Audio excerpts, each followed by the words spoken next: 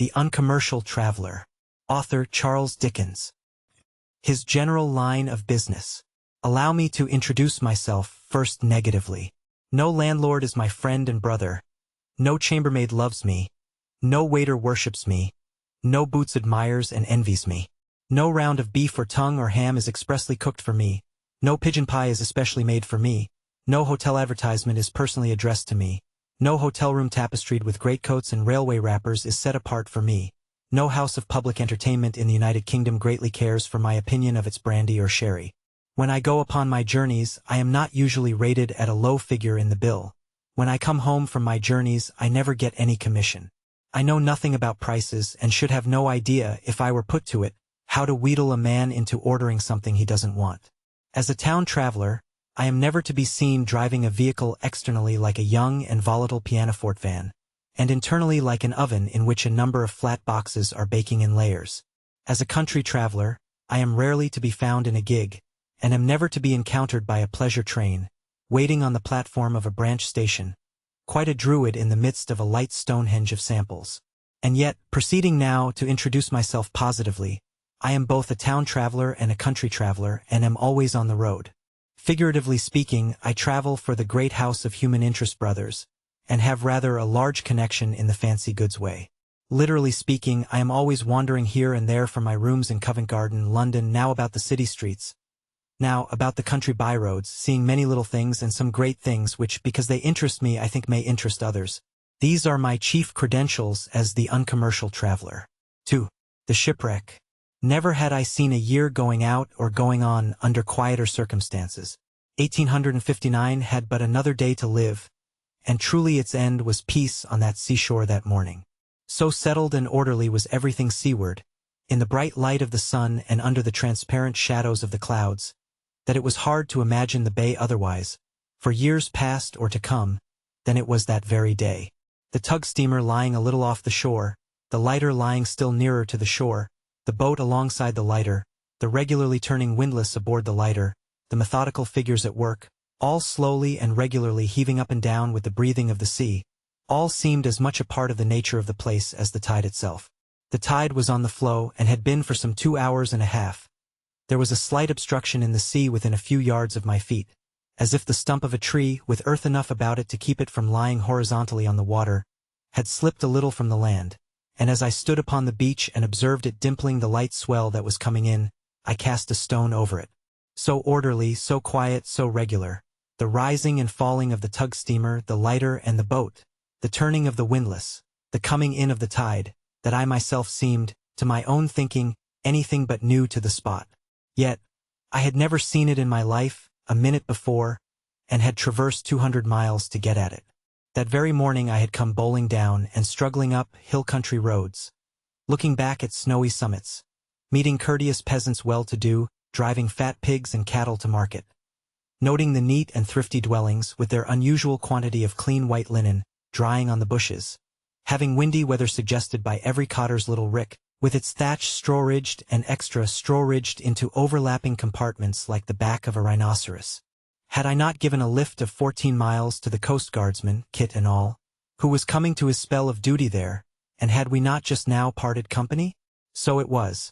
But the journey seemed to glide down into the placid sea, with other chafe and trouble, and for the moment nothing was so calmly and monotonously real under the sunlight as the gentle rising and falling of the water with its freight, the regular turning of the windlass aboard the lighter, and the slight obstruction so very near my feet. O reader, haply turning this page by the fireside at home, and hearing the night wind rumble in the chimney, that slight obstruction was the uppermost fragment of the wreck of the Royal Charter, Australian trader and passenger ship, homeward bound, that struck here on the terrible morning of the 26th of this October, broke into 3 parts, went down with her treasure of at least 500 human lives, and has never stirred since. From which point or from which she drove ashore stern foremost, on which side or on which she passed the little island in the bay, for ages henceforth to be aground certain yards outside her. These are rendered bootless questions by the darkness of that night and the darkness of death. Here she went down. Even as I stood on the beach with the words, "Here she went down," in my ears, a diver in his grotesque dress dipped heavily over the side of the boat alongside the lighter and dropped to the bottom. On the shore by the water's edge was a rough tent, made of fragments of wreck, where other divers and workmen sheltered themselves, and where they had kept Christmas Day with rum and roast beef, to the destruction of their frail chimney. Cast up among the stones and boulders of the beach were great spars of the lost vessel, and masses of iron twisted by the fury of the sea into the strangest forms. The timber was already bleached and iron rusted, and even these objects did no violence to the prevailing air the whole scene wore, of having been exactly the same for years and years. Yet only 2 short months had gone since a man, living on the nearest hilltop overlooking the sea, being blown out of bed at about daybreak by the wind that had begun to strip his roof off, and getting upon a ladder with his nearest neighbor to construct some temporary device for keeping his house over his head, saw from the ladder's elevation as he looked down by chance towards the shore, some dark, troubled object close in with the land. And he and the other, descending to the beach, and finding the sea mercilessly beating over a great broken ship, had clambered up the stony ways, like staircases without stairs, on which the wild village hangs in little clusters, as fruit hangs on boughs, and had given the alarm. And so, over the hill slopes and past the waterfall, and down the gullies where the land drains off into the ocean, the scattered quarrymen and fishermen inhabiting that part of Wales had come running to the dismal sight, their clergymen among them. And as they stood in the leaden morning, stricken with pity, leaning hard against the wind, their breath and vision often failing as the sleet and spray rushed at them from the ever-forming and dissolving mountains of sea, and as the wool which was a part of the vessel's cargo blew in with the salt foam and remained upon the land when the foam melted, they saw the ship's lifeboat put off from one of the heaps of wreck, and first, there were 3 men in her, and in a moment she capsized, and there were but 2, and again, she was struck by a vast mass of water, and there was but 1. And again she was thrown bottom upward, and that one, with his arms struck through the broken planks and waving as if for the help that could never reach him, went down into the deep.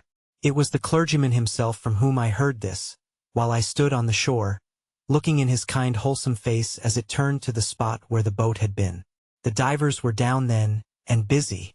They were lifting today the gold found yesterday, some 25,000 pounds. Of 350,000 pounds worth of gold, 300,000 pounds worth, in round numbers, was at that time recovered. The great bulk of the remainder was surely and steadily coming up. Some loss of sovereigns there would be, of course. Indeed, at first sovereigns had drifted in with the sand, and been scattered far and wide over the beach like seashells, but most other golden treasure would be found. As it was brought up, it went aboard the tug steamer, where good account was taken of it. So tremendous had the force of the sea been when it broke the ship, that it had beaten one great ingot of gold, deep into a strong and heavy piece of her solid ironwork, in which also several loose sovereigns that the ingot had swept in before it, had been found, as firmly embedded as though the iron had been liquid when they were forced there. It had been remarked of such bodies come ashore, too, as had been seen by scientific men, that they had been stunned to death, and not suffocated. Observation, both of the internal change that had been wrought in them, and of their external expression, showed death to have been thus merciful and easy. The report was brought, while I was holding such discourse on the beach, that no more bodies had come ashore since last night. It began to be very doubtful whether many more would be thrown up, until the northeast winds of the early spring set in.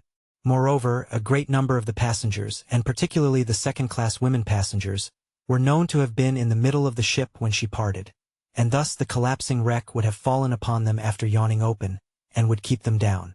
A diver made known, even then, that he had come upon the body of a man, and had sought to release it from a great superincumbent weight, but that, finding he could not do so without mutilating the remains, he had left it where it was.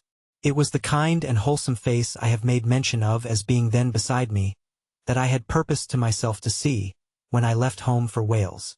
I had heard of that clergyman, as having buried many scores of the shipwrecked people, of his having opened his house and heart to their agonized friends, of his having used a most sweet and patient diligence for weeks and weeks, in the performance of the forlornest offices that man can render to his kind, of his having most tenderly and thoroughly devoted himself to the dead, and to those who were sorrowing for the dead. I had said to myself, in the Christmas season of the year, I should like to see that man, and he had swung the gate of his little garden in coming out to meet me, not half an hour ago. So cheerful of spirit and guiltless of affectation, as true practical Christianity ever is. I read more of the New Testament in the fresh frank face going up the village beside me, in 5 minutes, than I have read in anathematizing discourses, albeit put to press with enormous flourishing of trumpets. In all my life, I heard more of the sacred book in the cordial voice that had nothing to say about its owner, than in all the would-be celestial pairs of bellows that have ever blown conceit at me. We climbed towards the little church at a cheery pace, among the loose stones, the deep mud, the wet coarse grass, the outlying water, and other obstructions from which frost and snow had lately thawed. It was a mistake, my friend was glad to tell me on the way, to suppose that the peasantry had shown any superstitious avoidance of the drowned. On the whole, they had done very well and had assisted readily. 10 shillings had been paid for the bringing of each body up to the church, but the way was steep, and a horse and cart, in which it was wrapped in a sheet, were necessary, and 3 or 4 men, and, all things considered, it was not a great price. The people were none the richer for the wreck, for it was the season of the herring shoal, and who could cast nets for fish, and find dead men and women in the draught? He had the church keys in his hand, and opened the churchyard gate, and opened the church door, and we went in. It is a little church of great antiquity. There is reason to believe that some church has occupied the spot, these 1,000 years or more. The pulpit was gone, and other things usually belonging to the church were gone, owing to its living congregation having deserted it for the neighboring schoolroom, and yielded it up to the dead. The very commandments had been shouldered out of their places, in the bringing in of the dead. The black wooden tables on which they were painted were askew, and on the stone pavement below them, and on the stone pavement all over the church, were the marks and stains where the drowned had been laid down. The eye, with little or no aid from the imagination, could yet see how the bodies had been turned, and where the head had been and where the feet. Some faded traces of the wreck of the Australian ship may be discernible on the stone pavement of this little church, hundreds of years hence, when the digging for gold in Australia shall have long and long ceased out of the land. 44 shipwrecked men and women lay here at one time, awaiting burial. Here, with weeping and wailing in every room of his house, my companion worked alone for hours, solemnly surrounded by eyes that could not see him, and by lips that could not speak to him, patiently examining the tattered clothing, cutting off buttons, hair, marks from linen, anything that might lead to subsequent identification, studying faces, looking for a scar, a bent finger, a crooked toe, comparing letters sent to him with the ruin about him. My dearest brother had bright gray eyes and a pleasant smile, one sister wrote. Oh, poor sister! Well for you to be far from here, and keep that as your last remembrance of him. The ladies of the clergyman's family, his wife and 2 sisters-in-law, came in among the bodies often. It grew to be the business of their lives to do so. Any new arrival of a bereaved woman would stimulate their pity to compare the description brought with the dread realities. Sometimes they would go back able to say, "I have found him," or, "I think she lies there." Perhaps, the mourner, unable to bear the sight of all that lay in the church, would be led in blindfold, conducted to the spot with many compassionate words, and encouraged to look. She would say with a piercing cry, "This is my boy," and drop insensible on the insensible figure. He soon observed that in some cases of women, the identification of persons, though complete, was quite at variance with the marks upon the linen. This led him to notice that even the marks upon the linen were sometimes inconsistent with one another, and thus he came to understand that they had dressed in great haste and agitation, and that their clothes had become mixed together. The identification of men by their dress was rendered extremely difficult, in consequence of a large proportion of them being dressed alike, in clothes of one kind, that is to say, supplied by slop-sellers and outfitters, and not made by single garments but by hundreds. Many of the men were bringing over parrots, and had receipts upon them for the price of the birds. Others had bills of exchange in their pockets or in belts. Some of these documents, carefully unwrinkled and dried, were little less fresh in appearance that day than the present page will be under ordinary circumstances, after having been opened 3 or 4 times. In that lonely place, it had not been easy to obtain even such common commodities in towns as ordinary disinfectants. Pitch had been burnt in the church, as the readiest thing at hand, and the frying pan in which it had bubbled over a brazier of coals was still there, with its ashes. Hard by the communion table were some boots that had been taken off the drowned and preserved, a gold digger's boot, cut down the leg for its removal, a trodden-down man's ankle boot with a buff cloth top, and others, soaked in sandy, weedy, and salt. From the church we passed out into the churchyard. Here, there lay, at that time, 145 bodies that had come ashore from the wreck. He had buried them, when not identified, in graves containing for each. He had numbered each body in a register describing it, and had placed a corresponding number on each coffin, and over each grave. Identified bodies he had buried singly, in private graves, in another part of the churchyard. Several bodies had been exhumed from the graves of 4, as relatives had come from a distance and seen his register. And, when recognized, these have been reburied in private graves, so that the mourners might erect separate headstones over the remains. Left alone in the rain, he picked up his shako, put it on, all wet and dirty as it was, retired into a court of which Straudenheim's house formed the corner, wheeled about, and bringing his 2 forefingers close to the top of his nose, rubbed them over one another, crosswise, in derision, defiance, and contempt of Straudenheim. Although Straudenheim could not possibly be supposed to be conscious of this strange proceeding, it so inflated and comforted the little warrior's soul, that twice he went away, and twice came back into the court to repeat it, as though it must goad his enemy to madness. Not only that, but he afterwards came back with 2 other small warriors, and they all 3 did it together. Not only that, as I live to tell the tale, but just as it was falling quite dark, the 3 came back, bringing with them a huge bearded sapper, whom they moved, by recital of the original wrong, to go through the same performance, with the same complete absence of all possible knowledge of it on the part of Straudenheim. And then they all went away arm in arm, singing. I went away too, in the German chariot at sunrise, and rattled on, day after day, like one in a sweet dream, with so many clear little bells on the harness of the horses, that the nursery rhyme about Banbury Cross and the venerable lady who rode in state there was always in my ears. And now I came to the land of wooden houses, innocent cakes, thin butter soup, and spotless little inn bedrooms with a family likeness to dairies. And now the Swiss marksmen were forever rifle-shooting at marks across gorges, so exceedingly near my ear, that I felt like a new Gessler in a canton of Tells, and went in highly deserved danger of my tyrannical life. The prizes at these shootings were watches, smart handkerchiefs, hats, spoons, and above all tea-trays. And at these contests I came upon a more than usually accomplished and amiable countryman of my own, who had shot himself deaf in whole years of competition, and had won so many tea-trays that he went about the country with his carriage full of them, like a glorified cheapjack. In the mountain country into which I had now traveled, a yoke of oxen were sometimes hooked on before the post-horses, and I went lumbering up, through mist and rain, with the roar of falling water for change of music. Of a sudden, mist and rain would clear away, and I would come down into picturesque little towns with gleaming spires and odd towers, and would stroll afoot into marketplaces in steep winding streets, where 100 women in bodices sold eggs and honey, butter and fruit, and suckled their children as they sat by their clean baskets, and had such enormous goiters or glandular swellings in the throat, that it became a science to know where the nurse ended and the child began.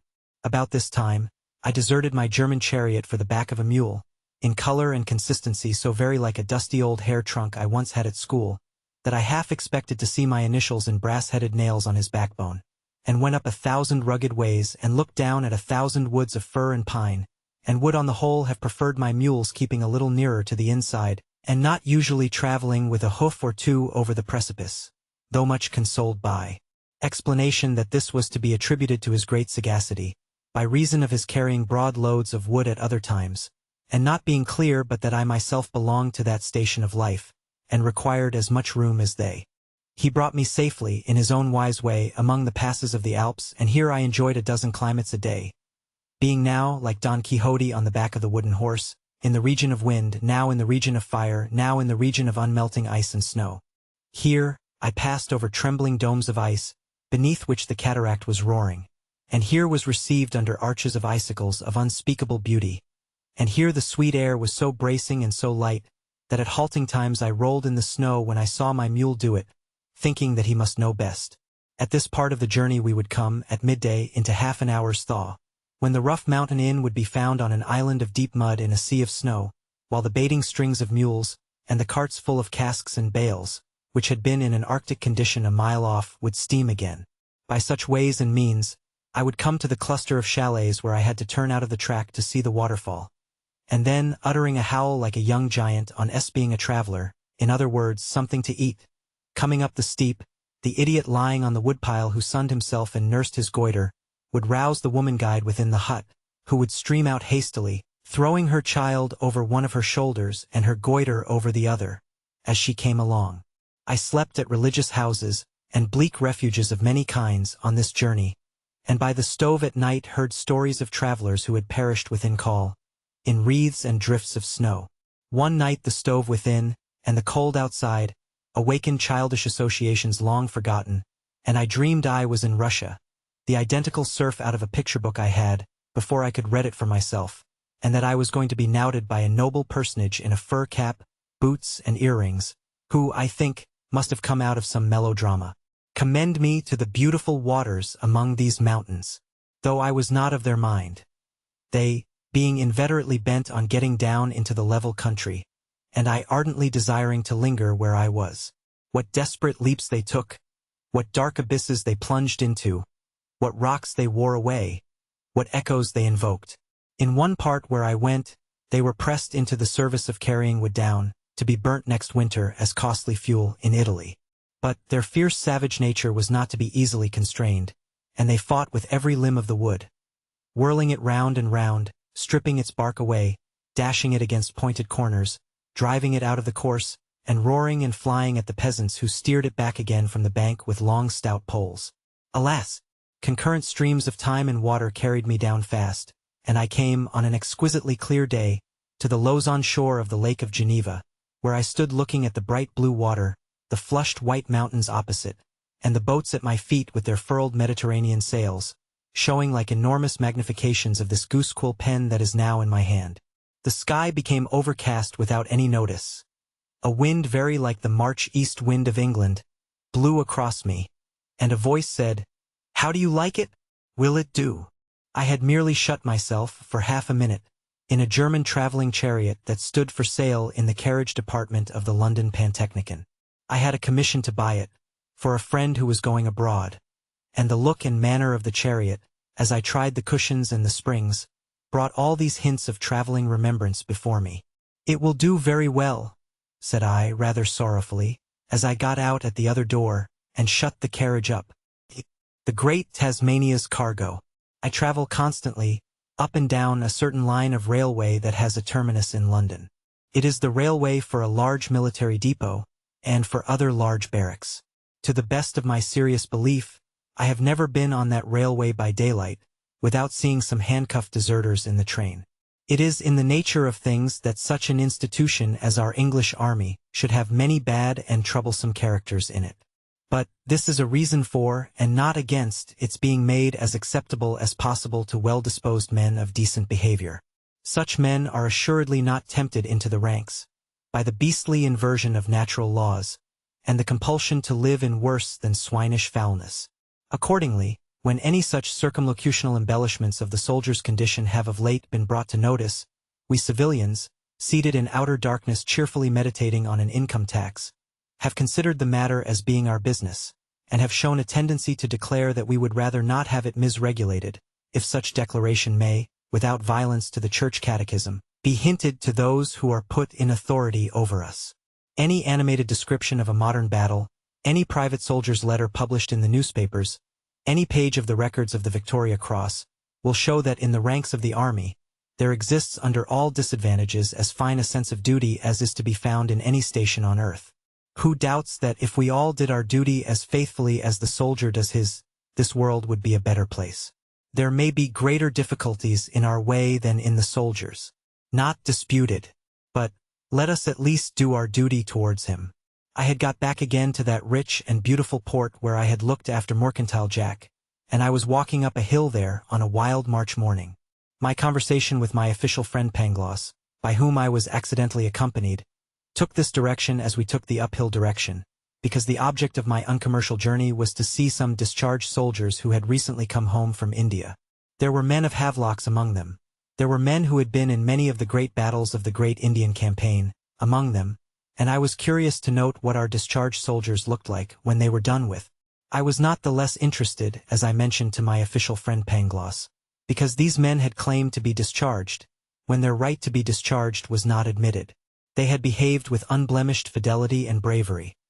But a change of circumstances had arisen, which, as they considered, put an end to their compact and entitled them to enter on a new one. Their demand had been blunderingly resisted by the authorities in India, but it is to be presumed that the men were not far wrong, inasmuch as the bungle had ended in their being sent home discharged, in pursuance of orders from home. There was an immense waste of money, of course. Under these circumstances, thought I, as I walked up the hill, on which I accidentally encountered my official friend, under these circumstances of the men having successfully opposed themselves to the pagoda department of that great circumlocution office on which the sun never sets and the light of reason never rises, the pagoda department will have been particularly careful of the national honor. It will have shown these men, in the scrupulous good faith, not to say the generosity, of its dealing with them, that great national authorities can have no small retaliations and revenges. It will have made every provision for their health on the passage home, and will have landed them, restored from their campaigning fatigues by a sea voyage, pure air, sound food, and good medicines. And I pleased myself with dwelling beforehand on the great accounts of their personal treatment which these men would carry into their various towns and villages, and on the increasing popularity of the service that would insensibly follow. I almost began to hope that the hitherto never-failing deserters on my railroad would by and by become a phenomenon. In this agreeable frame of mind I entered the workhouse of Liverpool. For the cultivation of laurels in a sandy soil had brought the soldiers in question to that abode of glory. Before going into their wards to visit them, I inquired how they had made their triumphant entry there. They had been brought through the rain in carts, it seemed, from the landing place to the gate, and had then been carried upstairs on the backs of paupers. Their groans and pains during the performance of this glorious pageant had been so distressing as to bring tears into the eyes of spectators but too well accustomed to scenes of suffering. The men were so dreadfully cold that those who could get near the fires were hard to be restrained from thrusting their feet in among the blazing coals. They were so horribly reduced that they were awful to look upon. Racked with dysentery and blackened with scurvy, 140 wretched soldiers had been revived with brandy and laid in bed. My official friend Pangloss is lineally descended from a learned doctor of that name, who was once tutor to Candide, an ingenious young gentleman of some celebrity. In his personal character, he is as humane and worthy a gentleman as any I know. In his official capacity, he unfortunately preaches the doctrines of his renowned ancestor, by demonstrating on all occasions that we live in the best of all possible official worlds. In the name of humanity, said I, how did the men fall into this deplorable state? Was the ship well found in stores? I am not here to asseverate that I know the fact of my own knowledge, answered Pangloss, but I have grounds for asserting that the stores were the best of all possible stores. A medical officer laid before us a handful of rotten biscuit and a handful of split peas. The biscuit was a honeycombed heap of maggots, and the excrement of maggots. The peas were even harder than this filth. A similar handful had been experimentally boiled 6 hours, and had shown no signs of softening. These were the stores on which the soldiers had been fed. The beef, I began when Pangloss cut me short.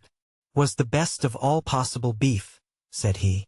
But, behold, there was laid before us certain evidence given at the coroner's inquest, holden on some of the men who had obstinately died of their treatment, and from that evidence it appeared that the beef was the worst of possible beef. Then I lay my hand upon my heart and take my stand, said Pangloss, by the pork, which was the best of all possible pork.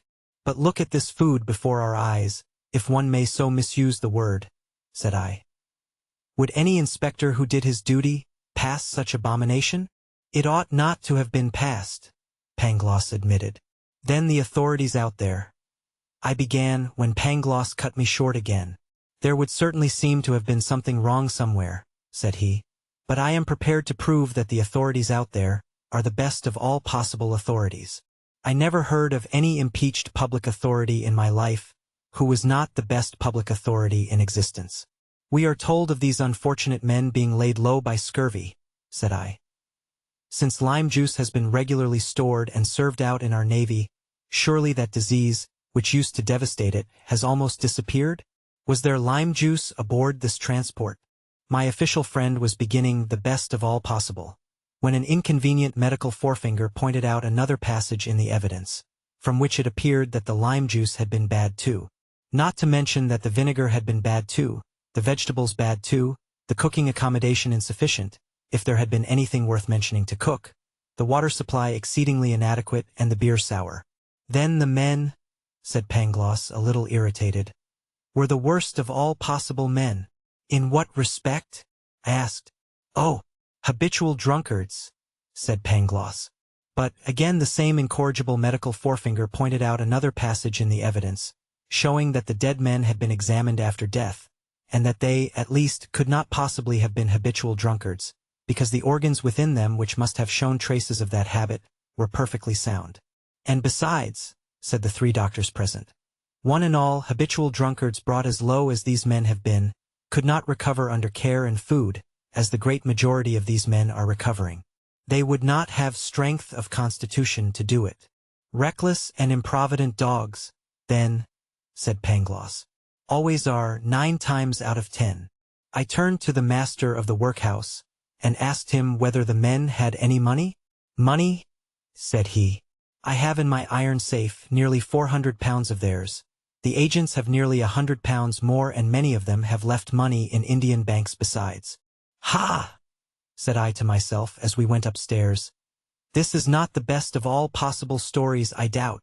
We went into a large ward, containing some 20 or 25 beds. We went into several such wards, one after another. I find it very difficult to indicate what a shocking sight I saw in them, without frightening the reader from the perusal of these lines, and defeating my object of making it known. Oh, the sunken eyes that turned to me as I walked between the rows of beds, or, worse still, that glazedly looked at the white ceiling, and saw nothing and cared for nothing.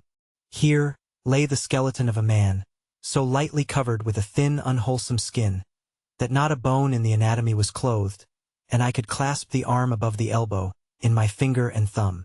Here lay a man with the black scurvy eating his legs away, his gums gone, and his teeth all gaunt and bare. This bed was empty because gangrene had set in, and the patient had died but yesterday. That bed was a hopeless one, because its occupant was sinking fast, and could only be roused to turn the poor pinched mask of face upon the pillow, with a feeble moan. The awful thinness of the fallen cheeks, the awful brightness of the deep-set eyes, the lips of lead, the hands of ivory, the recumbent human images lying in the shadow of death with a kind of solemn twilight on them, like the 60 who had died aboard the ship and were lying at the bottom of the sea. O Pangloss, God forgive you. In one bed lay a man whose life had been saved, as it was hoped, by deep incisions in the feet and legs. While I was speaking to him, a nurse came up to change the poultices which this operation had rendered necessary, and I had an instinctive feeling that it was not well to turn away, merely to spare myself. He was sorely wasted and keenly susceptible, but the efforts he made to subdue any expression of impatience or suffering were quite heroic. It was easy to see, in the shrinking of the figure and the drawing of the bedclothes over the head, how acute the endurance was, and it made me shrink too, as if I were in pain. But when the new bandages were on, and the poor feet were composed again, he made an apology for himself, though he had not uttered a word, and said plaintively, I am so tender and weak, you see, sir. Neither from him nor from any one sufferer of the whole ghastly number did I hear a complaint. Of thankfulness for present solicitude and care, I heard much. Of complaint, not a word. I think I could have recognized in the dismalest skeleton there the ghost of a soldier. Something of the old air was still latent in the palest shadow of life I talked to. One emaciated creature, in the strictest literality worn to the bone, lay stretched on his back, looking so like death that I asked one of the doctors if he were not dying or dead. A few kind words from the doctor in his ear, and he opened his eyes and smiled, looked in a moment as if he would have made a salute, if he could. We shall pull him through, please God, said the doctor. Plaise God, sir, and thank ye, said the patient. You are much better today, are you not? Said the doctor. Plaise God, sir. 'Tis the slape I want, sir. 'Tis my breathin' makes the nights so long. He is a careful fellow this, you must know, said the doctor cheerfully. It was raining hard when they put him in the open cart to bring him here, and he had the presence of mind to ask to have a sovereign taken out of his pocket that he had there, and a cab engaged. Probably it saved his life. The patient rattled out the skeleton of a laugh and said, proud of the story. "'Deed, sir, an open car't was a comical means of bring in a dyin' man here, and a clever way to kill him. You might have sworn to him for a soldier when he said it. One thing had perplexed me very much in going from bed to bed. A very significant and cruel thing. I could find no young man but one. He had attracted my notice by having got up and dressed himself in his soldier's jacket and trousers, with the intention of sitting by the fire.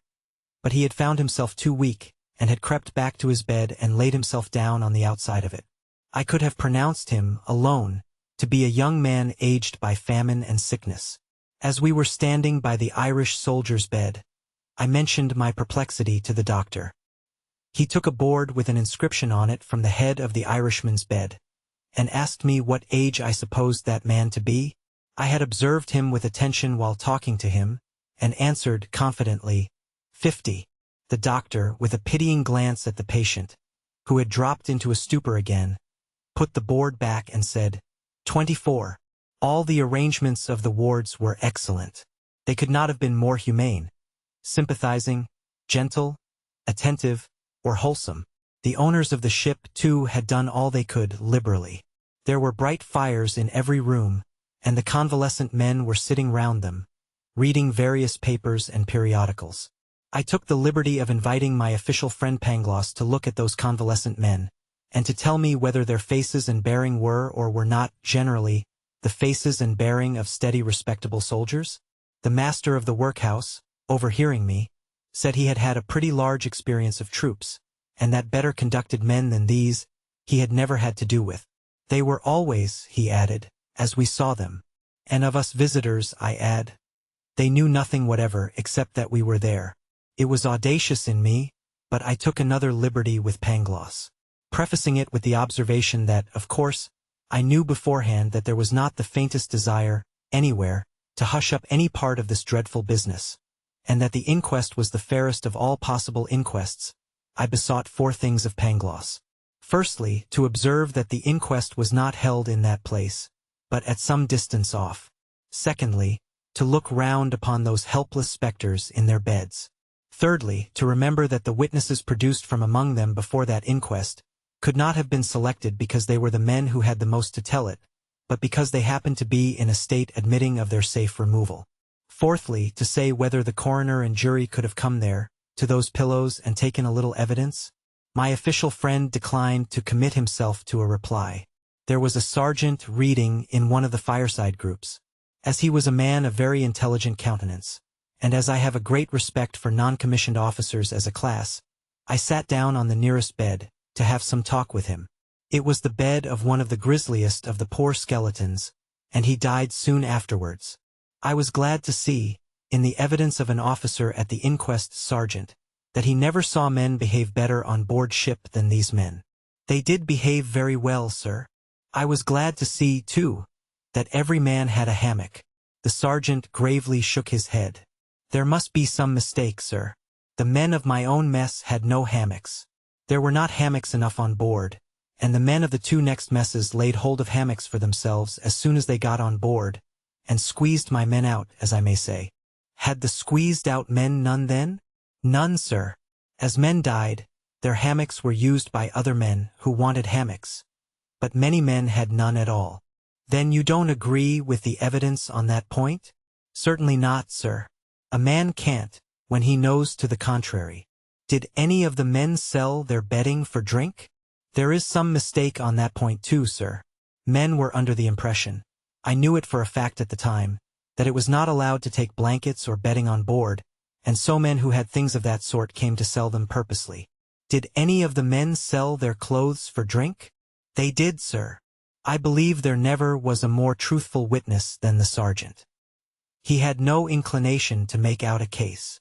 Many, some, sir, considering the question, soldier-like. They had been long marching in the rainy season by bad roads, no roads at all in short, and when they got to Calcutta, men turned to and drank before taking a last look at it. Soldier-like. Do you see any men in this ward, for example, who sold clothes for drink at that time? The sergeant's one eye, happily just beginning to rekindle with health, traveled round the place and came back to me. Certainly, sir. The marching to Calcutta in the rainy season must have been severe? It was very severe, sir. Yet what with the rest and the sea air, I should have thought that the men, even the men who got drunk, would have soon begun to recover on board ship? So they might. But the bad food told upon them, and when we got into a cold latitude, it began to tell more and the men dropped. The sick had a general disinclination for food, I am told, Sergeant. Have you seen the food, sir? Some of it. Have you seen the state of their mouths, sir? If the sergeant, who was a man of a few orderly words, had spoken the amount of this volume, he could not have settled that question better. I believe the sick could as soon have eaten the ship as the ship's provisions. I took the additional liberty with my friend Pangloss, when I had left the sergeant with good wishes, of asking Pangloss whether he had ever heard of biscuit getting drunk and bartering its nutritious qualities for putrefaction and vermin, of peas becoming hardened in liquor, of hammocks drinking themselves off the face of the earth, of lime juice, vegetables, vinegar, cooking accommodation, water supply, and beer, all taking to drinking together and going to ruin? If not, I asked him, what did he say in defense of the officers condemned by the coroner's jury, who, by signing the general inspection report relative to the ship Great Tasmania, chartered for these troops, had deliberately asserted all that bad and poisonous dunghill refuse to be good and wholesome food? My official friend replied that it was a remarkable fact, that whereas some officers were only positively good, and other officers only comparatively better, those particular officers were superlatively the very best of all possible officers. My hand and my heart fail me in writing my record of this journey. The spectacle of the soldiers in the hospital beds of that Liverpool workhouse, a very good workhouse, indeed, be it understood, was so shocking and so shameful, that as an Englishman I blush to remember it. It would have been simply unbearable at the time, but for the consideration and pity with which they were soothed in their sufferings. No punishment that our inefficient laws provide is worthy of the name when set against the guilt of this transaction. But, if the memory of it die out unavenged, and if it do not result in the inexorable dismissal and disgrace of those who are responsible for it, their escape will be infamous to the government, no matter of what party, that so neglects its duty, and infamous to the nation that tamely suffers such intolerable wrong to be done in its name. 9. City of London Churches. If the confession that I have often traveled from this Covent Garden lodging of mine on Sundays should give offense to those who never travel on Sundays, they will be satisfied, I hope, by my adding that the journeys in question were made to churches. Not that I have any curiosity to hear powerful preachers. Time was, when I was dragged by the hair of my head, as one may say, to hear too many. On summer evenings, when every flower and tree and bird might have better addressed my soft young heart, I have in my day been caught in the palm of a female hand by the crown, have been violently scrubbed from the neck to the roots of the hair as a purification for the temple, and have then been carried off highly charged with saponaceous electricity, to be steamed like a potato in the unventilated breath of the powerful Boanerges boiler and his congregation, until what small mind I had was quite steamed out of me, in which pitiable plight I have been haled out of the place of meeting, at the conclusion of the exercises, and catechized respecting Boanerges boiler, his fifthly, his sixthly, and his seventhly, until I have regarded that reverend person in the light of a most dismal and oppressive charade. Time was, when I was carried off to platform assemblages at which no human child, whether of wrath or grace, could possibly keep its eyes open, and when I felt the fatal sleep stealing over me, and when I gradually heard the orator in possession, spinning and humming like a great top, until he rolled, collapsed, and tumbled over, and I discovered to my burning shame and fear, that as to that last stage it was not he, but I. I have sat under Boanerges when he has specifically addressed himself to us, the infants, and at this present writing I hear his lumbering jocularity, which never amused us, though we basely pretended that it did, and I behold his big round face, and I look up the inside of his outstretched coat sleeve as if it were a telescope with the stopper on, and I hate him with an unwholesome hatred for 2 hours. Through such means did it come to pass that I knew the powerful preacher from beginning to end, all over and all through, while I was very young, and that I left him behind at an early period of life. Peace be with him. More peace than he brought to me. Now, I have heard many preachers since that time, not powerful, merely Christian, unaffected, and reverential, and I have had many such preachers on my roll of friends. But it was not to hear these any more than the powerful class that I made my Sunday journeys. They were journeys of curiosity to the numerous churches in the city of London. It came into my head one day. Here had I been cultivating a familiarity with all the churches of Rome, and I knew nothing of the insides of the old churches of London. This befell on a Sunday morning. I began my expeditions that very same day, and they lasted me a year. I never wanted to know the names of the churches to which I went, and to this hour I am profoundly ignorant in that particular of at least 9/10 of them. Indeed, saying that I know the church of Old Gower's tomb, he lies in effigy with his head upon his books, to be the church of St. Saviour's, Southwark, and the church of Milton's tomb to be the church of Cripplegate, and the church on Cornhill with the great golden keys to be the church of St. Peter. I doubt if I could pass a competitive examination in any of the names. No question did I ever ask of living creature concerning these churches, and no answer to any antiquarian question on the subject that I ever put to books shall harass the reader's soul. A full half of my pleasure in them arose out of their mystery. Mysterious I found them. Mysterious they shall remain for me. Where shall I begin my round of hidden and forgotten old churches in the city of London? It is 20 minutes short of 11 on a Sunday morning, when I stroll down one of the many narrow hilly streets in the city that tend due south to the Thames. It is my first experiment, and I have come to the region of Whittington in an omnibus, and we have put down a fierce-eyed, spare old woman, whose slate-colored gown smells of herbs, and who walked up Aldersgate Street to some chapel where she comforts herself with brimstone doctrine, I warrant. We have also put down a stouter and sweeter old lady, with a pretty large prayer book in an unfolded pocket-handkerchief, who got out at a corner of a court near Stationers' Hall, and who I think must go to church there, because she is the widow of some deceased old company's beadle. The rest of our freight were mere chance pleasure-seekers and rural walkers, and went on to the Blackwall Railway. So many bells are ringing, when I stand undecided at a street corner, that every sheep in the ecclesiastical fold might be a bellwether. The discordance is fearful. My state of indecision is referable to, and about equally divisible among, for great churches which are all within sight and sound, all within the space of a few square yards. As I stand at the street corner, I don't see as many as 4 people at once going to church, though I see as many as 4 churches with their steeples clamoring for people. I choose my church and go up the flight of steps to the great entrance in the tower. A mouldy tower within and like a neglected wash-house. A rope comes through the beamed roof, and a man in the corner pulls it and clashes the bell. A whitey-brown man, whose clothes were once black. A man with flue on him and cobweb. He stares at me, wondering how I come there, and I stare at him, wondering how he comes there. Through a screen of wood and glass, I peep into the dim church. About 20 people are discernible, waiting to begin. Christening would seem to have faded out of this church long ago, for the font has the dust of desuetude thick upon it, and its wooden cover, shaped like an old-fashioned tureen cover, looks as if it wouldn't come off upon requirement. I perceive the altar to be rickety and the commandments damp.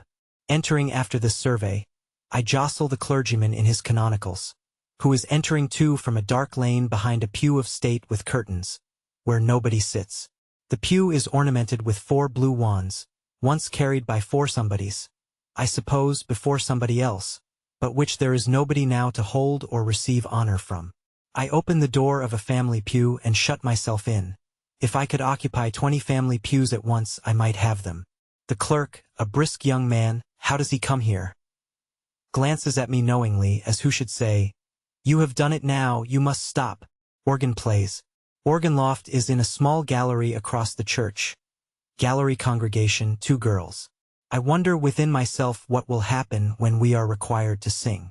There is a pale heap of books in the corner of my pew, and while the organ, which is hoarse and sleepy, plays in such fashion that I can hear more of the rusty working of the stops than of any music, I look at the books, which are mostly bound in faded baize and stuff. They belonged in 1754 to the Dowgate family. And who were they? Jane Comport must have married young Dowgate and come into the family that way. Young Dowgate was courting Jane Comport when he gave her her prayer book, and recorded the presentation in the flyleaf. If Jane were fond of young Dowgate, why did she die and leave the book here? Perhaps at the rickety altar, and before the damp commandments, she, Comport, had taken him, Dowgate, in a flush of youthful hope and joy, and perhaps it had not turned out in the long run as great a success as was expected? The opening of the service recalls my wandering thoughts. I then find, to my astonishment, that I have been, and still am, taking a strong kind of invisible snuff, up my nose, into my eyes, and down my throat. I wink, sneeze, and cough. The clerk sneezes. The clergyman winks. The unseen organist sneezes and coughs, and probably winks. All our little party wink, sneeze, and cough. The snuff seems to be made of the decay of matting, wood, cloth, stone, iron, earth, and something else. Is the something else the decay of dead citizens in the vaults below? As sure as death it is. Not only in the cold, damp February day do we cough and sneeze dead citizens all through the service, but dead citizens have got into the very bellows of the organ, and half choked the same. We stamp our feet to warm them, and dead citizens arise in heavy clouds. Dead citizens stick upon the walls, and lie pulverized on the sounding board over the clergyman's head, and, when a gust of air comes, tumble down upon him. In this first experience I was so nauseated by too much snuff, made of the Dowgate family, the Comport branch, and other families and branches, that I gave but little heed to our dull manner of ambling through the service, to the brisk clerk's manner of encouraging us to try a note or two at psalm time, to the gallery congregation's manner of enjoying a shrill duet without a notion of time or tune, to the whitey brown man's manner of shutting the minister into the pulpit, and being very particular with the lock of the door, as if he were a dangerous animal. But I tried again next Sunday, and soon accustomed myself to the dead citizens when I found that I could not possibly get on without them among the city churches. Another Sunday, after being again rung for by conflicting bells, like a leg of mutton or a laced hat 100 years ago, I make selection of a church oddly put away in a corner among a number of lanes, a smaller church than the last, and an ugly, of about the date of Queen Anne. As a congregation we are 14 strong, not counting an exhausted charity school in a gallery, which has dwindled away to 4 boys and 2 girls. In the porch is a benefaction of loaves of bread, which there would seem to be nobody left in the exhausted congregation to claim, and which I saw an exhausted beadle, long faded out of uniform, eating with his eyes for self and family when I passed in. There is also an exhausted clerk in a brown wig, and 2 or 3 exhausted doors and windows have been bricked up, and the service books are musty, and the pulpit cushions are threadbare, and the whole of the church furniture is in a very advanced stage of exhaustion. We are 3 old women, habitual, 2 young lovers, accidental, 2 tradesmen, 1 with a wife and 1 alone, an aunt and nephew, again 2 girls. These 2 girls dressed out for church with everything about them limp that should be stiff, and vice versa, are an invariable experience, and 3 sniggering boys. The clergyman is, perhaps, the chaplain of a civic company. He has the moist and vinous look, and eke the bulbous boots, of one acquainted with 20 port and comet vintages. We are so quiet in our dullness that the 3 sniggering boys, who have got away into a corner by the altar railing, give us a start, like crackers, whenever they laugh. And this reminds me of my own village church where, during sermon time on bright Sundays when the birds are very musical indeed, farmers' boys patter out over the stone pavement, and the clerk steps out from his desk after them, and is distinctly heard in the summer repose to pursue and punch them in the churchyard, and is seen to return with a meditative countenance, making believe that nothing of the sort has happened. The aunt and nephew in this city church are much disturbed by the sniggering boys. The nephew is himself a boy, and the sniggerers tempt him to secular thoughts of marbles and string, by secretly offering such commodities to his distant contemplation. This young Saint Anthony for a while resists, but presently becomes a backslider, and in dumb show defies the sniggerers to heave a marble or 2 in his direction. Herein he is detected by the aunt, a rigorous reduced gentlewoman who has the charge of offices, and I perceive that worthy relative to poke him in the side, with the corrugated hooked handle of an ancient umbrella. The nephew revenges himself for this, by holding his breath and terrifying his kinswoman with the dread belief that he has made up his mind to burst. Regardless of whispers and shakes, he swells and becomes discolored, and yet again swells and becomes discolored, until the aunt can bear it no longer, but leads him out with no visible neck, and with his eyes going before him like a prawn's.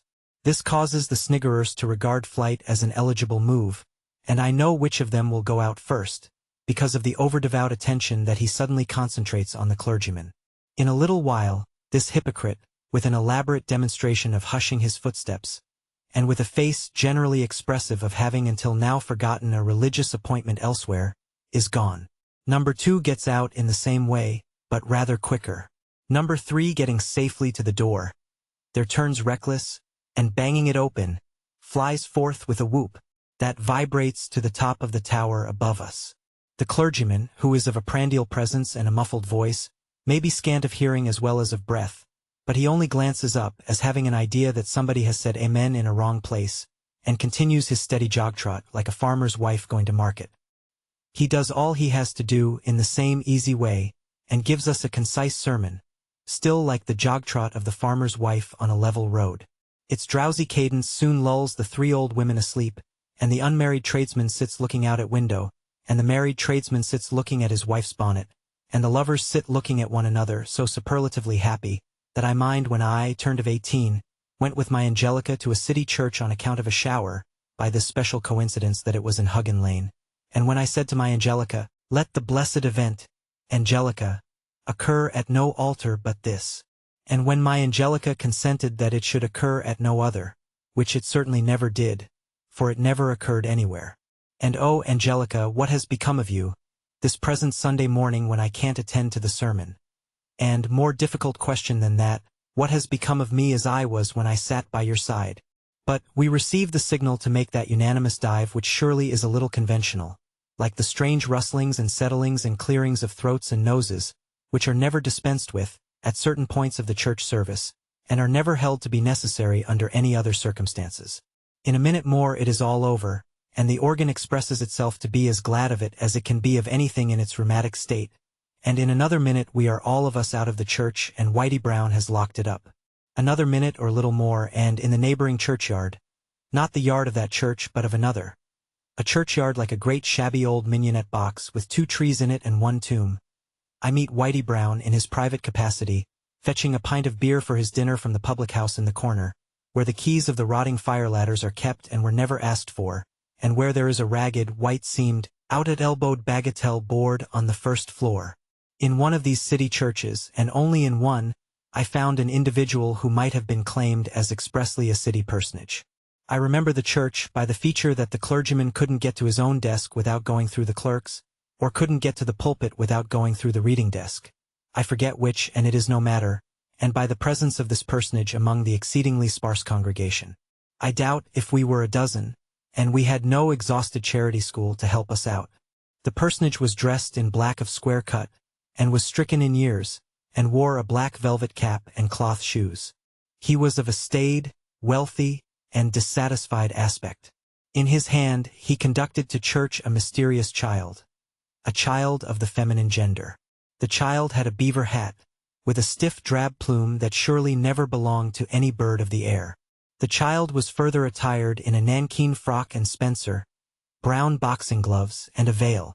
It had a blemish in the nature of currant jelly on its chin, and was a thirsty child, insomuch that the personage carried in his pocket a green bottle, from which, when the first psalm was given out, the child was openly refreshed. At all other times throughout the service it was motionless, and stood on the seat of the large pew, closely fitted into the corner, like a rain-water pipe. The city personage. The personage never opened his book, and never looked at the clergyman. He never sat down either, but stood with his arms leaning on the top of the pew, and his forehead sometimes shaded with his right hand, always looking at the church door. It was a long church for a church of its size, and he was at the upper end, but he always looked at the door. That he was an old bookkeeper, or an old trader who had kept his own books, and that he might be seen at the Bank of England about dividend times, no doubt. That he had lived in the city all his life and was disdainful of other localities, no doubt. Why he looked at the door, I never absolutely proved, but it is my belief that he lived in expectation of the time when the citizens would come back to live in the city, and its ancient glories would be renewed. He appeared to expect that this would occur on a Sunday, and that the wanderers would first appear, in the deserted churches, penitent and humbled. Hence, he looked at the door which they never darkened.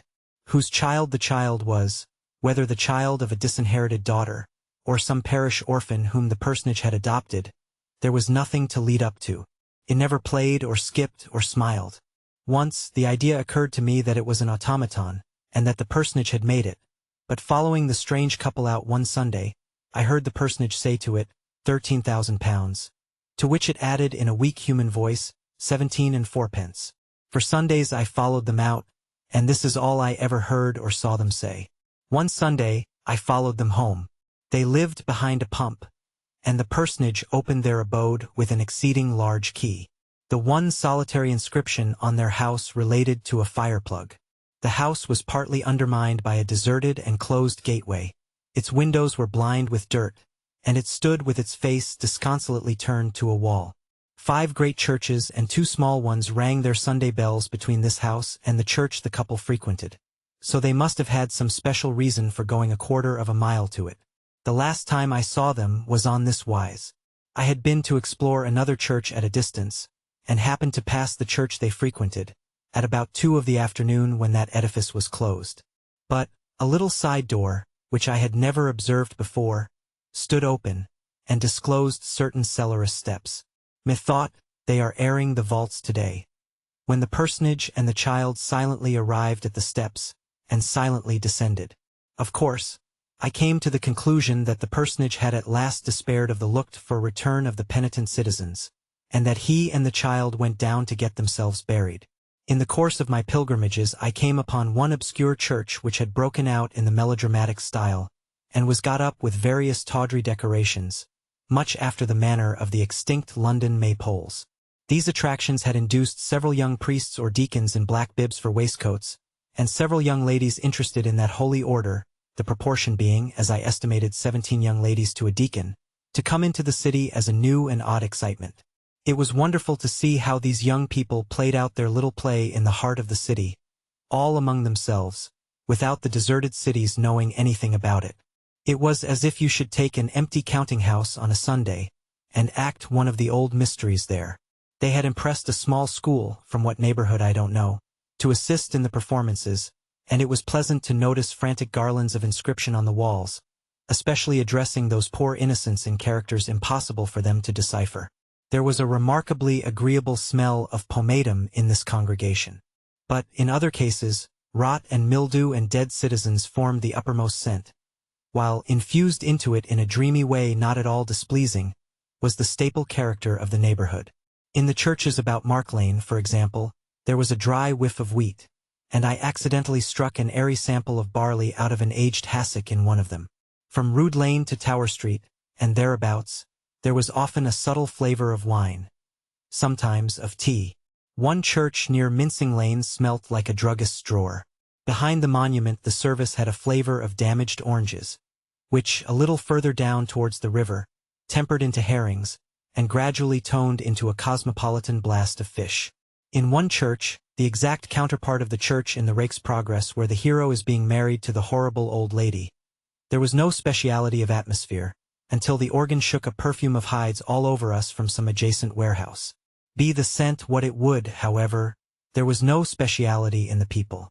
There were never enough of them to represent any calling or neighborhood. They had all gone elsewhere overnight, and the few stragglers in the many churches languished there inexpressively. Among the uncommercial travels in which I have engaged, this year of Sunday travel occupies its own place, apart from all the rest. Whether I think of the church where the sails of the oyster boats in the river almost flapped against the windows, or of the church where the railroad made the bells hum as the train rushed by above the roof, I recall a curious experience. On summer Sundays, in the gentle rain or the bright sunshine, either deepening the idleness of the idle city, I have sat, in that singular silence which belongs to resting places usually astir, in scores of buildings at the heart of the world's metropolis, unknown to far greater numbers of people speaking the English tongue than the ancient edifices of the Eternal City or the pyramids of Egypt.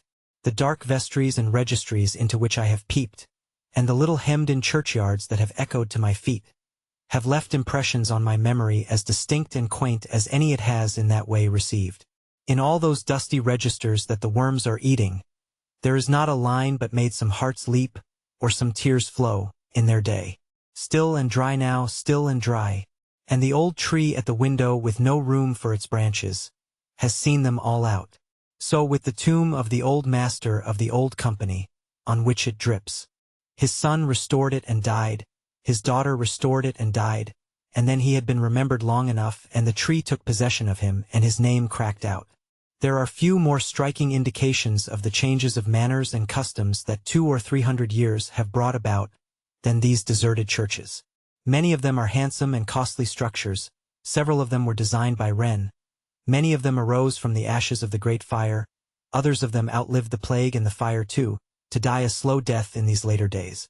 No one can be sure of the coming time, but it is not too much to say of it that it has no sign in its outsetting tides of the reflux to these churches of their congregations and uses. They remain like the tombs of the old citizens who lie beneath them and around them, monuments of another age.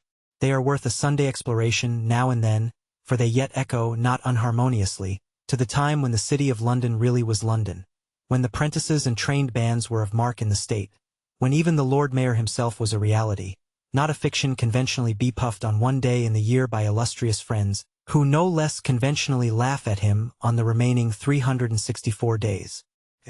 Shy neighborhoods.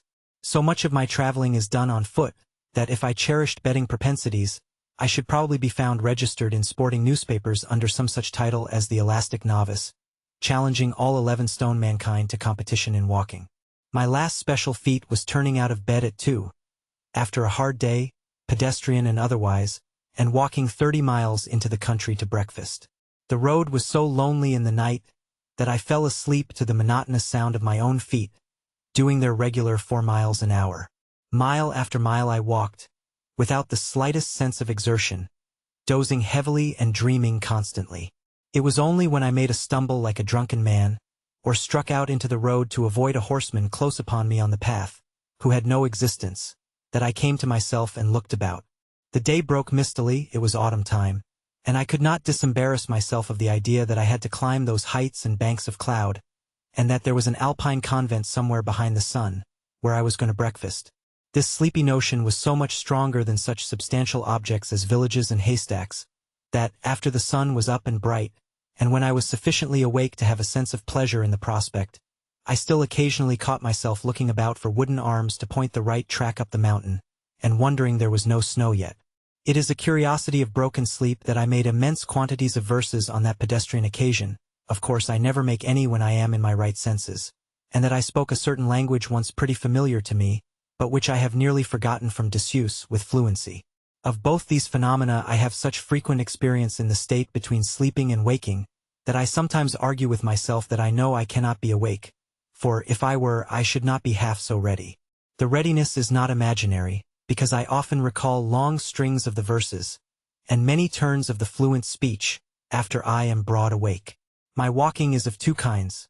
1, straight on end to a definite goal at a round pace. 1, objectless, loitering, and purely vagabond. In the latter state, no gypsy on earth is a greater vagabond than myself. It is so natural to me, and strong with me, that I think I must be the descendant, at no great distance, of some irreclaimable tramp. One of the pleasantest things I have lately met with, in a vagabond course of shy metropolitan neighborhoods and small shops, is the fancy of a humble artist, as exemplified in 2 portraits representing Mr. Thomas Sayers of Great Britain and Mr. John Heenan of the United States of America.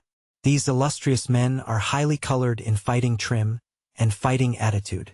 To suggest the pastoral and meditative nature of their peaceful calling, Mr. Heenan is represented on emerald sward, with primroses and other modest flowers springing up under the heels of his half-boots, while Mr. Sayers is impelled to the administration of his favorite blow, the auctioneer, by the silent eloquence of a village church. The humble homes of England, with their domestic virtues and honeysuckle porches, urge both heroes to go in and win, and the lark and other singing birds are observable in the upper air, ecstatically caroling their thanks to heaven for a fight. On the whole, the associations entwined with the pugilistic art by this artist are much in the manner of Isaac Walton.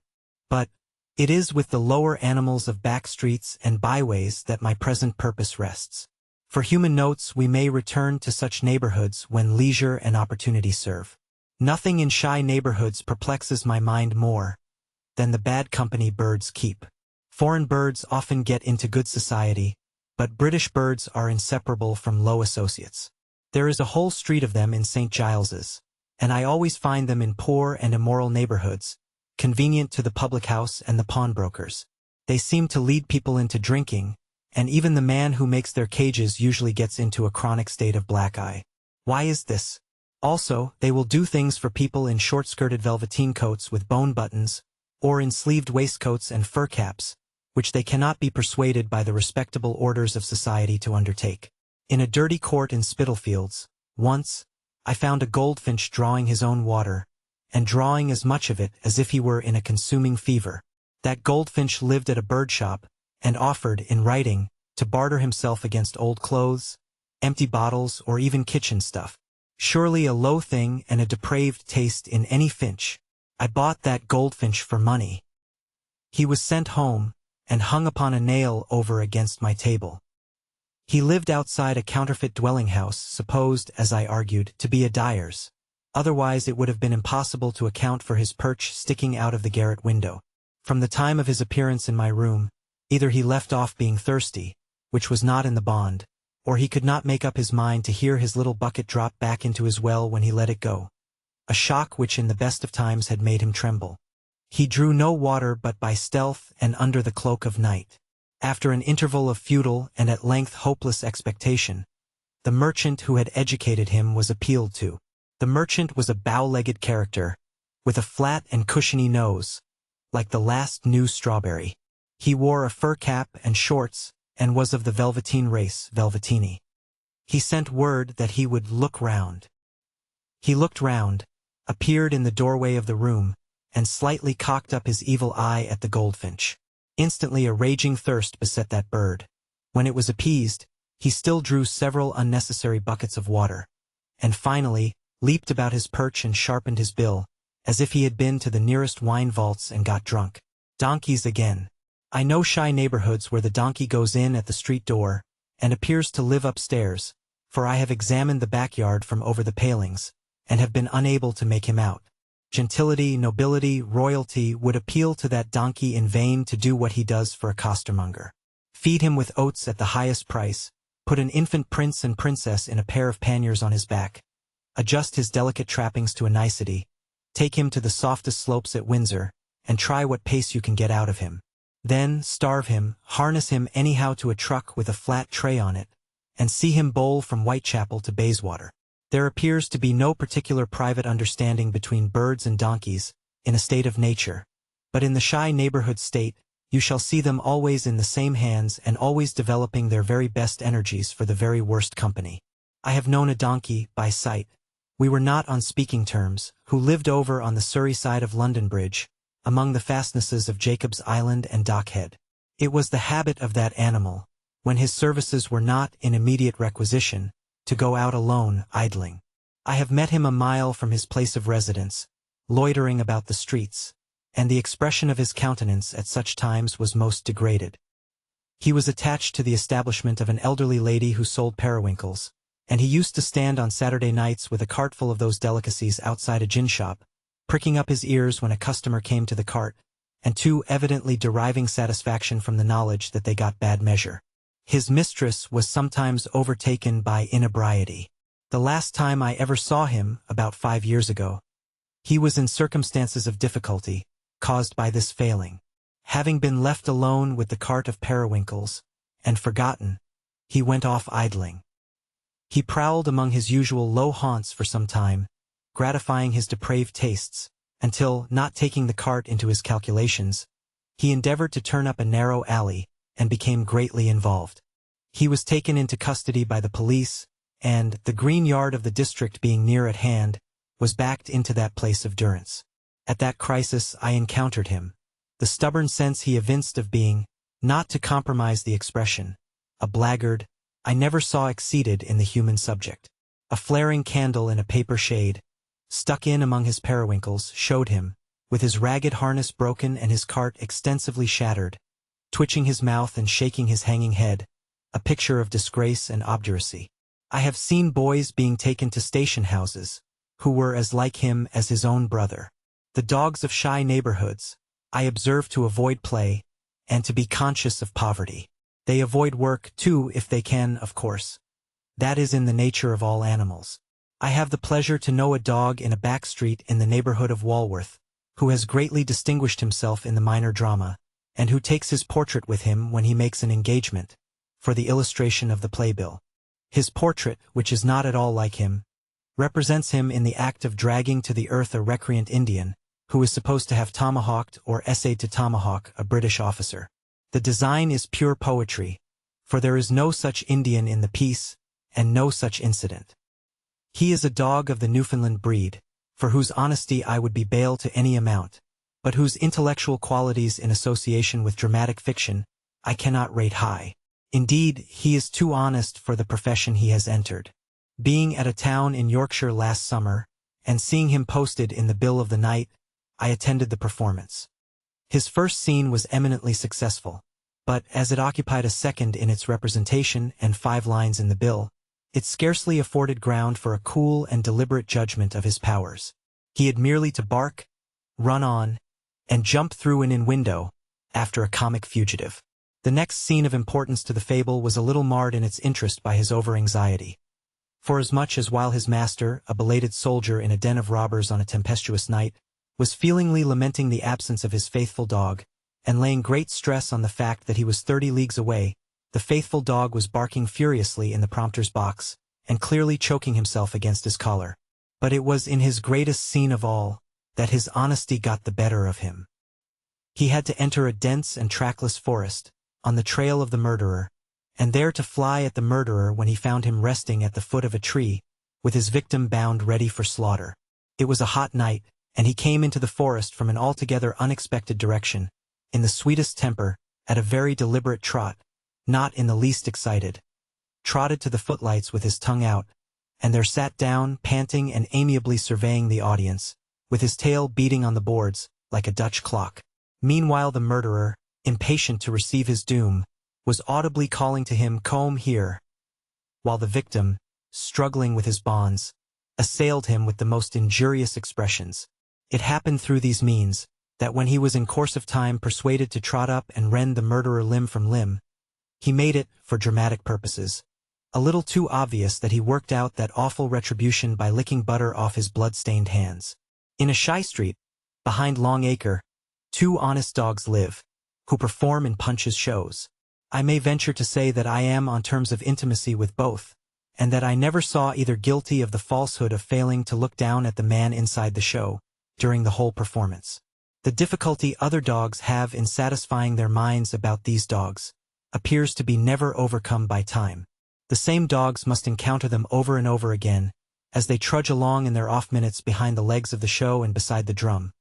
But all dogs seem to suspect their frills and jackets, and to sniff at them as if they thought those articles of personal adornment an eruption, a something in the nature of mange, perhaps.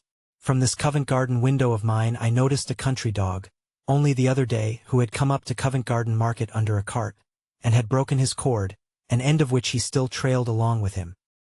He loitered about the corners of the 4 streets commanded by my window, and bad London dogs came up and told him lies that he didn't believe, and worse London dogs came up and made proposals to him to go and steal in the market, which his principles rejected, and the ways of the town confused him, and he crept aside and lay down in a doorway. He had scarcely got a wink of sleep, when up comes Punch with Toby. He was darting to Toby for consolation and advice, when he saw the frill and stopped in the middle of the street, appalled. The show was pitched, Toby retired behind the drapery. The audience formed, the drum and pipes struck up. My country dog remained immovable, intently staring at these strange appearances, until Toby opened the drama by appearing on his ledge, and to him entered Punch, who put a tobacco pipe into Toby's mouth. At this spectacle, the country dog threw up his head, gave one terrible howl, and fled due west. We talk of men keeping dogs, but we might often talk more expressively of dogs keeping men. I know a bulldog in a shy corner of Hammersmith who keeps a man. He keeps him up a yard and makes him go to public houses and lay wagers on him, and obliges him to lean against posts and look at him, and forces him to neglect work for him and keeps him under rigid coercion. I once knew a fancy terrier who kept a gentleman who had been brought up at Oxford, too. The dog kept the gentleman entirely for his glorification, and the gentleman never talked about anything but the terrier.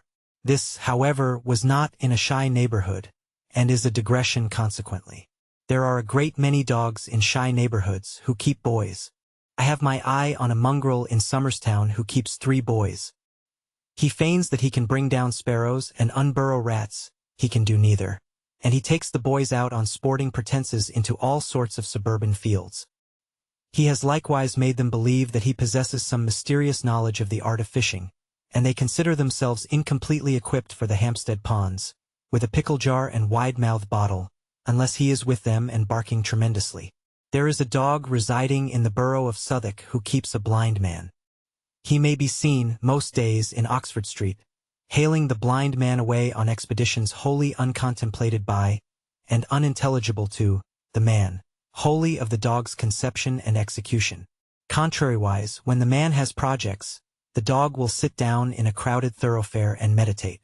I saw him yesterday wearing the money tray like an easy collar instead of offering it to the public, taking the man against his will, on the invitation of a disreputable cur, apparently to visit a dog at Harrow. He was so intent on that direction. The north wall of Burlington House Gardens, between the Arcade and the Albany, offers a shy spot for appointments among blind men at about 2 or 3 o'clock in the afternoon. They sit, very uncomfortably, on a sloping stone there and compare notes. Their dogs may always be observed at the same time, openly disparaging the men they keep, to one another, and settling where they shall respectively take their men when they begin to move again. At a small butcher's, in a shy neighborhood, there is no reason for suppressing the name.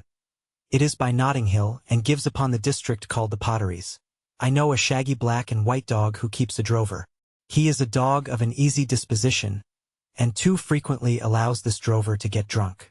On these occasions, it is the dog's custom to sit outside the public house, keeping his eye on a few sheep and thinking. I have seen him with 6 sheep, plainly casting up in his mind how many he began with when he left the market, and at what places he has left the rest.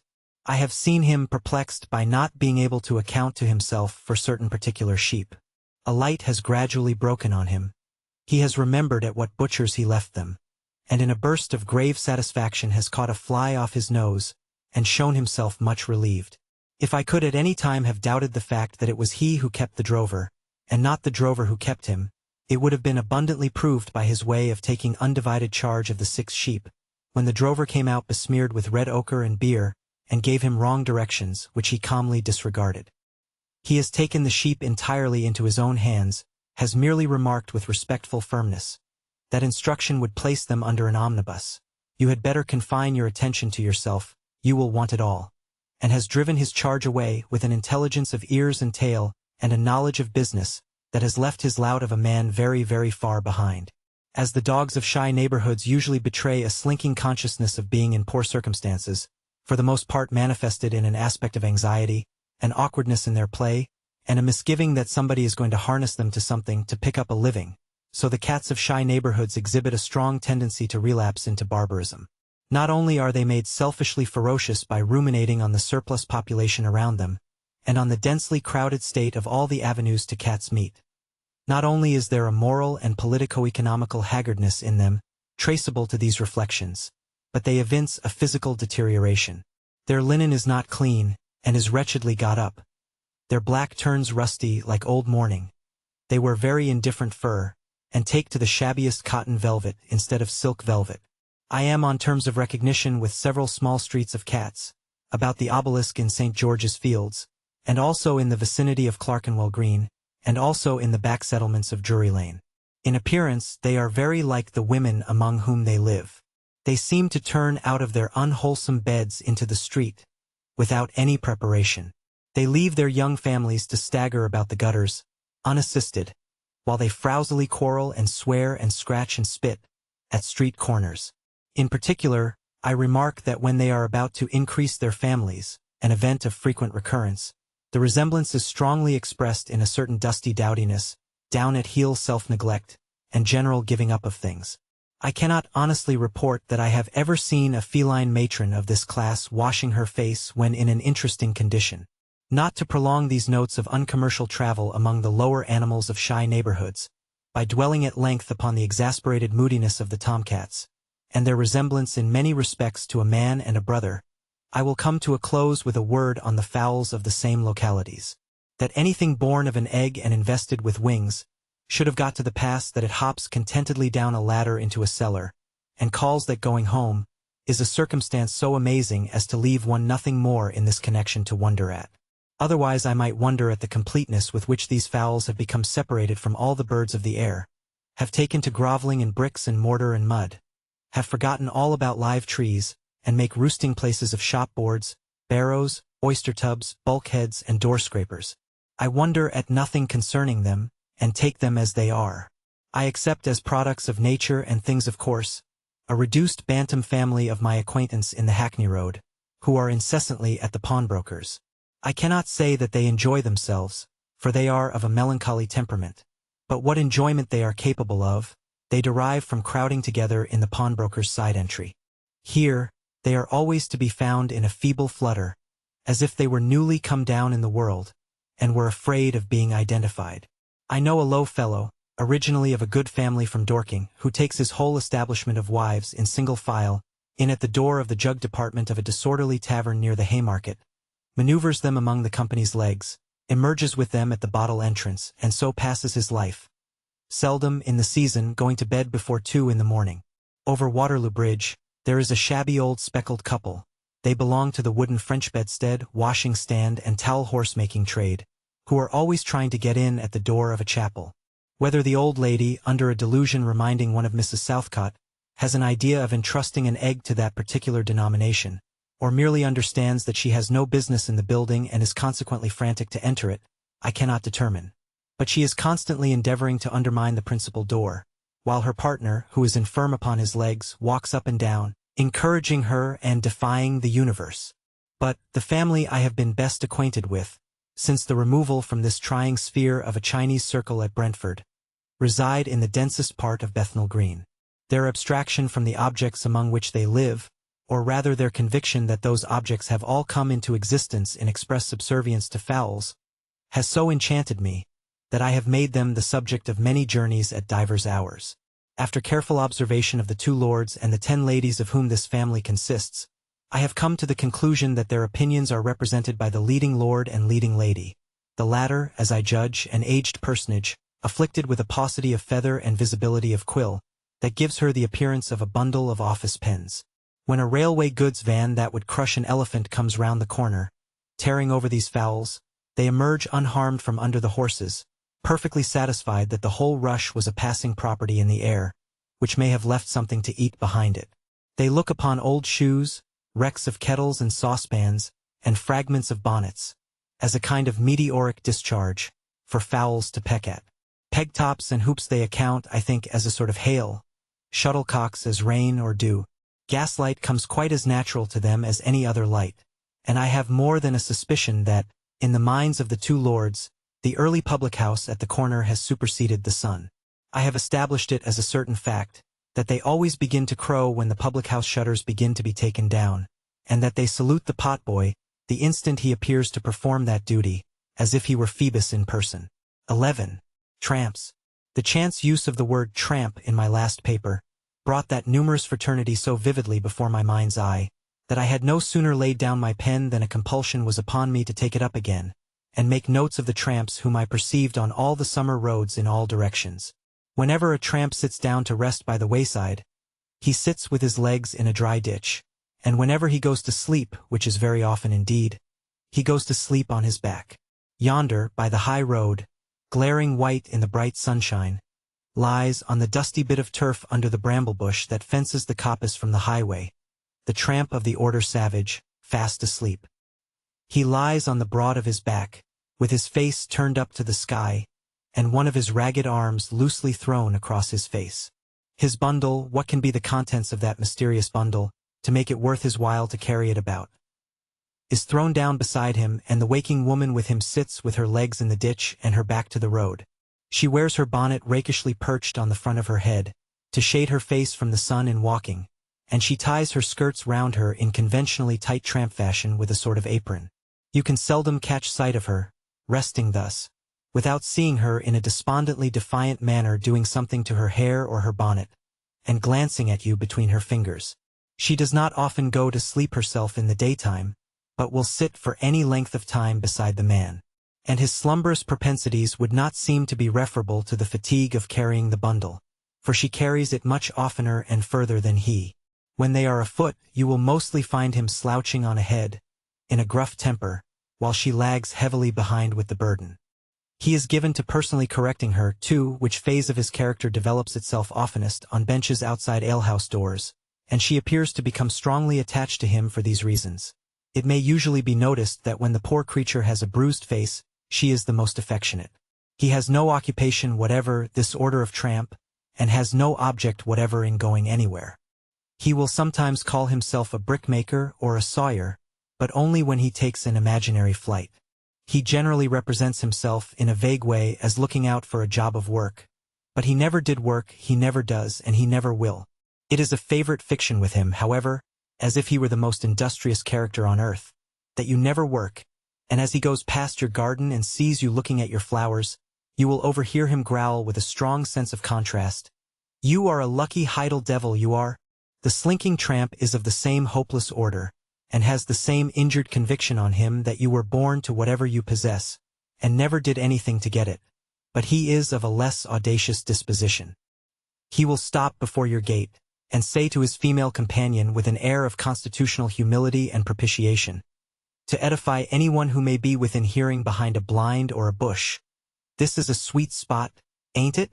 A lovely spot, and I wonder if they'd give two poor footsore travelers like me and you a drop of fresh water out of such a pretty genteel crib? We'd take it werry coined on 'em, wouldn't us?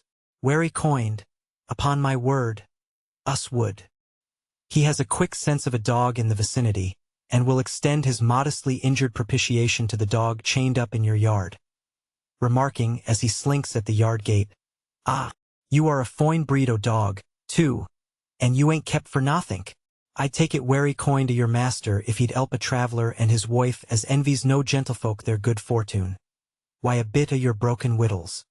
He'd never know the want of it, nor more would you. Don't bark like that at poor persons as never done you no harm. The poor is downtrodden and broke enough without that. Oh, don't." He generally heaves a prodigious sigh in moving away, and always looks up the lane and down the lane, and up the road and down the road before going on. Both of these orders of tramp are of a very robust habit. Let the hard-working laborer at whose cottage door they prowl and beg have the ague never so badly, these tramps are sure to be in good health. There is another kind of tramp, whom you encounter this bright summer day, say, on a road with the sea breeze making its dust lively, and sails of ships in the blue distance beyond the slope of down. As you walk enjoyingly on, you descry in the perspective at the bottom of a steep hill up which your way lies, a figure that appears to be sitting airily on a gate, whistling in a cheerful and disengaged manner. As you approach nearer to it, you observe the figure to slide down from the gate, to desist from whistling, to uncock its hat, to become tender of foot, to depress its head and elevate its shoulders, and to present all the characteristics of profound despondency. Arriving at the bottom of the hill and coming close to the figure, you observe it to be the figure of a shabby young man. He is moving painfully forward, in the direction in which you are going, and his mind is so preoccupied with his misfortunes that he is not aware of your approach until you are close upon him at the hill foot. When he is aware of you, you discover him to be a remarkably well-behaved young man, and a remarkably well-spoken young man. You know him to be well-behaved, by his respectful manner of touching his hat. You know him to be well-spoken, by his smooth manner of expressing himself. He says in a flowing confidential voice and without punctuation, "I ask your pardon, sir, but if you would excuse the liberty of being so addressed upon the public ey by one who is almost reduced to rags, though it has not always been so and by no fault of his own but through ill health in his family and many unmerited sufferings, it would be a great obligation, sir, to know the time." You give the well-spoken young man the time. The well-spoken young man, keeping well up with you, resumes, "I am aware, sir, that it is a liberty to intrude a further question on a gentleman walking for his entertainment, but might I make so bold as ask the favor of the way to Dover, sir, and about the distance?" You inform the well-spoken young man that the way to Dover is straight on, and the distance some 18 miles. The well-spoken young man becomes greatly agitated.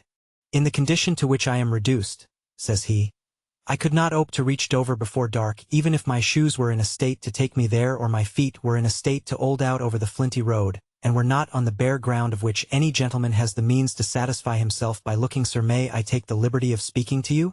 As the well-spoken young man keeps so well up with you that you can't prevent his taking the liberty of speaking to you, he goes on, with fluency. Sir, it is not begging that is my intention, for I was brought up by the best of mothers, and begging is not my trade. I should not know, sir, how to follow it as a trade, if such were my shameful wishes, for the best of mothers long taught otherwise, and in the best of homes, though now reduced to take the present liberty on the ey, sir, my business was the law stationering, and I was favorably known to the Solicitor General, the Attorney General, the majority of the judges, and the whole of the legal profession, but through ill health in my family, and the treachery of a friend for whom I became security, and he no other than my own wife's brother, the brother of my own wife, I was cast forth with my tender partner and 3 young children, not to beg, for I will sooner die of deprivation, but to make my way to the seaport town of Dover, where I have a relative.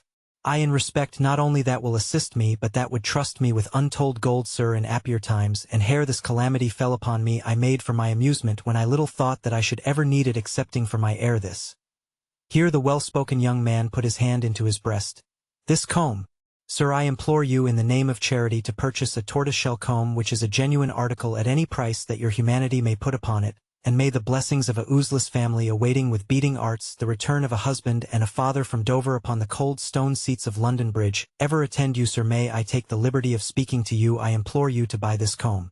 By this time, being a reasonably good walker, you will have been too much for the well-spoken young man, who will stop short and express his disgust and his want of breath, in a long expectoration, as you leave him behind. Towards the end of the same walk, on the same bright summer day, at the corner of the next little town or village, you may find another kind of tramp, embodied in the persons of a most exemplary couple, whose only improvidence appears to have been that they spent the last of their little all on soap. They are a man and woman, spotless to behold, John Anderson, with the frost on his short smock-frock instead of his pow, attended by Mrs. Anderson. John is over-ostentatious of the frost upon his raiment, and wears a curious and, you would say, an almost unnecessary demonstration of girdle of white linen wound about his waist. A girdle snowy as Mrs. Anderson's apron. This cleanliness was the expiring effort of the respectable couple, and nothing then remained to Mr. Anderson but to get chalked upon his spade in snow-white copybook characters, "Hungry," and to sit down here. Yes, one thing more remained to Mr. Anderson: his character. Monarchs could not deprive him of his hard-earned character. Accordingly, as you come up with the spectacle of virtue in distress, Mrs. Anderson rises, and with a decent curtsy presents for your consideration a certificate from a doctor of divinity, the Reverend the Vicar of Upper Dodgington, who informs his Christian friends and all whom it may concern that the bearers, John Anderson and lawful wife, are persons to whom you cannot be too liberal. This benevolent pastor omitted no work of his hands to fit the good couple out, for with half an eye you can recognize his autograph on the spade. Another class of tramp is a man, the most valuable part of whose stock-in-trade is a highly perplexed demeanor. He is got up like a countryman, and you will often come upon the poor fellow, while he is endeavoring to decipher the inscription on a milestone, quite a fruitless endeavor, for he cannot read. He asks your pardon, he truly does. He is very slow of speech, this tramp, and he looks in a bewildered way all round the prospect while he talks to you. But all of us should do as we wold be done by, and he'll take it kind, if you'll put a power man in the right road fur to jine his eldest son as has broke his leg bad in the masoning, and is in this here orspital, as is wrote down by Squire Pouncerby's own hand, as wold not tell a lie fur no man. He then produces from under his dark frock, being always very slow and perplexed, a neat but worn old leathern purse, from which he takes a scrap of paper. On this scrap of paper is written by Squire Pouncerby of the Grove, "Please to direct the bearer, a poor but very worthy man, to the Sussex County Hospital near Brighton." A matter of some difficulty at the moment, seeing that the request comes suddenly upon you in the depths of Hertfordshire. The more you endeavor to indicate where Brighton is, when you have with the greatest difficulty remembered, the less the devoted father can be made to comprehend, and the more obtusely he stares at the prospect. Whereby, being reduced to extremity, you recommend the faithful parent to begin by going to St. Albans, and present him with half a crown. It does him good, no doubt, but scarcely helps him forward, since you find him lying drunk that same evening in the wheelwright's soppit under the shed where the felled trees are, opposite the sign of the Three Jolly Hedgers. But, the most vicious, by far, of all the idle tramps, is the tramp who pretends to have been a gentleman. Educated, he writes, from the village beer-shop in pale ink of a ferruginous complexion. Educated at Trin calcem. Nursed in the lap of affluence, once in my small way the patron of the muses, and see. Surely a sympathetic mind will not withhold a trifle, to help him on to the market town where he thinks of giving a lecture to the fruges consumeranati, on things in general? This shameful creature lolling about hedge taprooms in his ragged clothes, now so far from being black that they look as if they never can have been black, is more selfish and insolent than even the savage tramp. He would sponge on the poorest boy for a farthing, and spurn him when he had got it. He would interpose, if he could get anything by it, between the baby and the mother's breast. So much lower than the company he keeps, for his maudlin assumption of being higher, this pitiless rascal blights the summer road as he maunders on between the luxuriant hedges, where, to my thinking, even the wild convolvulus and rose and sweetbriar are the worse for his going by, and need time to recover from the taint of him in the air. The young fellows who trudge along barefoot, 5 or 6 together, their boots slung over their shoulders, their shabby bundles under their arms, their sticks newly cut from some roadside wood, are not eminently prepossessing, but are much less objectionable. There is a tramp fellowship among them. They pick one another up at resting stations and go on in companies. They always go at a fast swing, though they generally limp too, and there is invariably one of the company who has much ado to keep up with the rest. They generally talk about horses and any other means of locomotion than walking, or one of the company relates some recent experiences of the road, which are always disputes and difficulties. As for example, so as I'm a-standing at the pump in the market, blessed if there don't come up a beetle, and he ses mustn't stand here, he ses. Why not? I ses. No beggars allowed in this town, he ses. Who's a beggar? I ses. You are, he ses. Who ever see me beg? Did you? I ses. Then you're a tramp, he ses. I'd rather be that than a beetle, I ses. The company express great approval. Would you? He ses to me. Yes, I would, I ses to him. Well, he ses anyhow, get out of this town. Why? Blow your little town. I ses, who wants to be in it? What does your dirty little town mean by comin' and stickin' itself in the road to anywhere? Why don't you get a shovel and a barrer, and clear your town out of people's way? The company expressing the highest approval and laughing aloud, they all go down the hill. Then, there are the tramp handicraft men. Are they not all over England in this midsummer time? Where does the lark sing, the corn grow, the mill turn, the river run, and they are not among the lights and shadows, tinkering, chair mending, umbrella mending, clock mending, knife grinding? Surely a pleasant thing, if we were in that condition of life, to grind our way through Kent, Sussex, and Surrey. For the worst 6 weeks or so, we should see the sparks we ground off, fiery bright against a background of green wheat and green leaves. A little later, and the ripe harvest would pale our sparks from red to yellow, until we got the dark newly turned land for a background again, and they were red once more.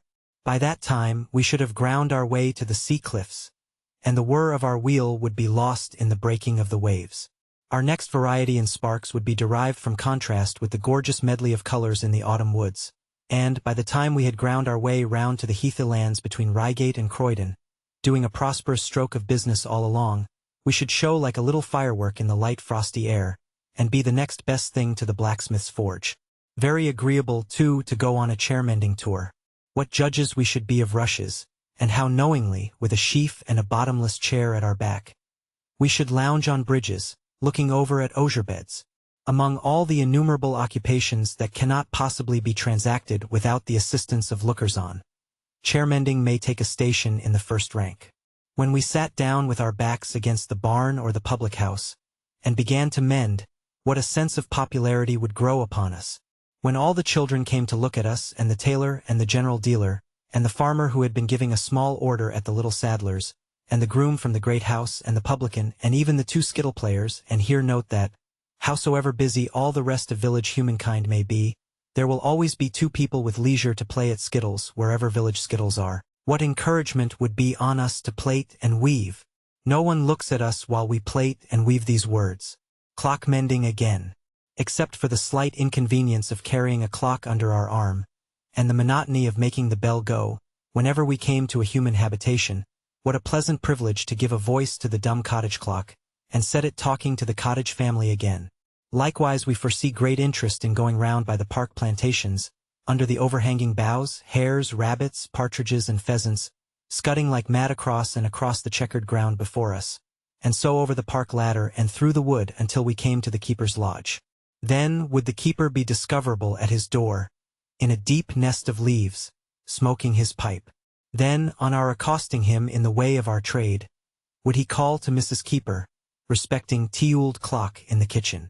Then would Mrs. Keeper ask us into the lodge, and on due examination we should offer to make a good job of it for 18 pence, which offer, being accepted, would set us tinkling and clinking among the chubby, awestruck little keepers for an hour and more.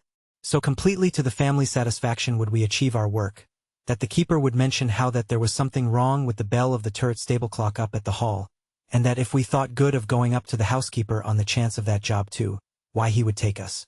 Then should we go, among the branching oaks and the deep fern, by silent ways of mystery known to the keeper, seeing the herd glancing here and there as we went along, until we came to the old hall, solemn and grand.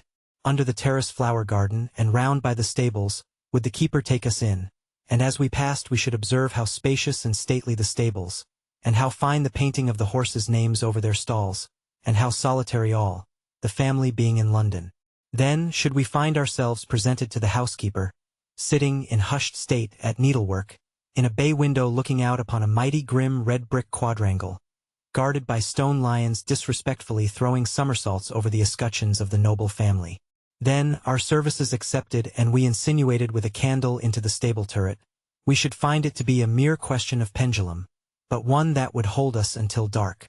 Then, should we fall to work with a general impression of ghosts being about, and of pictures indoors that of a certainty came out of their frames and walked, if the family would only own it. Then should we work and work until the day gradually turned to dusk, and even until the dusk gradually turned to dark. Our task at length accomplished, we should be taken into an enormous servants' hall, and there regaled with beef and bread and powerful ale. Then, paid freely, we should be at liberty to go, and should be told by a pointing helper to keep round over Eender by the blasted ash, and so straight through the woods, till we should see the town lights right afore us. Then, feeling lonesome, should we desire upon the whole, that the ash had not been blasted, or that the helper had had the manners not to mention it. However, we should keep on, all right, till suddenly the stable bell would strike 10 in the dolefullest way, quite chilling our blood, though we had so lately taught him how to acquit himself. Then, as we went on, should we recall old stories, and dimly consider what it would be most advisable to do, in the event of a tall figure, all in white with saucer eyes, coming up and saying, "I want you to come to a churchyard and mend a church clock. Follow me." Then should we make a burst to get clear of the trees, and should soon find ourselves in the open, with the town lights bright ahead of us. So should we lie that night at the ancient sign of the Crispin and Crispinus, and rise early next morning to be betimes on tramp again. Bricklayers often tramp in 2s and 3s, lying by night at their lodges, which are scattered all over the country. Bricklaying is another of the occupations that can by no means be transacted in rural parts, without the assistance of spectators, of as many as can be convened. In thinly peopled spots I have known bricklayers on tramp, coming up with bricklayers at work, to be so sensible of the indispensability of lookers-on, that they themselves have sat up in that capacity, and have been unable to subside into the acceptance of a proffered share in the job, for 2 or 3 days together. Sometimes the navvy, on tramp with an extra pair of half-boots over his shoulder, a bag, a bottle, and a can, will take a similar part in a job of excavation, and will look at it without engaging in it until all his money is gone. The current of my uncommercial pursuits caused me only last summer to want a little body of workmen for a certain spell of work in a pleasant part of the country, and I was at one time honored with the attendance of as many as 27, who were looking at 6. Who can be familiar with any rustic highway in summertime, without storing up knowledge of the many tramps who go from one oasis of town or village to another, to sell a stock in trade, apparently not worth a shilling when sold. Shrimps are a favorite commodity for this kind of speculation, and so are cakes of a soft and spongy character, coupled with Spanish nuts and brandy balls. The stock is carried on the head in a basket, and between the head and the basket are the trestles on which the stock is displayed at trading times. Fleet of foot, but a careworn class of tramp this, mostly, with a certain stiffness of neck occasioned by much anxious balancing of baskets, and also with a long Chinese sort of eye which an overweight forehead would seem to have squeezed into that form. On the hot, dusty roads near seaport towns and great rivers, behold the tramping soldier. And if you should happen never to have asked yourself whether his uniform is suited to his work, perhaps the poor fellow's appearance as he comes distressfully towards you, with his absurdly tight jacket unbuttoned, his neck gear in his hand, and his legs well chafed by his trousers of baize, may suggest the personal inquiry, how you think you would like it. Much better the tramping sailor, although his cloth is somewhat too thick for land service. But why the tramping merchant mate should put on a black velvet waistcoat, for a chalky country in the dog days, is one of the great secrets of nature that will never be discovered. I have my eye upon a piece of Kentish road, bordered on either side by a wood, and having on one hand, between the road dust and the trees, a skirting patch of grass. Wild flowers grow in abundance on this spot, and it lies high and airy, with a distant river stealing steadily away to the ocean, like a man's life. To gain the milestone here, which the moss, primroses, violets, bluebells, and wild roses would soon render illegible but for peering travelers pushing them aside with their sticks, you must come up a steep hill, come which way you may. So, all the tramps with carts or caravans, the gypsy tramp, the show tramp, the cheap jack, find it impossible to resist the temptations of the place, and all turn the horse loose when they come to it and boil the pot. Bless the place! I love the ashes of the vagabond fires that have scorched its grass. What tramp children do I see here, attired in a handful of rags, making a gymnasium of the shafts of the cart, making a feather-bed of the flints and brambles, making a toy of the hobbled old horse who is not much more like a horse than any cheap toy would be. Here do I encounter the cart of mats and brooms and baskets, with all thoughts of business given to the evening wind, with the stew made and being served out, with Cheap Jack and Dear Jill striking soft music out of the plates that are rattled like warlike cymbals when put up for auction at fairs and markets, their minds so influenced, no doubt, by the melody of the nightingales as they begin to sing in the woods behind them, that if I were to propose to deal, they would sell me anything at cost. Price. On this hallowed ground has it been my happy privilege, let me whisper it, to behold the white-haired lady with the pink eyes, eating meat pie with the giant, while, by the hedge-side, on the box of blankets which I knew contained the snakes, were set forth the cups and saucers and the teapot. It was on an evening in August that I chanced upon this ravishing spectacle, and I noticed that, whereas the giant reclined half-concealed beneath the overhanging boughs and seemed indifferent to nature, the white hair of the gracious lady streamed free in the breath of evening, and her pink eyes found pleasure in the landscape. I heard only a single sentence of her uttering, yet it bespoke a talent for modest repartee. The ill-mannered giant, accursed be his evil race, had interrupted the lady in some remark, and, as I passed that enchanted corner of the wood, she gently reproved him with the words, "Now, Cobby, Cobby! So short a name! Ain't one fool enough to talk at a time?" Within appropriate distance of this magic ground, though not so near it as that the song trolled from tap or bench at door can invade its woodland silence, is a little hostelry which no man possessed of a penny was ever known to pass in warm weather. Before its entrance are certain pleasant, trimmed limes. Likewise a cool well, with so musical a bucket handle that its fall upon the bucket rim will make a horse prick up his ears and neigh, upon the draughty road half a mile off. This is a house of great resort for haymaking tramps and harvest tramps, insomuch that as they sit within, drinking their mugs of beer, their relinquished scythes and reaping hooks glare out of the open windows, as if the whole establishment were a family war coach of ancient Britons. Later in the season, the whole countryside, for miles and miles, will swarm with hopping tramps.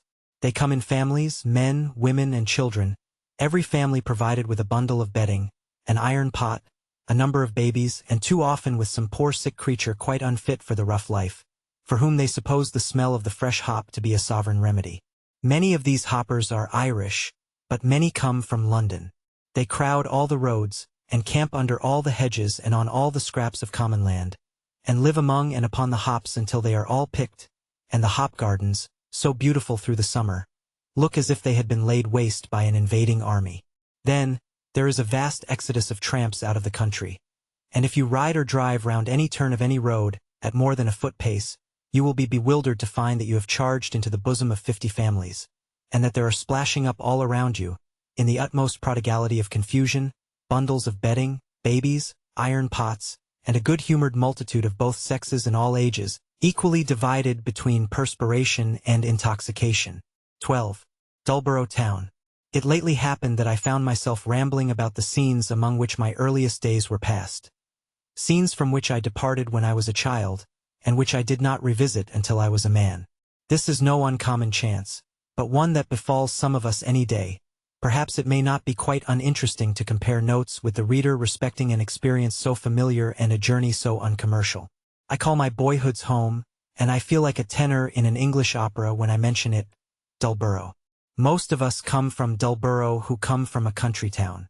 As I left Dullborough in the days when there were no railroads in the land, I left it in a stagecoach. Through all the years that have since passed, have I ever lost the smell of the damp straw in which I was packed, like game, and forwarded, carriage paid, to the Cross Keys, Wood Street, Cheapside, London? There was no other inside passenger, and I consumed my sandwiches in solitude and dreariness, and it rained hard all the way, and I thought life sloppier than I had expected to find it. With this tender remembrance upon me, I was cavalierly shunted back into Dullborough the other day, by train. My ticket had been previously collected, like my taxes, and my shining new portmanteau had had a great plaster stuck upon it, and I had been defied by Act of Parliament to offer an objection to anything that was done to it, or me, under a penalty of not less than 40 shillings or more than £5, compoundable for a term of imprisonment. When I had sent my disfigured property on to the hotel, I began to look about me, and the first discovery I made was that the station had swallowed up the playing field. It was gone. The two beautiful hawthorn trees, the hedge, the turf, and all those buttercups and daisies, had given place to the stoniest of jolting roads, while, beyond the station, an ugly dark monster of a tunnel kept its jaws open, as if it had swallowed them and were ravenous for more destruction. The coach that had carried me away was melodiously called Timpson's Blue-Eyed Maid, and belonged to Timpson at the coach office up street. The locomotive engine that had brought me back was called severely No. 97, and belonged to Uncommercial and was spitting ashes and hot water over the blighted ground. When I had been let out at the platform door, like a prisoner whom his turnkey grudgingly released, I looked in again over the low wall, at the scene of departed glories. Here, in the haymaking time, had I been delivered from the dungeons of Seringapatam, an immense pile of haycock, by my own countryman, the victorious British boy next door and his two cousins, and had been recognized with ecstasy by my affianced one, Miss Green, who had come all the way from England, second house in the terrace, to ransom me and marry me. Here had I first heard in confidence, from one whose father was greatly connected, being under government, of the existence of a terrible banditti, called the Radicals, whose principles were, that the Prince Regent wore stays, and that nobody had a right to any salary, and that the army and navy ought to be put down, horrors at which I trembled in my bed, after supplicating that the Radicals might be speedily taken and hanged. Here, too, had we, the small boys of Bowles's, had that cricket match against the small boys of Coles's, when Bowles and Coles had actually met upon the ground, and when, instead of instantly hitting out at one another with the utmost fury, as we had all hoped and expected, those sneaks had said respectively, "I hope Mrs. Bowles is well, and I hope Mrs. Coles and the baby are doing charmingly." Could it be that, after all this and much more, the playing field was a station, and No. 97 expectorated boiling water and red-hot cinders on it, and the whole belonged by Act of Parliament to Uncommercial? As it could be and was, I left the place with a heavy heart for a walk all over the town, and first of Timpson's up street. When I departed from Dullborough in the strawy arms of Timpson's Blue-Eyed Maid, Timpson's was a moderate-sized coach office, in fact, a little coach office, with an oval transparency in the window, which looked beautiful by night, representing one of Timpson's coaches in the act of passing a milestone on the London road with great velocity, completely full inside and out, and all the passengers dressed in the first style of fashion, and enjoying themselves tremendously. I found no such place as Timpson's now, no such bricks and rafters, not to mention the name, no such edifice on the teeming earth. Pickford had come and knocked Timpson's down. Pickford had not only knocked Timpson's down, but had knocked 2 or 3 houses down on each side of Timpson's, and then had knocked the whole into one great establishment with a pair of big gates, in and out of which, his, Pickford's, wagons are, in these days, always rattling, with their drivers sitting up so high, that they look in at the second-floor windows of the old-fashioned houses in the High Street as they shake the town.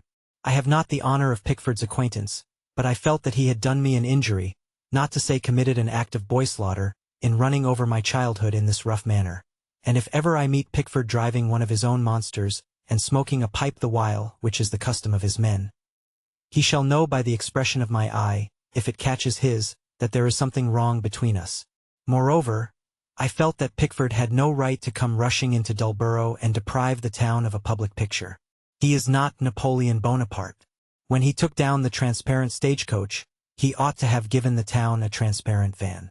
With a gloomy conviction that Pickford is wholly utilitarian and unimaginative, I proceeded on my way. It is a mercy I have not a red and green lamp and a night bell at my door, for in my very young days I was taken to so many lyings, in that I wonder I escaped becoming a professional martyr to them in afterlife. I suppose I had a very sympathetic nurse, with a large circle of married acquaintance. However that was, as I continued my walk through Dullborough, I found many houses to be solely associated in my mind with this particular interest. At one little greengrocer's shop, down certain steps from the street, I remember to have waited on a lady who had had 4 children, I am afraid to write 5, though I fully believe it was 5, at a birth. This meritorious woman held quite a reception in her room on the morning when I was introduced there, and the sight of the house brought vividly to my mind how the 5 deceased young people lay side by side on a clean cloth on a chest of drawers, reminding me by a homely association, which I suspect their complexion to have assisted, of pigs' feet as they are usually displayed at a neat tripe shop. Hot candle was handed round on the occasion, and I further remembered as I stood contemplating the greengrocers, that a subscription was entered into among the company, which became extremely alarming to my consciousness of having pocket money on my person. This fact being known to my conductress, whoever she was, I was earnestly exhorted to contribute, but resolutely declined, therein disgusting the company, who gave me to understand that I must dismiss all expectations of going to heaven. How does it happen that when all else is change wherever one goes, there yet seem, in every place, to be some few people who never alter? As the sight of the greengrocer's house recalled these trivial incidents of long ago, the identical greengrocer appeared on the steps, with his hands in his pockets, and leaning his shoulder against the doorpost, as my childish eyes had seen him many a time. Indeed, there was his old mark on the doorpost yet, as if his shadow had become a fixture there. It was he himself. He might formerly have been an old-looking young man, or he might now be a young-looking old man, but there he was. In walking along the street, I had as yet looked in vain for a familiar face, or even a transmitted face. Here was the very greengrocer who had been weighing and handling baskets on the morning of the reception. As he brought with him a dawning remembrance that he had had no proprietary interest in those babies, I crossed the road, and accosted him on the subject. He was not in the least excited or gratified, or in any way roused by the accuracy of my recollection, but said, yes, somewhat out of the common. He didn't remember how many it was, as if half a dozen babes either way made no difference. Had happened to a Mrs. What's-her-name as once lodged there, but he didn't call it to mind particular. Nettled by this phlegmatic conduct, I informed him that I had left the town when I was a child. He slowly returned, quite unsoftened, and not without a sarcastic kind of complacency. Had I? Ah! And did I find it had got on tolerably well without me? Such is the difference, I thought, when I had left him a few hundred yards behind, and was by so much in a better temper, between going away from a place and remaining in it. I had no right, I reflected, to be angry with the greengrocer for his want of interest. I was nothing to him.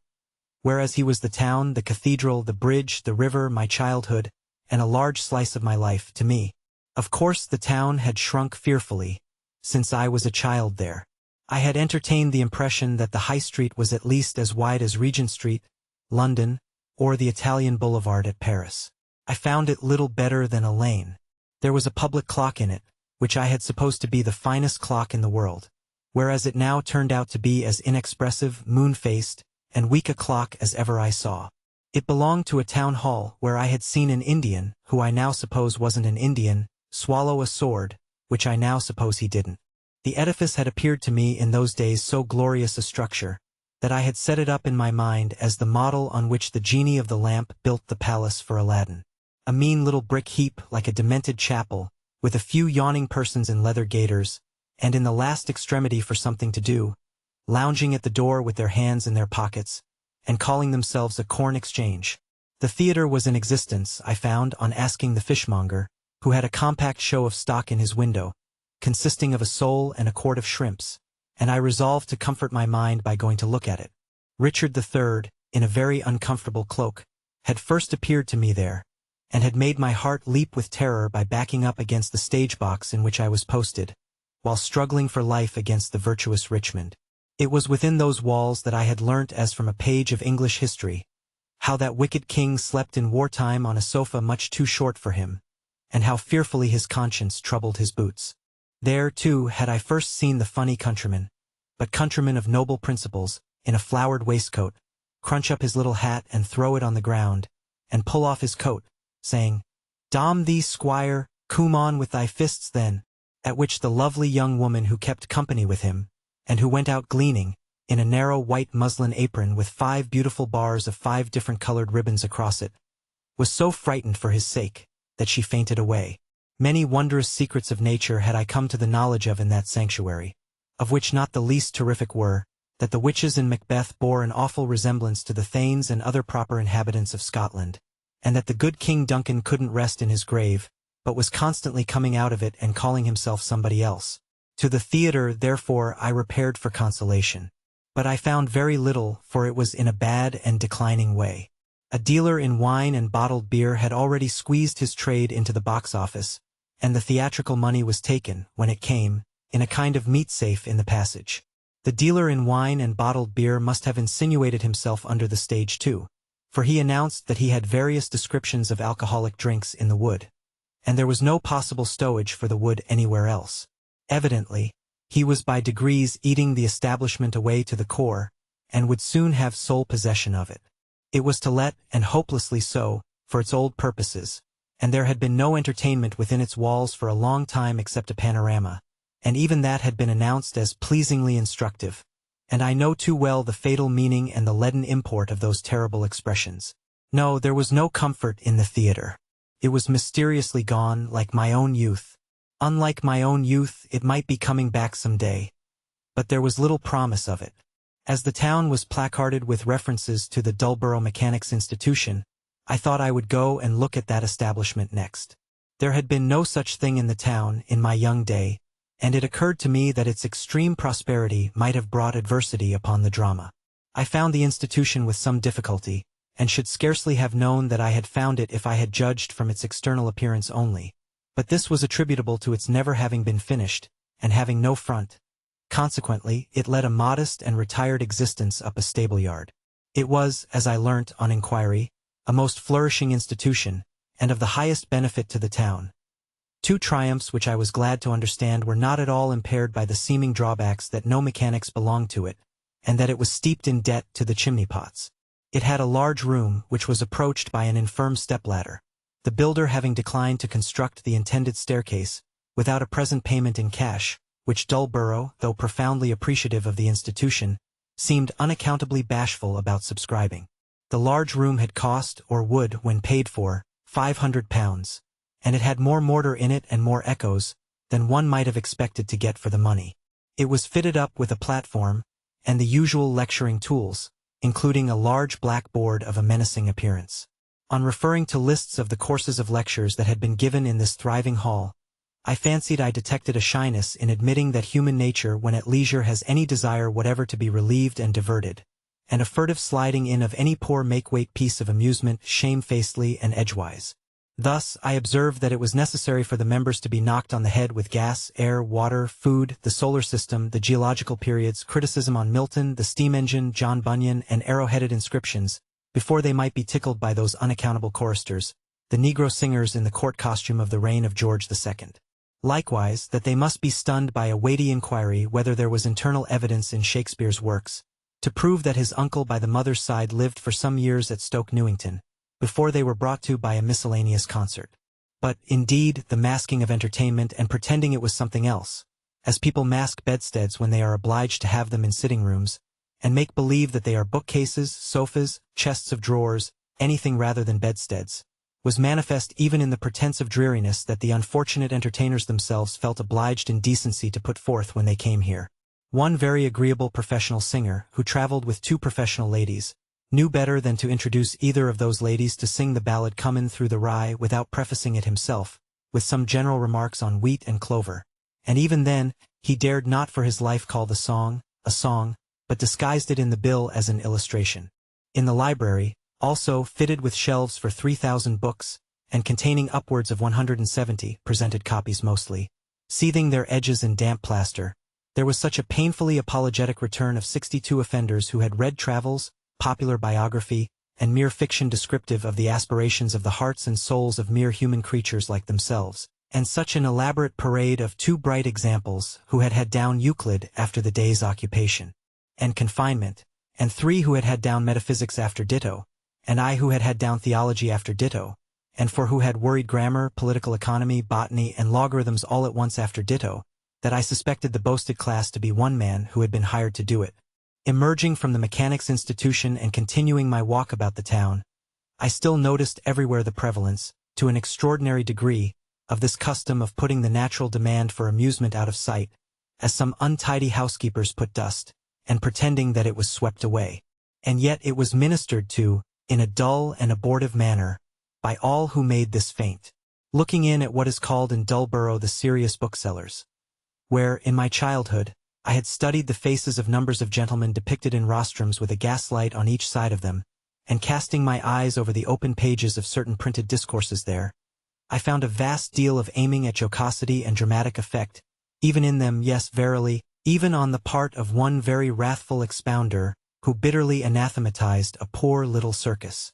Similarly, in the reading provided for the young people enrolled in the lasso of love, and other excellent unions, I found the writers generally under a distressing sense that they must start, at all events, like storytellers, and delude the young persons into the belief that they were going to be interesting.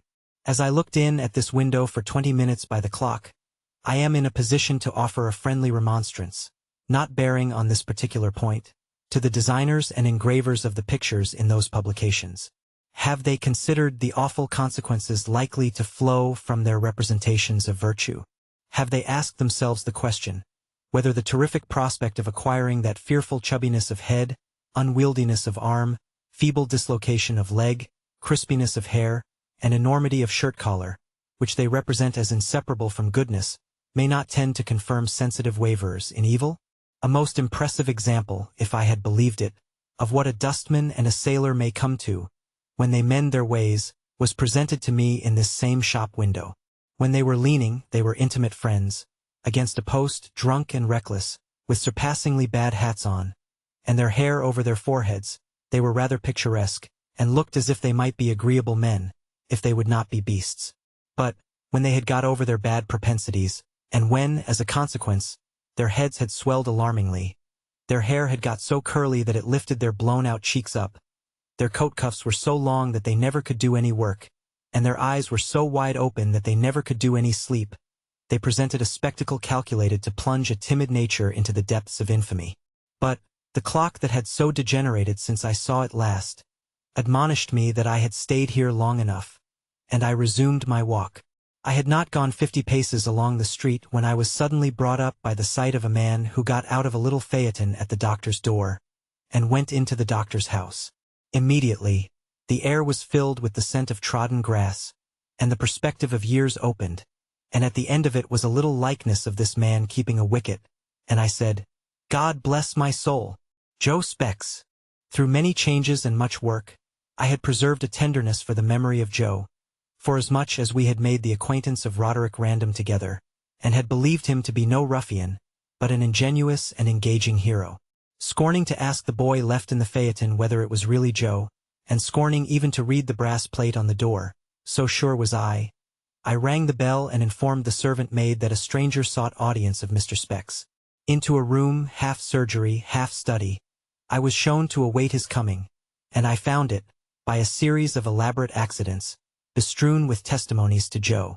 Portrait of Mr. Specs, bust of Mr. Specs, silver cup from grateful patient to Mr. Specs, presentation sermon from local clergyman, dedication poem from local poet, dinner card from local nobleman, tract on balance of power from local refugee, inscribed homage de elator a Specs.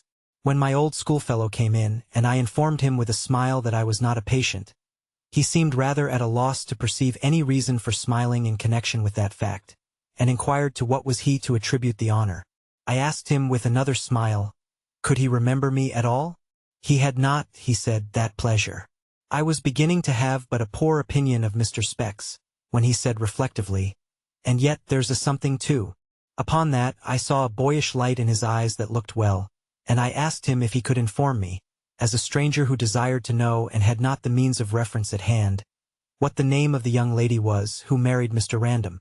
Upon that he said Narcissa, and, after staring for a moment, called me by my name, shook me by the hand, and melted into a roar of laughter.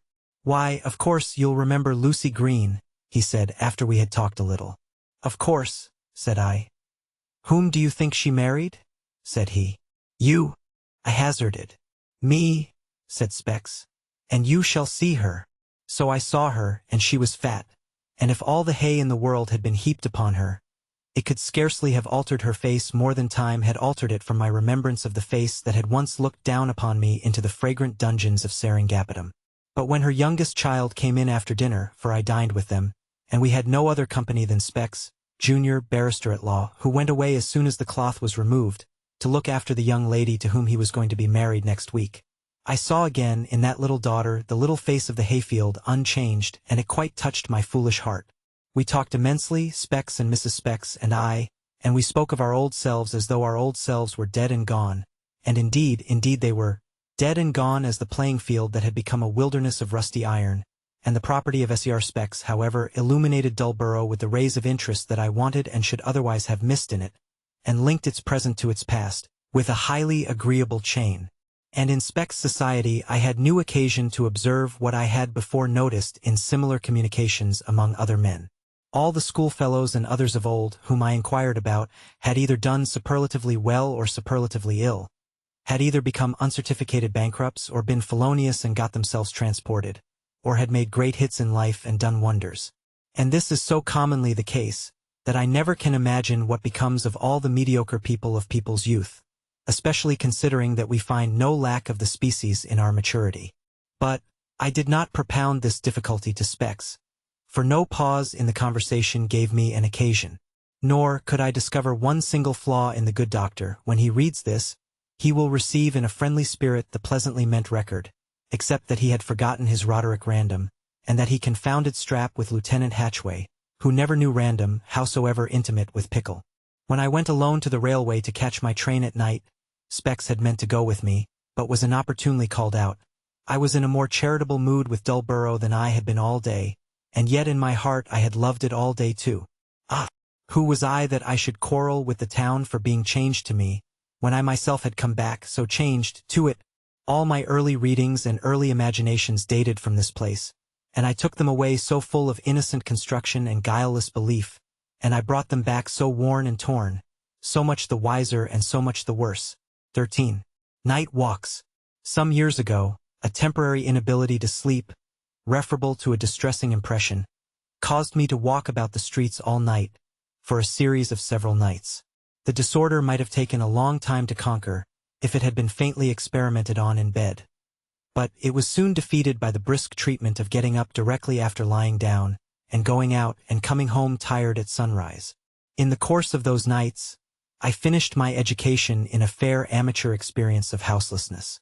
My principal object being to get through the night, the pursuit of it brought me into sympathetic relations with people who have no other object every night in the year. The month was March and the weather damp, cloudy and cold. The sun not rising before 5:30, the night perspective looked sufficiently long at 12:30, which was about my time for confronting it. The restlessness of a great city, and the way in which it tumbles and tosses before it can get to sleep, formed one of the first entertainments offered to the contemplation of us houseless people. It lasted about 2 hours. We lost a great deal of companionship when the late public houses turned their lamps out, and when the potmen thrust the last brawling drunkards into the street. But stray vehicles and stray people were left us after that. If we were very lucky, a policeman's rattle sprang and a fray turned up. But, in general, surprisingly little of this diversion was provided. Except in the Haymarket, which is the worst-kept part of London, and about Kent Street in the Borough, and along a portion of the line of the Old Kent Road, the peace was seldom violently broken. But it was always the case that London, as if in imitation of individual citizens belonging to it, had expiring fits and starts of restlessness. After all seemed quiet, if one cab rattled by, half a dozen would surely follow. And houselessness even observed that intoxicated people appeared to be magnetically attracted towards each other. So that we knew when we saw one drunken object staggering against the shutters of a shop, that another drunken object would stagger up before 5 minutes were out, to fraternize or fight with it. When we made a divergence from the regular species of drunkard, the thin-armed, puff-faced, leaden-lipped gin drinker, and encountered a rarer specimen of a more decent appearance. 50 to 1, but that specimen was dressed in soiled mourning. As the street experience in the night, so the street experience in the day. The common folk who come unexpectedly into a little property, come unexpectedly into a deal of liquor. At length these flickering sparks would die away, worn out. The last veritable sparks of waking life trailed from some late pieman or hot potato man, and London would sink to rest. And then the yearning of the houseless mind would be for any sign of company, any lighted place, any movement, anything suggestive of anyone being up. Nay, even so much as awake. For the houseless I looked out for lights in windows.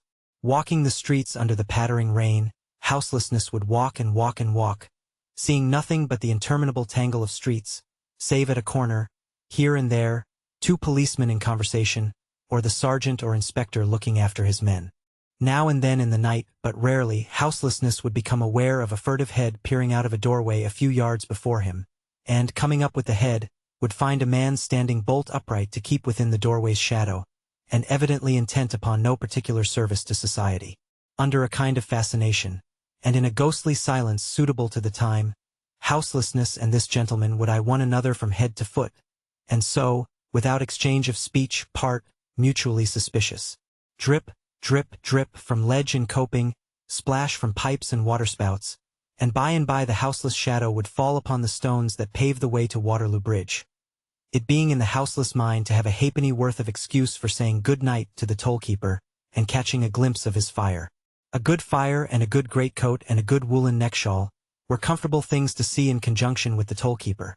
Also his brisk wakefulness was excellent company when he rattled the change of halfpence down upon that metal table of his, like a man who defied the night, with all its sorrowful thoughts, and didn't care for the coming of dawn. There was need of encouragement on the threshold of the bridge, for the bridge was dreary. The chopped-up murdered man had not been lowered with a rope over the parapet when those nights were. He was alive and slept then quietly enough most likely, and undisturbed by any dream of where he was to come. But the river had an awful look, the buildings on the banks were muffled in black shrouds, and the reflected lights seemed to originate deep in the water, as if the specters of suicides were holding them to show where they went down. The wild moon and clouds were as restless as an evil conscience in a tumbled bed, and the very shadow of the immensity of London seemed to lie oppressively upon the river. Between the bridge and the 2 great theatres, there was but the distance of a few hundred paces, so the theatres came next. Grim and black within, at night, those great dry wells, and lonesome to imagine, with the rows of faces faded out, the lights extinguished, and the seats all empty. One would think that nothing in them knew itself at such a time but Yorick's skull. In one of my night walks, as the church steeples were shaking the March winds and rain with the strokes of 4, I passed the outer boundary of one of these great deserts, and entered it.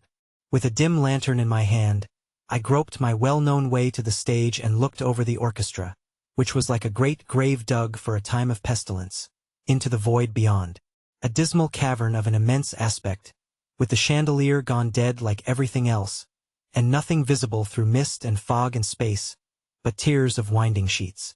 The ground at my feet where, when last there, I had seen the peasantry of Naples dancing among the vines, reckless of the burning mountain which threatened to overwhelm them, was now in possession of a strong serpent of engine hose, watchfully lying in wait for the serpent fire, and ready to fly at it if it showed its forked tongue.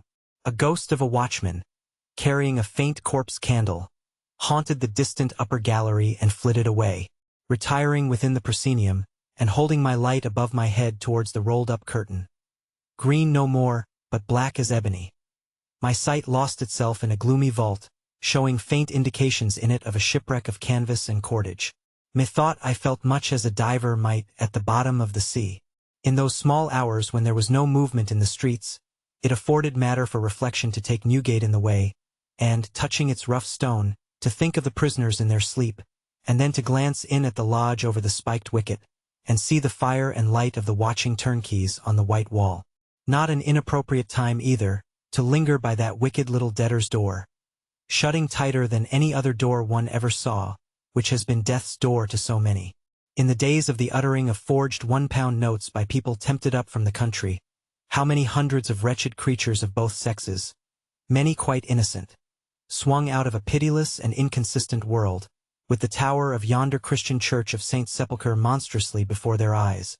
Is there any haunting of the bank parlor, by the remorseful souls of old directors, in the nights of these later days, I wonder, or is it as quiet as this degenerate aceldama of an Old Bailey? To walk on to the bank, lamenting the good old times and bemoaning the present evil period, would be an easy next step, so I would take it and would make my houseless circuit of the bank and give a thought to the treasure within. Likewise to the guard of soldiers passing the night there and nodding over the fire. Next, I went to Billingsgate in some hope of market people, but it proving as yet too early, crossed London Bridge and got down by the waterside on the Surrey shore among the buildings of the great brewery. There was plenty going on at the brewery, and the reek and the smell of grains, and the rattling of the plump dray horses at their mangers, were capital company.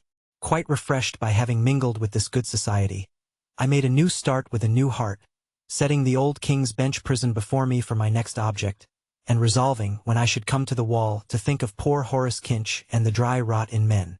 A very curious disease, the dry rot in men, and difficult to detect the beginning of. It had carried Horace Kinch inside the wall of the old King's Bench prison, and it had carried him out with his feet foremost.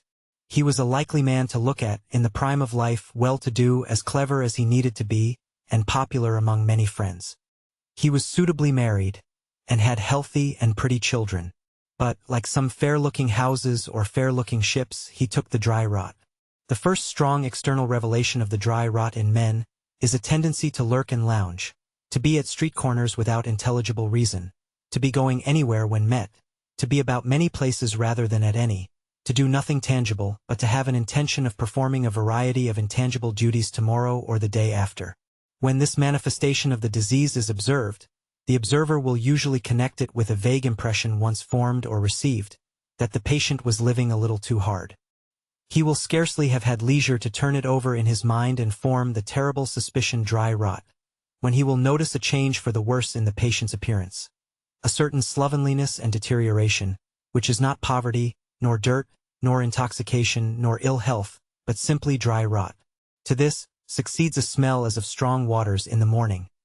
To that, a looseness respecting money. To that, a stronger smell as of strong waters at all times. To that, a looseness respecting everything. To that, a trembling of the limbs, somnolency, misery, and crumbling to pieces. As it is in wood, so it is in men. Dry rot advances at a compound usury quite incalculable. A plank is found infected with it, and the whole structure is devoted. Thus it had been with the unhappy Horace Kinch, lately buried by a small subscription. Those who knew him had not nigh done saying, so well off, so comfortably established, with such hope before him. And yet, it is feared with a slight touch of dry rot. When lo, the man was all dry rot and dust. From the dead wall associated on those houseless nights with this too common story, I chose next to wander by Bethlehem Hospital. Partly because it lay on my road round to Westminster, partly because I had a night fancy in my head which could be best pursued within sight of its walls and dome. And the fancy was this: are not the sane and the insane equal at night as the sane lie a-dreaming? Are not all of us outside this hospital who dream more or less in the condition of those inside it, every night of our lives? Are we not nightly persuaded, as they daily are, that we associate preposterously with kings and queens, emperors and empresses, and notabilities of all sorts? Do we not nightly jumble events and personages and times and places, as these do daily? Are we not sometimes troubled by our own sleeping inconsistencies, and do we not vexedly try to account for them or excuse them, just as these do sometimes in respect of their waking delusions? Said an afflicted man to me when I was last in a hospital like this, "Sir, I can frequently fly. I was half ashamed to reflect that so could I, by night." Said a woman to me on the same occasion, "Queen Victoria frequently comes to dine with me, and Her Majesty and I dine off peaches and macaroni in our nightgowns, and His Royal Highness the Prince Consort does us the honor to make a third on horseback in a field marshal's uniform. Could I refrain from reddening with consciousness when I remembered the amazing royal parties I myself had given at night, the unaccountable viands I had put on table, and my extraordinary manner of conducting myself on those distinguished occasions? I wonder that the great master who knew everything, when he called sleep the death of each day's life, did not call dreams the insanity of each day's sanity. By this time I had left the hospital behind me, and was again setting towards the river, and in a short breathing space I was on Westminster Bridge, regaling my houseless eyes with the external walls of the British Parliament, the perfection of a stupendous institution, I know, and the admiration of all surrounding nations and succeeding ages, I do not doubt, but perhaps a little the better now and then for being pricked up to its work. Turning off into Old Palace Yard, the courts of law kept me company for a quarter of an hour, hinting in low whispers what numbers of people they were keeping awake, and how intensely wretched and horrible they were rendering the small hours to unfortunate suitors. Westminster Abbey was fine gloomy society for another quarter of an hour, suggesting a wonderful procession of its dead among the dark arches and pillars, each century more amazed by the century following it than by all the centuries going before. And indeed in those houseless night walks, which even included cemeteries where watchmen went round among the graves at stated times, and moved the telltale handle of an index which recorded that they had touched it at such an hour, it was a solemn consideration what enormous hosts of dead belonged to one old great city, and how, if they were raised while the living slept, there would not be the space of a pin's point in all the streets and ways for the living to come out into. Not only that, but the vast armies of dead would overflow the hills and valleys beyond the city, and would stretch away all round it, God knows how far. When a church clock strikes on houseless ears in the dead of the night, it may be at first mistaken for company and hailed as such. But, as the spreading circles of vibration, which you may perceive at such a time with great clearness, go opening out, for ever and ever afterwards widening perhaps, as the philosopher has suggested, in eternal space, the mistake is rectified and the sense of loneliness is profounder. Once, it was after leaving the abbey and turning my face north, I came to the great steps of St. Martin's Church as the clock was striking 3. Suddenly, a thing that in a moment more I should have trodden upon without seeing, rose up at my feet with a cry of loneliness and houselessness, struck out of it by the bell, the like of which I never heard. We then stood face to face looking at one another, frightened by one another. The creature was like a beetle-browed, hair-lipped youth of 20, and it had a loose bundle of rags on, which it held together with one of its hands. It shivered from head to foot, and its teeth chattered, and as it stared at me, persecutor, devil, ghost, whatever it thought me, it made with its whining mouth as if it were snapping at me, like a worried dog. Intending to give this ugly object money, I put out my hand to stay it, for it recoiled as it whined and snapped, and laid my hand upon its shoulder. Instantly, it twisted out of its garment, like the young man in the New Testament, and left me standing alone with its rags in my hands. Covent Garden Market, when it was market morning, was wonderful company. The great wagons of cabbages, with growers' men and boys lying asleep under them, and with sharp dogs from market garden neighborhoods looking after the whole, were as good as a party. But one of the worst night sights I know in London is to be found in the children who prowl about this place, who sleep in the baskets, fight for the offal, dart at any object they think they can lay their thieving hands on, dive under the carts and barrows, dodge the constables, and are perpetually making a blunt pattering on the pavement of the piazza with the rain of their naked feet. A painful and unnatural result comes of the comparison one is forced to institute between the growth of corruption as displayed in the so much improved and cared for fruits of the earth, and the growth of corruption as displayed in these all uncared for, except inasmuch as ever-hunted savages. There was early coffee to be got about Covent Garden Market, and that was more company, warm company, too, which was better. Toast of a very substantial quality was likewise procurable, though the tousled-headed man who made it, in an inner chamber within the coffee-room, hadn't got his coat on yet, and was so heavy with sleep that in every interval of toast and coffee, he went off anew behind the partition into complicated crossroads of choke and snore, and lost his way directly.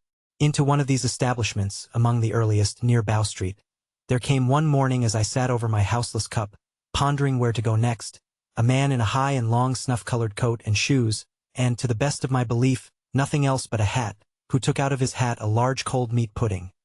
A meat pudding so large that it was a very tight fit, and brought the lining of the hat out with it. This mysterious man was known by his pudding, For on his entering, the man of sleep brought him a pint of hot tea, a small loaf, and a large knife and fork and plate. Left to himself in his box, he stood the pudding on the bare table, and instead of cutting it, stabbed it overhand with the knife like a mortal enemy. Then took the knife out, wiped it on his sleeve, tore the pudding asunder with his fingers, and ate it all up. The remembrance of this man with the pudding remains with me as the remembrance of the most spectral person my houselessness encountered. Twice only was I in that establishment, and twice I saw him stalk in, as I should say, just out of bed and presently going back to bed, take out his pudding, stab his pudding, wipe the dagger, and eat his pudding all up. He was a man whose figure promised cadaverousness, but who had an excessively red face, though shaped like a horse's. On the second occasion of my seeing him, he said huskily to the man of sleep, "Am I red tonight?" "You are," he uncompromisingly answered. "My mother," said the spectre, "was a red-faced woman that liked drink, and I looked at her hard when she laid in her coffin, and I took the complexion. Somehow, the pudding seemed an unwholesome pudding after that, and I put myself in its way no more. When there was no market, or when I wanted variety, a railway terminus with the morning mails coming in was remunerative company. But like most of the company to be had in this world, it lasted only a very short time. The station lamps would burst out ablaze, the porters would emerge from places of concealment, the cabs and trucks would rattle to their places, the post office carts were already in theirs, and finally the bell would strike up and the train would come banging in. But there were few passengers and little luggage, and everything scuttled away with the greatest expedition. The locomotive post offices with their great nets, as if they had been dragging the country for bodies, would fly open as to their doors, and would disgorge a smell of lamp, an exhausted clerk, a guard in a red coat, and their bags of letters. The engine would blow and heave and perspire, like an engine wiping its forehead and saying what a run it had had. And within 10 minutes the lamps were out, and I was houseless and alone again. But now, there were driven cattle on the high road near, wanting, as cattle always do, to turn into the midst of stone walls, and squeeze themselves through 6 inches width of iron railing, and getting their heads down, also as cattle always do, for tossing purchase at quite imaginary dogs, and giving themselves and every devoted creature associated with them a most extraordinary amount of unnecessary trouble. Now, too, the conscious gas began to grow pale with the knowledge that daylight was coming, and straggling work-people were already in the streets, and, as waking life had become extinguished with the last pieman's sparks, so it began to be rekindled with the fires of the first street-corner breakfast-sellers. And so by faster and faster degrees, until the last degrees were very fast, the day came and I was tired and could sleep. And it is not, as I used to think, going home at such times, the least wonderful thing in London, that in the real desert region of the night, the houseless wanderer is alone there.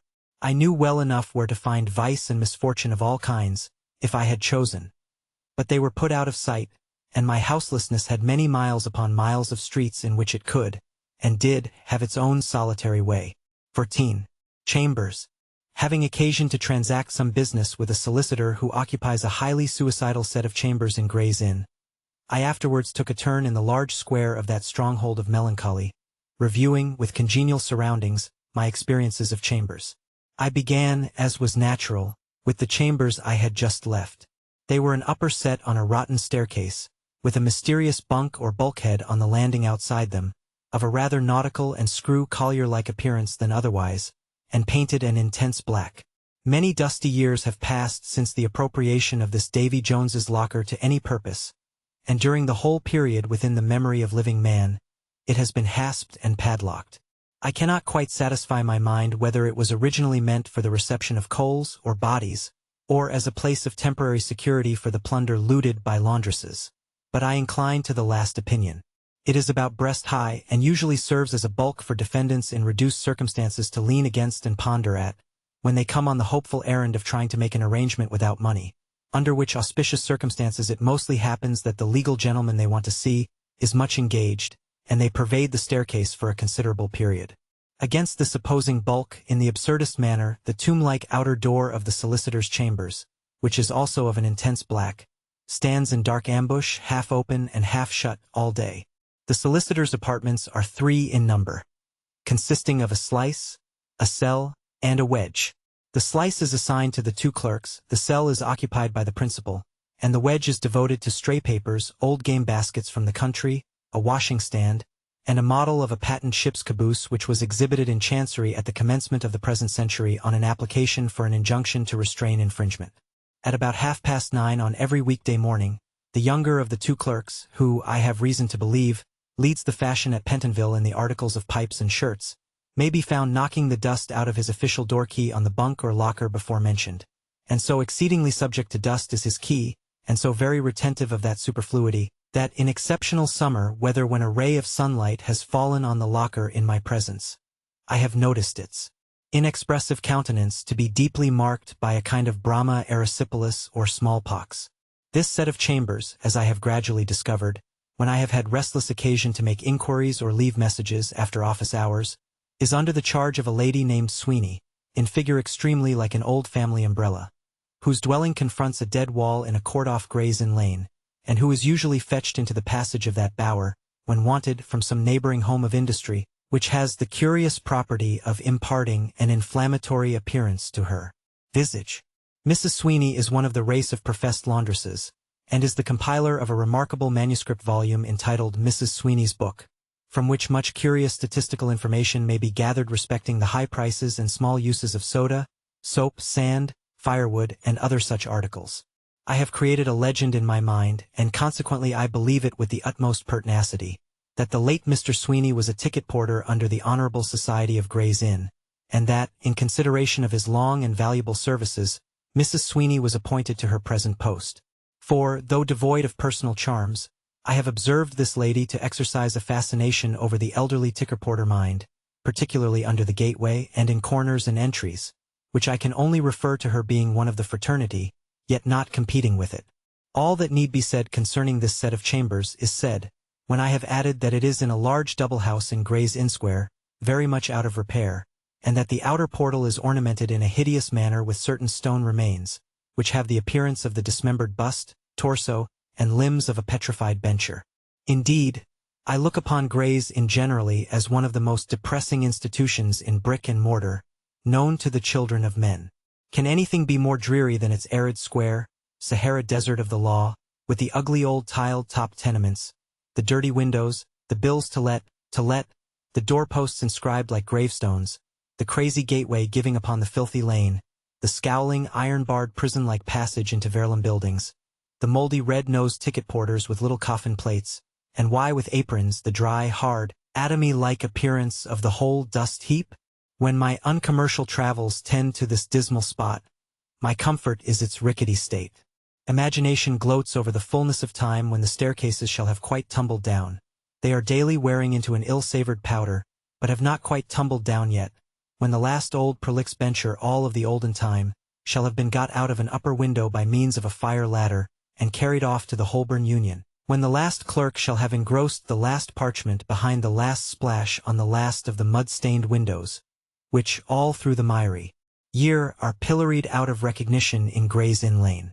Then shall a squalid little trench, with rank grass and a pump in it, lying between the coffee-house and South Square, be wholly given up to cats and rats, and not, as now, have its empire divided between those animals and a few briefless bipeds, surely called to the bar by voices of deceiving spirits, seeing that they are wanted there by no mortal, who glance down, with eyes better glazed than their casements, from their dreary and lackluster rooms. Then shall the way nor westward, now lying under a short grim colonnade wherein summertime pounce flies from law stationering windows into the eyes of laymen, be choked with rubbish and happily become impassable. Then shall the gardens where turf, trees, and gravel wear a legal livery of black, run rank, and pilgrims go to Gorhambury to see Bacon's effigy as he sat, and not come here, which in truth they seldom do, to see where he walked. Then, in a word, shall the old established vendor of periodicals sit alone in his little crib of a shop behind the Holborn Gate, like that lumbering Marius among the ruins of Carthage, who has sat heavy on 1,000 million of similes. At one period of my uncommercial career I much frequented another set of chambers in Gray's Inn Square. They were what is familiarly called a top set, and all the eatables and drinkables introduced into them acquired a flavor of cockloft. I have known an unopened Strasbourg pâté fresh from Fortnum and Mason's to draw in this cockloft tone through its crockery dish, and become penetrated with cockloft to the core of its inmost truffle in 3/4 of an hour. This, however, was not the most curious feature of those chambers. that consisted in the profound conviction entertained by my esteemed friend Parkle, their tenant, that they were clean. Whether it was an inborn hallucination, or whether it was imparted to him by Mrs. Midgott the laundress, I never could ascertain. But I believe he would have gone to the stake upon the question. Now they were so dirty that I could take off the distinctest impression of my figure on any article of furniture by merely lounging upon it for a few moments, and it used to be a private amusement of mine to print myself off, if I may use the expression, all over the rooms. It was the first large circulation I had. At other times I have accidentally shaken a window curtain while in animated conversation with Parkle, and struggling insects which were certainly red, and were certainly not ladybirds, have dropped on the back of my hand. Yet Parkle lived in that top-set years, bound body and soul to the superstition that they were clean. He used to say, when congratulated upon them, "Well, they are not like chambers in one respect, you know, they are clean." Concurrently, he had an idea which he could never explain, that Mrs. Midgott was in some way connected with the church. When he was in particularly good spirits, he used to believe that a deceased uncle of hers had been a dean. When he was poorly and low, he believed that her brother had been a curate. I and Mrs. Midgott, she was a genteel woman, were on confidential terms, but I never knew her to commit herself to any distinct assertion on the subject. She merely claimed a proprietorship in the church, by looking when it was mentioned, as if the reference awakened the slumbering past and were personal. It may have been his amiable confidence in Mrs. Miggott's better days that inspired my friend with his delusion respecting the chambers, but he never wavered in his fidelity to it for a moment, though he wallowed in dirt 7 years. 2 of the windows of these chambers looked down into the garden, and we have sat up there together many a summer evening, saying how pleasant it was and talking of many things. To my intimacy with that top set, I am indebted for 3 of my liveliest personal impressions of the loneliness of life in chambers. They shall follow here in order. First, second, and third. First, my Gray's Inn friend, on a time, hurt one of his legs, and it became seriously inflamed. Not knowing of his indisposition, I was on my way to visit him as usual one summer evening, when I was much surprised by meeting a lively leech in Field Court, Gray's Inn, seemingly on his way to the West End of London. As the leech was alone and was of course unable to explain his position, even if he had been inclined to do so, which he had not the appearance of being, I passed him and went on. Turning the corner of Gray's Inn Square, I was beyond expression amazed by meeting another leech, also entirely alone, and also proceeding in a westerly direction, though with less decision of purpose. Ruminating on this extraordinary circumstance, and endeavoring to remember whether I had ever read, in the Philosophical Transactions or any work on natural history, of a migration of leeches, I ascended to the top set, past the dreary series of closed outer doors of offices and an empty set or two, which intervened between that lofty region and the surface. Entering my friend's rooms, I found him stretched upon his back like Prometheus bound, with a perfectly demented ticket porter in attendance on him instead of the vulture, which helpless individual, who was feeble and frightened, and had, my friend explained to me in great choler, been endeavoring for some hours to apply leeches to his leg, and as yet had only got on 2 out of 20. To this unfortunate's distraction between a damp cloth on which he had placed the leeches to freshen them, and the wrathful adjurations of my friend to "stick 'em on, sir," I referred the phenomenon I had encountered, the rather as 2 fine specimens were at that moment going out at the door, while a general insurrection of the rest was in progress on the table. After a while our united efforts prevailed, and, when the leeches came off and had recovered their spirits, we carefully tied them up in a decanter.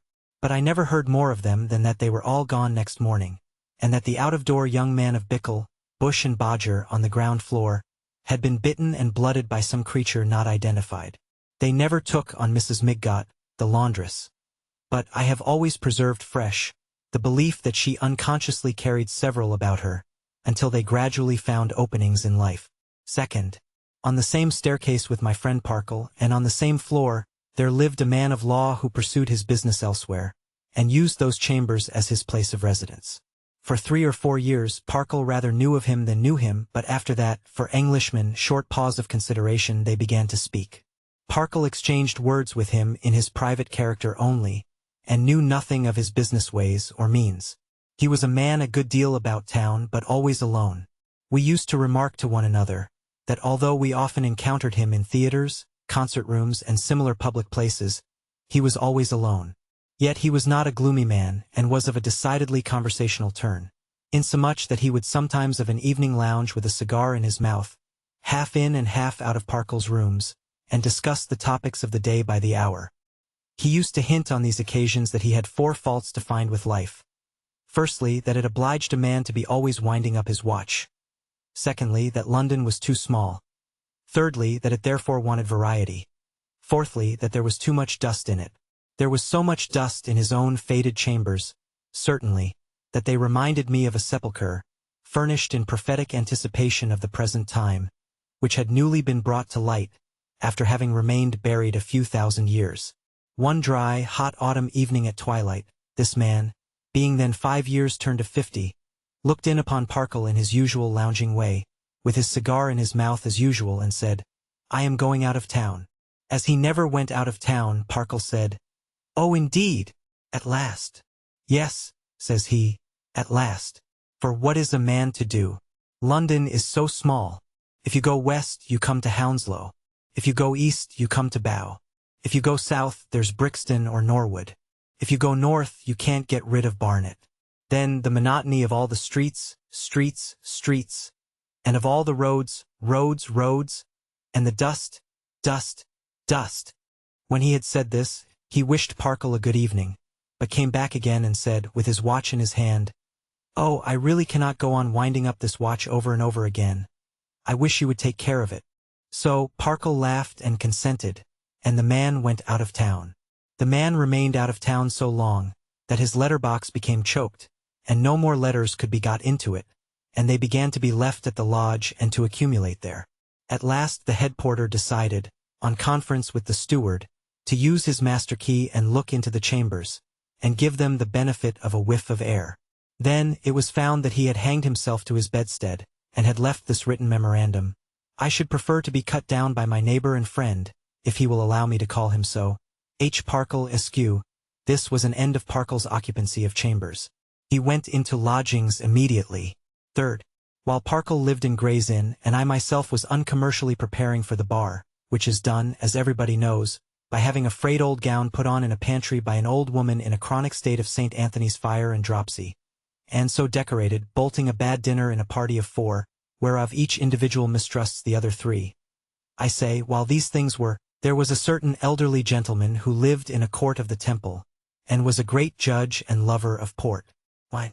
Every day he dined at his club and drank his bottle or 2 of port wine, and every night came home to the Temple and went to bed in his lonely chambers.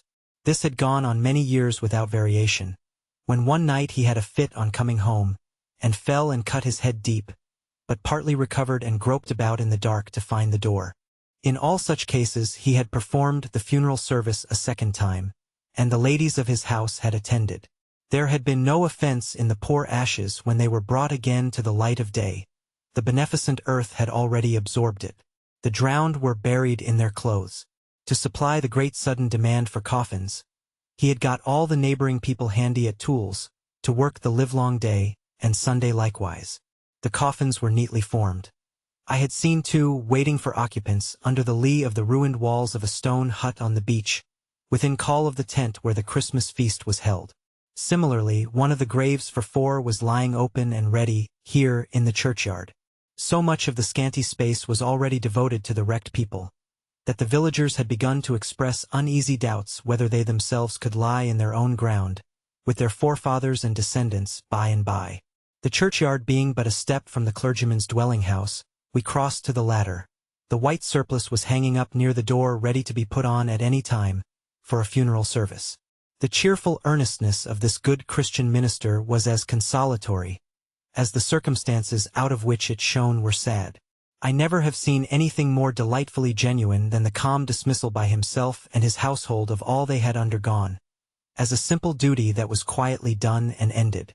In speaking of it, they spoke of it with great compassion for the bereaved, but laid no stress upon their own hard share in those weary weeks, except as it had attached many people to them as friends, and elicited many touching expressions of gratitude. This clergyman's brother, himself the clergyman of 2 adjoining parishes, who had buried 34 of the bodies in his own churchyard, and who had done to them all that his brother had done as to the larger number, must be understood as included in the family. He was there, with his neatly arranged papers, and made no more account of his trouble than anybody else did. Down to yesterday's post outward, my clergyman alone had written 1,075 letters to relatives and friends of the lost people. In the absence of self-assertion, it was only through my now and then delicately putting a question as the occasion arose, that I became informed of these things. It was only when I had remarked again and again in the church on the awful nature of the scene of death he had been required so closely to familiarize himself with for the soothing of the living, that he had casually said, without the least abatement of his cheerfulness. Indeed, it had rendered him unable for a time to eat or drink more than a little coffee now and then, and a piece of bread. In this noble modesty, in this beautiful simplicity, in this serene avoidance of the least attempt to improve an occasion which might be supposed to have sunk of its own weight into my heart, I seemed to have happily come, in a few steps, from the churchyard with its open grave, which was the type of death, to the Christian dwelling side by side with it, which was the type of resurrection. I never shall think of the former without the latter. The two will always rest side by side in my memory. If I had lost anyone dear to me in this unfortunate ship, if I had made a voyage from Australia to look at the grave in the churchyard, I should go away, thankful to God that that house was so close to it, and that its shadow by day and its domestic lights by night fell upon the earth in which its master had so tenderly laid my dear one's head. The references that naturally arose out of our conversation, to the descriptions sent down of shipwrecked persons, and to the gratitude of relations and friends, made me very anxious to see some of those letters. I was presently seated before a shipwreck of papers, all bordered with black, and from them I made the following few extracts. A mother writes, "Reverend Sir, amongst the many who perished on your shore was numbered my beloved son. I was only just recovering from a severe illness, and this fearful affliction has caused a relapse, so that I am unable at present to go to identify the remains of the loved and lost. My darling son would have been 16 on Christmas Day next. He was a most amiable and obedient child, early taught the way of salvation. We fondly hoped that as a British seaman he might be an ornament to his profession. But, it is well, I feel assured my dear boy is now with the redeemed.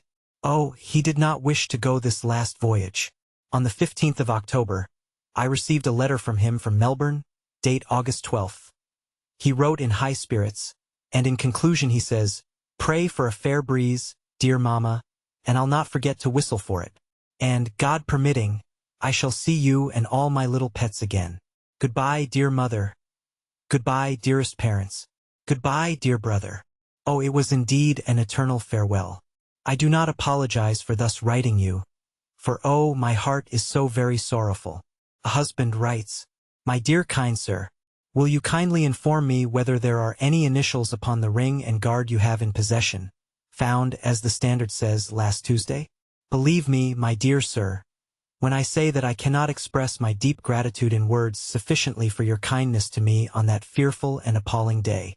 Will you tell me what I can do for you, and will you write me a consoling letter to prevent my mind from going astray?" A widow writes, "Left in such a state as I am, my friends and I thought it best that my dear husband should be buried where he lies, and, much as I should have liked to have had it otherwise, I must submit. I feel, from all I have heard of you, that you will see it done decently and in order.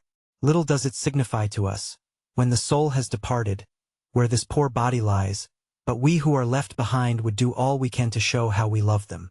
This is denied me, but it is God's hand that afflicts us, and I try to submit. Some day I may be able to visit the spot, and see where he lies, and erect a simple stone to his memory. Oh, it will be long, long before I forget that dreadful night. Is there such a thing in the vicinity, or any shop in Bangor, to which I could send for a small picture of Moelfra or Lanalga Church, a spot now sacred to me?" Another widow writes, "I have received your letter this morning, and do thank you most kindly for the interest you have taken about my dear husband, as well for the sentiments yours contains, evincing the spirit of a Christian who can sympathize with those who, like myself, are broken down with grief. May God bless and sustain you, and all in connection with you, in this great trial. Time may roll on and bear all its sons away, but your name as a disinterested person will stand in history, and, as successive years pass, many a widow will think of your noble conduct, and the tears of gratitude flow down many a cheek, the tribute of a thankful heart, when other things are forgotten forever. The father writes, I am at a loss to find words to sufficiently express my gratitude to you for your kindness to my son Richard upon the melancholy occasion of his visit to his dear brother's body, and also for your ready attention in pronouncing our beautiful burial service over my poor unfortunate son's remains. God grant that your prayers over him may reach the mercy seat, and that his soul may be received, through Christ's intercession, into heaven. His dear mother begs me to convey to you her heartfelt thanks. Those who were received at the clergyman's house write thus, after leaving it, Dear and never to be forgotten friends, I arrived here yesterday morning without accident, and am about to proceed to my home by railway. I am overpowered when I think of you and your hospitable home. No words could speak language suited to my heart. I refrain. God reward you with the same measure you have meted with. I enumerate no names, but embrace you all. My beloved friends, this is the first day that I have been able to leave my bedroom since I returned, which will explain the reason of my not writing sooner. If I could only have had my last melancholy hope realized in recovering the body of my beloved and lamented son, I should have returned home somewhat comforted, and I think I could then have been comparatively resigned. I fear now there is but little prospect, and I mourn as one without hope. The only consolation to my distressed mind is in having been so feelingly allowed by you to leave the matter in your hands, by whom I well know that everything will be done that can be, according to arrangements made before I left the scene of the awful catastrophe, both as to the identification of my dear son, and also his interment. I feel most anxious to hear whether anything fresh has transpired since I left you. Will you add another to the many deep obligations I am under to you by writing to me? And should the body of my dear and unfortunate son be identified, let me hear from you immediately, and I will come again. Words cannot express the gratitude I feel I owe to you all for your benevolent aid, your kindness, and your sympathy. My dearly beloved friends, I arrived in safety at my house yesterday, and a night's rest has restored and tranquilized me. I must again repeat that language has no words by which I can express my sense of obligation to you. You are enshrined in my heart of hearts. I have seen him, and can now realize my misfortune more than I have hitherto been able to do. Oh, the bitterness of the cup I drink! But I bow submissive. God must have done right. I do not want to feel less, but to acquiesce more simply. There were some Jewish passengers on board the Royal Charter, and the gratitude of the Jewish people is feelingly expressed in the following letter bearing date from the office of the Chief Rabbi. Reverend Sir, I cannot refrain from expressing to you my heartfelt thanks on behalf of those of my flock, whose relatives have unfortunately been among those who perished at the late wreck of the Royal Charter. You have, indeed, like Boaz, not left off your kindness to the living and the dead. You have not alone acted kindly towards the living by receiving them hospitably at your house, and energetically assisting them in their mournful duty, but also towards the dead, by exerting yourself to have our co-religionists buried in our ground, and according to our rites. May our Heavenly Father reward you for your acts of humanity and true philanthropy. The Old Hebrew Congregation of Liverpool thus express themselves through their secretary. Reverend Sir, the wardens of this congregation have learned with great pleasure that, in addition to those indefatigable exertions, at the scene of the late disaster to the Royal Charter, which have received universal recognition, you have very benevolently employed your valuable efforts to assist such members of our faith as have sought the bodies of lost friends to give them burial in our consecrated grounds, with the observances and rites prescribed by the ordinances of our religion. The wardens desire me to take the earliest available opportunity to offer to you, on behalf of our community, the expression of their warm acknowledgments and grateful thanks, and their sincere wishes for your continued welfare and prosperity. A Jewish gentleman writes, Reverend and dear Sir, I take the opportunity of thanking you right earnestly for the promptness you displayed in answering my note with full particulars concerning my much-lamented brother, and I also herein beg to express my sincere regard for the willingness you displayed and for the facility you afforded for getting the remains of my poor brother exhumed. It has been to us a most sorrowful and painful event, but when we meet with such friends as yourself, it in a measure, somehow or other, abates that mental anguish, and makes the suffering so much easier to be borne. Considering the circumstances connected with my poor brother's fate, it does, indeed, appear a hard one. He had been away in all 7 years. He returned 4 years ago to see his family. He was then engaged to a very amiable young lady. He had been very successful abroad, and was now returning to fulfill his sacred vow. He brought all his property with him in gold uninsured. We heard from him when the ship stopped at Queenstown, when he was in the highest of hope, and in a few short hours afterwards all was washed away. Mournful in the deepest degree, but too sacred for quotation here, were the numerous references to those miniatures of women worn round the necks of rough men, and found there after death, those locks of hair, those scraps of letters, those many slight memorials of hidden tenderness. One man cast up by the sea bore about him, printed on a perforated lace card, the following singular and unavailing charm: a blessing. May the blessing of God await thee. May the sun of glory shine around thy bed.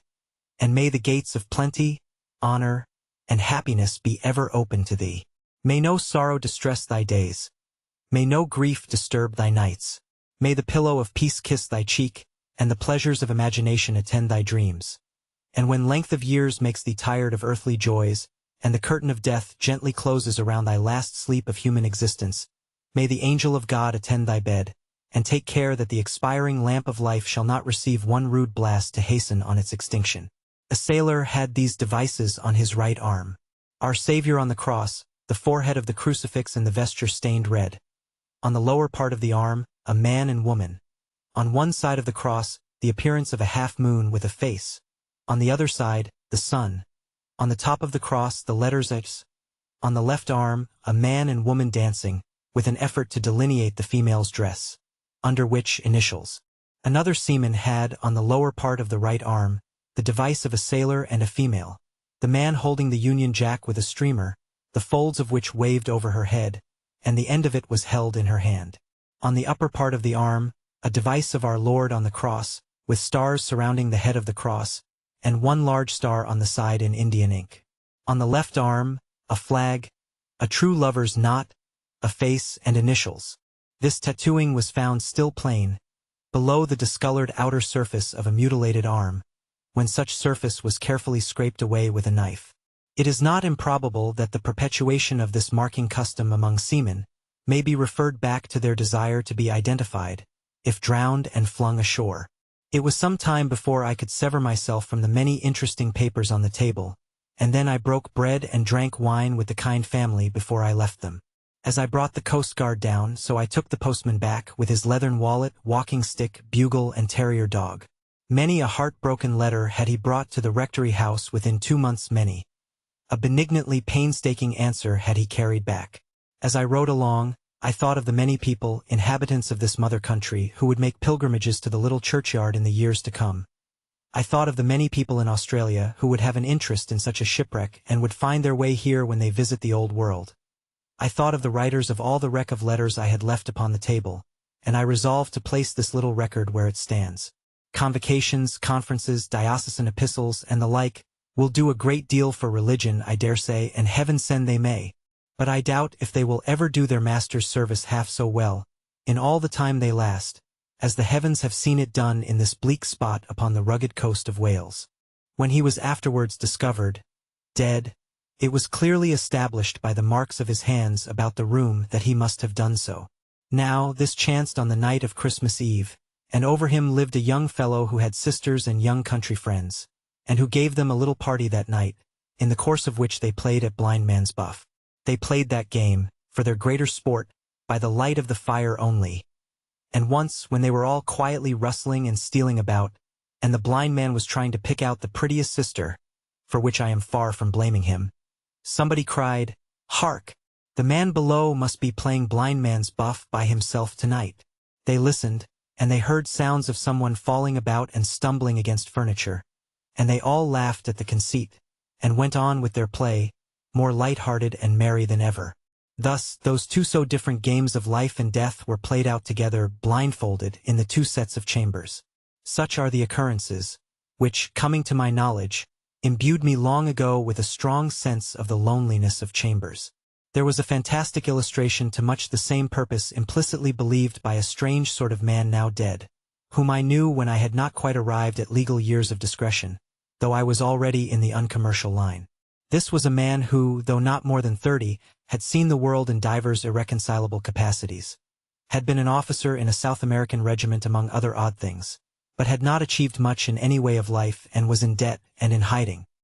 He occupied chambers of the dreariest nature in Lyon's Inn. His name, however, was not up on the door or doorpost, but in lieu of it stood the name of a friend who had died in the chambers, and had given him the furniture. The story arose out of the furniture, and was to this effect.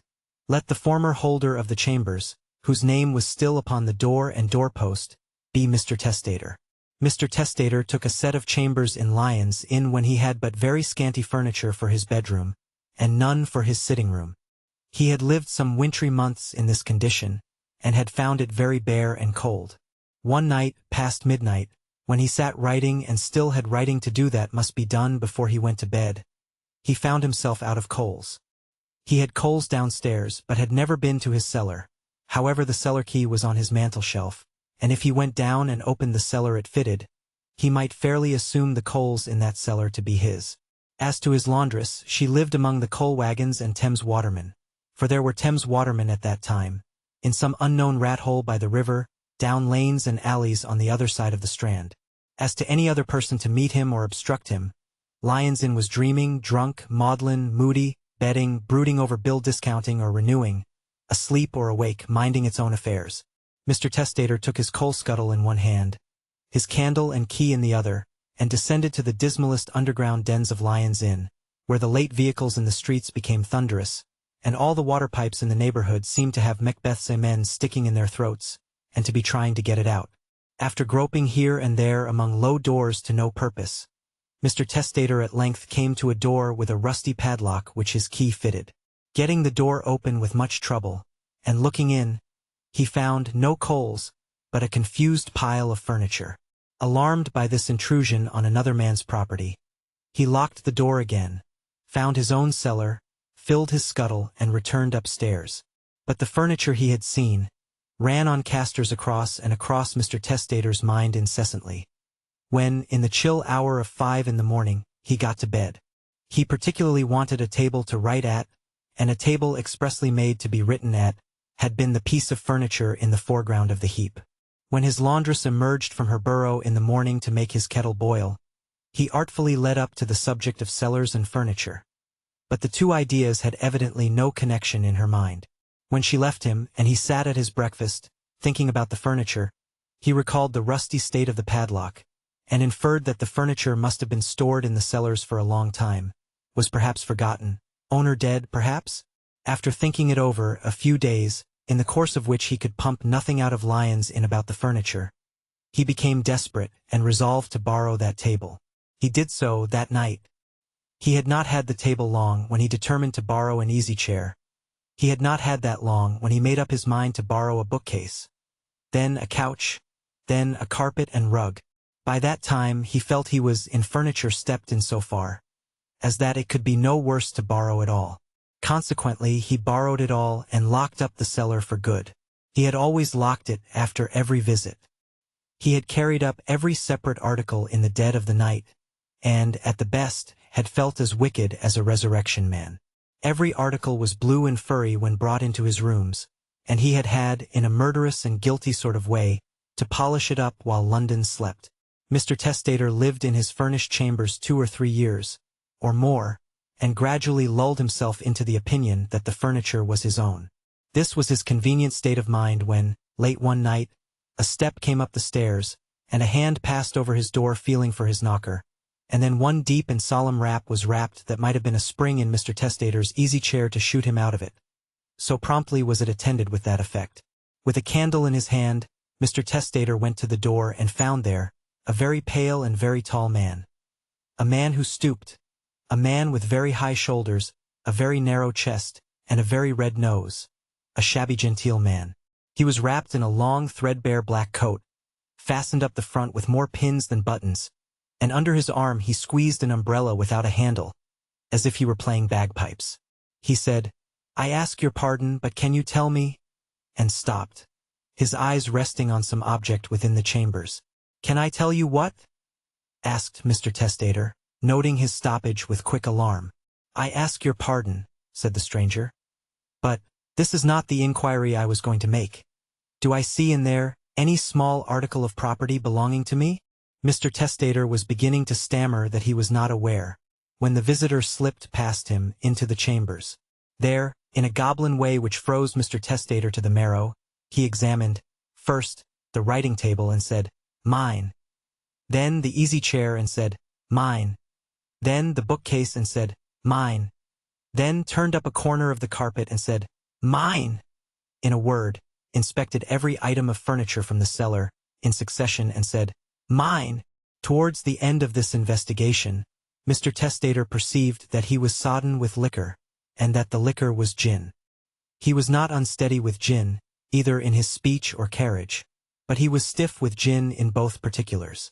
Mr. Testator was in a dreadful state, for, according to his making out of the story, the possible consequences of what he had done in recklessness and hardihood flashed upon him in their fullness for the first time.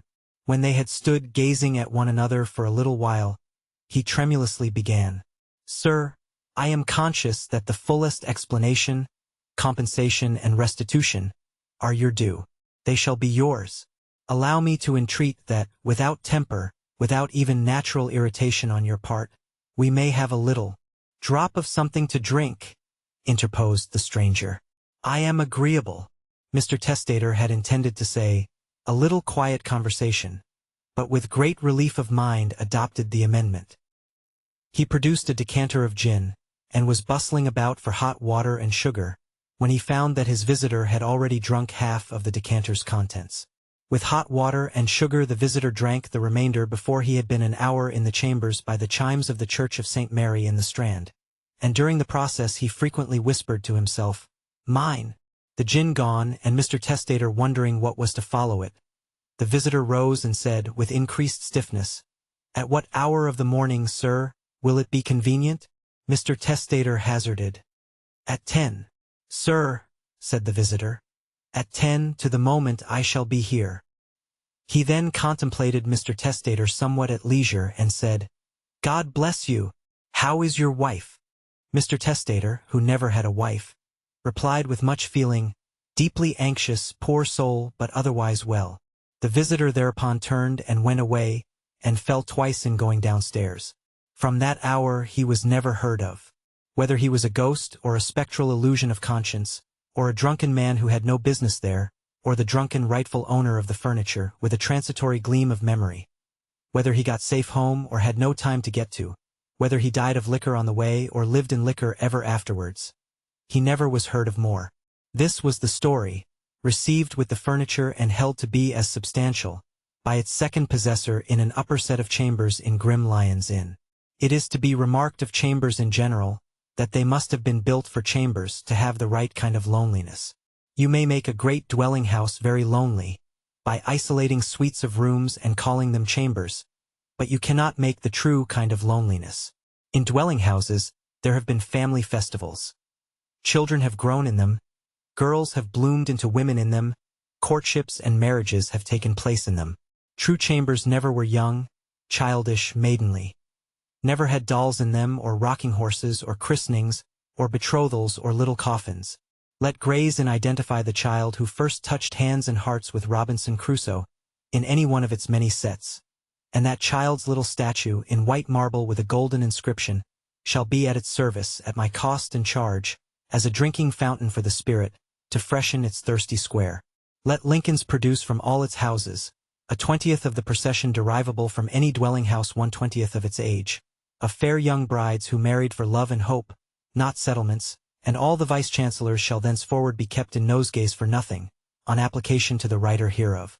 It is not denied that on the terrace of the Adelphi, or in any of the streets of that subterranean stable-haunted spot, or about Bedford Row or James Street of that ilk, a gruesome place, or anywhere among the neighborhoods that have done flowering and have run to seed, you may find chambers replete with the accommodations of solitude, closeness, and darkness, where you may be as low-spirited as in the genuine article, and might be as easily murdered, with the placid reputation of having merely gone down to the seaside. But the many waters of life did run musical in those dry channels once. Among the inns, never. The only popular legend known in relation to any one of the dull family of inns is a dark old Bailey whisper concerning Clements, and importing how the black creature who holds the sundial there was a Negro who slew his master and built the dismal pile out of the contents of his strong box, for which architectural offense alone he ought to have been condemned to live in it. But what populace would waste fancy upon such a place, or on New Inn, Staple Inn, Barnard's Inn, or any of the shabby crew? The genuine laundress, too, is an institution not to be had in its entirety out of and away from the genuine chambers. Again, it is not denied that you may be robbed elsewhere. Elsewhere you may have, for money, dishonesty, drunkenness, dirt, laziness, and profound incapacity. But the veritable shining red-faced shameless laundress, the true Mrs. Sweeney, in figure, color, texture, and smell, like the old damp family umbrella. The tip-top complicated abomination of stockings, spirits, bonnet, limpness, looseness, and larceny, is only to be drawn at the fountainhead. Mrs. Sweeney is beyond the reach of individual art. It requires the united efforts of several men to ensure that great result, and it is only developed in perfection under an honorable society and in an inn of court. 15.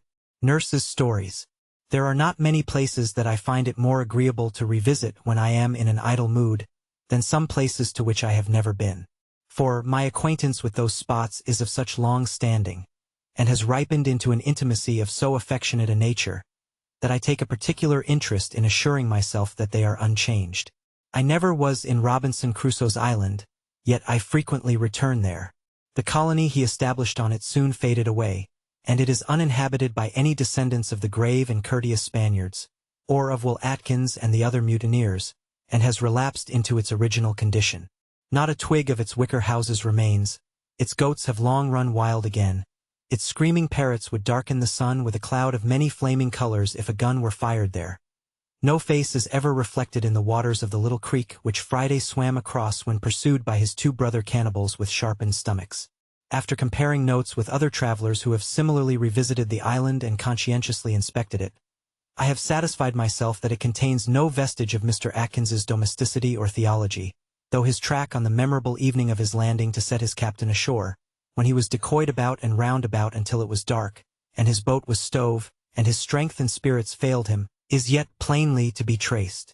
So is the hilltop on which Robinson was struck dumb with joy when the reinstated captain pointed to the ship, riding within half a mile of the shore, that was to bear him away, in the 29th year of his seclusion in that lonely place. So is the sandy beach on which the memorable footstep was impressed, and where the savages hauled up their canoes when they came ashore for those dreadful public dinners, which led to a dancing worse than speech-making. So is the cave where the flaring eyes of the old goat made such a goblin appearance in the dark. So is the site of the hut where Robinson lived with the dog and the parrot and the cat, and where he endured those first agonies of solitude, which, strange to say, never involved any ghostly fancies, a circumstance so very remarkable, that perhaps he left out something in writing his record? Round hundreds of such objects, hidden in the dense tropical foliage, the tropical sea breaks evermore, and over them the tropical sky, saving in the short rainy season, shines bright and cloudless. Neither was I ever belated among wolves, on the borders of France and Spain. Nor did I ever, when night was closing in and the ground was covered with snow, draw up my little company among some felled trees which served as a breastwork, and there fire a train of gunpowder so dexterously that suddenly we had 3 or 4 score blazing wolves illuminating the darkness around us. Nevertheless, I occasionally go back to that dismal region and perform the feat again, when indeed to smell the singeing and the frying of the wolves afire, and to see them setting one another alight as they rush and tumble, and to behold them rolling in the snow vainly attempting to put themselves out, and to hear their howlings taken up by all the echoes as well as by all the unseen wolves within the woods, makes me tremble. I was never in the robber's cave, where Gil Blas lived, but I often go back there and find the trapdoor just as heavy to raise as it used to be, while that wicked old disabled black lies everlastingly cursing in bed. I was never in Don Quixote's study, where he read his books of chivalry until he rose and hacked at imaginary giants, and then refreshed himself with great draughts of water, yet you couldn't move a book in it without my knowledge or with my consent.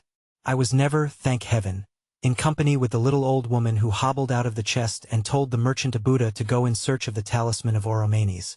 Yet I make it my business to know that she is well preserved and as intolerable as ever.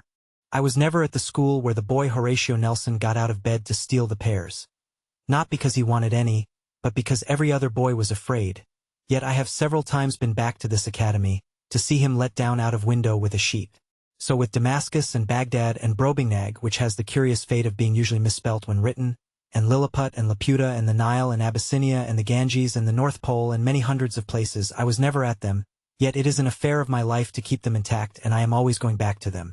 But, when I was in Dullborough one day, revisiting the associations of my childhood as recorded in previous pages of these notes, my experience in this wise was made quite inconsiderable and of no account, by the quantity of places and people.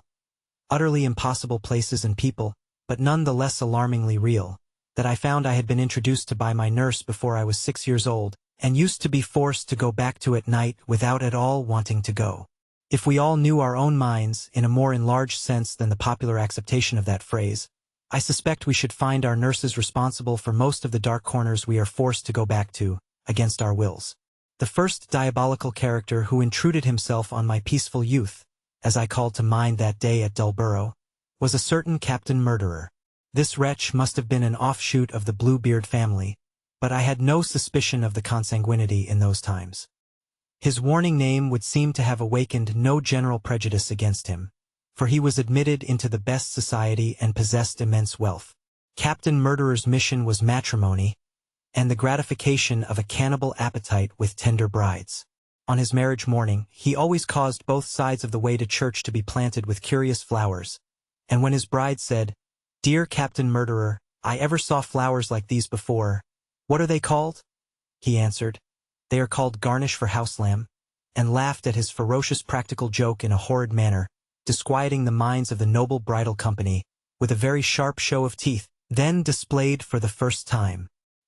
He made love in a coach and 6, and married in a coach and 12, and all his horses were milk-white horses with one red spot on the back which he caused to be hidden by the harness. For the spot would come there, though every horse was milk-white when Captain Murderer bought him, and the spot was young bride's blood. To this terrific point I am indebted for my first personal experience of a shudder and cold beads on the forehead.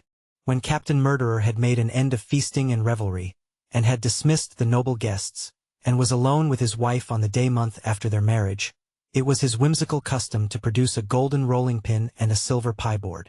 Now, there was this special feature in the captain's courtships, that he always asked if the young lady could make pie crust, and if she couldn't by nature or education, she was taught.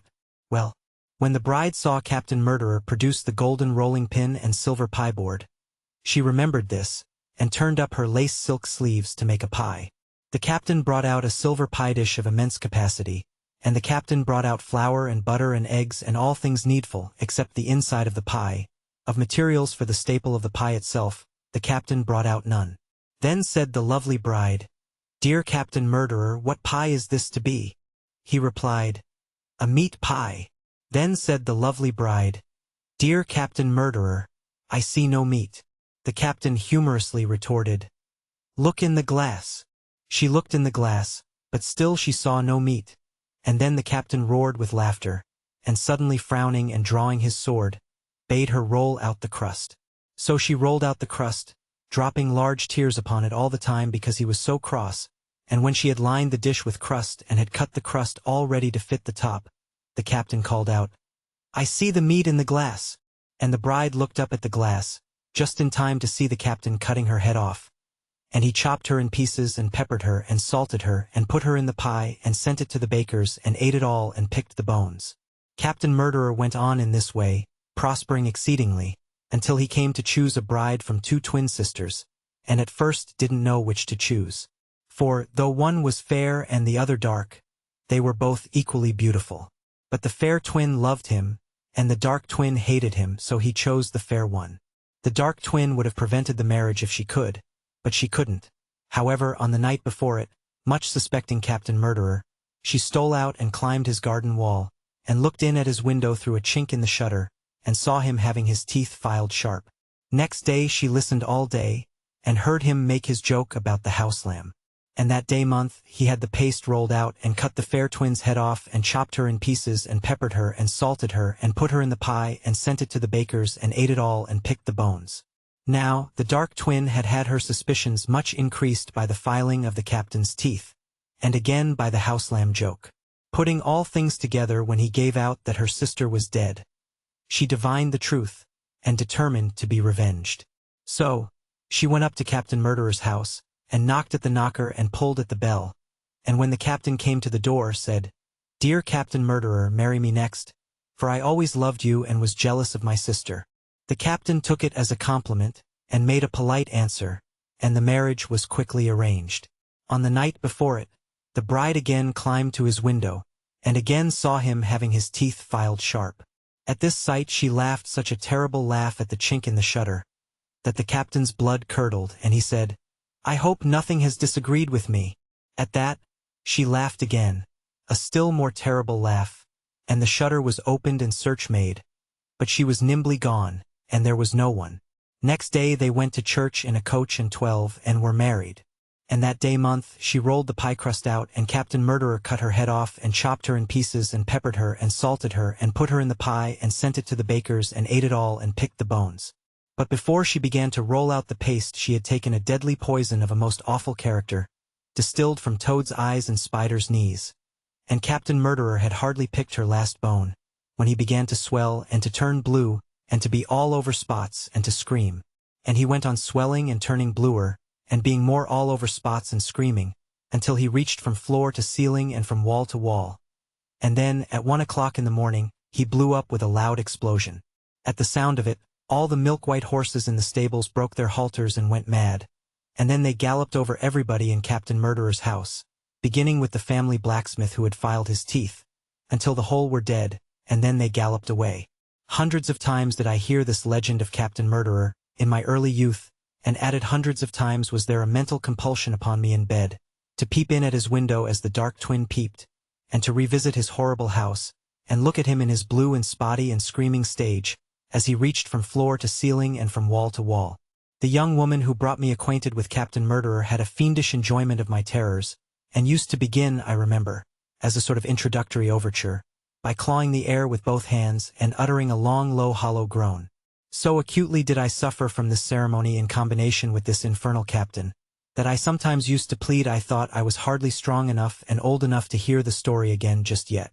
But she never spared me one word of it, and indeed commanded the awful chalice to my lips as the only preservative known to science against the black cat, a weird and glaring-eyed supernatural Tom, who was reputed to prowl about the world by night, sucking the breath of infancy, and who was endowed with a special thirst, as I was given to understand, for mine. This female bard, may she have been repaid my debt of obligation to her in the matter of nightmares and perspirations, reappears in my memory as the daughter of a shipwright. Her name was Mercy, though she had none on me. There was something of a shipbuilding flavor in the following story. As it always recurs to me in a vague association with calomel pills, I believe it to have been reserved for dull nights when I was low with medicine. There was once a shipwright, and he wrought in a government yard, and his name was Chips. And his father's name before him was Chips, and his father's name before him was Chips, and they were all Chipses. And Chips the father had sold himself to the devil for an iron pot and a bushel of 10-penny nails and half a ton of copper and a rat that could speak. And Chips the grandfather had sold himself to the devil for an iron pot and a bushel of 10-penny nails and half a ton of copper and a rat that could speak. And Chips the great-grandfather had disposed of himself in the same direction on the same terms, and the bargain had run in the family for a long, long time. So, one day, when young Chips was at work in the dock slip all alone, down in the dark hold of an old 74 that was hailed up for repairs, the devil presented himself and remarked, "A lemon has pips, and a yard has ships, and I'll have Chips." I don't know why, but this fact of the devil's expressing himself in rhyme was peculiarly trying to me. Chips looked up when he heard the words, and there he saw the devil with saucer eyes that squinted on a terrible great scale, and that struck out sparks of blue fire continually. And whenever he winked his eyes, showers of blue sparks came out, and his eyelashes made a clattering like flints and steels striking lights. And hanging over one of his arms by the handle was an iron pot, and under that arm was a bushel of 10-penny nails, and under his other arm was half a ton of copper, and sitting on one of his shoulders was a rat that could speak.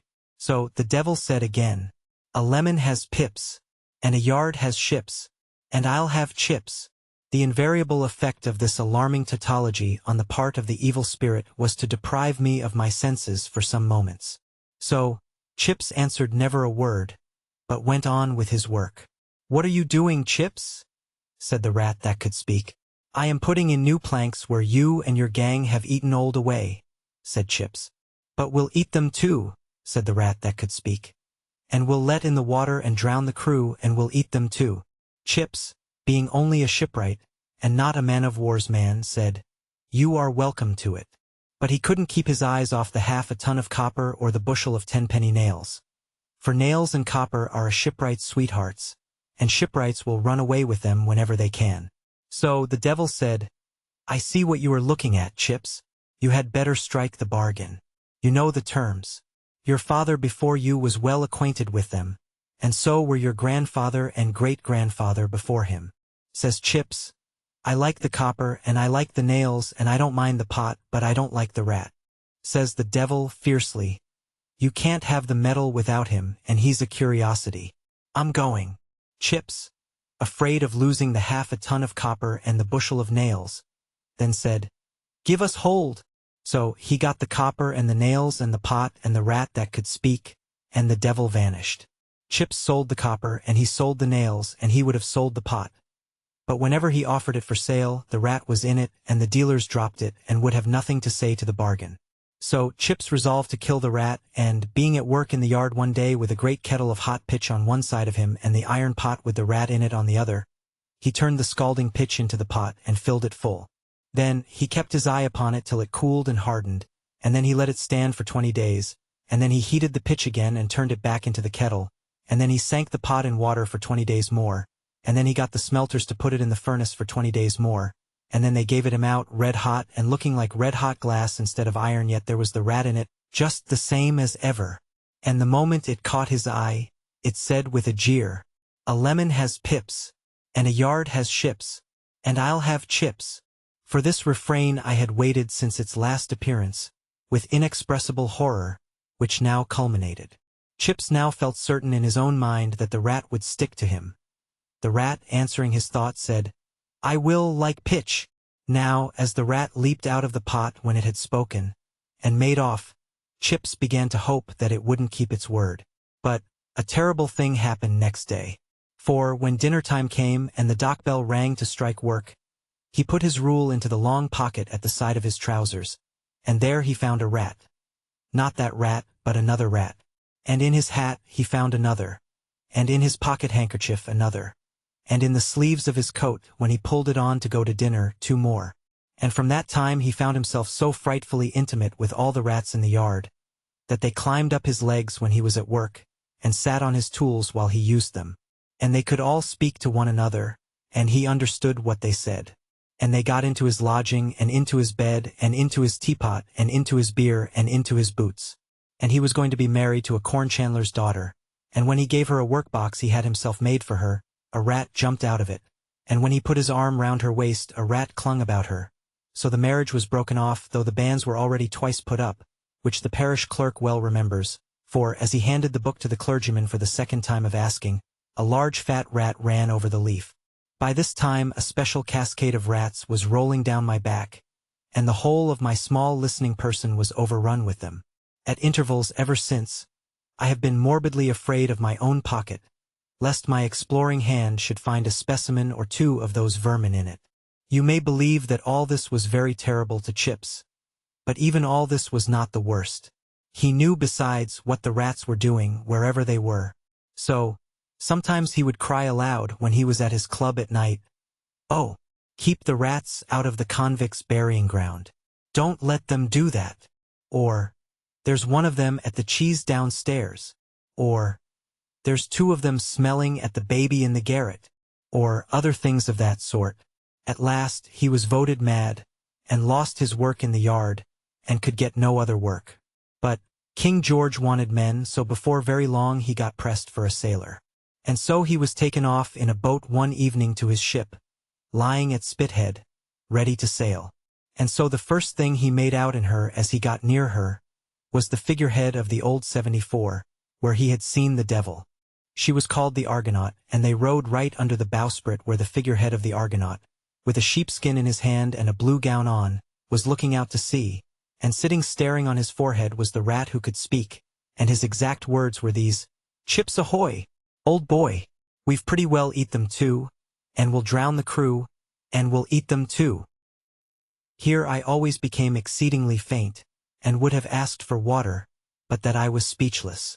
The ship was bound for the Indies, and if you don't know where that is, you ought to it, and angels will never love you. Here I felt myself an outcast from a future state. The ship set sail that very night, and she sailed and sailed and sailed. Chip's feelings were dreadful. Nothing ever equaled his terrors. No wonder. At last, one day he asked leave to speak to the admiral. The admiral give leave. Chips went down on his knees in the great state cabin. Your honor, unless your honor, without a moment's loss of time, makes sail for the nearest shore. This is a doomed ship, and her name is the Coffin. Young man, your words are a madman's words.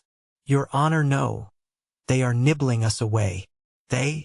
Your honor, them dreadful rats. Dust and hollowness where solid oak ought to be. Rats nibbling a grave for every man on board. Oh, does your honor love your lady and your pretty children? Yes, my man, to be sure. Then, for God's sake, make for the nearest shore, for at this present moment the rats are all stopping in their work, and are all looking straight towards you with bare teeth, and are all saying to one another that you shall never, never, never, never see your lady and your children more. My poor fellow, you are a case for the doctor. Sentry, take care of this man. So, he was bled and he was blistered and he was this and that, for 6 whole days and nights. So, then he again asked leave to speak to the admiral. The admiral give leave. He went down on his knees in the great state cabin. Now, admiral, you must die. You took no warning. You must die. The rats are never wrong in their calculations, and they make out that they'll be through at 12 tonight. So, you must die. With me and all the rest. And so at 12 o'clock there was a great leak reported in the ship, and a torrent of water rushed in and nothing could stop it, and they all went down, every living soul. And what the rats, being water rats, left of Chips at last floated to shore, and sitting on him was an immense overgrown rat, laughing, that dived when the corpse touched the beach and never came up. And there was a deal of seaweed on the remains. And if you get 13 bits of seaweed, and dry them and burn them in the fire, they will go off like in these 13 words as plain can be. A lemon has pips, and a yard has ships, and I've got chips. The same female bard, descended, possibly, from those terrible old scalds who seem to have existed for the express purpose of addling the brains of mankind when they begin to investigate languages, made a standing pretense which greatly assisted in forcing me back to a number of hideous places that I would by all means have avoided. This pretense was, that all her ghost stories had occurred to her own relations. Politeness towards a meritorious family, therefore, forbade my doubting them, and they acquired an air of authentication that impaired my digestive powers for life. There was a narrative concerning an unearthly animal foreboding death, which appeared in the open street to a parlour-maid who went to fetch the beer for supper. First, as I now recall it, assuming the likeness of a black dog, and gradually rising on its hind legs and swelling into the semblance of some quadruped greatly surpassing a hippopotamus, which apparition, not because I deemed it in the least improbable, but because I felt it to be really too large to bear, I feebly endeavored to explain away. But, on Mercy's retorting with wounded dignity that the parlour-maid was her own sister-in-law, I perceived there was no hope, and resigned myself to this zoological phenomenon as one of my many pursuers. There was another narrative describing the apparition of a young woman who came out of a glass case and haunted another young woman until the other young woman questioned it and elicited that its bones, Lord, to think of its being so particular about its bones, were buried under the glass case, whereas she required them to be interred, with every undertaking solemnity up to 24 pound 10, in another particular place. This narrative I considered, I had a personal interest in disproving because we had glass cases at home, and how, otherwise, was I to be guaranteed from the intrusion of young women requiring me to bury them up to 24 pound 10, when I had only 2pence a week. But my remorseless nurse cut the ground from under my tender feet, by informing me that she was the other young woman. And I couldn't say, I don't believe you. It was not possible. Such are a few of the uncommercial journeys that I was forced to make, against my will, when I was very young and unreasoning. And really, as to the latter part of them, it is not so very long ago, now I come to think of it, that I was asked to undertake them once again with a steady countenance. 16. Arcadian London. Being in a humor for complete solitude and uninterrupted meditation this autumn, I have taken a lodging for 6 weeks in the most unfrequented part of England, in a word, in London. The retreat into which I have withdrawn myself is Bond Street. From this lonely spot I make pilgrimages into the surrounding wilderness, and traverse extensive tracts of the great desert.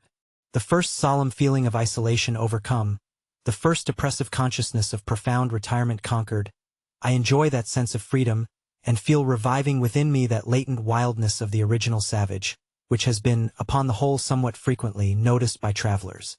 My lodgings are at a hatter's, my own hatter's. After exhibiting no articles in his window for some weeks, but seaside wide-awakes, shooting caps, and a choice of rough waterproof headgear for the moors and mountains, he has put upon the heads of his family as much of this stock as they could carry, and has taken them off to the Isle of Thanet. His young man alone remains, and remains alone in the shop. The young man has let out the fire at which the irons are heated, and, saving his strong sense of duty, I see no reason why he should take the shutters down. Happily for himself and for his country the young man is a volunteer. Most happily for himself, or I think he would become the prey of a settled melancholy. For, to live surrounded by human hats, and alienated from human heads to fit them on, is surely a great endurance.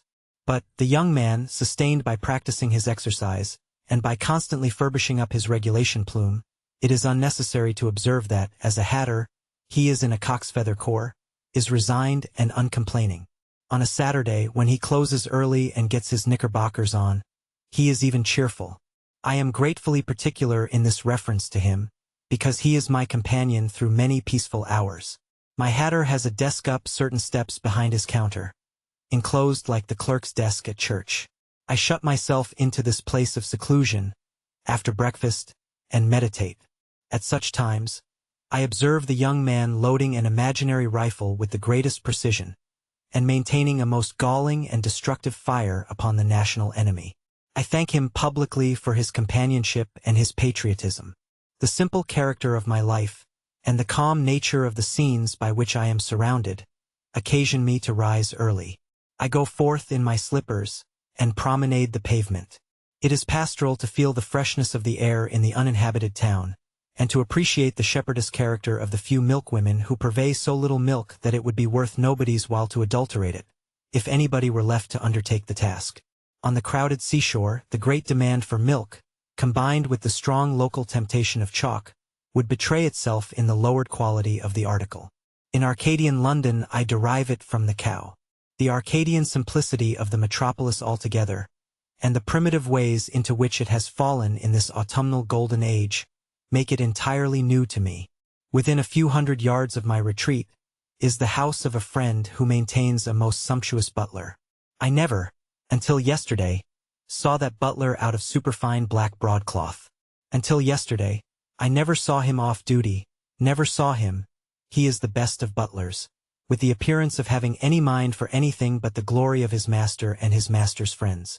Yesterday morning, walking in my slippers near the house of which he is the prop and ornament, a house now a waste of shutters, I encountered that butler also in his slippers, and in a shooting suit of one color, and in a low-crowned straw hat, smoking an early cigar. He felt that we had formerly met in another state of existence, and that we were translated into a new sphere. Wisely and well he passed me without recognition. Under his arm he carried the morning paper, and shortly afterwards I saw him sitting on a rail in the pleasant open landscape of Regent Street, perusing it at his ease under the ripening sun. My landlord having taken his whole establishment to be salted down, I am waited on by an elderly woman laboring under a chronic sniff, who, at the shadowy hour of 9:30 of every evening, gives admittance at the street door to a meager and mouldy old man whom I have never yet seen detached from a flat pint of beer in a pewter pot. The meager and mouldy old man is her husband, and the pair have a dejected consciousness that they are not justified in appearing on the surface of the earth. They come out of some hole when London empties itself, and go in again when it fills. I saw them arrive on the evening when I myself took possession, and they arrived with the flat pint of beer, and their bed in a bundle. The old man is a weak old man, and appeared to me to get the bed down the kitchen stairs by tumbling down with and upon it. They make their bed in the lowest and remotest corner of the basement, and they smell of bed, and have no possession but bed, unless it be, which I rather infer from an undercurrent of flavor in them, cheese. I know their name, through the chance of having called the wife's attention, at 9:30 on the second evening of our acquaintance, to the circumstance of there being someone at the house door, when she apologetically explained, "It's only Mr. Clem." What becomes of Mr. Clem all day, or when he goes out, or why, is a mystery I cannot penetrate. But at 9:30 he never fails to turn up on the doorstep with the flat pint of beer. And the pint of beer, flat as it is so much more important than himself, that it always seems to my fancy as if it had found him drivelling in the street and had humanely brought him home.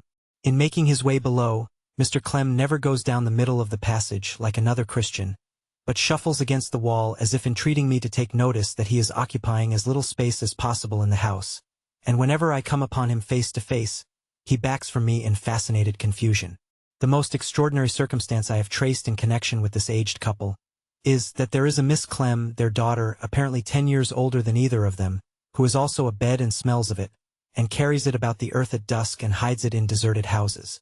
I came into this piece of knowledge through Mrs. Clem's beseeching me to sanction the sheltering of Miss Clem under that roof for a single night, between her taquine care of the upper part in Pall Mall which the family of his back, and a ooze in Sir Jamesa Street, which the family of Leaves Town Termore.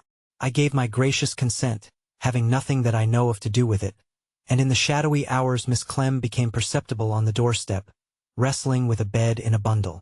Where she made it up for the night I cannot positively state, but, I think, in a sink. I know that, with the instinct of a reptile or an insect, she stowed it and herself away in deep obscurity. In the Clem family, I have noticed another remarkable gift of nature, and that is a power they possess of converting everything into flue. Such broken victuals as they take by stealth appear, whatever the nature of the viands, invariably to generate flue, and even the nightly pint of beer, instead of assimilating naturally, strikes me as breaking out in that form, equally on the shabby gown of Mrs. Clem and the threadbare coat of her husband. Mrs. Clem has no idea of my name. As to Mr. Clem, he has no idea of anything, and only knows me as her good gentleman.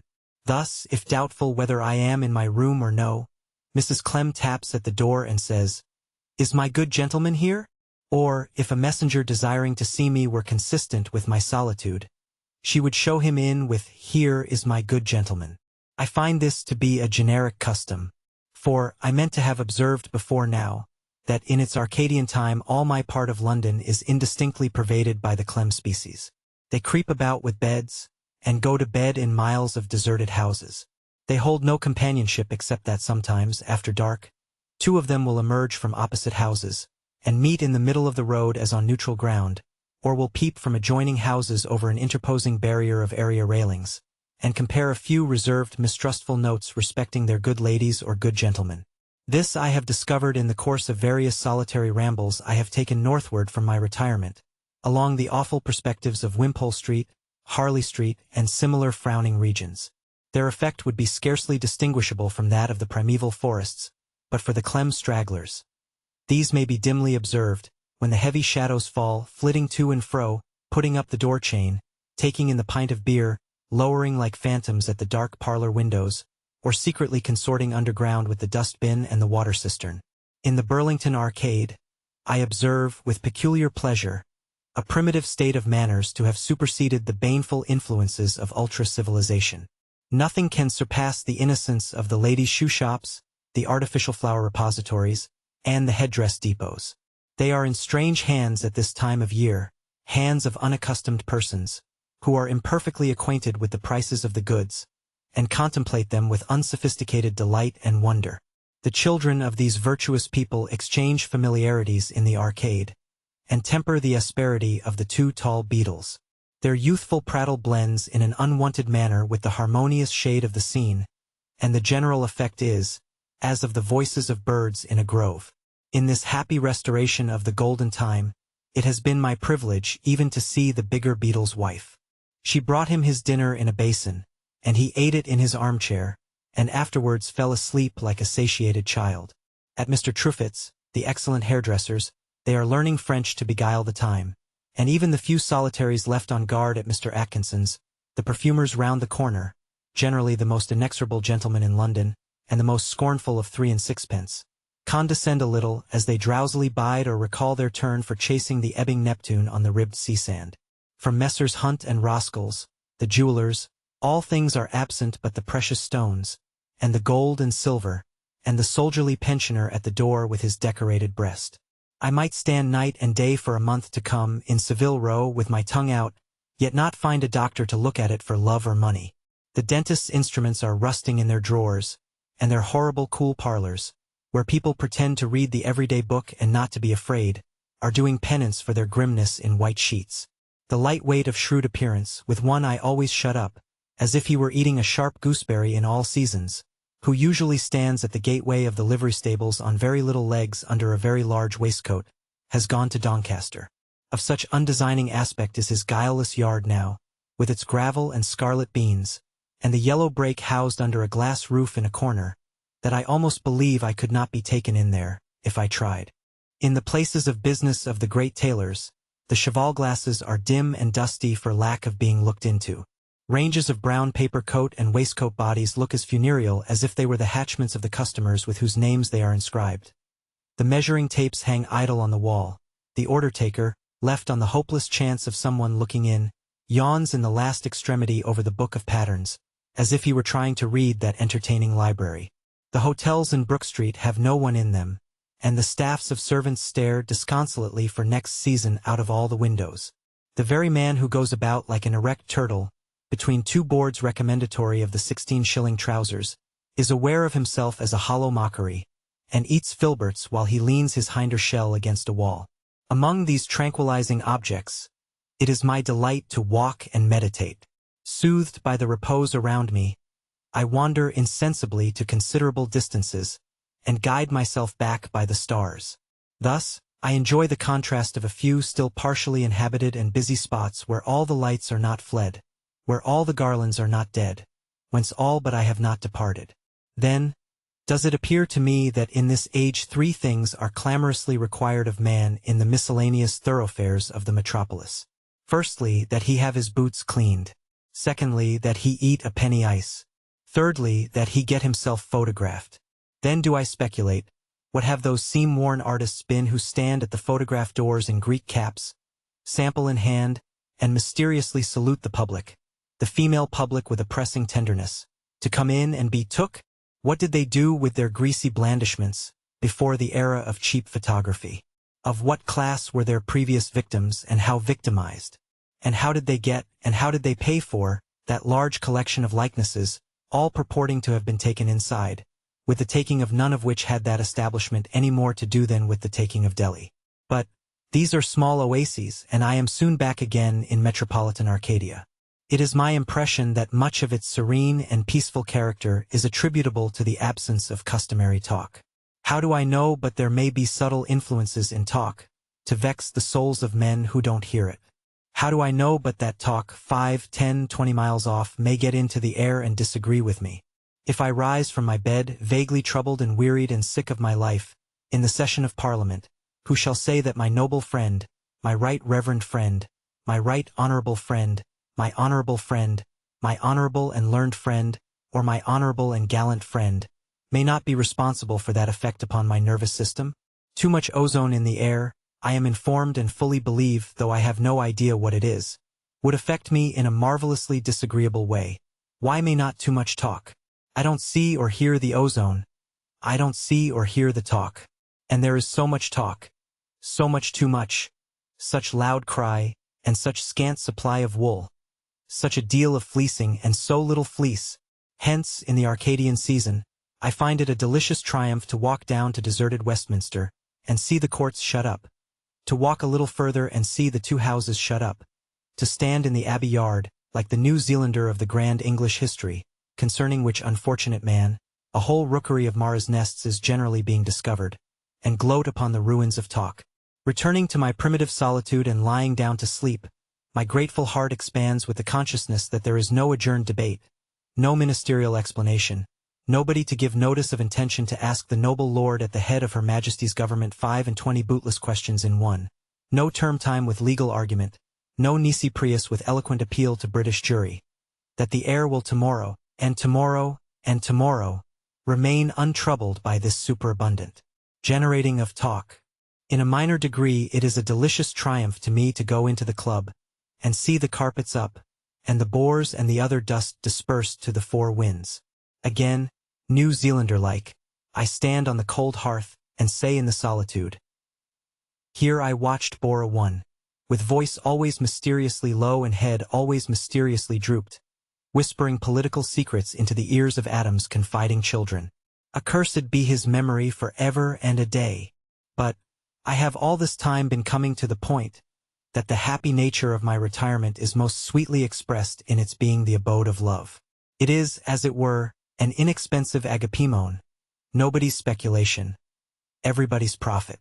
The one great result of the resumption of primitive habits, and, convertible terms, the not having much to do, is the abounding of love. The clem species are incapable of the softer emotions. Probably, in that low nomadic race, the softer emotions have all degenerated into flu. But, with this exception, all the sharers of my retreat make love. I have mentioned Savile Row. We all know the doctor's servant. We all know what a respectable man he is, what a hard dry man, what a firm man, what a confidential man. How he lets us into the waiting room, like a man who knows minutely what is the matter with us, but from whom the rack should not wring the secret. In the prosaic season, he has distinctly the appearance of a man conscious of money in the savings bank, and taking his stand on his respectability with both feet. At that time it is as impossible to associate him with relaxation, or any human weakness, as it is to meet his eye without feeling guilty of indisposition. In the blessed Arcadian time, how changed! I have seen him, in a pepper and salt jacket and drab trousers, with his arm round the waist of a bootmaker's housemaid, smiling in open day. I have seen him at the pump by the Albany, unsolicitedly pumping for two fair young creatures, whose figures as they bent over their cans, were, if I may be allowed an original expression, a model for the sculptor. I have seen him trying the piano in the doctor's drawing-room with his forefinger, and have heard him humming tunes in praise of lovely woman. I have seen him seated on a fire engine, and going, obviously in search of excitement, to a fire. I saw him, one moonlight evening when the peace and purity of our Arcadian West were at their height, poke with the lovely daughter of a cleaner of gloves, from the doorsteps of his own residence, across Savile Row, round by Clifford Street and Old Burlington Street, back to Burlington Gardens. Is this the golden age revived? Or iron London? The dentist's servant. Is that man no mystery to us, no type of invisible power? The tremendous individual knows, who else does? What is done with the extracted teeth? He knows what goes on in the little room where something is always being washed or filed. He knows what warm spicy infusion is put into the comfortable tumbler from which we rinse our wounded mouth, with a gap in it that feels a foot wide. He knows whether the thing we spit into is a fixture communicating with the Thames, or could be cleared away for a dance. He sees the horrible parlor where there are no patients in it, and he could reveal, if he would, what becomes of the everyday book then. The conviction of my coward conscience when I see that man in a professional light is that he knows all the statistics of my teeth and gums, my double teeth, my single teeth, my stop teeth, and my sound. In this Arcadian rest, I am fearless of him as of a harmless, powerless creature in a Scotch cap, who adores a young lady in a voluminous crinoline, at a neighboring billiard room, and whose passion would be uninfluenced if every one of her teeth were false. They may be. He takes them all on trust. In secluded corners of the place of my seclusion, there are little shops withdrawn from public curiosity, and never two together, where servants' perquisites are bought. The cook may dispose of grease at these modest and convenient marts, the butler of bottles, the valet and lady's maid of clothes, most servants, indeed, of most things they may happen to lay hold of. I have been told that in sterner times loving correspondence, otherwise interdicted, may be maintained by letter through the agency of some of these useful establishments. In the Arcadian autumn, no such device is necessary. Everybody loves, and openly and blamelessly loves. My landlord's young man loves the whole of one side of the way of Old Bond Street, and is beloved several doors up New Bond Street besides. I never look out of window, but I see kissing of hands going on all around me. It is the morning custom to glide from shop to shop and exchange tender sentiments. It is the evening custom for couples to stand hand in hand at house doors, or roam, linked in that flowery manner, through the unpeopled streets. There is nothing else to do but love, and what there is to do is done. In unison with this pursuit, a chaste simplicity obtains in the domestic habits of Arcadia. Its few scattered people dine early, live moderately, sup socially, and sleep soundly. It is rumored that the beadles of the arcade, from being the mortal enemies of boys, have signed with tears an address to Lord Shaftesbury, and subscribed to a ragged school. No wonder, for they might turn their heavy maces into crooks and tend sheep in the arcade, to the purling of the water carts as they give the thirsty streets much more to drink than they can carry. A happy golden age, and a serene tranquility. Charming picture, but it will fade. The Iron Age will return. London will come back to town. If I show my tongue then in Savile Row for half a minute I shall be prescribed for. The doctor's man and the dentist's man will then pretend that these days of unprofessional innocence never existed. Where Mr. and Mrs. Clem and their bed will be at that time, passes human knowledge. But my Hatter hermitage will then know them no more, nor will it then know me. The desk at which I have written these meditations will retributively assist at the making out of my account, and the wheels of gorgeous carriages and the hoofs of high-stepping horses will crush the silence out of Bond Street, will grind Arcadia away, and give it to the elements in granite powder. 17. The Italian Prisoner. The rising of the Italian people from under their unutterable wrongs, and the tardy burst of day upon them after the long, long night of oppression that has darkened their beautiful country, have naturally caused my mind to dwell often of late on my own small wanderings in Italy. Connected with them is a curious little drama, in which the character I myself sustained was so very subordinate that I may relate its story without any fear of being suspected of self-display. It is strictly a true story. I am newly arrived one summer evening, in a certain small town on the Mediterranean. I have had my dinner at the inn, and I and the mosquitoes are coming out into the streets together. It is far from Naples, but a bright, brown, plump little woman servant at the inn is a Neapolitan, and is so vivaciously expert in pantomimic action, that in the single moment of answering my request to have a pair of shoes cleaned which I have left upstairs, she plies imaginary brushes, and goes completely through the motions of polishing the shoes up, and laying them at my feet. I smile at the brisk little woman in perfect satisfaction with her briskness, and the brisk little woman, amiably pleased with me because I am pleased with her, claps her hands and laughs delightfully. We are in the inn-yard. As the little woman's bright eyes sparkle on the cigarette I am smoking, I make bold to offer her one. She accepts it none the less merrily, because I touch a most charming little dimple in her fat cheek, with its light paper end. Glancing up at the many green lattices to assure herself that the mistress is not looking on, the little woman then puts her two little dimple arms akimbo, and stands on tiptoe to light her cigarette at mine. "And now, dear little sir," says she, puffing out smoke in a most innocent and cherubic manner, "keep quite straight on, take the first to the right and probably you will see him standing at his door. I gave a commission to him, and I have been inquiring about him. I have carried the commission about Italy several months. Before I left England, there came to me one night a certain generous and gentle English nobleman.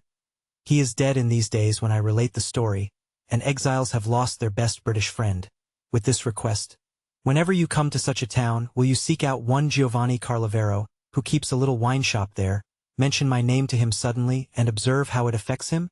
I accepted the trust, and am on my way to discharge it. The sirocco has been blowing all day, and it is a hot, unwholesome evening with no cool sea breeze. Mosquitoes and fireflies are lively enough, but most other creatures are faint.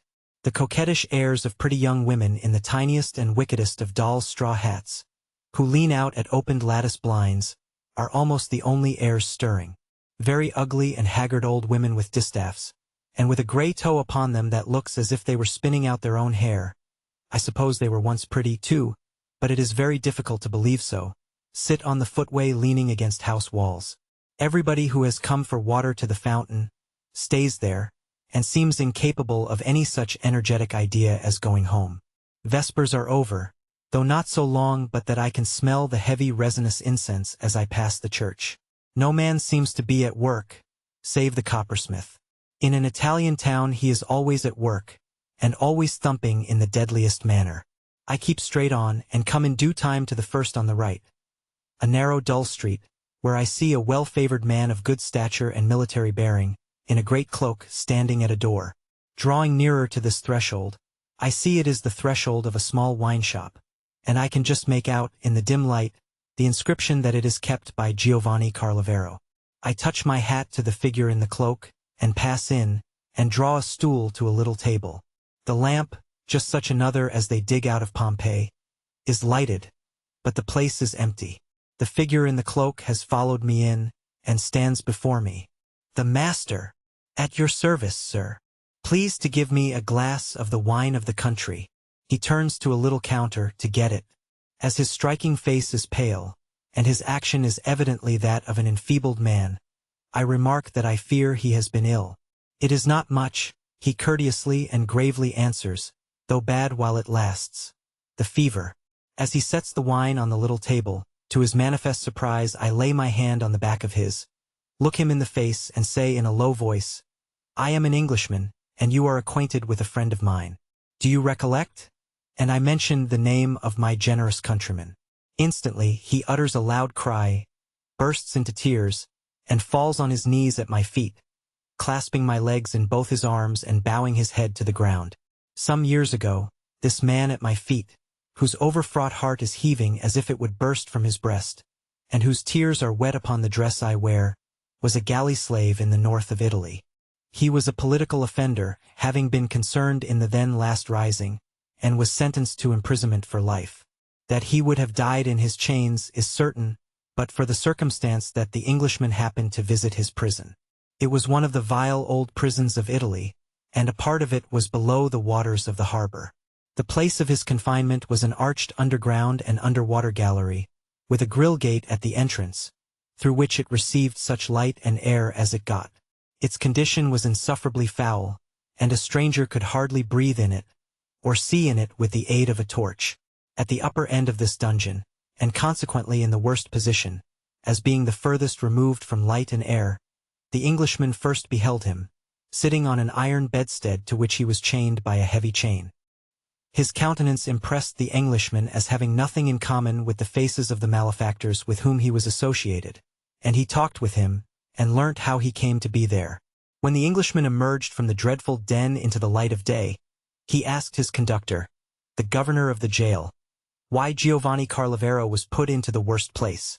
Because he is particularly recommended, was the stringent answer. Recommended, that is to say, for death?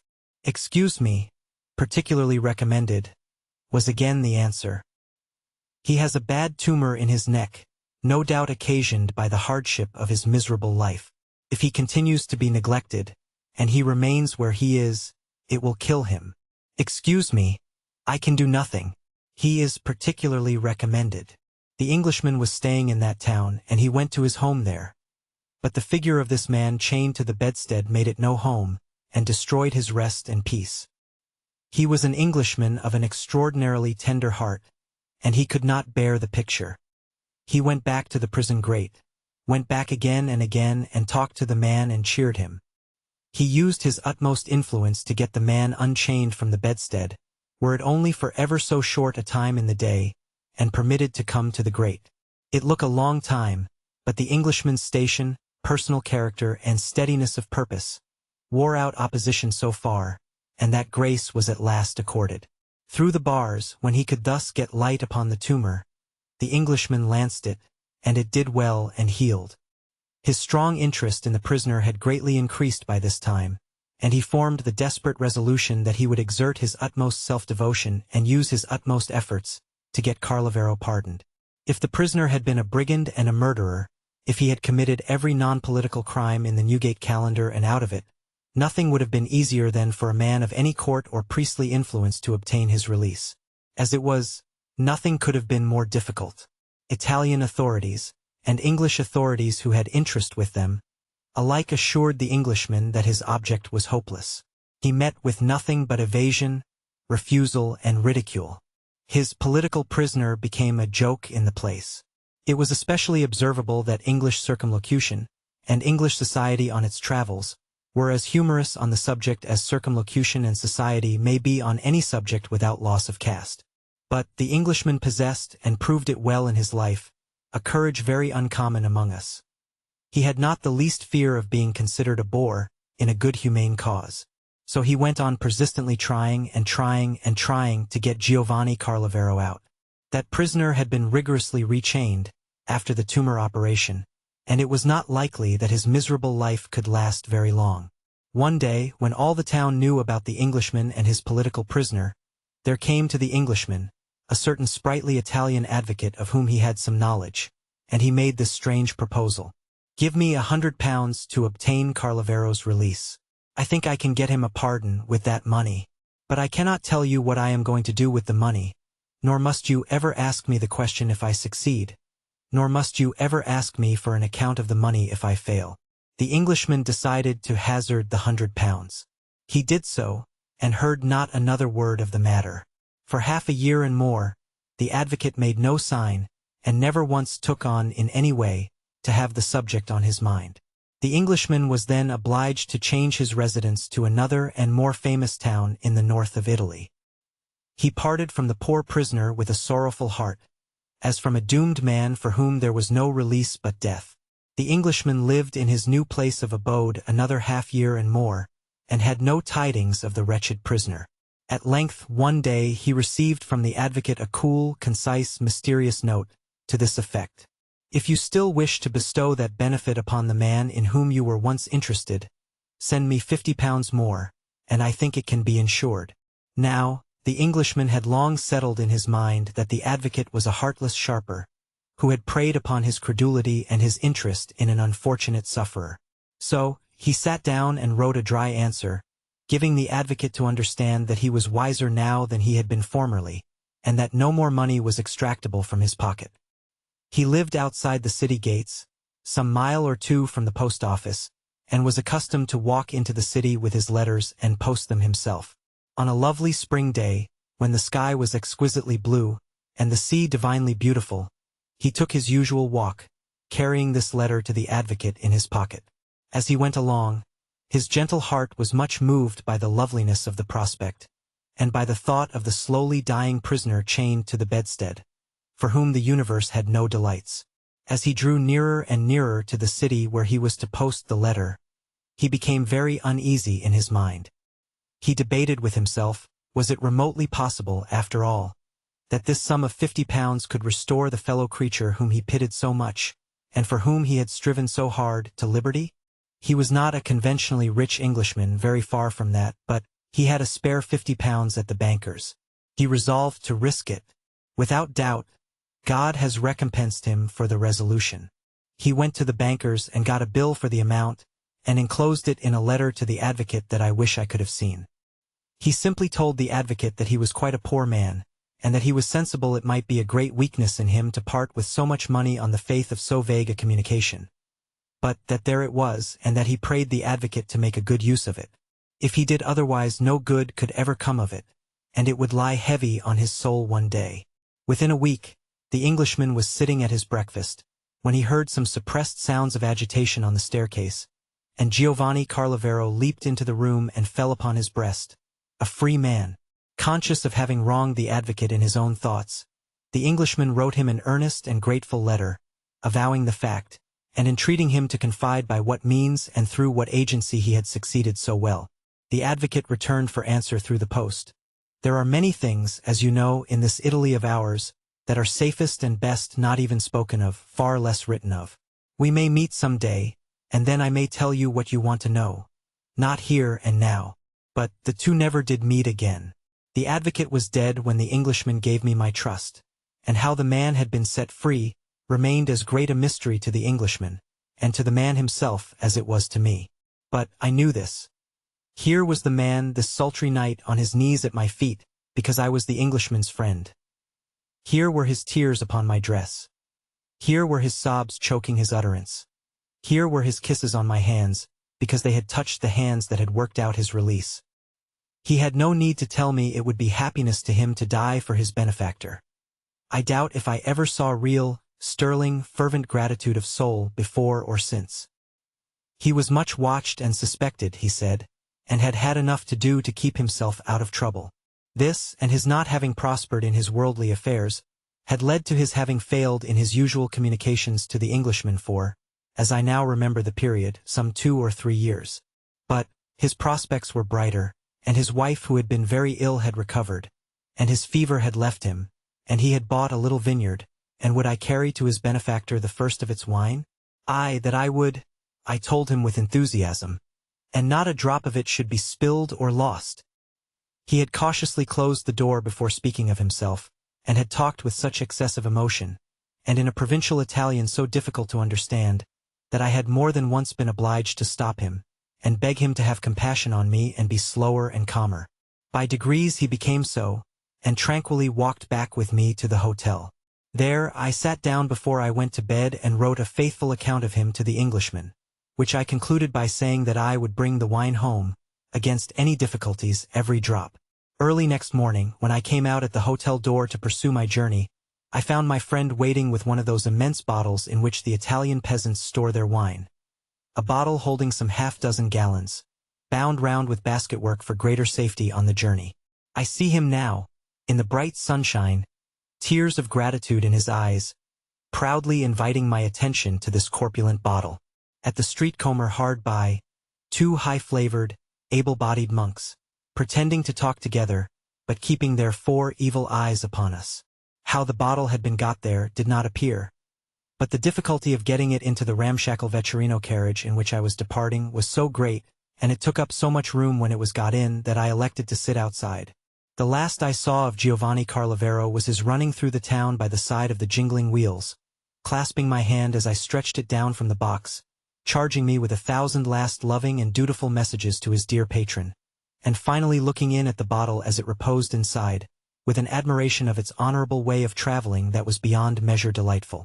And now, what disquiet of mind this dearly beloved and highly treasured bottle began to cost me, no man knows. It was my precious charge through a long tour, and, for hundreds of miles, I never had it off my mind by day or by night. Over bad roads, and they were many, I clung to it with affectionate desperation. Up mountains, I looked in at it and saw it helplessly tilting over on its back with terror.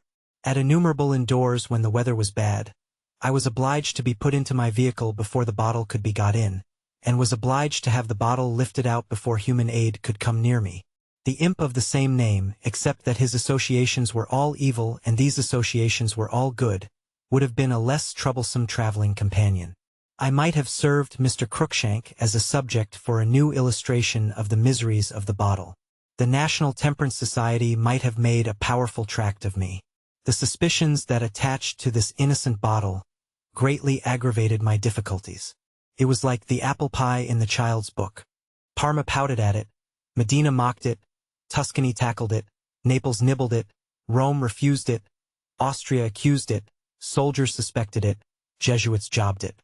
I composed a neat oration, developing my inoffensive intentions in connection with this bottle, and delivered it in an infinity of guardhouses, at a multitude of town gates, and on every drawbridge, angle, and rampart of a complete system of fortifications. 50 times a day, I got down to harangue an infuriated soldiery about the bottle. Through the filthy degradation of the abject and vile Roman states, I had as much difficulty in working my way with the bottle as if it had bottled up a complete system of heretical theology. In the Neapolitan country, where everybody was a spy, a soldier, a priest, or a lazzaroni, the shameless beggars of all 4 denominations incessantly pounced on the bottle and made it a pretext for extorting money from me. Quires do I say? Reams of forms illegibly printed on whitey brown paper were filled up about the bottle, and it was the subject of more stamping and sanding than I had ever seen before, in consequence of which haze of sand, perhaps, it was always irregular, and always latent with dismal penalties of going back or not going forward, which were only to be abetted by the silver crossing of a base hand, poked shirtless out of a ragged uniform sleeve.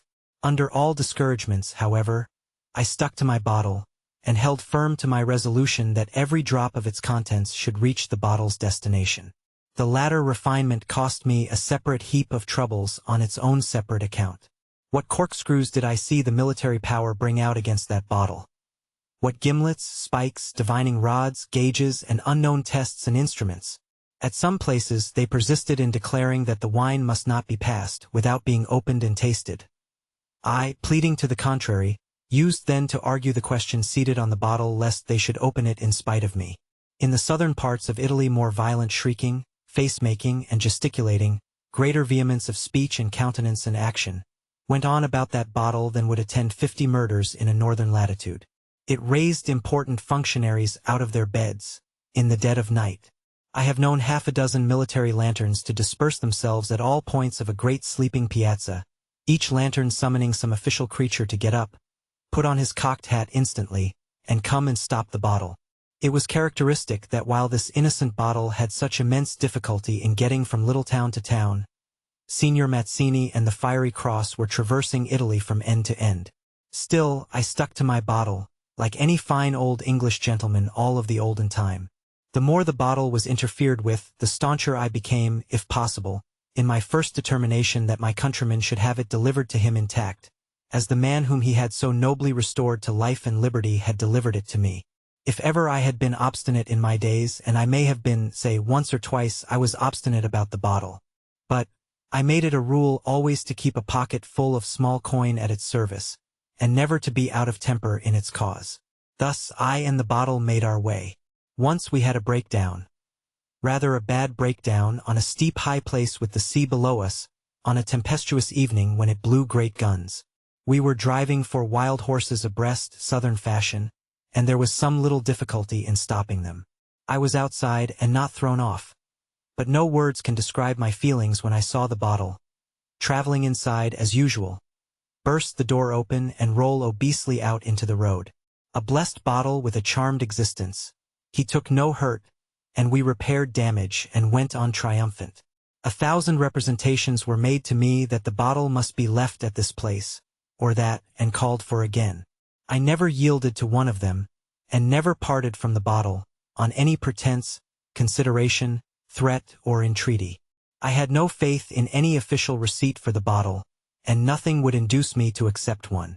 These unmanageable politics at last brought me and the bottle, still triumphant, to Genoa. There, I took a tender and reluctant leave of him for a few weeks, and consigned him to a trusty English captain, to be conveyed to the port of London by sea. While the bottle was on his voyage to England, I read the shipping intelligence as anxiously as if I had been an underwriter. There was some stormy weather after I myself had got to England by way of Switzerland and France, and my mind greatly misgave me that the bottle might be wrecked. At last, to my great joy, I received notice of his safe arrival, and immediately went down to St. Catherine's docks, and found him in a state of honorable captivity in the custom-house. The wine was mere vinegar when I set it down before the generous Englishman. Probably it had been something like vinegar when I took it up from Giovanni Carlavero, but not a drop of it was spilled or gone. And the Englishman told me, with much emotion in his face and voice, that he had never tasted wine that seemed to him so sweet and sound. And long afterwards, the bottle graced his table. And the last time I saw him in this world that misses him, he took me aside in a crowd to say with his amiable smile, "We were talking of you only today at dinner, and I wished you had been there, for I had some claret up in Carlavero's bottle." The Calais Night Mail. It is an unsettled question with me whether I shall leave Calais something handsome in my will, or whether I shall leave it my malediction. I hate it so much, and yet I am always so very glad to see it, that I am in a state of constant indecision on this subject. When I first made acquaintance with Calais, it was as a maundering young wretch in a clammy perspiration and dripping saline particles, who was conscious of no extremities but the one great extremity, seasickness, who was a mere bilious torso, with a mislaid headache somewhere in its stomach, who had been put into a horrible swing in Dover harbor, and had tumbled giddily out of it on the French coast, or the Isle of Man, or anywhere. Times have changed, and now I enter Calais self-reliant and rational. I know where it is beforehand, I keep a lookout for it, I recognize its landmarks when I see any of them, I am acquainted with its ways, and I know, and I can bear, its worst behavior. Malignant Calais, low-lying alligator, evading the eyesight and discouraging hope, dodging flat streak, now on this bow, now on that, now anywhere, now everywhere, now nowhere. In vain Cape Grinez, coming frankly forth into the sea, exhorts the failing to be stout of heart and stomach. Sneaking Calais, prone behind its bar, invites emetically to despair.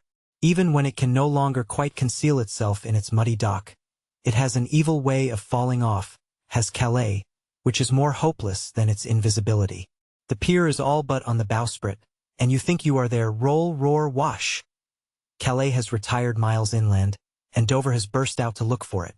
It has a last dip and slide in its character, has Calais, to be especially commended to the infernal gods.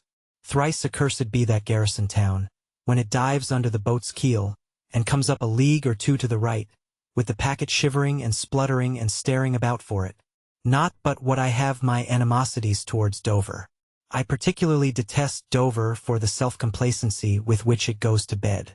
It always goes to bed, when I am going to Calais, with a more brilliant display of lamp and candle than any other town. Mr. and Mrs. Birmingham, host and hostess of the Lord Warden Hotel, are my much esteemed friends, but they are too conceited about the comforts of that establishment when the night mail is starting. I know it is a good house to stay at, and I don't want the fact insisted upon in all its warm bright windows at such an hour. I know the Warden is a stationary edifice that never rolls or pitches, and I object to its big outline seeming to insist upon that circumstance, and, as it were, to come over me with it, when I am reeling on the deck of the boat. Beshrew the Warden likewise, for obstructing that corner, and making the wind so angry as it rushes round. Shall I not know that it blows quite soon enough, without the officious Warden's interference? As I wait here on board the night packet, for the southeastern train to come down with the mail, Dover appears to me to be illuminated for some intensely aggravating festivity in my personal dishonor. All its noises smack of taunting praises of the land, and dispraises of the gloomy sea, and of me for going on it. The drums upon the heights have gone to bed, or I know they would rattle taunts against me for having my unsteady footing on this slippery deck. The many gas eyes of the marine parade twinkle in an offensive manner, as if with derision. The distant dogs of Dover bark at me in my misshapen wrappers, as if I were Richard III. A screech, a bell, and two red eyes come gliding down the Admiralty Pier with a smoothness of motion rendered more smooth by the heaving of the boat. The sea makes noises against the pier, as if several hippopotami were lapping at it, and were prevented by circumstances over which they had no control from drinking peaceably. We, the boat, become violently agitated, rumble, hum, scream, roar, and establish an immense family washing day at each paddle box. Bright patches break out in the train as the doors of the post office vans are opened, and instantly stooping figures with sacks upon their backs begin to be beheld among the piles, descending as it would seem in ghostly procession to Davy Jones's locker. The passengers come on board, a few shadowy Frenchmen with hat boxes shaped like the stoppers of gigantic case bottles, a few shadowy Germans in immense fur coats and boots, a few shadowy Englishmen prepared for the worst and pretending not to expect it. I cannot disguise from my uncommercial mind the miserable fact that we are a body of outcasts, that the attendants on us are as scant in number as may serve to get rid of us with the least possible delay, that there are no night loungers interested in us, that the unwilling lamps shiver and shudder at us, that the sole object is to commit us to the deep and abandon us. Lo, the two red eyes glaring in increasing distance, and then the very train itself has gone to bed before we are off. What is the moral support derived by some seagoing amateurs from an umbrella? Why do certain voyagers across the channel always put up that article, and hold it up with a grim and fierce tenacity? A fellow creature near me, whom I only know to be a fellow creature, because of his umbrella, without which he might be a dark bit of cliff, pier, or bulk bead, clutches that instrument with a desperate grasp, that will not relax until he lands at Calais. Is there any analogy in certain constitutions between keeping an umbrella up and keeping the spirits up? A hawser thrown on board with a flop replies, "Stand by. Stand by, below. Half a turn ahead. Half a turn ahead. Half speed. Half speed. Port. Port. Steady. Steady. Go on. Go on." A stout wooden wedge driven in at my right temple and out at my left, a floating deposit of lukewarm oil in my throat, and a compression of the bridge of my nose in a blunt pair of pincers. These are the personal sensations by which I know we are off, and by which I shall continue to know it until I am on the soil of France. My symptoms have scarcely established themselves comfortably, when two or three skating shadows that have been trying to walk or stand get flung together, and other two or three shadows in tarpaulins slide with them into corners and cover them up. Then the South Foreland lights begin to hiccup at us in a way that bodes no good. It is at about this period that my detestation of Calais knows no bounds. Inwardly I resolve afresh that I never will forgive that hated town. I have done so before many times, but that is past. Let me register a vow. Implacable animosity to Calais averm. That was an awkward sea, and the funnel seems of my opinion, for it gives a complaining roar. The wind blows stiffly from the northeast, the sea runs high, we ship a deal of water, the night is dark and cold, and the shapeless passengers lie about in melancholy bundles, as if they were sorted out for the laundress. But for my own uncommercial part one cannot pretend that I am much inconvenienced by any of these things. A general howling, whistling, flopping, gurgling, and scooping, I am aware of, and a general knocking about of nature. But the impressions I receive are very vague. In a sweet, faint temper, something like the smell of damaged oranges, I think I should feel languidly benevolent if I had time. I have not time, because I am under a curious compulsion to occupy myself with the Irish melodies. Rich and rare were the gems she wore, is the particular melody to which I find myself devoted. I sing it to myself in the most charming manner and with the greatest expression. Now and then, I raise my head, I am sitting on the hardest of wet seats, in the most uncomfortable of wet attitudes, but I don't mind it. And notice that I am a whirling shuttlecock between a fiery battledore of a lighthouse on the French coast and a fiery battledore of a lighthouse on the English coast. But I don't notice it particularly, except to feel envenomed in my hatred of Calais. Then I go on again. Rich and rare were the gems she wore, and a bright gold ring on her wa and she bore, but oh her beauty was far beyond. I am particularly proud of my execution here, when I become aware of another awkward shock from the sea, and another protest from the funnel, and a fellow creature at the paddle-box more audibly indisposed than I think he need be. Her sparkling gems, or snow-white wand, but oh her beauty was far beyond. Another awkward one here, and the fellow creature with the umbrella down and picked up. Her sparkling gems, or her port. Steady, steady. Snow-white fellow creature at the paddle-box very selfishly audible. Bump, roar, wash, white wand. As my execution of the Irish melodies partakes of my imperfect perceptions of what is going on around me, so what is going on around me becomes something else than what it is. The stokers open the furnace doors below, to feed the fires, and I am again on the box of the old Exeter Telegraph fast coach, and that is the light of the forever extinguished coach lamps, and the gleam on the hatches and paddle boxes is their gleam on cottages and haystacks, and the monotonous noise of the engines is the steady jingle of the splendid team. Anon, the intermittent funnel roar of protest at every violent roll becomes the regular blast of a high-pressure engine, and I recognize the exceedingly explosive steamer in which I ascended the Mississippi when the American Civil War was not, and when only its causes were. A fragment of mast on which the light of a lantern falls, an end of rope, and a jerking block or so, becomes suggestive of Franconi's circus at Paris, where I shall be this very night mayhap, for it must be morning now, and they dance to the selfsame time and tune as the trained steed, Black Raven. What may be the speciality of these waves as they come rushing on? I cannot desert the pressing demands made upon me by the gems she wore, to inquire, but they are charged with something about Robinson Crusoe, and I think it was in Yarmouth Roads that he first went a seafaring and was near foundering. What a terrific sound that word had for me when I was a boy, in his first gale of wind. Still, through all this, I must ask her, who was she, I wonder?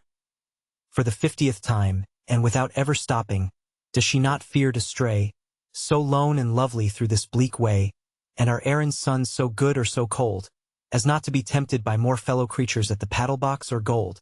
Sir Knight, I feel not the least alarm. No son of Erin will offer me harm, for though they love fellow creature with umbrella down again and golden store, Sir Knight, they what a tremendous one love honor and virtue more.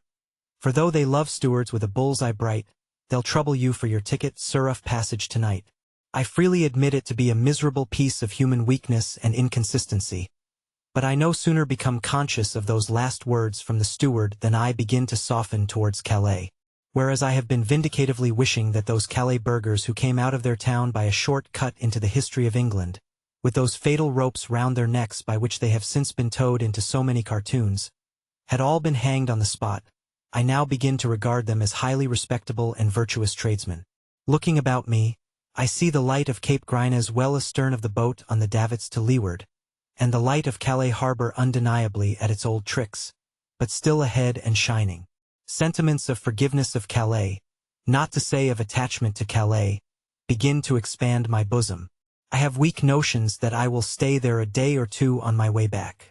A faded and recumbent stranger pausing in a profound reverie over the rim of a basin asks me what kind of place Calais is.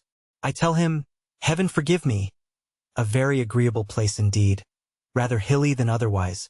So strangely goes the time, and on the whole so quickly, though still I seem to have been on board a week, that I am bumped, rolled, gurgled, washed and pitched into Calais harbor before her maiden smile has finally lighted her through the green isle, when blessed forever is she who relied on entering Calais at the top of the tide. For we have not to land tonight down among those slimy timbers, covered with green hair as if it were the mermaid's favorite combing place, where one crawls to the surface of the jetty, like a stranded shrimp, but we go steaming up the harbor to the railway station quay. And as we go, the sea washes in and out among piles and planks, with dead heavy beats and in quite a furious manner, whereof we are proud. And the lamps shake in the wind, and the bells of Calais striking one seem to send their vibrations struggling against troubled air, as we have come struggling against troubled water. And now, in the sudden relief and wiping of faces, everybody on board seems to have had a prodigious double tooth out, and to be this very instant free of the dentist's hands. And now we all know for the first time how wet and cold we are, and how salt we are. And now I love Calais with my heart of hearts. Hotel des Cygnes. But in this one case it is not a vocal cry. It is but a bright luster in the eyes of the cheery representative of that best of inns. Hotel Muris. Hotel de France. Hotel de Calais. The Royal Hotel, sir. And gay shoes. You going to Paris, sir? Your baggage, register frou, sir? Bless ye, my touters, bless ye, my commissionaries, bless ye, my hungry-eyed mysteries in caps of a military form, who are always here, day or night, fair weather or foul, seeking inscrutable jobs which I never see you get. Bless ye, my custom-house officers in green and gray. Permit me to grasp the welcome hands that descend into my traveling bag, one on each side, and meet at the bottom to give my change of linen a peculiar shake-up, as if it were a measure of chaff or grain. I have nothing to declare, Monsieur le Douanier, except that when I cease to breathe, Calais will be found written on my heart. No article liable to local duty have I with me, Monsieur l'Officier de l'Octroi, unless the overflowing of a breast devoted to your charming town should be in that wise chargeable. Ah!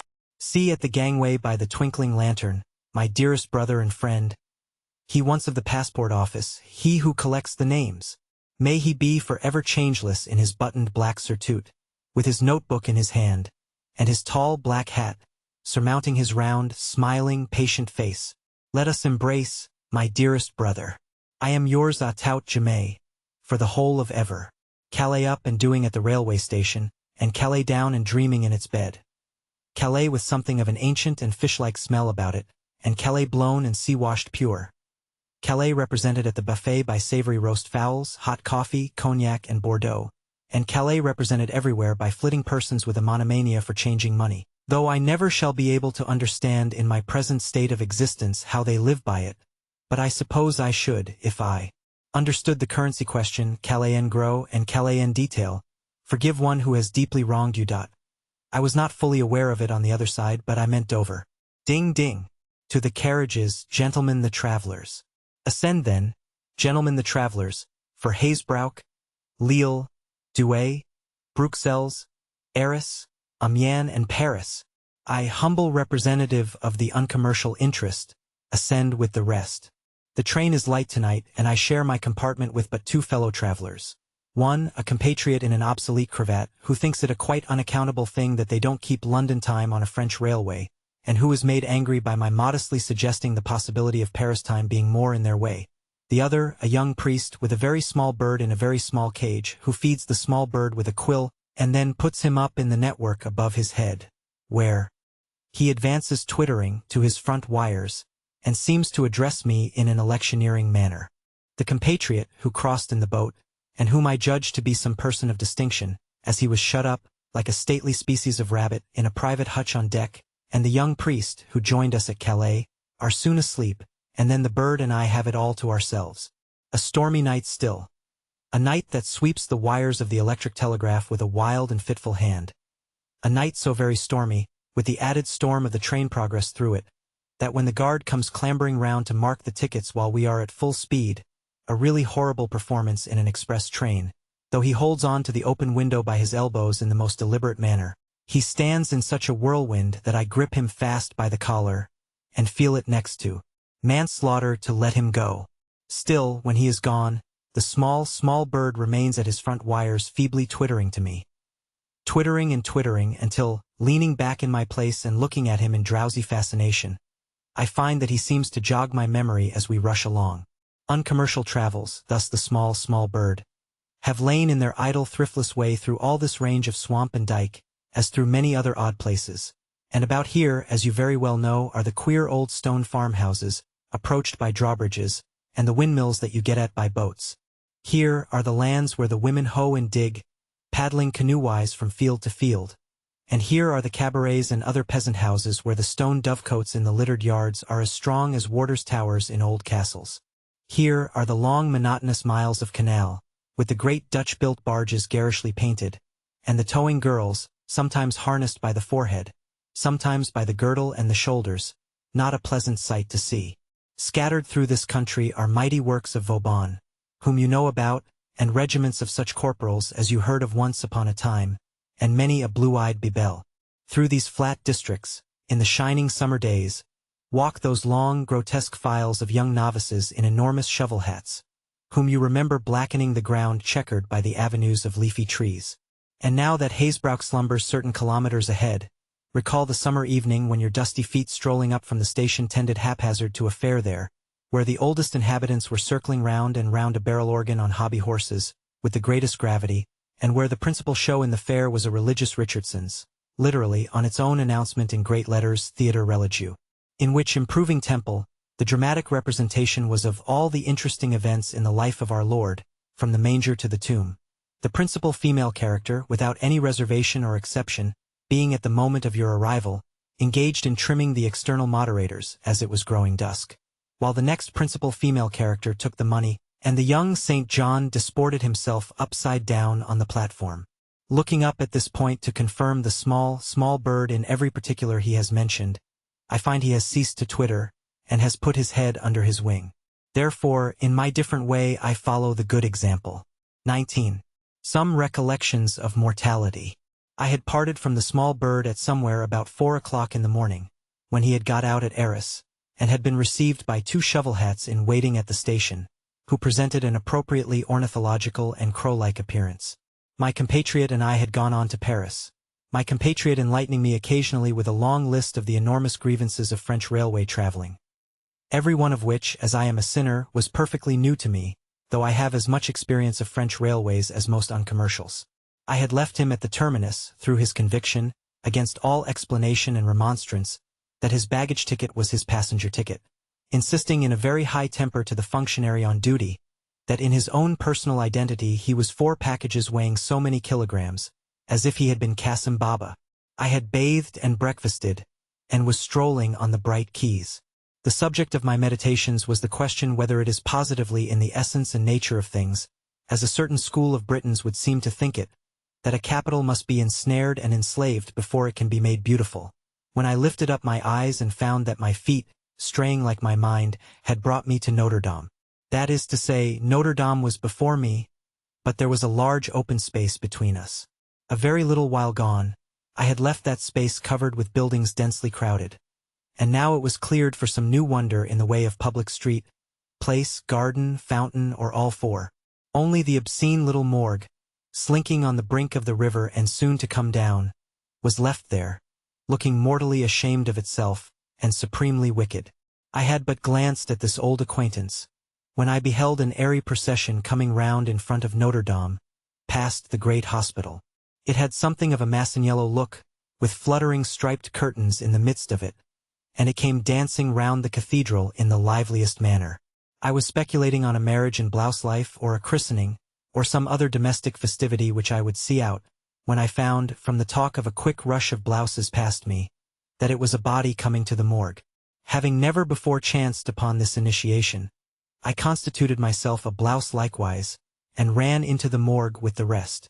It was a very muddy day, and we took in a quantity of mire with us, and the procession coming in upon our heels brought a quantity more.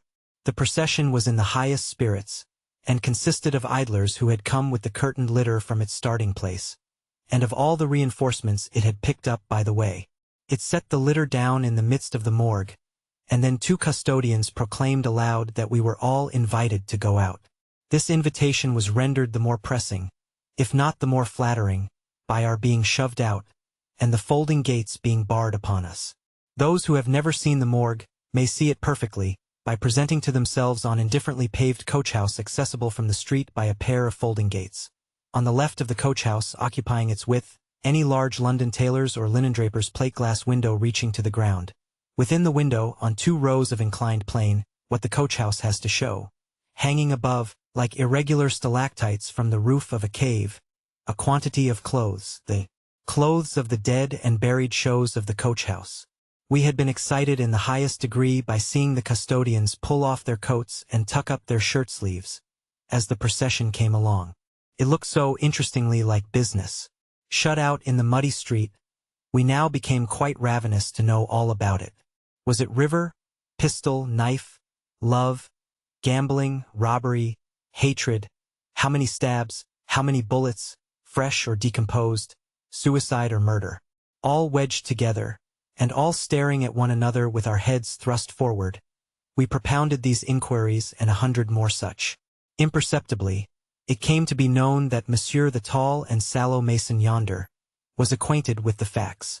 Would Monsieur the tall and sallow mason, surged at by a new wave of us, have the goodness to impart? It was but a poor old man, passing along the street under one of the new buildings, on whom a stone had fallen, and who had tumbled dead. His age? Another wave surged up against the tall and sallow mason, and our wave swept on and broke, and he was any age from 65 to 90. An old man was not much, moreover we could have wished he had been killed by human agency. His own or somebody else's, the latter preferable, but our comfort was that he had nothing about him to lead to his identification, and that his people must seek him here. Perhaps they were waiting dinner for him even now? We liked that. Such of us as had pocket handkerchiefs took a slow, intense, protracted wipe at our noses, and then crammed our handkerchiefs into the breast of our blouses. Others of us who had no handkerchiefs administered a similar relief to our overwrought minds, by means of prolonged smears or wipes of our mouths on our sleeves. One man with a gloomy malformation of brow, a homicidal worker in white lead, to judge from his blue tone of color, and a certain flavor of paralysis pervading him, got his coat collar between his teeth, and bit at it with an appetite. Several decent women arrived upon the outskirts of the crowd, and prepared to launch themselves into the dismal coach-house when opportunity should come. Among them, a pretty young mother, pretending to bite the forefinger of her baby boy, kept it between her rosy lips that it might be handy for guiding to point at the show. Meantime, all faces were turned towards the building, and we men waited with a fixed and stern resolution, for the most part with folded arms. Surely, it was the only public French sight these uncommercial eyes had seen, at which the expectant people did not form NQ. But there was no such order of arrangement here, nothing but a general determination to make a rush for it, and a disposition to object to some boys who had mounted on the 2 stone posts by the hinges of the gates, with the design of swooping in when the hinges should turn. Now they turned, and we rushed. Great pressure and a scream or 2 from the front. Then a laugh or 2, some expressions of disappointment, and a slackening of the pressure and subsidence of the struggle. Old man not there. But what would you have? The custodian reasonably argues, as he looks out at his little door. Patience, patience. We make his toilette, gentlemen. He will be exposed presently. It is necessary to proceed according to rule. His toilette is not made all at a blow. He will be exposed in good time, gentlemen, in good time. And so retires, smoking, with a wave of his sleeveless arm towards the window, importing, entertain yourselves in the meanwhile with the other curiosities. Fortunately, the museum is not empty today. Who would have thought of public fickleness even at the morgue? But there it was on that occasion.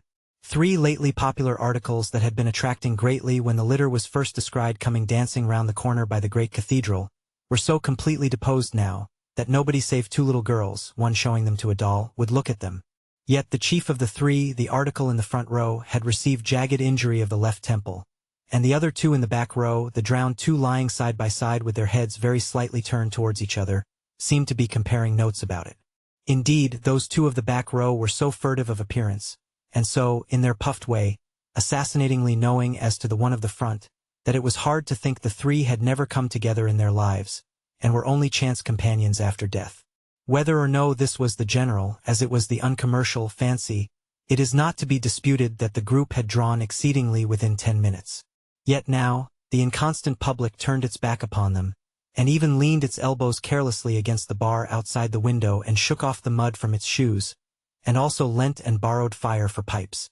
Custodian re-enters from his door. Again once, gentlemen, you are invited. No further invitation necessary. Ready dash into the street. Toilette finished. Old man coming out. This time, the interest was grown too hot to admit of toleration of the boys on the stone posts. The homicidal white-lead worker made a pounce upon one boy who was hoisting himself up, and brought him to earth amidst general commendation. Closely stowed as we were, we yet formed into groups of conversation without separation from the mass, to discuss the old man. Rivals of the tall and sallow mason sprang into being, and here again was popular inconstancy. These rivals attracted audiences, and were greedily listened to, and whereas they had derived their information solely from the tall and sallow one, officious members of the crowd now sought to enlighten him on their authority. Changed by this social experience into an iron-visaged and inveterate misanthrope, the mason glared at mankind, and evidently cherished in his breast the wish that the whole of the present company could change places with the deceased old man. And now listeners became inattentive, and people made a start forward at a slight sound, and an unholy fire kindled in the public eye, and those next the gates beat at them impatiently, as if they were of the cannibal species and hungry. Again the hinges creaked, and we rushed. Disorderly pressure for some time ensued before the uncommercial unit got figured into the front row of the sum. It was strange to see so much heat and uproar seething about one poor spare, white-haired old man, quiet for evermore. He was calm of feature and undisfigured as he lay on his back, having been struck upon the hinder part of his head and thrown forward, and something like a tear or two had started from the closed eyes and lay wet upon the face. The uncommercial interest, sated at a glance, directed itself upon the striving crowd on either side and behind, wondering whether one might have guessed, from the expression of those faces merely, what kind of sight they were looking at. The differences of expression were not many. There was a little pity, but not much, and that mostly with a selfish touch in it, as who would say, "Shall I, poor I, look like that when the time comes?" There was more of a secretly brooding contemplation and curiosity, as that man I don't like, and have the grudge against. Would such be his appearance, if someone, not to mention names, by any chance gave him a knock? There was a wolfish stare at the object, in which homicidal white-lead worker shone conspicuous. And there was a much more general, purposeless, vacant staring at it, like looking at waxwork, without a catalogue, and not knowing what to make of it. But all these expressions concurred in possessing the one underlying expression of looking at something that could not return a look. The uncommercial notice had established this as very remarkable, when a new pressure all at once coming up from the street pinioned him ignominiously, and hurried him into the arms, now sleeved again, of the custodian smoking at his door, and answering questions between puffs, with a certain placid meritorious air of not being proud, though high in office.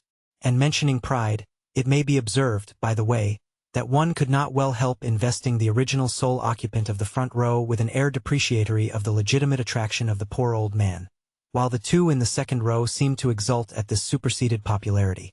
Pacing presently round the garden of the Tower of St. Jacques Delaware La Boucherie, and presently again in front of the Hôtel de Ville, I called to mind a certain desolate open-air morgue that I happened to light upon in London, one day in the hard winter of 1861, and which seemed as strange to me at the time of seeing it as if I had found it in China. Towards that hour of a winter's afternoon when the lamplighters are beginning to light the lamps in the streets a little before they are wanted, because the darkness thickens fast and soon, I was walking in from the country on the northern side of the Regent's Park, hard frozen and deserted, when I saw an empty hansom cab drive up to the lodge at Gloucester Gate, and the driver with great agitation call to the man there, who quickly reached a long pole from a tree, and, deftly collared by the driver, jumped to the step of his little seat, and so the hansom rattled out at the gate, galloping over the iron-bound road. I followed running, though not so fast but that when I came to the right-hand canal bridge, near the crosspath to Chalk Farm, the hansom was stationary, the horse was smoking hot, the long pole was idle on the ground, and the driver and the park-keeper were looking over the bridge parapet. Looking over too, I saw, lying on the towing path with her face turned up towards us, a woman, dead a day or two, and under 30, as I guessed, poorly dressed in black. The feet were lightly crossed at the ankles, and the dark hair, all pushed back from the face, as though that had been the last action of her desperate hands, streamed over the ground. Dabbled all about her was the water and the broken ice that had dropped from her dress, and had splashed as she was got out. The policeman who had just got her out, and the passing costermonger who had helped him, were standing near the body, the latter with that stare at it which I have likened to being at a waxwork exhibition without a catalogue, the former looking over his stock with professional stiffness and coolness, in the direction in which the bearers he had sent for were expected. So dreadfully forlorn, so dreadfully sad, so dreadfully mysterious, this spectacle of our dear sister here departed. A barge came up, breaking the floating ice and the silence, and a woman steered it. The man with the horse that towed it cared so little for the body, that the stumbling hoofs had been among the hair, and the tow rope had caught and turned the head, before our cry of horror took him to the bridle. At which sound the steering woman looked up at us on the bridge, with contempt unutterable, and then looking down at the body with a similar expression, as if it were made in another likeness from herself, had been informed with other passions, had been lost by other chances, had had another nature dragged down to perdition, steered a spurning streak of mud at it, and passed on. A better experience, but also of the morgue kind, in which chance happily made me useful in a slight degree, arose to my remembrance as I took my way by the Boulevard de Sebastopol to the brighter scenes of Paris. The thing happened, say 25 years ago. I was a modest young uncommercial then, and timid and inexperienced. Many suns and winds have browned me in the line, but those were my pale days. Having newly taken the lease of a house in a certain distinguished metropolitan parish, a house which then appeared to me to be a frightfully first-class family mansion, involving awful responsibilities, I became the prey of a beetle. I think the beetle must have seen me going in or coming out, and must have observed that I tottered under the weight of my grandeur.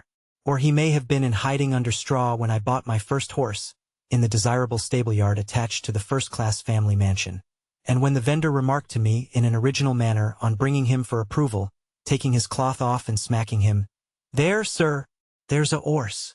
And when I said gallantly, "How much do you want for him?"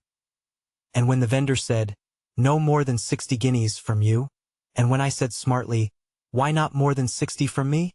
and when he said crushingly, "Because upon my soul and body he'd be considered cheap at 70, by one who understood the subject, but you don't," I say, the beetle may have been in hiding under straw, when this disgrace befell me, or he may have noted that I was too raw and young an Atlas to carry the first-class family mansion in a knowing manner. Be this as it may, the beetle did what melancholy did to the youth in Gray's elegy. He marked me for his own. And the way in which the beetle did it was this: he summoned me as a juryman on his coroner's inquests. In my first feverish alarm I repaired for safety and for succor, like those sagacious northern shepherds who, having had no previous reason whatever to believe in young Norval, very prudently did not originate the hazardous idea of believing in him, to a deep householder. This profound man informed me that the beetle counted on my buying him off, on my bribing him not to summon me, and that if I would attend an inquest with a cheerful countenance, and profess alacrity in that branch of my country's service, the beetle would be disheartened, and would give up the game.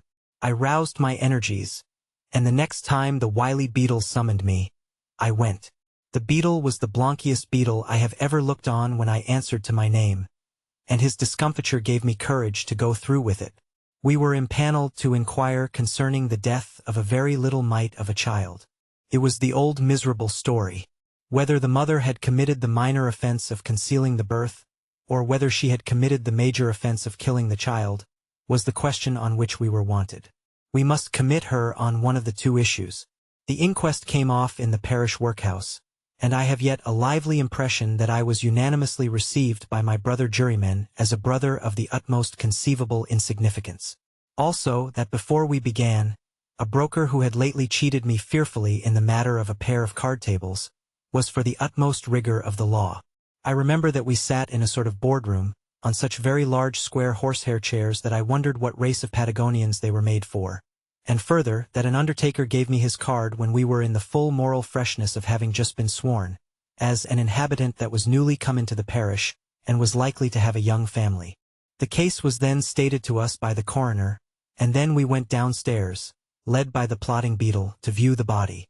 From that day to this, the poor little figure, on which that sounding legal appellation was bestowed, has lain in the same place and with the same surroundings, to my thinking, in a kind of crypt devoted to the warehousing of the parochial coffins, and in the midst of a perfect panorama of coffins of all sizes, it was stretched on a box. The mother had put it in her box, this box, almost as soon as it was born, and it had been presently found there. It had been opened and neatly sewn up, and regarded from that point of view, it looked like a stuffed creature. It rested on a clean white cloth, with a surgical instrument or so at hand, and regarded from that point of view, it looked as if the cloth were laid, and the giant were coming to dinner. There was nothing repellent about the poor piece of innocence, and it demanded a mere form of looking at. So, we looked at an old pauper who was going about among the coffins with a foot rule, as if he were a case of self-measurement, and we looked at one another, and we said the place was well whitewashed anyhow, and then our conversational powers as a British jury flagged, and the foreman said, "All right, gentlemen? Back again, Mr. Beadle." The miserable young creature who had given birth to this child within a very few days, and who had cleaned the cold wet doorsteps immediately afterwards, was brought before us when we resumed our horsehair chairs, and was present during the proceedings. She had a horsehair chair herself, being very weak and ill, and I remember how she turned to the unsympathetic nurse who attended her, and who might have been the figurehead of a paupership, and how she hid her face in sobs and tears upon that wooden shoulder. I remember, too, how hard her mistress was upon her. She was a servant of all work, and with what a cruel pertinacity that piece of virtue spun her thread of evidence double, by intertwisting it with the sternest thread of construction. Smitten hard by the terrible low wail from the utterly friendless orphan girl, which never ceased during the whole inquiry, I took heart to ask this witness a question or two, which hopefully admitted of an answer that might give a favorable turn to the case. She made the turn as little favorable as it could be, but it did some good, and the coroner, who was nobly patient and humane, he was the late Mr. Wackley, cast a look of strong encouragement in my direction. Then we had the doctor who had made the examination and the usual tests as to whether the child was born alive. But he was a timid, muddle-headed doctor and got confused and contradictory and wouldn't say this and couldn't answer for that, and the immaculate broker was too much for him, and our side slid back again. However, I tried again, and the coroner backed me again, for which I ever afterwards felt grateful to him as I do now to his memory. And we got another favorable turn out of some other witness, some member of the family with a strong prepossession against the sinner. And I think we had the doctor back again, and I know that the coroner summed up for our side, and that I and my British brothers turned round to discuss our verdict, and get ourselves into great difficulties with our large chairs. And the broker. At that stage of the case I tried hard again, being convinced that I had cause for it, and at last we found for the minor offense of only concealing the birth, and the poor desolate creature, who had been taken out during our deliberation, being brought in again to be told of the verdict, then dropped upon her knees before us with protestations that we were right, protestations among the most affecting that I have ever heard in my life, and was carried away insensible. In private conversation after this was all over, the coroner showed me his reasons as a trained surgeon, for perceiving it to be impossible that the child could, under the most favorable circumstances, have drawn many breaths, in the very doubtful case of its having ever breathed at all. This, owing to the discovery of some foreign matter in the windpipe, quite irreconcilable with many moments of life. When the agonized girl had made those final protestations, I had seen her face, and it was in unison with her distracted, heartbroken voice, and it was very moving. It certainly did not impress me by any beauty that it had, and if I ever see it again in another world I shall only know it by the help of some new sense or intelligence. But it came to me in my sleep that night, and I selfishly dismissed it in the most efficient way I could think of. I caused some extra care to be taken of her in the prison, and counsel to be retained for her defense when she was tried at the Old Bailey, and her sentence was lenient, and her history and conduct proved that it was right. In doing the little I did for her, I remember to have had the kind help of some gentle-hearted functionary to whom I addressed myself, but what functionary I have long forgotten, who I suppose was officially present at the inquest. I regard this as a very notable uncommercial experience, because this good came of a beetle. And to the best of my knowledge, information, and belief, it is the only good that ever did come of a beetle since the first beetle put on his cocked hat. XX. Birthday celebrations. It came into my mind that I would recall in these notes a few of the many hostelries I have rested at in the course of my journeys. And, indeed, I had taken up my pen for the purpose, when I was baffled by an accidental circumstance. It was the having to leave off, to wish the owner of a certain bright face that looked in at my door many happy returns of the day. Thereupon a new thought came into my mind, driving its predecessor out, and I began to recall, instead of inns, the birthdays that I have put up at, on my way to this present sheet of paper. I can very well remember being taken out to visit some peach-faced creature in a blue sash, and shoes to correspond, whose life I suppose to consist entirely of birthdays. Upon seed cake, sweet wine, and shining presents, that glorified young person seemed to me to be exclusively reared. At so early a stage of my travels did I assist at the anniversary of her nativity, and become enamored of her, that I had not yet acquired the recondite knowledge that a birthday is the common property of all who are born, but supposed it to be a special gift bestowed by the favoring heavens on that one distinguished infant. There was no other company, and we sat in a shady bower, under a table as my better or worse knowledge leads me to believe, and were regaled with saccharine substances and liquids, until it was time to part. A bitter powder was administered to me next morning, and I was wretched. On the whole, a pretty accurate foreshadowing of my more mature experiences in such wise. Then came the time when, inseparable from one's own birthday, was a certain sense of merit, a consciousness of well-earned distinction. When I regarded my birthday as a graceful achievement of my own, a monument of my perseverance, independence, and good sense, redounding greatly to my honor. This was at about the period when Olympia Squires became involved in the anniversary. Olympia was most beautiful, of course, and I loved her to that degree that I used to be obliged to get out of my little bed in the night, expressly to exclaim to solitude, "Oh, Olympia Squires!" Visions of Olympia, clothed entirely in sage green, from which I infer a defectively educated taste on the part of her respected parents, who were necessarily unacquainted with the South Kensington Museum, still arise before me. Truth is sacred, and the visions are crowned by a shining white beaver bonnet, impossibly suggestive of a little feminine post-boy. My memory presents a birthday when Olympia and I were taken by an unfeeling relative, some cruel uncle or the like, to a slow torture called an orrery. The terrible instrument was set up at the local theater, and I had expressed a profane wish in the morning that it was a play, for which a serious aunt had probed my conscience deep, and my pocket deeper, by reclaiming a bestowed half-crown. It was a venerable and a shabby orrery, at least 1,000 stars and 25 comets behind the age. Nevertheless, it was awful. When the low-spirited gentleman with a wand said, "Ladies and gentlemen," meaning particularly Olympia and me, "the lights are about to be put out, but there is not the slightest cause for alarm," it was very alarming. Then the planets and stars began. Sometimes they wouldn't come on, sometimes they wouldn't go off, sometimes they had holes in them, and mostly they didn't seem to be good likenesses.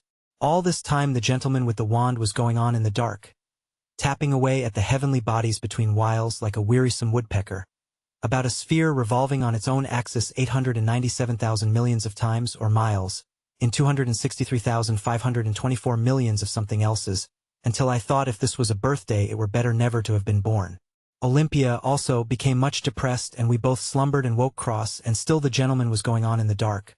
Whether up in the stars or down on the stage it would have been hard to make out, if it had been worth trying, ciphering away about planes of orbits to such an infamous extent that Olympia, stung to madness, actually kicked me. A pretty birthday spectacle, when the lights were turned up again, and all the schools in the town, including the National, who had come in for nothing, and served them right, for they were always throwing stones, were discovered with exhausted countenances, screwing their knuckles into their eyes, or clutching their heads of hair. A pretty birthday speech when Dr. Sleek of the City Free bobbed up his powdered head in the stage box, and said that before this assembly dispersed he really must beg to express his entire approval of a lecture as improving, as informing, as devoid of anything that could call a blush into the cheek of youth, as any it had ever been his lot to hear delivered. A pretty birthday altogether, when astronomy couldn't leave poor small Olympia Squires and me alone, but must put an end to our loves. For we never got over it. The threadbare orrery outwore our mutual tenderness. The man with the wand was too much for the boy with the bough. When shall I disconnect the combined smells of oranges, brown paper, and straw from those other birthdays at school, when the coming hamper casts its shadow before, and when a week of social harmony shall I add of admiring and affectionate popularity led up to that institution? What noble sentiments were expressed to me in the days before the hamper, what vows of friendship were sworn to me, what exceedingly old knives were given me, what generous avowals of having been in the wrong emanated from else obstinate spirits once enrolled among my enemies. The birthday of the potted game and guava jelly is still made special to me by the noble conduct of Bully Globson. Letters from home had mysteriously inquired whether I should be much surprised and disappointed if among the treasures in the coming hamper I discovered potted game and guava jelly from the Western Indies. I had mentioned those hints in confidence to a few friends, and had promised to give away, as I now see reason to believe, a handsome covey of partridges potted, and about 100 weight of guava jelly. It was now that Globson, bully no more, sought me out in the playground. He was a big fat boy with a big fat head and a big fat fist, and at the beginning of that half had raised such a bump on my forehead that I couldn't get my hat of state on to go to church. He said that after an interval of cool reflection for months, he now felt this blow to have been an error of judgment, and that he wished to apologize for the same. Not only that, but holding down his big head between his two big hands in order that I might reach it conveniently, he requested me, as an act of justice which would appease his awakened conscience, to raise a retributive bump upon it, in the presence of witnesses. This handsome proposal I modestly declined, and he then embraced me, and we walked away conversing. We conversed respecting the West India Islands, and, in the pursuit of knowledge, he asked me with much interest whether in the course of my reading I had met with any reliable description of the mode of manufacturing guava jelly, or whether I had ever happened to taste that conserve, which he had been given to understand was of rare excellence. 17, 18, 19, 20, and then with the waning months came an ever-augmenting sense of the dignity of 21. Heaven knows I had nothing to come into, save the bare birthday, and yet I esteemed it as a great possession. I now and then paved the way to my state of dignity, by beginning a proposition with the casual words, "Say that a man of 21, or by the incidental assumption of a fact that could not sanely be disputed as, for when a fellow comes to be a man of 21. I gave a party on the occasion. She was there. It is unnecessary to name her more particularly. She was older than I, and had pervaded every chink and crevice of my mind for 3 or 4 years. I had held volumes of imaginary conversations with her mother on the subject of our union, and I had written letters more in number than Horace Walpole's, to that discreet woman, soliciting her daughter's hand in marriage. I had never had the remotest intention of sending any of those letters, but to write them, and after a few days tear them up, had been a sublime occupation. Sometimes, I had begun, "Honored Madam, I think that a lady gifted with those powers of observation which I know you to possess, and endowed with those womanly sympathies with the young and ardent which it were more than heresy to doubt, can scarcely have failed to discover that I love your adorable daughter, deeply, devotedly." In less buoyant states of mind I had begun, "Bear with me, dear madam, bear with a daring wretch who is about to make a surprising confession to you, wholly unanticipated by yourself, and which he beseeches you to commit to the flames as soon as you have become aware to what a towering height his mad ambition soars." At other times, periods of profound mental depression, when she had gone out to balls where I was not, the draft took the affecting form of a paper to be left on my table after my departure to the confines of the globe. As thus, "For Mrs. Anna whenever, these lines when the hand that traces them shall be far away. I could not bear the daily torture of hopelessly loving the dear one whom I will not name. Broiling on the coast of Africa, or congealing on the shores of Greenland, I am far, far better there than here." In this sentiment my cooler judgment perceives that the family of the beloved object would have most completely concurred. If I ever emerge from obscurity, and my name is ever heralded by fame, it will be for her dear sake. If I ever amass gold, it will be to pour it at her feet. Should I, on the other hand, become the prey of ravens? I doubt if I ever quite made up my mind what was to be done in that affecting case.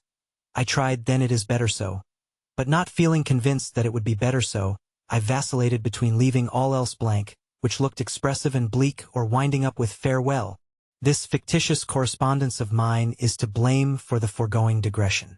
I was about to pursue the statement that on my 21st birthday I gave a party, and she was there. It was a beautiful party. There was not a single animate or inanimate object connected with it, except the company and myself, that I had ever seen before. Everything was hired, and the mercenaries in attendance were profound strangers to me. Behind a door, in the crummy part of the night when wine glasses were to be found in unexpected spots, I spoke out to her. What passed, I cannot as a man of honor reveal. She was all angelical gentleness, but a word was mentioned. A short and dreadful word of 3 letters, beginning with a B, which, as I remarked at the moment, scorched my brain. She went away soon afterwards, and when the hollow throng, though to be sure it was no fault of theirs, dispersed, I issued forth with a dissipated scorner, and, as I mentioned expressly to him, sought oblivion. It was found with a dreadful headache in it, but it didn't last. For, in the shaming light of next day's noon, I raised my heavy head in bed, looking back to the birthdays behind me, and tracking the circle by which I had got round, after all, to the bitter powder and the wretchedness again. This reactionary powder, taken so largely by the human race I am inclined to regard it as the universal medicine once sought for in laboratories, is capable of being made up in another form for birthday use. Anybody's long-lost brother will do ill to turn up on a birthday. If I had a long-lost brother, I should know beforehand that he would prove a tremendous fraternal failure if he appointed to rush into my arms on my birthday. The first magic lantern I ever saw was secretly and elaborately planned to be the great effect of a very juvenile birthday. But it wouldn't act, and its images were dim. My experience of adult birthday magic lanterns may possibly have been unfortunate, but has certainly been similar. I have an illustrative birthday in my eye. A birthday of my friend Flipfield, whose birthdays had long been remarkable as social successes. There had been nothing set or formal about them, Flipfield having been accustomed merely to say, 2 or 3 days before, "Don't forget to come and dine, old boy," according to custom. I don't know what he said to the ladies he invited, but I may safely assume it not to have been old girl. Those were delightful gatherings, and were enjoyed by all participators. In an evil hour, a long-lost brother of Flipfield's came to light in foreign parts. Where he had been hidden, or what he had been doing, I don't know, for Flipfield vaguely informed me that he had turned up on the banks of the Ganges. Speaking of him as if he had been washed ashore, the long-lost was coming home, and Flipfield made an unfortunate calculation, based on the well-known regularity of the P&O steamers, that matters might be so contrived as that the long-lost should appear in the nick of time on his, Flipfield's, birthday. Delicacy commanded that I should repress the gloomy anticipations with which my soul became fraught when I heard of this plan. The fatal day arrived, and we assembled in force. Mrs. Flipfield Sr. formed an interesting feature in the group, with a blue-veined miniature of the late Mr. Flipfield round her neck, in an oval resembling a tart from the pastrycook's. His hair powdered, and the bright buttons on his coat, evidently very like. She was accompanied by Miss Flipfield, the eldest of her numerous family, who held her pocket-handkerchief to her bosom in a majestic manner, and spoke to all of us, none of us had ever seen her before, in pious and condoning tones, of all the quarrels that had taken place in the family, from her infancy, which must have been a long time ago, down to that hour. The long-lost did not appear. Dinner, half an hour later than usual, was announced, and still no long-lost. We sat down to table. The knife and fork of the long-lost made a vacuum in nature, and when the champagne came round for the first time, Flipfield gave him up for the day, and had them removed. It was then that the long-lost gained the height of his popularity with the company. For my own part, I felt convinced that I loved him dearly. Flipfield's dinners are perfect, and he is the easiest and best of entertainers. Dinner went on brilliantly, and the more the long-lost didn't come, the more comfortable we grew, and the more highly we thought of him. Flipfield's own man, who has a regard for me, was in the act of struggling with an ignorant stipendiary, to wrest from him the wooden leg of a guinea-fowl which he was pressing on my acceptance, and to substitute a slice of the breast, when a ringing at the doorbell suspended the strife. I looked round me, and perceived the sudden pallor which I knew my own visage revealed, reflected in the faces of the company. Flipfield hurriedly excused himself, went out, was absent for about a minute or two, and then re-entered with the long-lost. I begged to say distinctly that if the stranger had brought Mont Blanc with him, or had come attended by a retinue of eternal snows, he could not have chilled the circle to the marrow in a more efficient manner. Embodied failure sat enthroned upon the long-lost's brow, and pervaded him to his long-lost boots.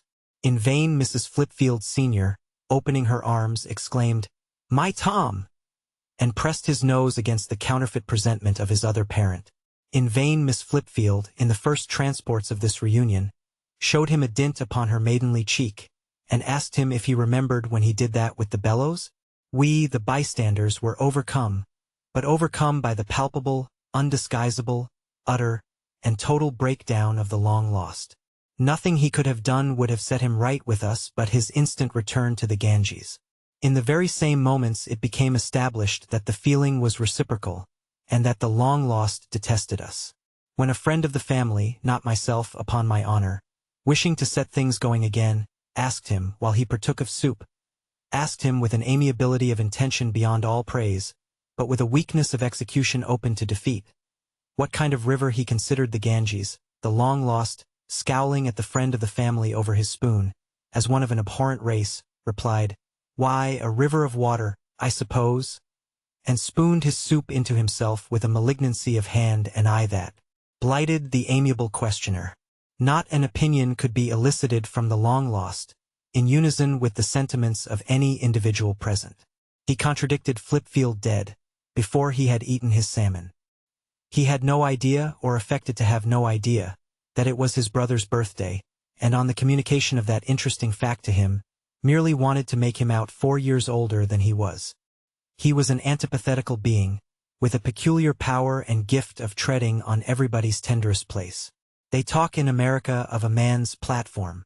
I should describe the platform of the long-lost as a platform composed of other people's corns, on which he had stumped his way, with all his might and main, to his present position. It is needless to add that Flipfield's great birthday went by the board, and that he was a wreck when I pretended at parting to wish him many happy returns of it. There is another class of birthdays at which I have so frequently assisted, that I may assume such birthdays to be pretty well known to the human race. My friend Mayday's birthday is an example. The guests have no knowledge of one another except on that one day in the year, and are annually terrified for a week by the prospect of meeting one another again. There is a fiction among us that we have uncommon reasons for being particularly lively and spirited on the occasion, whereas deep despondency is no phrase for the expression of our feelings. But the wonderful feature of the case is, that we are in tacit accordance to avoid the subject, to keep it as far off as possible, as long as possible, and to talk about anything else rather than the joyful event. I may even go so far as to assert that there is a dumb compact among us that we will pretend that it is not Mayday's birthday. A mysterious and gloomy being, who is said to have gone to school with Mayday, and who is so lank and lean that he seriously impugns the dietary of the establishment at which they were jointly educated, always leads us, as I may say, to the block, by laying his grisly hand on a decanter and begging us to fill our glasses. The devices and pretenses that I have seen put in practice to defer the fatal moment, and to interpose between this man and his purpose, are innumerable. I have known desperate guests, when they saw the grisly hand approaching the decanter, wildly to begin, without any antecedent whatsoever, "That reminds me," and to plunge into long stories. When at last the hand and the decanter come together, a shudder, a palpable perceptible shudder, goes round the table. We receive the reminder that it is Mayday's birthday, as if it were the anniversary of some profound disgrace he had undergone, and we sought to comfort him. And when we have drunk Mayday's health, and wished him many happy returns, we are seized for some moments with a ghastly blitheness, an unnatural levity, as if we were in the first flushed reaction of having undergone a surgical operation. Birthdays of this species have a public as well as a private phase. My boyhood's home, Dullborough, presents a case in point. An immortal somebody was wanted in Dullborough, to dimple for a day the stagnant face of the waters. He was rather wanted by Dullborough generally, and much wanted by the principal hotel-keeper. The county history was looked up for a locally immortal somebody, but the registered Dullborough worthies were all nobodies. In this state of things, it is hardly necessary to record that Dullborough did what every man does when he wants to write a book or deliver a lecture, and is provided with all the materials except a subject. Fell back upon Shakespeare. No sooner was it resolved to celebrate Shakespeare's birthday in Dullborough, then the popularity of the immortal bard became surprising. You might have supposed the first edition of his works to have been published last week, and enthusiastic Dullborough to have got half through them. I doubt, by the way, whether it had ever done half that, but that is a private opinion. A young gentleman with a sonnet, the retention of which for 2 years had enfeebled his mind and undermined his knees, got the sonnet into the Dullborough Warden, and gained flesh. Portraits of Shakespeare broke out in the bookshop windows, and our principal artist painted a large original portrait in oils for the decoration of the dining room. It was not in the least like any of the other portraits, and was exceedingly admired, the head being much swollen. At the institution, the debating society discussed the new question: was there sufficient ground for supposing that the immortal Shakespeare ever stole deer? This was indignantly decided by an overwhelming majority in the negative. Indeed, there was but one vote on the poaching side, and that was the vote of the orator who had undertaken to advocate it, and who became quite an obnoxious character, particularly to the Dullborough roughs, who were about as well informed on the matter as most other people. Distinguished speakers were invited down, and very nearly came, but not quite.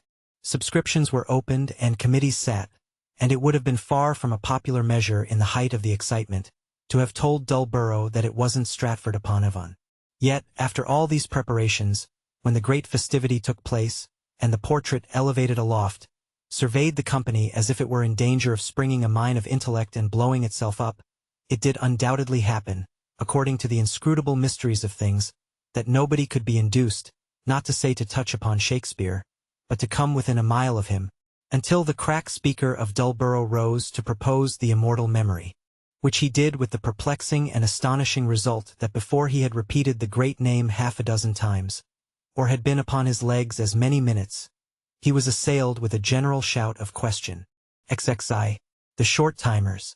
Within so many yards of this Covent Garden lodging of mine, as within so many yards of Westminster Abbey, St. Paul's Cathedral, the Houses of Parliament, the prisons, the courts of justice, all the institutions that govern the land, I can must find, whether I will or no, in the open streets, shameful instances of neglect of children, intolerable toleration of the engenderment of paupers, idlers, thieves, races of wretched and destructive cripples both in body and mind, a misery to themselves, a misery to the community, a disgrace to civilization, and an outrage on Christianity.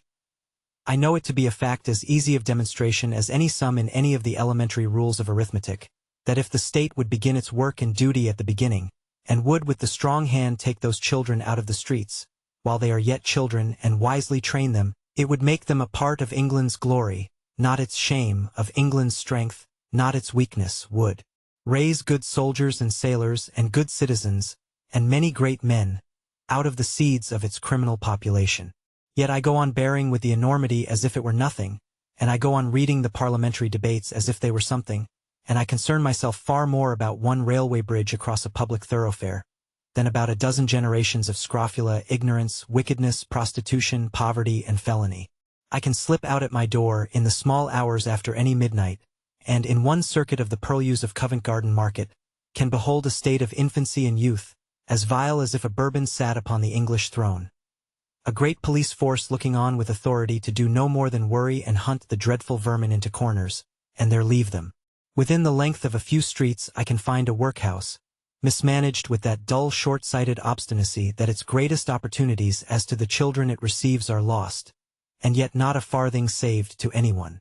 But the wheel goes round and round and round, and because it goes round, so I am told by the politest authorities, it goes well. Thus I reflected, one day in the Whitsun week last past, as I floated down the Thames among the bridges, looking, not inappropriately, at the drags that were hanging up at certain dirty stairs to hook the drowned out, and at the numerous conveniences provided to facilitate their tumbling in. My object in that uncommercial journey called up another train of thought, and it ran as follows. When I was at school, one of 70 boys, I wonder by what secret understanding our attention began to wander when we had pored over our books for some hours. I wonder by what ingenuity we brought on that confused state of mind when sense became nonsense, when figures wouldn't work, when dead languages wouldn't construe, when live languages wouldn't be spoken, when memory wouldn't come, when dullness and vacancy wouldn't go. I cannot remember that we ever conspired to be sleepy after dinner, or that we ever particularly wanted to be stupid, and to have flushed faces and hot beating heads, or to find blank hopelessness and obscurity this afternoon in what would become perfectly clear and bright in the freshness of tomorrow morning. We suffered for these things, and they made us miserable enough. Neither do I remember that we ever bound ourselves by any secret oath or other solemn obligation, to find the seats getting too hard to be sat upon after a certain time, or to have intolerable twitches in our legs, rendering us aggressive and malicious with those members, or to be troubled with a similar uneasiness in our elbows, attended with fistic consequences to our neighbors, or to carry 2 pounds of lead in the chest, 4 pounds in the head, and several active blue bottles in each ear. Yet, for certain, we suffered under those distresses, and were always charged at for laboring under them, as if we had brought them on of our own deliberate act and deed. As to the mental portion of them being my own fault in my own case, I should like to ask any well-trained and experienced teacher, not to say psychologist. And as to the physical portion, I should like to ask Professor Owen.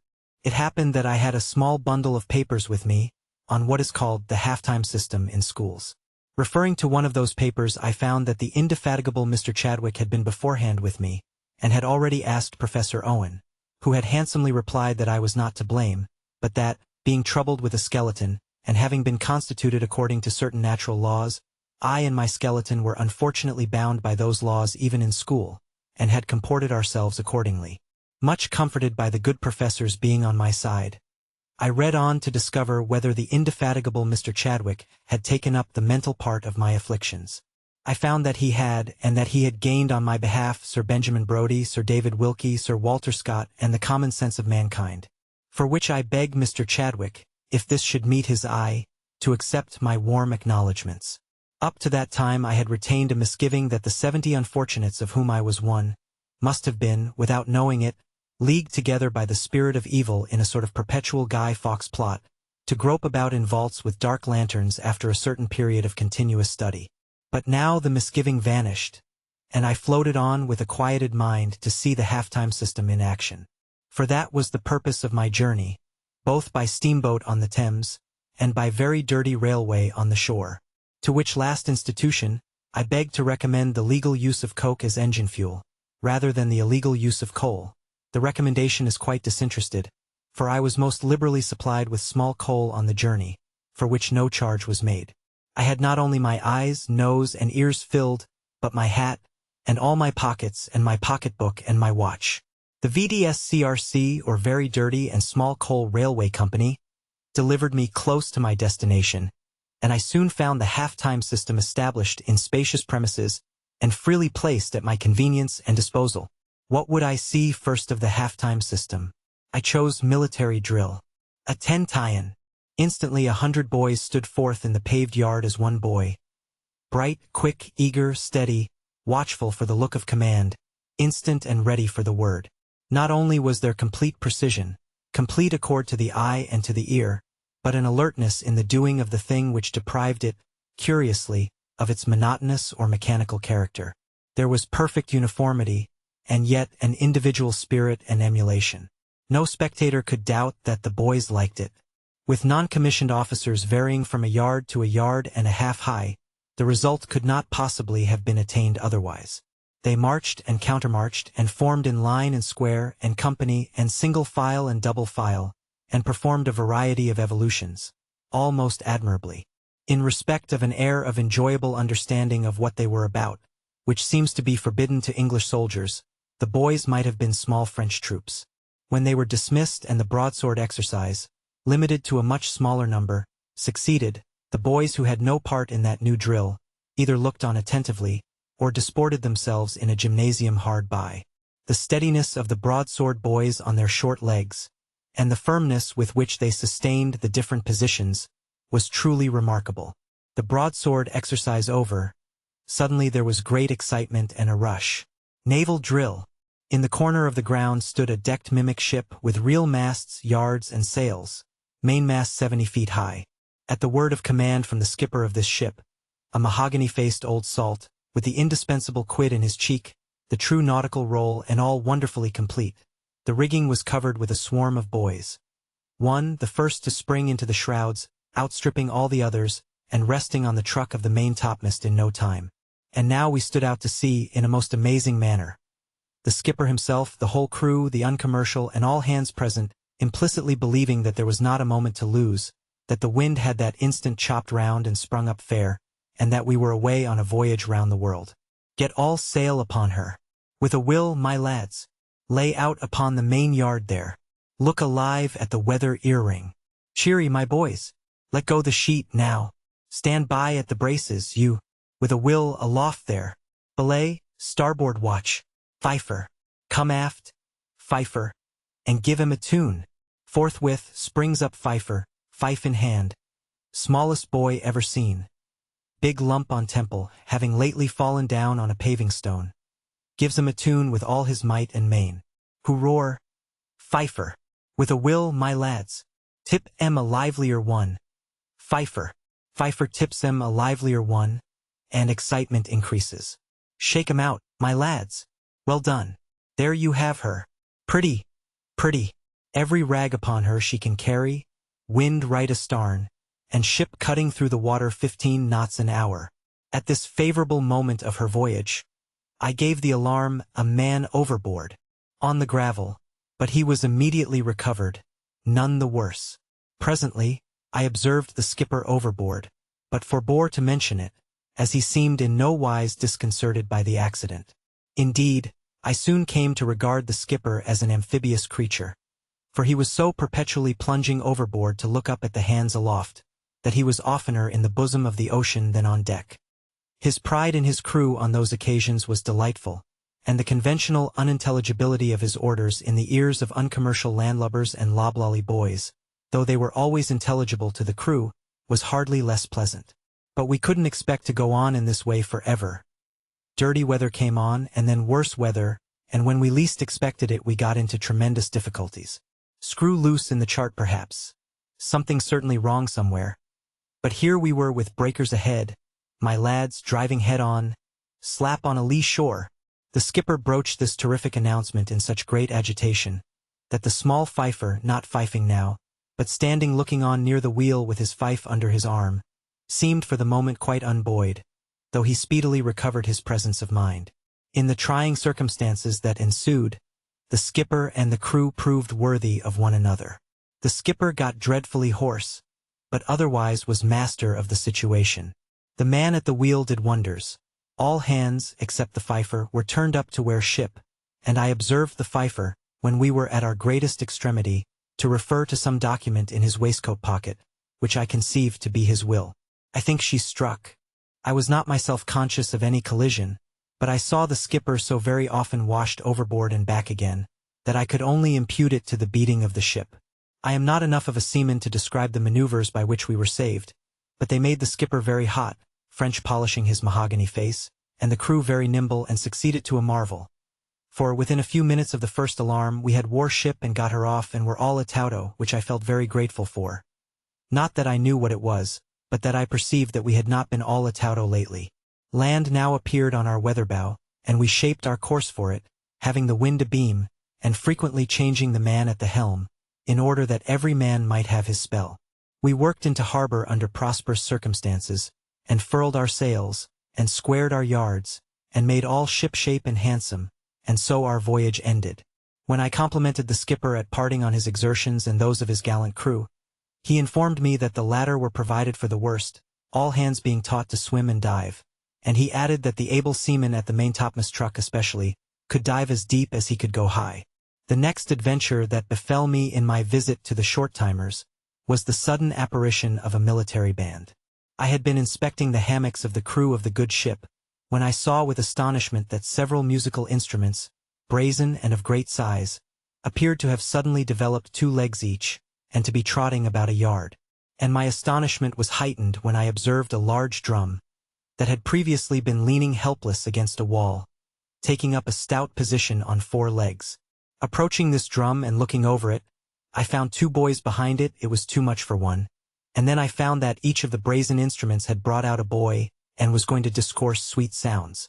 The boys, not omitting the fifer, now playing a new instrument, were dressed in neat uniform, and stood up in a circle at their music stands, like any other military band.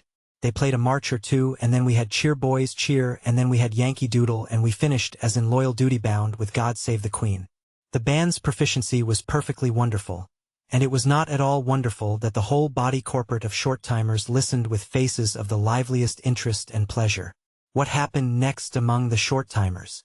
As if the band had blown me into a great classroom out of their brazen tubes, in a great classroom I found myself now, with the whole choral force of short-timers singing the praises of a summer's day to the harmonium, and my small but highly respected friend the fifer blazing away vocally, as if he had been saving up his wind for the last 12-month. Also the whole crew of the good ship Nameless swarming up and down the scale, as if they had never swarmed up and down the rigging. This done, we threw our whole power into God bless the Prince of Wales, and blessed His Royal Highness to such an extent that, for my own uncommercial part, I gasped again when it was over. The moment this was done, we formed, with surpassing freshness, into hollow squares, and fell to work at oral lessons as if we never did, and had never thought of doing anything else. Let a veil be drawn over the self-committals into which the uncommercial traveller would have been betrayed but for a discreet reticence, coupled with an air of absolute wisdom on the part of that artful personage. Take the square of 5, multiply it by 15, divide it by 3, deduct 8 from it, add 4 dozen to it, give me the result in pence, and tell me how many eggs I could get for it at 3 farthings apiece.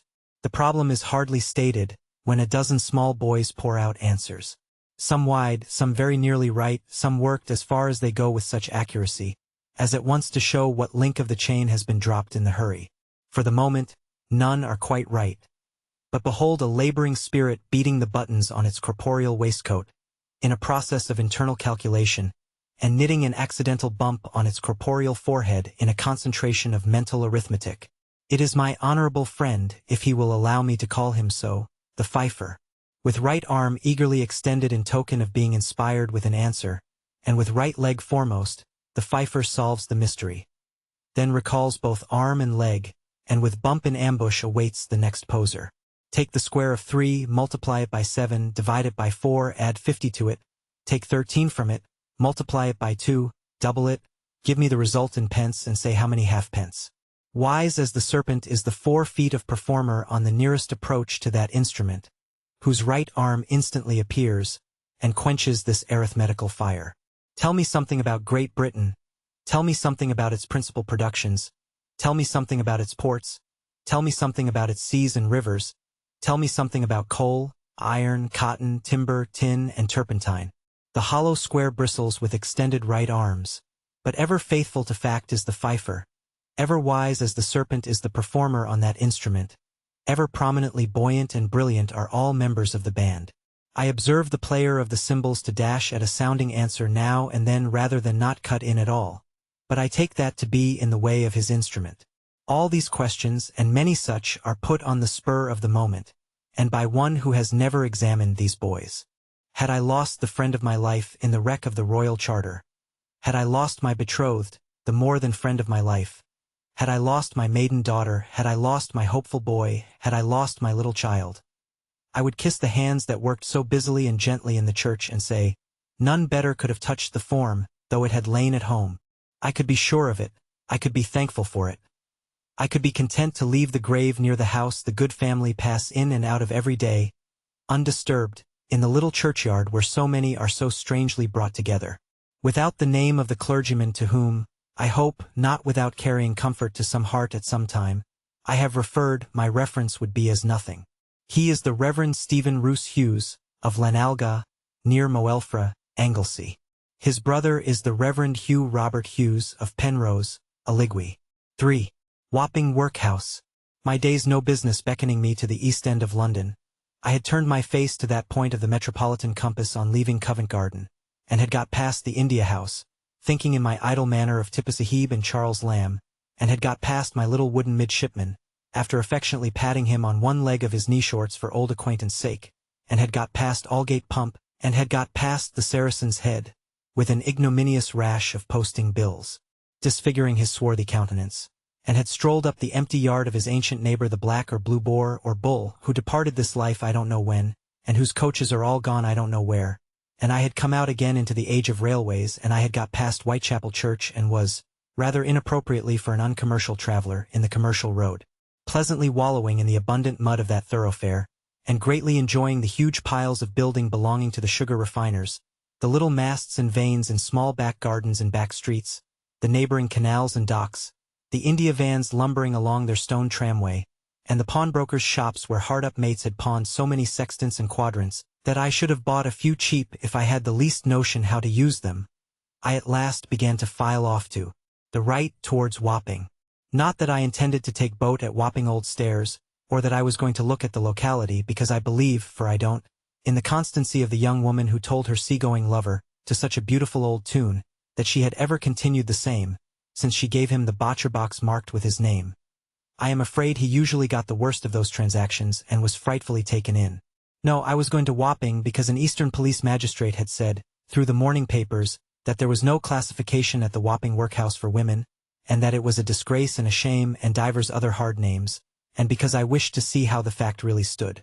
For that Eastern police magistrates are not always the wisest men of the East, may be inferred from their course of procedure respecting the fancy dressing and pantomime posturing at St. George's in that quarter, which is usually, to discuss the matter at issue, in a state of mind betokening the weakest perplexity, with all parties concerned and unconcerned, and, for a final expedient, to consult the complainant as to what he thinks ought to be done with the defendant, and take the defendant's opinion as to what he would recommend to be done with himself.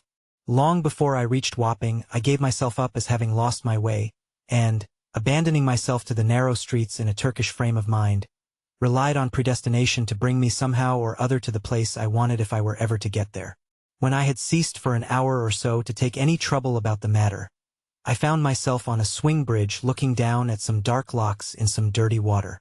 Over against me stood a creature remotely in the likeness of a young man, with a puffed sallow face, and a figure all dirty and shiny and slimy, who may have been the youngest son of his filthy old father, Thames, or the drowned man about whom there was a placard on the granite post like a large thimble that stood between us.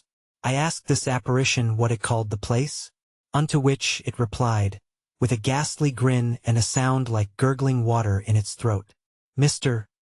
Baker's Trap." As it is a point of great sensitiveness with me on such occasions to be equal to the intellectual pressure of the conversation, I deeply considered the meaning of this speech while I eyed the apparition, then engaged in hugging and sucking a horizontal iron bar at the top of the locks. Inspiration suggested to me that Mr. Baker was the acting coroner of that neighborhood. "A common place for suicide," said I, looking down at the locks. "Sue?" returned the ghost with a stare. "Yes, and Pole. Likewise Emily, and Nancy, and Jane." He sucked the iron between each name, "and all the biling, catches off their bonnets or shorels, takes a run, and headers down here they deuce. Always a head errand down here they is, like 1 o'clock. And at about that hour of the morning, I suppose?" "Ah," said the apparition, "they an't particular. 2 you'll do for them. 3, all times o' night. Ani mind you." Here the apparition rested his profile on the bar, and gurgled in a sarcastic manner. "There must be somebody comin'. They don't go a head errand down here, when there ain't no Bobby nor General Cove, fur to hear the splash." According to my interpretation of these words, I was myself a General Cove, or member of the miscellaneous public.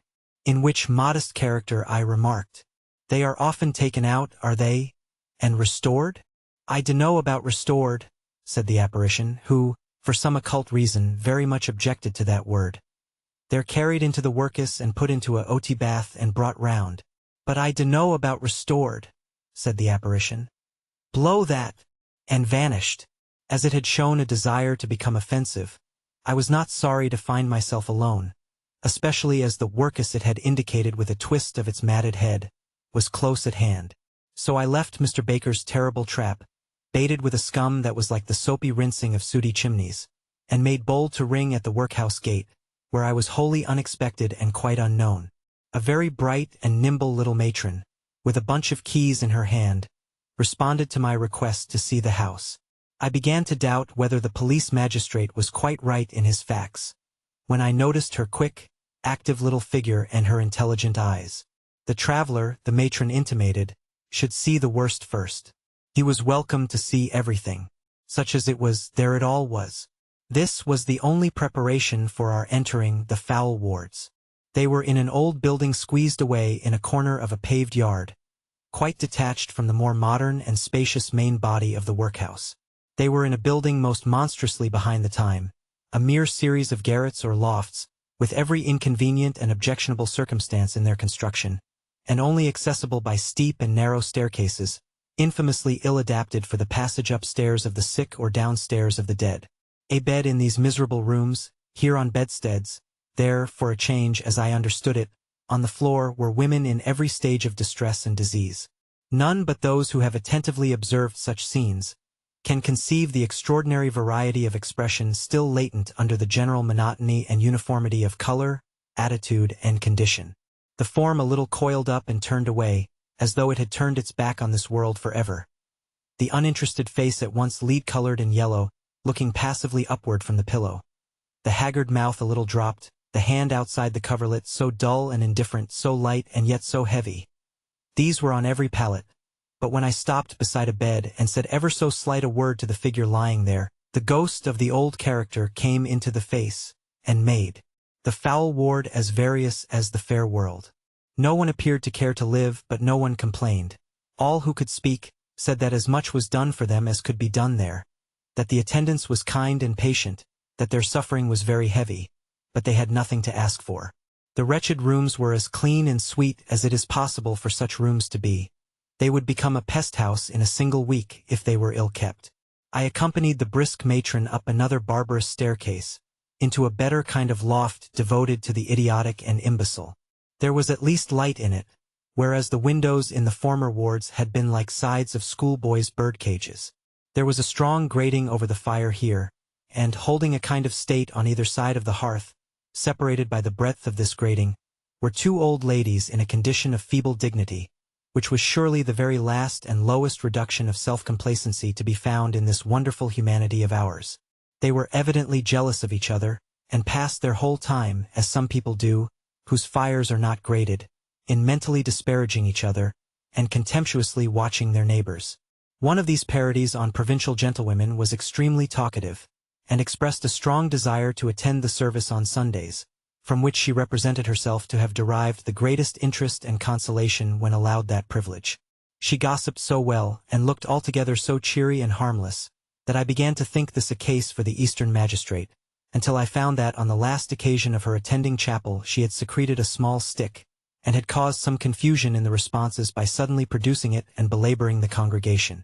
So, these two old ladies, separated by the breadth of the grating, otherwise they would fly at one another's caps, sat all day long, suspecting one another, and contemplating a world of fits. For everybody else in the room had fits except the wardswoman, an elderly, able-bodied pauperess with a large upper lip and an air of repressing and saving her strength, as she stood with her hands folded before her, and her eyes slowly rolling, biding her time for catching or holding somebody. This civil personage, in whom I regretted to identify a reduced member of my honorable friend Mrs. Gamp's family, said, "They has continual, sir. They drops without no more notice than if they was coach horses dropped from the moon, sir. And when one drops, another drops, and sometimes there'll be as many as 4 or 5 on 'em at once. Dear me, a rolling and a tearing. Bless you! This young woman now has 'em dreadful bad." She turned up this young woman's face with her hand as she said it. This young woman was seated on the floor, pondering in the foreground of the afflicted. There was nothing repellent either in her face or head. Many, apparently worse, varieties of epilepsy and hysteria were about her, but she was said to be the worst here. When I had spoken to her a little, she still sat with her face turned up, pondering, and a gleam of the midday sun shone in upon her. Whether this young woman, and the rest of these so sorely troubled, as they sit or lie pondering in their confused, dull way, ever get mental glimpses among the motes in the sunlight, of healthy people and healthy things, whether this young woman, brooding like this in the summer season, ever thinks that somewhere there are trees and flowers, even mountains and the great sea, whether, not to go so far, this young woman ever has any dim revelation of that young woman who is not here and never will come here, who is courted and caressed and loved, and has a husband and bears children, and lives in a home, and who never knows what it is to have this lashing and tearing coming upon her. And whether this young woman, God help her, gives herself up then and drops like a coach horse from the moon, I hardly knew whether the voices of infant children, penetrating into so hopeless a place, made a sound that was pleasant or painful to me. It was something to be reminded that the weary world was not all a-weary, and was ever renewing itself. But this young woman was a child not long ago, and a child not long hence might be such as she. Howbeit, the active step and eye of the vigilant matron conducted me past the two provincial gentlewomen, whose dignity was ruffled by the children, and into the adjacent nursery. There were many babies here, and more than one handsome young mother. There were ugly young mothers also, and sullen young mothers and callous young mothers. But the babies had not appropriated to themselves any bad expression yet, and might have been, for anything that appeared to the contrary in their soft faces, princes imperial and princesses royal. I had the pleasure of giving a poetical commission to the baker's man to make a cake with all dispatch and toss it into the oven for one red-headed young pauper and myself, and felt much the better for it. Without that refreshment, I doubt if I should have been in a condition for the refractories, towards whom my quick little matron, for whose adaptation to her office I had by this time conceived a genuine respect, drew me next and marshaled me the way that I was going. The refractories were picking oakum, in a small room giving on a yard. They sat in line on a form, with their backs to a window. Before them a table and their work. The oldest refractory was, say 20. Youngest refractory, say 16. I have never yet ascertained in the course of my uncommercial travels why a refractory habit should affect the tonsils and uvula. But I have always observed that refractories of both sexes and every grade, between a ragged school and the Old Bailey, have one voice, in which the tonsils and uvula gain a diseased ascendancy. £5 indeed! I hain't a-going fur to pick £5, said the chief of the refractories, keeping time to herself with her head and chin. More than enough to pick what we picks now, in sich a place as this, and on what we gets here. This was in acknowledgment of a delicate intimation that the amount of work was likely to be increased. It certainly was not heavy then, for one refractory had already done her day's task. It was barely 2 o'clock, and was sitting behind it with a head exactly matching it. "A pretty ooze this is, matron, ain't it?" said refractory 2. "Where a pleaseman's called in if a gal says a word, and when you're sent to prison for nothink or less," said the chief, tugging at her oakum as if it were the matron's hair. "But any place is better than this. That's one thing, and be thankful." A laugh of refractories led by Oakum Head with folded arms, who originated nothing, but who was in command of the skirmishers outside the conversation. "If any place is better than this," said my brisk guide in the calmest manner, "it is a pity you left a good place when you had one." "Ho, no, I didn't, matron," returned the chief, with another pull at her oakum, and a very expressive look at the enemy's forehead. "Don't say that, matron, 'cause it's lies." Oakum Head brought up the skirmishers again, skirmished and retired. "And I warn't a-going," exclaimed refractory 2. "Though I was in one place for as long as 4 year, I warn't a-going fur to stop in a place that warn't fit for me, there, and where the family warn't spectable characters, there, and where I fortunately or hunfortunately found that the people warn't what they pretended to make theirselves out to be, there, and where it wasn't their faults by chalks, if I warn't made bad and ruinated, ha!"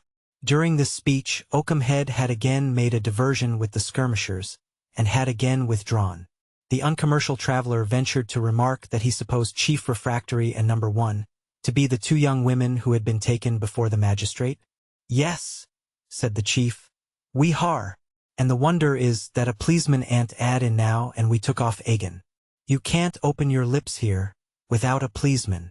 Number 2 laughed very uvularly, and the skirmishers followed suit. "I'm sure I'd be thankful," protested the chief, looking sideways at the Uncommercial, "if I could be got into a place or got abroad. I'm sick and tired of this precious ooze. I am, with reason. So would be, and so was Number 2. So would be, and so was Oakum Head. So would be, and so were skirmishers." The Uncommercial, invited to add another, falteringly demands how many birthdays a man born on the 29th of February will have had on completing his 50th year. A general perception of trap and pitfall instantly arises, and the fifer is seen to retire behind the corduroys of his next neighbors, as perceiving special necessity for collecting himself and communing with his mind. Meanwhile, the wisdom of the serpent suggests that the man will have had only one birthday in all that time, For how can any man have more than one, seeing that he is born once and dies once?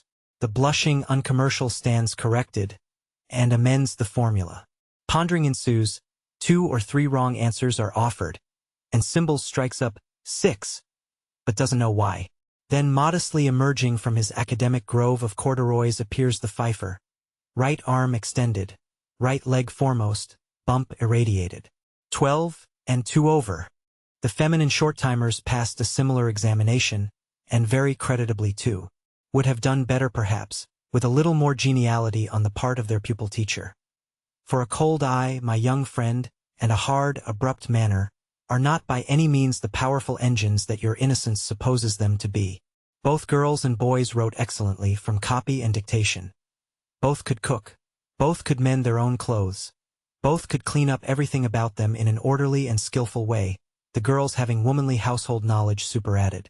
Order and method began in the songs of the infant school which I visited likewise, and they were even in their dwarf degree to be found in the nursery, where the uncommercial walking stick was carried off with acclamations, and where the doctor, a medical gentleman of 2 who took his degree on the night when he was found at an apothecary's door, did the honors of the establishment with great urbanity and gaiety.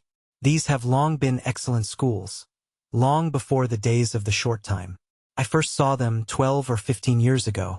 But since the introduction of the short-time system, it has been proved here that 18 hours a week of book learning are more profitable than 36, and that the pupils are far quicker and brighter than of yore. The good influences of music on the whole body of children have likewise been surprisingly proved.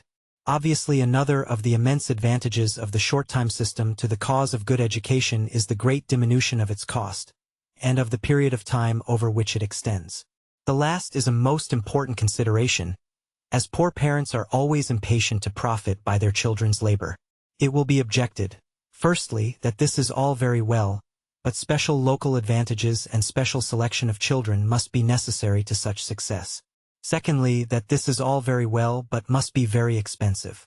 Thirdly, that this is all very well but we have no proof of the results, sir, no proof. On the first head of local advantages and special selection, would Limehouse Hole be picked out for the site of a children's paradise? Or would the legitimate and illegitimate pauper children of the longshore population of such a riverside district be regarded as unusually favorable specimens to work with? Yet these schools are at Limehouse, and are the pauper schools of the Stepney Pauper Union. On the second head of expense, would 6 pence a week be considered a very large cost for the education of each pupil, including all salaries of teachers and rations of teachers? But supposing the cost were not 6 pence a week, not 5 pence? It is 4 pence halfpenny. On the third head of no proof, sir, no proof. Is there any proof in the facts that pupil teachers more in number, and more highly qualified, have been produced here under the short-time system than under the long-time system? That the short-timers in a writing competition beat the long-timers of a first-class national school? That the sailor boys are in such demand for merchant ships, that whereas, before they were trained, 10l. premium used to be given with each boy, too often to some greedy brute of a drunken skipper, who disappeared before the term of apprenticeship was out, if the ill-used boy didn't. Captains of the best character now take these boys more than willingly, with no premium at all? That they are also much esteemed in the Royal Navy, which they prefer, because everything is so neat and clean and orderly? Or, is there any proof in naval captains writing your little fellows are all that I can desire? Or is there any proof in such testimony as this? The owner of a vessel called at the school and said that as his ship was going down channel on her last voyage, with one of the boys from the school on board, the pilot said, "It would be as well if the Royal were lowered. I wish it were down." Without waiting for any orders and unobserved by the pilot, the lad, whom they had taken on board from the school, instantly mounted the mast and lowered the Royal, and at the next glance of the pilot to the masthead, he perceived that the sail had been let down. He exclaimed, "Who's done that job?" The owner, who was on board, said, "That was the little fellow whom I put on board 2 days ago." The pilot immediately said, "Why, where could he have been brought up?" The boy had never seen the sea or been on a real ship before. Or, is there any proof in these boys being in greater demand for regimental bands than the Union can meet? Or, in 98 of them having gone into regimental bands in 3 years? Or, in 12 of them being in the band of one regiment? Or, in the colonel of that regiment writing, We want 6 more boys. They are excellent lads? Or, in one of the boys having risen to be band corporal in the same regiment? Or, in employers of all kinds chorusing, give us drilled boys, for they are prompt, obedient, and punctual? Other proofs I have myself beheld with these uncommercial eyes, though I do not regard myself as having a right to relate in what social positions they have seen respected men and women who were once pauper children of the Stepney Union. Into what admirable soldiers others of these boys have the capabilities for being turned, I need not point out. Many of them are always ambitious of military service, and once upon a time when an old boy came back to see the old place, a cavalry soldier all complete, with his spurs on, such a yearning broke out to get into cavalry regiments and wear those sublime appendages, that it was one of the greatest excitements ever known in the school. The girls make excellent domestic servants, and at certain periods come back, a score or 2 at a time, to see the old building, and to take tea with the old teachers, and to hear the old band, and to see the old ship with her masts towering up above the neighboring roofs and chimneys. As to the physical health of these schools, it is so exceptionally remarkable, simply because the sanitary regulations are as good as the other educational arrangements, that when Mr. Tufnell, the inspector, first stated it in a report, he was supposed, in spite of his high character, to have been betrayed into some extraordinary mistake or exaggeration. In the moral health of these schools, where corporal punishment is unknown, truthfulness stands high. When the ship was first erected, the boys were forbidden to go aloft, until the nets, which are now always there, were stretched as a precaution against accidents. Certain boys, in their eagerness, disobeyed the injunction, got out of window in the early daylight, and climbed to the masthead. One boy unfortunately fell and was killed. There was no clue to the others, but all the boys were assembled, and the chairman of the board addressed them. I promise nothing. You see what a dreadful thing has happened. You know what a grave offense it is that has led to such a consequence. I cannot say what will be done with the offenders. But, boys, you have been trained here, above all things, to respect the truth. I want the truth. Who are the delinquents? Instantly, the whole number of boys concerned separated from the rest and stood out. Now, the head and heart of that gentleman, it is needless to say, a good head and a good heart, have been deeply interested in these schools for many years, and are so still, and the establishment is very fortunate in a most admirable master, and moreover the schools of the Stepney Union cannot have got to be what they are, without the Stepney Board of Guardians having been earnest and humane men strongly imbued with a sense of their responsibility. But what one set of men can do in this wise, another set of men can do, and this is a noble example to all other bodies and unions, and a noble example to the state. Followed and enlarged upon by its enforcement on bad parents, it would clear London streets of the most terrible objects they smite the sight with. Myriads of little children who awfully reverse our Saviour's words, and are not of the kingdom of heaven, but of the kingdom of hell. Clear the public streets of such shame, and the public conscience of such reproach? Ah, almost prophetic, surely, the child's jingle. When will that be? Say the bells of Stepney, XXII, bound for the great Salt Lake. Behold me on my way to an emigrant ship, on a hot morning early in June. My road lies through that part of London generally known to the initiated as Down by the Docks. Down by the Docks is home to a good many people, to too many, if I may judge from the overflow of local population in the streets. But my nose insinuates that the number to whom it is sweet home might be easily counted. Down by the Docks is a region I would choose as my point of embarkation aboard ship if I were an emigrant. It would present my intention to me in such a sensible light. It would show me so many things to be run away from. Down by the Docks, they eat the largest oysters and scatter the roughest oyster shells, known to the descendants of St. George and the Dragon. Down by the Docks, they consume the slimiest of shellfish, which seem to have been scraped off the copper bottoms of ships. Down by the Docks, the vegetables at greengrocers' doors acquire a saline and a scaly look, as if they had been crossed with fish and seaweed. Down by the Docks, they board seamen at the eating houses, the public houses, the slop shops, the coffee shops, the tally shops, all kinds of shops mentionable and unmentionable. Board them, as it were, in the piratical sense, making them bleed terribly and giving no quarter. Down by the Docks, the seamen roam in mid-street and midday, their pockets inside out, and their heads no better. Down by the Docks, the daughters of wave-ruling Britannia also rove, clad in silken attire, with uncovered tresses streaming in the breeze, bandana kerchiefs floating from their shoulders, and crinoline not wanting.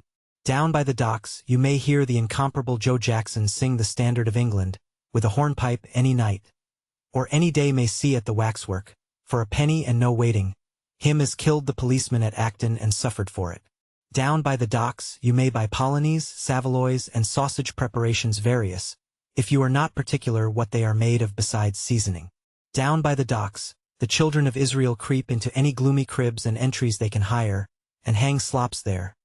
Pewter watches, sou'wester hats, waterproof overalls, first-rate articleth, Jack. Down by the docks, such dealers exhibiting on a frame a complete nautical suit without the refinement of a waxen visage in the hat, present the imaginary wearer as drooping at the yard-arm, with his seafaring and earthfaring troubles over. Down by the docks, the placards in the shops apostrophize the customer, knowing him familiarly beforehand, as, "Look here, Jack! Here's your sort, my lad. Try our sea-going mixed at 2 and 9. The right kit for the British tar. Ship ahoy! Splice the main brace, brother. Come, cheer up, my lads. We've the best liquors here, and you'll find something new in our wonderful beer." Down by the docks, the pawnbroker lends money on Union Jack pocket handkerchiefs, on watches with little ships pitching fore and aft on the dial, on telescopes, nautical instruments in cases, and such like. Down by the docks, the apothecary sets up in business on the wretchedest scale, chiefly on lint and plaster for the strapping of wounds, and with no bright bottles, and with no little drawers. Down by the docks, the shabby undertaker's shop will bury you for next to nothing, after the Malay or Chinaman has stabbed you for nothing at all, so you can hardly hope to make a cheaper end. Down by the docks, anybody drunk will quarrel with anybody drunk or sober, and everybody else will have a hand in it, and on the shortest notice you may revolve in a whirlpool of red shirts, shaggy beards, wild heads of hair, bare tattooed arms, Britannia's daughters, malice, mud, maundering, and madness. Down by the docks, scraping fiddles go in the public houses all day long, and shrill above their din and all the din, rises the screeching of innumerable parrots brought from foreign parts, who appear to be very much astonished by what they find on these native shores of ours. Possibly the parrots don't know, possibly they do, that down by the docks is the road to the Pacific Ocean, with its lovely islands, where the savage girls plait flowers, and the savage boys carve coconut shells, and the grim blind idols muse in their shady groves to exactly the same purpose as the priests and chiefs. And possibly the parrots don't know, possibly they do, that the noble savage is a wearisome impostor wherever he is, and has 500,000 volumes of indifferent rhyme, and no reason to answer for. Shadwell Church. Pleasant whispers of there being a fresher air down the river than down by the docks, go pursuing one another, playfully, in and out of the openings in its spire. Gigantic in the basin just beyond the church, looms my emigrant ship, her name, the Amazon. Her figurehead is not disfigured as those beauteous founders of the race of strong-minded women are fabled to have been, for the convenience of drawing the bow, but I sympathize with the carver, a flattering carver who made it his care to carve busts as they ought to be, not as they were. My emigrant ship lies broadside on to the wharf. 2 great gangways made of spars and planks connect her with the wharf, and up and down these gangways, perpetually crowding to and fro and in and out, like ants, are the emigrants who are going to sail in my emigrant ship. Some with cabbages, some with loaves of bread, some with cheese and butter, some with milk and beer, some with boxes, beds, and bundles, some with babies, nearly all with children, nearly all with brand-new tin cans for their daily allowance of water, uncomfortably suggestive of a tin flavor in the drink. To and fro, up and down, aboard and ashore, swarming here and there and everywhere, my emigrants. And still as the dockgate swings upon its hinges, cabs appear and carts appear and vans appear, bringing more of my emigrants, with more cabbages, more loaves, more cheese and butter, more milk and beer, more boxes, beds and bundles, more tin cans, and on those shipping investments accumulated compound interest of children. I go aboard my emigrant ship. I go first to the great cabin, and find it in the usual condition of a cabin at that pass. Perspiring landsmen, with loose papers and with pens and inkstands, pervade it, and the general appearance of things is as if the late Mr. Amazon's funeral had just come home from the cemetery, and the disconsolate Mrs. Amazon's trustees found the affairs in great disorder, and were looking high and low for the will. I go out on the poop deck for air and surveying the emigrants on the deck below. Indeed they are crowded all about me up there too, find more pens and inkstands in action and more papers and interminable complication respecting accounts with individuals for tin cans and whatnot. But nobody is in an ill temper, nobody is the worse for drink, nobody swears an oath or uses a coarse word, nobody appears depressed, nobody is weeping, and down upon the deck in every corner where it is possible to find a few square feet to kneel, crouch or lie in, people in every unsuitable attitude for writing are writing letters. Now, I have seen emigrant ships before this day in June. And these people are so strikingly different from all other people in like circumstances whom I have ever seen, that I wonder aloud, what would a stranger suppose these emigrants to be? The vigilant, bright face of the weather-browned captain of the Amazon is at my shoulder, and he says, "What, indeed? The most of these came aboard yesterday evening. They came from various parts of England in small parties that had never seen one another before. Yet they had not been a couple of hours on board, when they established their own police, made their own regulations, and set their own watches at all the hatchways. Before 9 o'clock, the ship was as orderly and as quiet as a man of war. I looked about me again, and saw the letter-writing going on with the most curious composure, perfectly abstracted in the midst of the crowd, while great casks were swinging aloft and being lowered into the hold, while hot agents were hurrying up and down, adjusting the interminable accounts, while 200 strangers were searching everywhere for 200 other strangers, and were asking questions about them of 200 more, while the children played up and down all the steps, and in and out among all the people's legs, and were beheld, to the general dismay, toppling over. All the dangerous places, the letter-writers wrote uncalmly. On the starboard side of the ship, a grizzled man dictated a long letter to another grizzled man in an immense fur cap, which letter was of so profound a quality, that it became necessary for the amanuensis at intervals to take off his fur cap in both his hands, for the ventilation of his brain, and stare at him who dictated, as a man of many mysteries who was worth looking at. On the larboard side, a woman had covered a belaying pin with a white cloth to make a neat desk of it, and was sitting on a little box, writing with the deliberation of a bookkeeper. Down upon her breast on the planks of the deck at this woman's feet, with her head diving in under a beam of the bulwarks on that side, as an eligible place of refuge for her sheet of paper, a neat and pretty girl wrote for a good hour. She fainted at last, only rising to the surface occasionally for a dip of ink. Alongside the boat, close to me on the poop deck, another girl, a fresh, well-grown country girl, was writing another letter on the bare deck. Later in the day, when this selfsame boat was filled with a choir who sang glees and catches for a long time, one of the singers, a girl, sang her part mechanically all the while, and wrote a letter in the bottom of the boat while doing so. A stranger would be puzzled to guess the right name for these people, Mr. Uncommercial, says the captain. Indeed he would. If you hadn't known, could you ever have supposed?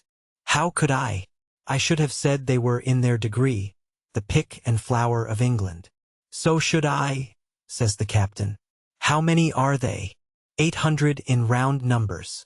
I went between decks, where the families with children swarmed in the dark, where unavoidable confusion had been caused by the last arrivals, and where the confusion was increased by the little preparations for dinner that were going on in each group. A few women here and there had got lost and were laughing at it, and asking their way to their own people or out on deck again. A few of the poor children were crying, but otherwise the universal cheerfulness was amazing. We shall shake down by tomorrow. We shall come all right in a day or so. We shall have more light at sea.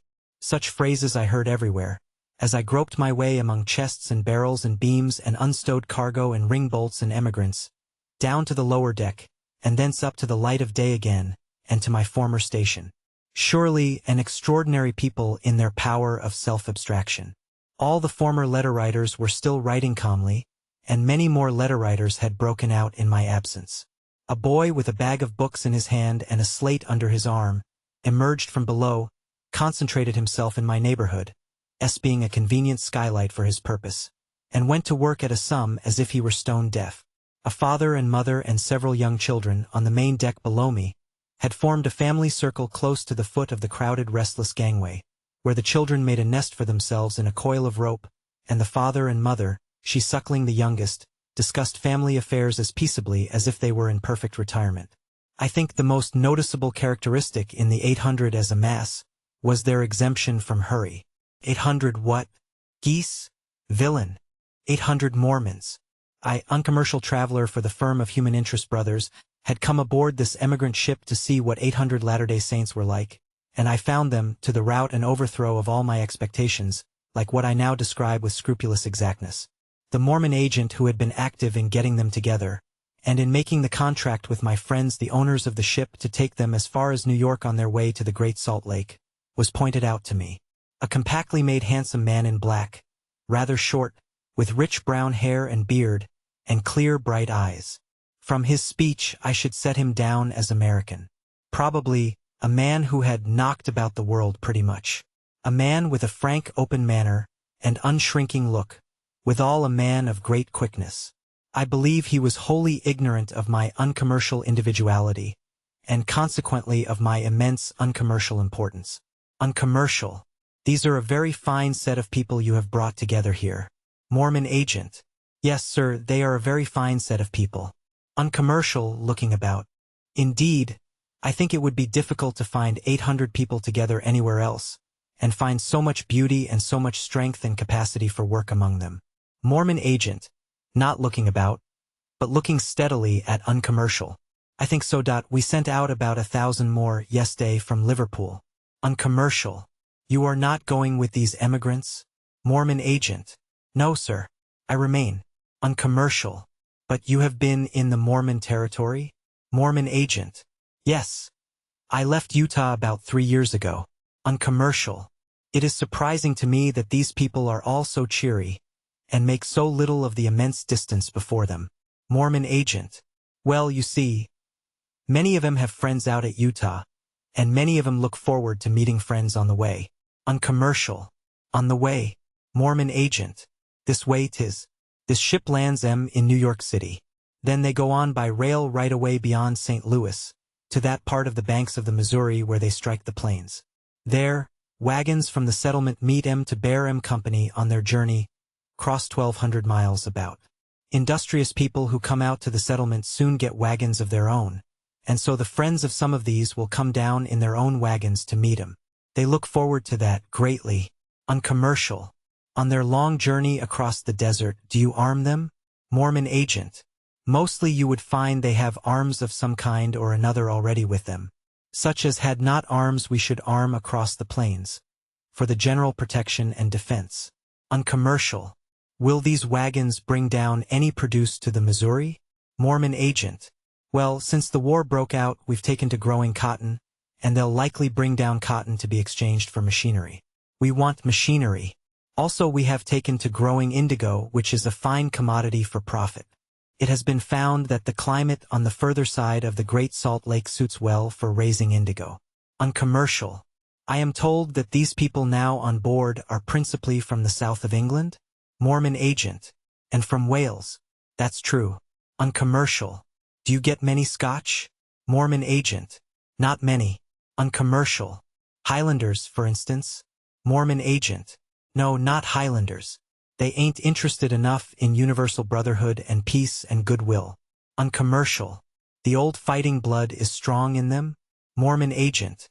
Well, yes. And besides, they've no faith. Uncommercial, who has been burning to get at the prophet Joe Smith, and seems to discover an opening. Faith in. Mormon agent. Far too many for Uncommercial. Well. In anything.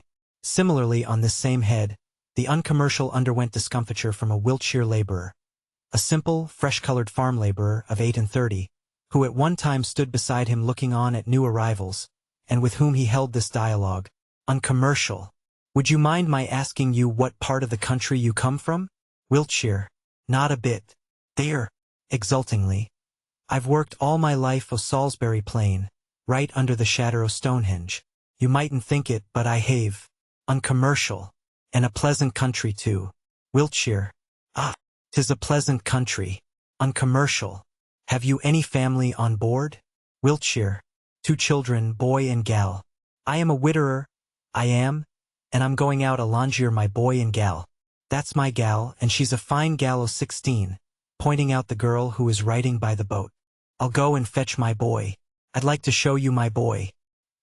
Here Wiltshire disappears, and presently comes back with a big, shy boy of 12, in a superabundance of boots, who was not at all glad to be presented. He is a fine boy too, and a boy fur to work. Boy having undutifully bolted, Wiltshire drops him. Uncommercial. It must cost you a great deal of money to go so far, 3 strong. Wiltshire. Power of money. There. 8 shillin' a week, 8 shillin' a week, 8 shillin' a week, put by out of the week's wages for ever so long. Uncommercial. I wonder how you did it. Wiltshire, recognizing in this a kindred spirit. See there now. I wonder how I done it. But what with a bit o' subscription here, and what with a bit o' help there, it were done at last, though I don't hardly know how. Then it were unfortnet for us, you see, as we got kept in Bristol so long. Nigh a fortnight it were, on accounts of a mistake why Brother Halliday swallowed up money it did when we might have come straight on. Uncommercial, delicately approaching Joe Smith. You are of the Mormon religion, of course. Wiltshire, confidently. Oh yes, I'm a Mormon. Then, reflectively, I'm a Mormon. Then, looking round the ship, feigns to descry a particular friend in an empty spot, and evades the uncommercial for evermore. After a noontide pause for dinner, during which my emigrants were nearly all between decks, and the Amazon looked deserted, a general muster took place. The muster was for the ceremony of passing the government inspector and the doctor. Those authorities held their temporary state amidships, by a cask or two, and, knowing that the whole 800 emigrants must come face to face with them, I took my station behind the two. They knew nothing whatever of me, I believe, and my testimony to the unpretending gentleness and good nature with which they discharged their duty may be of the greater worth. There was not the slightest flavor of the circumlocution office about their proceedings. The emigrants were now all on deck.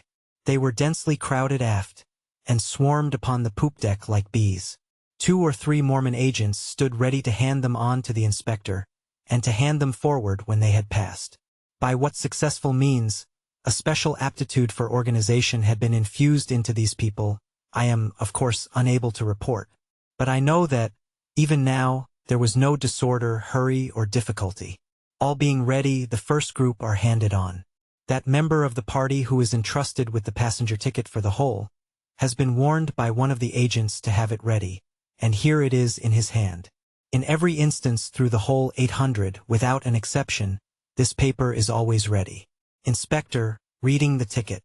Jesse Jobson, Sophronia Jobson, Jesse Jobson again, Matilda Jobson, William Jobson, Jane Jobson, Matilda Jobson again, Brigham Jobson, Leonardo Jobson, and Orson Jobson. Are you all here? Glancing at the party, over his spectacles. Jesse Jobson, number 2. All here, sir. This group is composed of an old grandfather and grandmother, their married son and his wife, and their family of children. Orson Jobson is a little child asleep in his mother's arms. The doctor, with a kind word or so, lifts up the corner of the mother's shawl, looks at the child's face, and touches the little clenched hand. If we were all as well as Orson Jobson, doctoring would be a poor profession. Inspector. Quite right, Jesse Jobson. Take your ticket, Jesse, and pass on. And away they go. Mormon agent, skillful and quiet, hands them on. Mormon agent, skillful and quiet, hands next party up. Inspector, reading ticket again. Susanna cleverly and William cleverly. Brother and sister, sister, young woman of business, hustling slow brother. Yes, sir. Inspector. Very good. Susanna cleverly. Take your ticket, Susanna, and take care of it. And away they go. Inspector, taking ticket again. Samson Dibble and Dorothy Dibble, surveying a very old couple over his spectacles, with some surprise. Your husband quite blind, Mrs. Dibble? Mrs. Dibble. Yes, sir, he be stone blind. Mr. Dibble, addressing the mast. Yes, sir, I be stone blind. Inspector. That's a bad job. Take your ticket, Mrs. Dibble, and don't lose it, and pass on. Doctor taps Mr. Dibble on the eyebrow with his forefinger, and away they go. Inspector, taking ticket again. Anastasia Weedle. Anastasia, a pretty girl, in a bright Garibaldi. This morning elected by universal suffrage the beauty of the ship. That is me, sir. Inspector. Going alone, Anastasia? Anastasia, shaking her curls. I am with Mrs. Jobson, sir. but I've got separated for the moment. Inspector. Oh, you are with the Jobsons? Quite right. That'll do, Miss Weedle. Don't lose your ticket. Away she goes and joins the Jobsons who are waiting for her, and stoops and kisses Brigham Jobson, who appears to be considered too young for the purpose, by several Mormons rising 20 who are looking on. Before her extensive skirts have departed from the casks, a decent widow stands there with 4 children, and so the roll goes. The faces of some of the Welsh people, among whom there were many old persons, were certainly the least intelligent. Some of these emigrants would have bungled sorely, but for the directing hand that was always ready. The intelligence here was unquestionably of a low order, and the heads were of a poor type. Generally the case was the reverse. There were many worn faces bearing traces of patient poverty and hard work, and there was great steadiness of purpose and much undemonstrative self-respect among this class. A few young men were going singly. Several girls were going 2 or 3 together. These latter I found it very difficult to refer back, in my mind, to their relinquished homes and pursuits. Perhaps they were more like country milliners, and pupil teachers rather tawdrily dressed, than any other classes of young women. I noticed, among many little ornaments worn, more than one photograph brooch of the Princess of Wales, and also of the late Prince Consort. Some single women of from 30 to 40, whom one might suppose to be embroiderers or straw bonnet makers, were obviously going out in quest of husbands, as finer ladies go to India. That they had any distinct notions of a plurality of husbands or wives, I do not believe. To suppose the family groups of whom the majority of emigrants were composed, polygamically possessed, would be to suppose an absurdity, manifest to anyone who saw the fathers and mothers. I should say, I had no means of ascertaining the fact, that most familiar kinds of handicraft trades were represented here. Farm laborers, shepherds, and the like had their full share of representation, but I doubt if they preponderated. It was interesting to see how the leading spirit in the family circle never failed to show itself, even in the simple process of answering to the names as they were called, and checking off the owners of the names. Sometimes it was the father, much oftener the mother, sometimes a quick little girl second or third in order of seniority. It seemed to occur for the first time to some heavy fathers, what large families they had, and their eyes rolled about during the calling of the list, as if they half misdoubted some other family to have been smuggled into their own. Among all the fine handsome children, I observed but 2 with marks upon their necks that were probably scrofulous. Out of the whole number of emigrants, but 1 old woman was temporarily set aside by the doctor on suspicion of fever, but even she afterwards obtained a clean bill of health. When all had passed, and the afternoon began to wear on, a black box became visible on deck, which box was in charge of certain personages also in black, of whom only one had the conventional air of an itinerant preacher. This box contained a supply of hymn books, neatly printed and got up, published at Liverpool, and also in London at the Latter-day Saints Book Depot, 30, Florence Street. Some copies were handsomely bound. The plainer were the more in request, and many were bought. The title ran, Sacred Hymns and Spiritual Songs for the Church of Jesus Church of Latter-day Saints. The preface, dated Manchester, 1840, ran thus: The saints in this country have been very desirous for a hymn book adapted to their faith and worship, that they might sing the truth with an understanding heart, and express their praise, joy, and gratitude in songs adapted to the new and everlasting covenant. In accordance with their wishes, we have selected the following volume, which we hope will prove acceptable until a greater variety can be added. With sentiments of high consideration and esteem, we subscribe ourselves your brethren in the new and everlasting covenant, Brigham Young, Parley P. Pratt, John Taylor. From this book, by no means explanatory to myself of the new and everlasting covenant, and not at all making my heart and understanding one on the subject of that mystery, a hymn was sung, which did not attract any great amount of attention, and was supported by a rather select circle. But the choir in the boat was very popular and pleasant, and there was to have been a band, only the cornet was late in coming on board. In the course of the afternoon, a mother appeared from shore, in search of her daughter, who had run away with the Mormons. She received every assistance from the inspector, but her daughter was not found to be on board. The saints did not seem to me particularly interested in finding her. Towards 5 o'clock, the galley became full of tea kettles, and an agreeable fragrance of tea pervaded the ship. There was no scrambling or jostling for the hot water, no ill humor, no quarreling. As the Amazon was to sail with the next tide, and as it would not be high water before 2 o'clock in the morning, I left her with her tea in full action, and her idle steam tug lying by, deputing steam and smoke for the time being to the tea kettles. I afterwards learned that a dispatch was sent home by the captain before he struck out into the wide Atlantic, highly extolling the behavior of these emigrants, and the perfect order and propriety of all their social arrangements. What is in store for the poor people on the shores of the Great Salt Lake?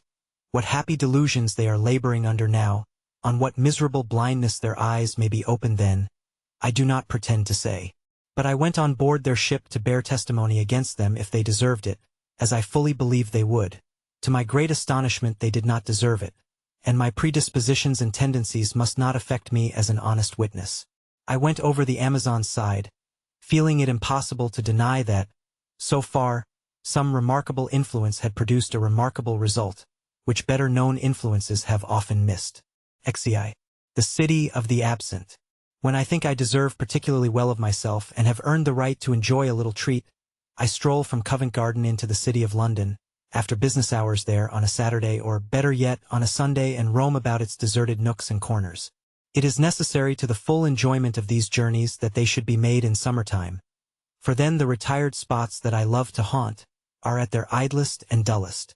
A gentle fall of rain is not objectionable, and a warm mist sets off my favorite retreats to decided advantage. Among these, city churchyards hold a high place. Such strange churchyards hide in the city of London. Churchyards sometimes so entirely detached from churches, always so pressed upon by houses. So small, so rank, so silent, so forgotten, except by the few people who ever look down into them from their smoky windows. As I stand peeping in through the iron gates and rails, I can peel the rusty metal off, like bark from an old tree. The illegible tombstones are all lopsided.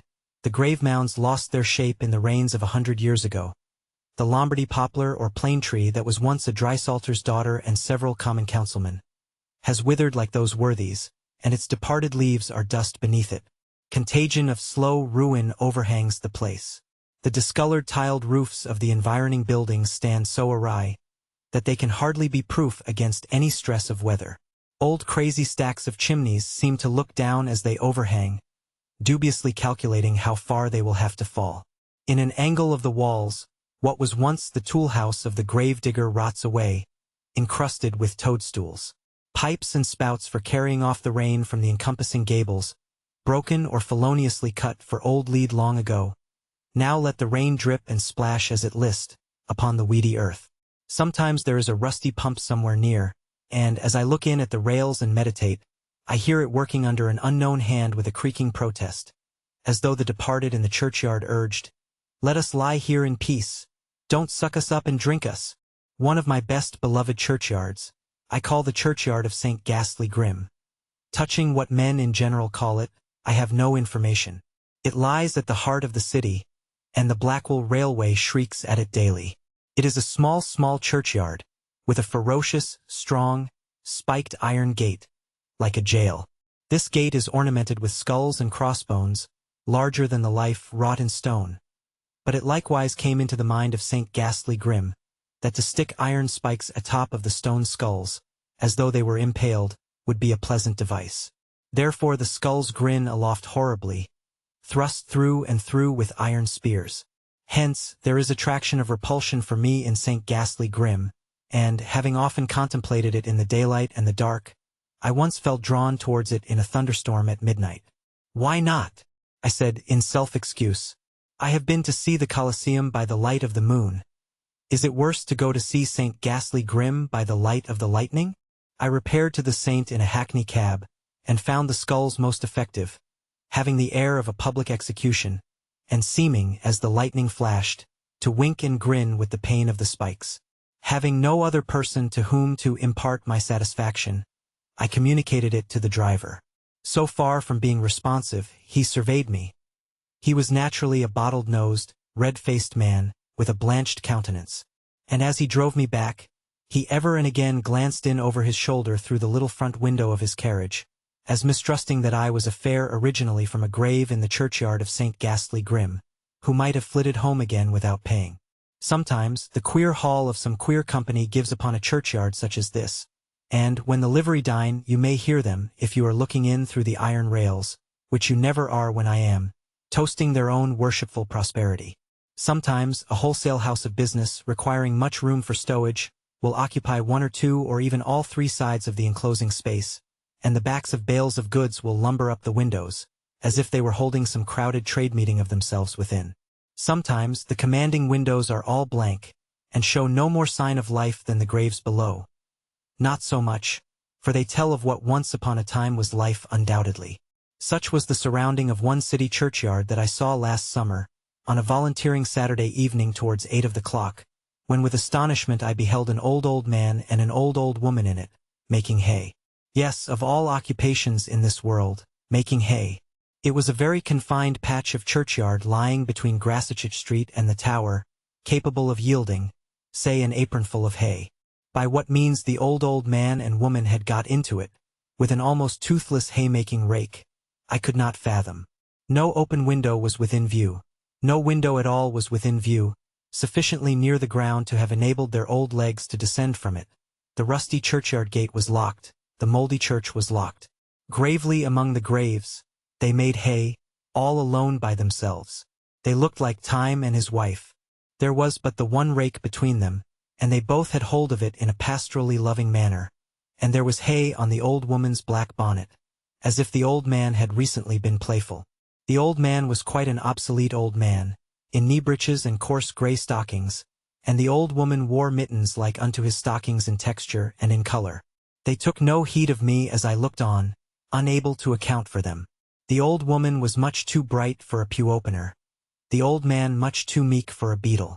On an old tombstone in the foreground between me and them were two cherubim, but for those celestial embellishments being represented as having no possible use for knee breeches, stockings, or mittens, I should have compared them with the haymakers and sought a likeness. I coughed and awoke the echoes, but the haymakers never looked at me. They used the rake with a measured action, drawing the scanty crop towards them, and so I was fain to leave them under 3 yards and a half of darkening sky, gravely making hay among the graves, all alone by themselves. Perhaps they were specters, and I wanted a medium. In another city churchyard of similar cramped dimensions I saw that selfsame summer 2 comfortable charity children.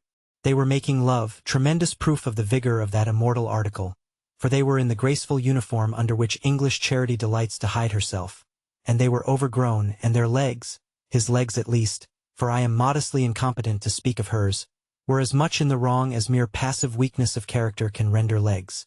Oh, it was a leaden churchyard, but no doubt a golden ground to those young persons.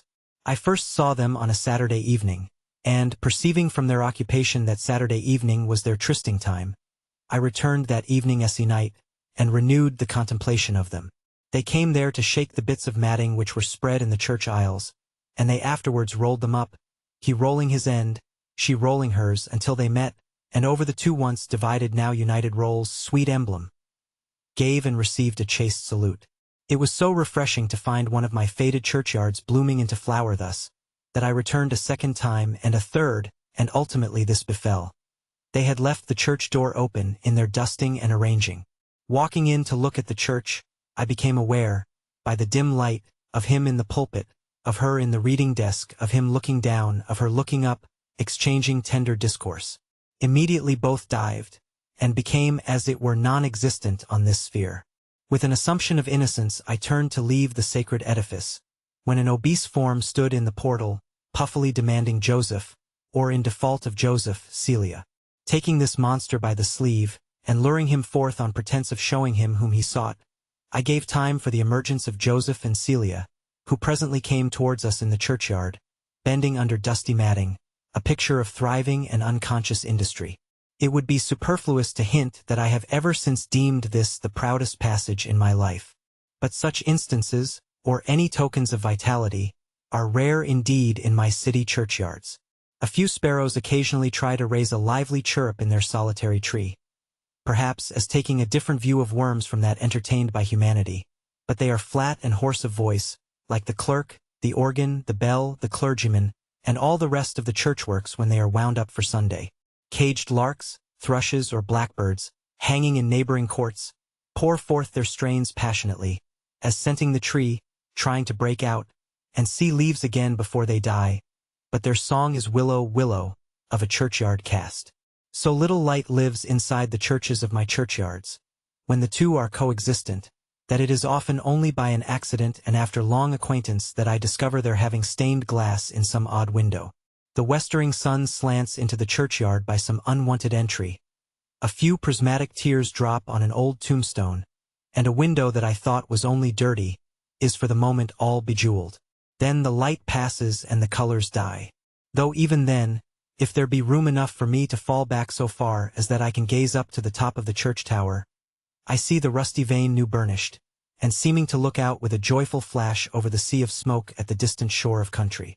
Blinking old men who are let out of workhouses by the hour have a tendency to sit on bits of coping stone in these churchyards, leaning with both hands on their sticks and asthmatically gasping. The more depressed class of beggars, too, bring hither broken meats and munch. I am on nodding terms with a meditative turncock who lingers in one of them, and whom I suspect of a turn for poetry, the rather as he looks out of temper when he gives the fireplug a disparaging wrench with that large tuning fork of his which would wear out the shoulder of his coat, but for a precautionary piece of inlaid leather. Fire ladders, which I am satisfied nobody knows anything about, and the keys of which were lost in ancient times, moulder away in the larger churchyards, under eaves like wooden eyebrows, and so removed are those corners from the haunts of men and boys, that once on a 5th of November I found a guy trusted to take care of himself there, while his proprietors had gone to dinner. Of the expression of his face I cannot report, because it was turned to the wall, but his shrugged shoulders and his 10 extended fingers appeared to denote that he had moralised in his little straw chair on the mystery of mortality until he gave it up as a bad job. You do not come upon these churchyards violently. There are shapes of transition in the neighborhood. An antiquated news shop or barber's shop, apparently bereft of customers in the earlier days of George III, would warn me to look out for one, if any discoveries in this respect were left for me to make. A very quiet court, in combination with an unaccountable dyers and scourers, would prepare me for a churchyard. An exceedingly retiring public house, with a bagatelle board shadily visible in a sawdusty parlor shaped like an omnibus, and with a shelf of punch bowls in the bar, would apprise me that I stood near consecrated ground. A dairy, exhibiting in its modest window one very little milk can and 3 eggs, would suggest to me the certainty of finding the poultry hard by, pecking at my forefathers. I first inferred the vicinity of St. Ghastly Grim, from a certain air of extra repose and gloom pervading a vast stack of warehouses. From the hush of these places, it is congenial to pass into the hushed resorts of business. Down the lanes I like to see the carts and wagons huddled together in repose, the cranes idle, and the warehouses shut. Pausing in the alleys behind the closed banks of mighty Lombard Street, it gives one as good as a rich feeling to think of the broad counters with a rim along the edge, made for telling money out on, the scales for weighing precious metals, the ponderous ledgers, and, above all, the bright copper shovels for shoveling gold. When I draw money, it never seems so much money as when it is shoveled at me out of a bright copper shovel. I like to say, in gold, and to see 7 pounds musically pouring out of the shovel like 70. The bank appearing to remark to me, I italicize appearing, if you want more of this yellow earth, we keep it in barrows at your service. To think of the banker's clerk with his deft finger turning the crisp edges of the 100-pound notes he has taken in a fat roll out of a drawer, is again to hear the rustling of that delicious south cash wind. How will you have it? I once heard this usual question asked at a bank counter of an elderly female, habited in mourning and steeped in simplicity, who answered, open-eyed, crook-fingered, laughing with expectation, anyhow, calling these things to mind as I stroll among the banks. I wonder whether the other solitary Sunday man I pass has designs upon the banks. For the interest and mystery of the matter, I almost hope he may have, and that his confederate may be at this moment taking impressions of the keys of the iron closets in wax, and that a delightful robbery may be in course of transaction. About College Hill, Mark Lane, and so on towards the Tower and Dock Ward, the deserted wine merchant cellars are fine subjects for consideration. But the deserted money cellars of the bankers, and their plate sellers, and their jewel sellers, what subterranean regions of the wonderful lamp are these? And again, possibly some shoeless boy in rags passed through this street yesterday, for whom it is reserved to be a banker in the fullness of time, and to be surpassing rich. Such reverses have been since the days of Whittington, and were long before. I want to know whether the boy has any foreglittering of that glittering fortune now, when he treads these stones, hungry. Much as I also want to know whether the next man to be hanged at Newgate yonder had any suspicion upon him that he was moving steadily towards that fate, when he talked so much about the last man who paid the same great debt at the same small debtor's door. Where are all the people who on busy working days pervade these scenes? The locomotive banker's clerk, who carries a black portfolio chained to him by a chain of steel. Where is he? Does he go to bed with his chain on, to church with his chain on? Or does he lay it by? And if he lays it by, what becomes of his portfolio when he is unchained for a holiday? The waste-paper baskets of these closed counting-houses would let me into many hints of business matters if I had the exploration of them. And what secrets of the heart should I discover on the pads of the young clerks? The sheets of cartridge paper and blotting paper interposed between their writing and their desks.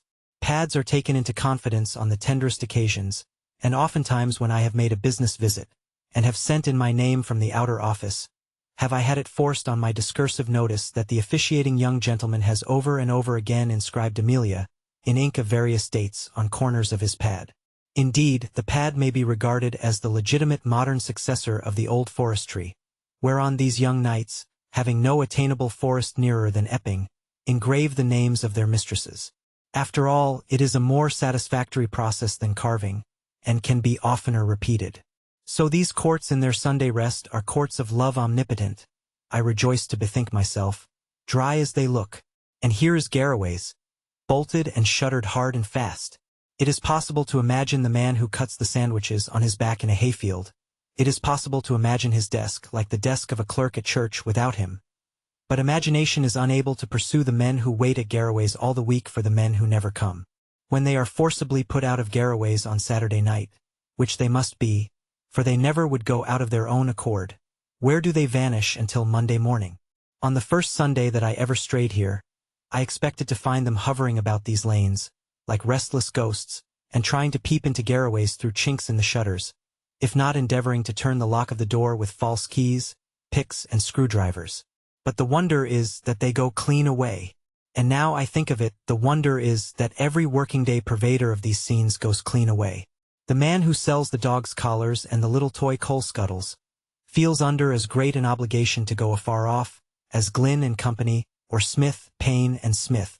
There is an old monastery crypt under Garraway's. I have been in it among the port wine, and perhaps Garraway's, taking pity on the mouldy men who wait in its public room all their lives, gives them cool house room down there over Sundays. But the catacombs of Paris would not be large enough to hold the rest of the missing. This characteristic of London City greatly helps its being the quaint place it is in the weekly pause of business, and greatly helps my Sunday sensation in it of being the last man. In my solitude, the ticket porters being all gone with the rest, I venture to breathe to the quiet bricks and stones my confidential wonderment why a ticket porter, who never does any work with his hands, is bound to wear a white apron, and why a great ecclesiastical dignitary, who never does any work with his hands either, is equally bound to wear a black one. Ziv. An old stage-coaching house. Before the waitress had shut the door, I had forgotten how many stagecoaches she said used to change horses in the town every day. But it was of little moment. Any high number would do as well as another. It had been a great stagecoaching town in the great stagecoaching times, and the ruthless railways had killed and buried it. The sign of the house was the dolphin's head. Why only head, I don't know. For the dolphin's effigy at full length and upside down, as a dolphin is always bound to be when artistically treated, though I suppose he is sometimes right side upward in his natural condition, graced the signboard. The signboard chafed its rusty hooks outside the bow window of my room, and was a shabby work. No visitor could have denied that the dolphin was dying by inches, but he showed no bright colors. He had once served another master. There was a newer streak of paint below him, displaying with inconsistent freshness the legend, by J. Mellows. My door opened again, and J. Mellows' representative came back. I had asked her what I could have for dinner, and she now returned with the counter-question, what would I like? As the dolphin stood possessed of nothing that I do like, I was fain to yield to the suggestion of a duck, which I don't like. J. Mellows' representative was a mournful young woman with eye susceptible of guidance, and one uncontrollable eye, which latter, seeming to wander in quest of stagecoaches, deepened the melancholy in which the Dolphin was steeped. This young woman had but shut the door on retiring again when I bethought me of adding to my order the words, "with nice vegetables." Looking out at the door to give them emphatic utterance, I found her already in a state of pensive catalepsy in the deserted gallery, picking her teeth with a pin. At the railway station 7 miles off, I had been the subject of wonder when I ordered a fly in which to come here. And when I gave the direction to the Dolphin's Head, I had observed an ominous stare on the countenance of the strong young man in velveteen, who was the platform servant of the company. He had also called to my driver at parting, "All right. Don't hang yourself when you get there, Georgie," in a sarcastic tone, for which I had entertained some transitory thoughts of reporting him to the general manager. I had no business in the town. I never have any business in any town, but I had been caught by the fancy that I would come and look at it in its degeneracy. My purpose was fitly inaugurated by the Dolphin's Head, which everywhere expressed past coachfulness and present coachlessness. Colored prints of coaches, starting, arriving, changing horses, coaches in the sunshine, coaches in the snow, coaches in the wind, coaches in the mist and rain, coaches on the king's birthday, coaches in all circumstances compatible with their triumph and victory, but never in the act of breaking down or overturning, pervaded the house. Of these works of art, some, framed and not glazed, had holes in them. The varnish of others had become so brown and cracked that they looked like overdone pie crust. The designs of others were almost obliterated by the flies of many summers.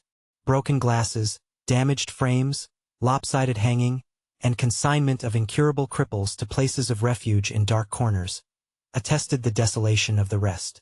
The old room on the ground floor where the passengers of the Highflyer used to dine had nothing in it but a wretched show of twigs and flower-pots in the broad window to hide the nakedness of the land, and in a corner little Mellow's perambulator, with even its parasol head turned despondently to the wall. The other room, where post-horse company used to wait while relays were getting ready down the yard, still held its ground, but was as airless as I conceive a hearse to be, insomuch that Mr. Pitt, hanging high against the partition, with spots on him like port wine, though it is mysterious how port wine ever got squirted up there, had good reason for perking his nose and sniffing. The stopperless cruets on the spindle-shanked sideboard were in a miserably dejected state, the anchovy sauce having turned blue some years ago, and the cayenne pepper, with a scoop in it like a small model of a wooden leg, having turned solid. The old fraudulent candles which were always being paid for and never used, were burnt out at last. But their tall stilts of candlesticks still lingered, and still outraged the human intellect by pretending to be silver.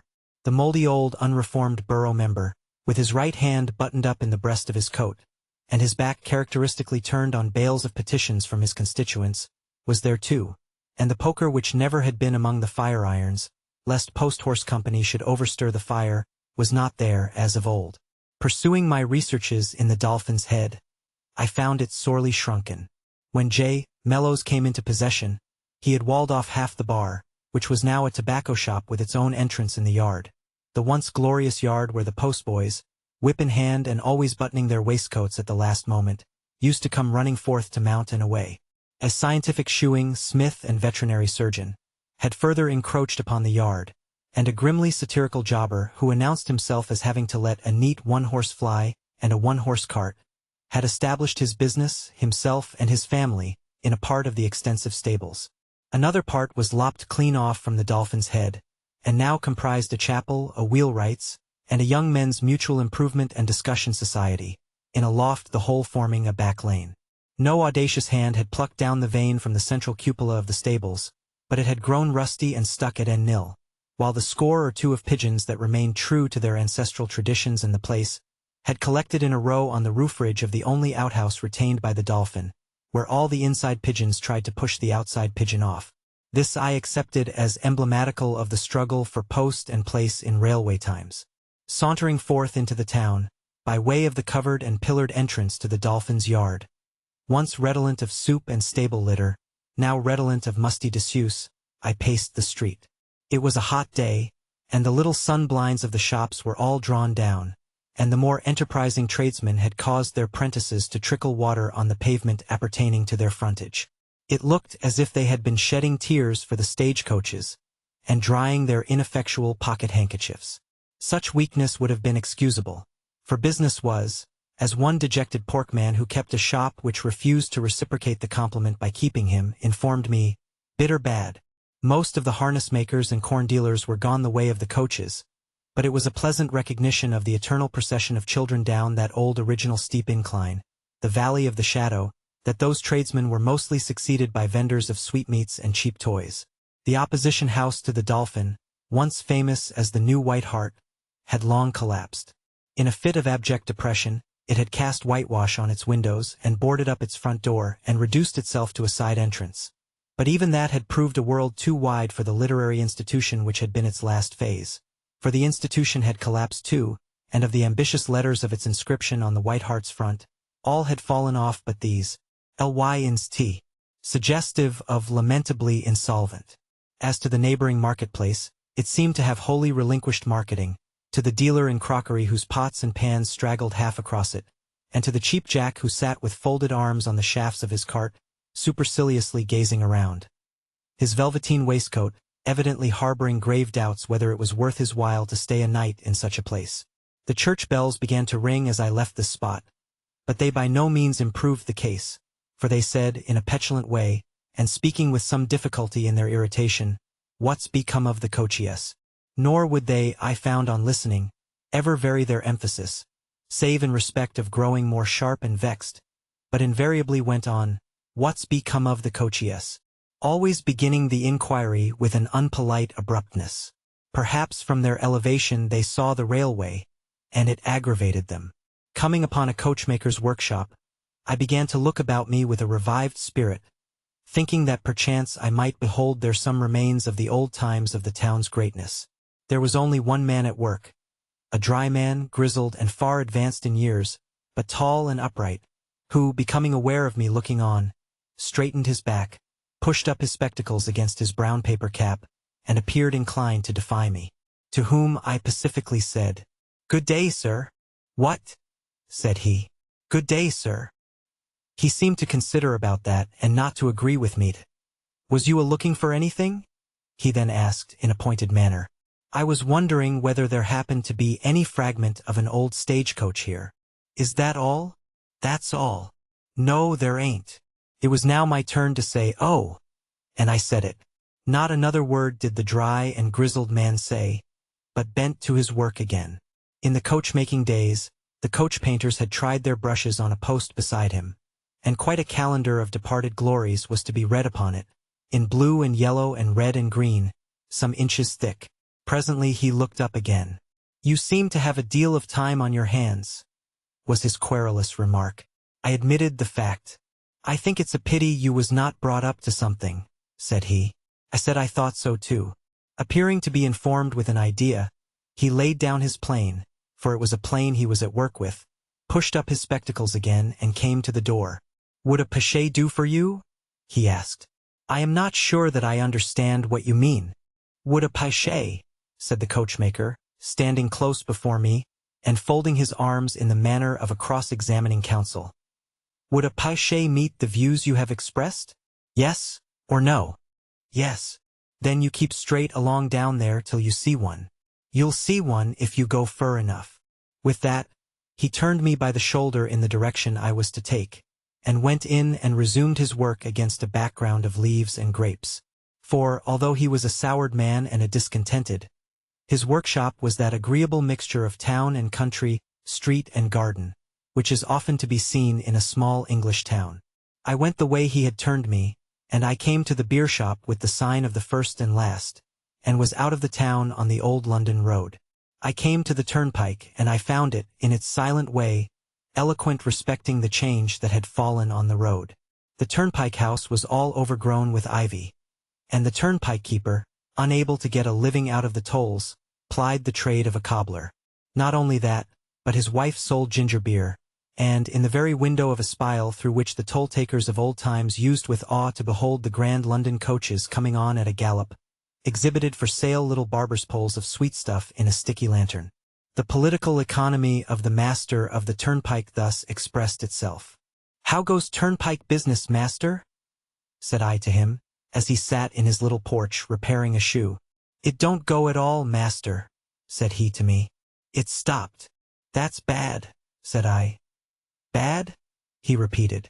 And he pointed to one of his sunburnt dusty children who was climbing the turnpike gate, and said, extending his open right hand in remonstrance with universal nature, 5 on 'em. But how to improve turnpike business? Said I. There's a way, master, said he, with the air of one who had thought deeply on the subject. I should like to know it. Lay a toll on everything as comes through. Lay a toll on walkers. Lay another toll on everything as don't come through. Lay a toll on them as stops at home. Would the last remedy be fair? Fair? Them as stops at home could come through if they liked. Couldn't they? Say they could. Toll 'em. If they don't come through, it's their lookout. Anyways, toll 'em. Finding it was as impossible to argue with this financial genius as if he had been Chancellor of the Exchequer, and consequently the right man in the right place, I passed on meekly. My mind now began to misgive me that the disappointed coachmaker had sent me on a wild-goose errand, and that there was no post-chaise in those parts. But coming within view of certain allotment gardens by the roadside, I retracted the suspicion, and confessed that I had done him an injustice. For there I saw, surely, the poorest superannuated post-chaise left on earth. It was a post-chaise taken off its axle-tree and wheels, and plumped down on the clayey soil among a ragged growth of vegetables. It was a post-chaise not even set straight upon the ground, but tilted over, as if it had fallen out of a balloon. It was a post-chaise that had been a long time in those decayed circumstances, and against which scarlet beans were trained. It was a post-chaise patched and mended with old tea-trays, or with scraps of iron that looked like them, and boarded up as to the windows, but having a knocker on the off-side door. Whether it was a post-chaise used as tool-house, summer-house, or dwelling-house, I could not discover, for there was nobody at home at the post-chaise when I knocked, but it was certainly used for something and locked up. In the wonder of this discovery, I walked round and round the post-chaise many times, and sat down by the post-chaise, waiting for further elucidation. None came. At last, I made my way back to the old London road by the further end of the allotment gardens, and consequently at a point beyond that from which I had diverged. I had to scramble through a hedge and down a steep bank, and I nearly came down atop of a little spare man who sat breaking stones by the roadside. He stayed his hammer and said, regarding me mysteriously through his dark goggles of wire, "Are you aware, sir, that you've been trespassing?" "I turned out of the way," said I in explanation, "to look at that odd post-chaise. Do you happen to know anything about it?" "I know it was many a year upon the road," said he. "So I supposed. Do you know to whom it belongs?" The stonebreaker bent his brows and goggles over his heap of stones, as if he were considering whether he should answer the question or not. Then, raising his barred eyes to my features as before, he said, "To me." Being quite unprepared for the reply, I received it with a sufficiently awkward indeed. "Dear me." Presently I added, "Do you?" I was going to say live there, but it seemed so absurd a question that I substituted live near here. The stonebreaker, who had not broken a fragment since we began to converse, then did as follows. He raised himself by poising his finger on his hammer, and took his coat, on which he had been seated, over his arm. He then backed to an easier part of the bank than that by which I had come down, keeping his dark goggles silently upon me all the time, and then shouldered his hammer, suddenly turned, ascended, and was gone. His face was so small, and his goggles were so large, that he left me wholly uninformed as to his countenance. But he left me a profound impression that the curved legs I had seen from behind as he vanished were the legs of an old postboy. It was not until then that I noticed he had been working by a grass-grown milestone, which looked like a tombstone erected over the grave of the London road. My dinner hour being close at hand, I had no leisure to pursue the goggles or the subject then, but made my way back to the Dolphin's Head. In the gateway I found J. Mellows looking at nothing, and apparently experiencing that it failed to raise his spirits. "I don't care for the town," said J. Mellows, when I complimented him on the sanitary advantages it may or may not possess. "I wish I had never seen the town." "You don't belong to it, Mr. Mellows?" "Belong to it," repeated Mellows. "If I didn't belong to a better style of town than this, I'd take and drown myself in a pail." It then occurred to me that Mellows, having so little to do, was habitually thrown back on his internal resources, by which I mean the dolphin's cellar. "What we want," said Mellows, pulling off his hat, and making as if he emptied it of the last load of disgust that had exuded from his brain, before he put it on again for another load. "What we want is a branch. The petition for the branch bill is in the coffee room. Would you put your name to it? Every little helps." I found the document in question stretched out flat on the coffee room table by the aid of certain weights from the kitchen, and I gave it the additional weight of my uncommercial signature.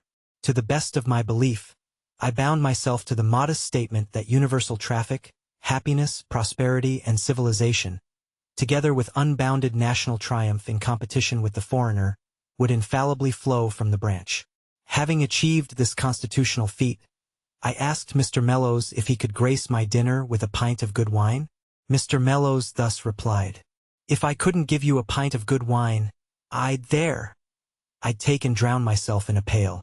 But I was deceived when I bought this business, and the stock was higgledy-piggledy, and I haven't yet tasted my way quite through it with a view to sorting it. Therefore, if you order one kind and get another, change till it comes right." "For what?" said Mellows, unloading his hat as before. "What would you or any gentleman do, if you ordered one kind of wine and was required to drink another? Why, and naturally and properly, having the feelings of a gentleman, you'd take and drown yourself in a pail. XXV. The boiled beef of New England.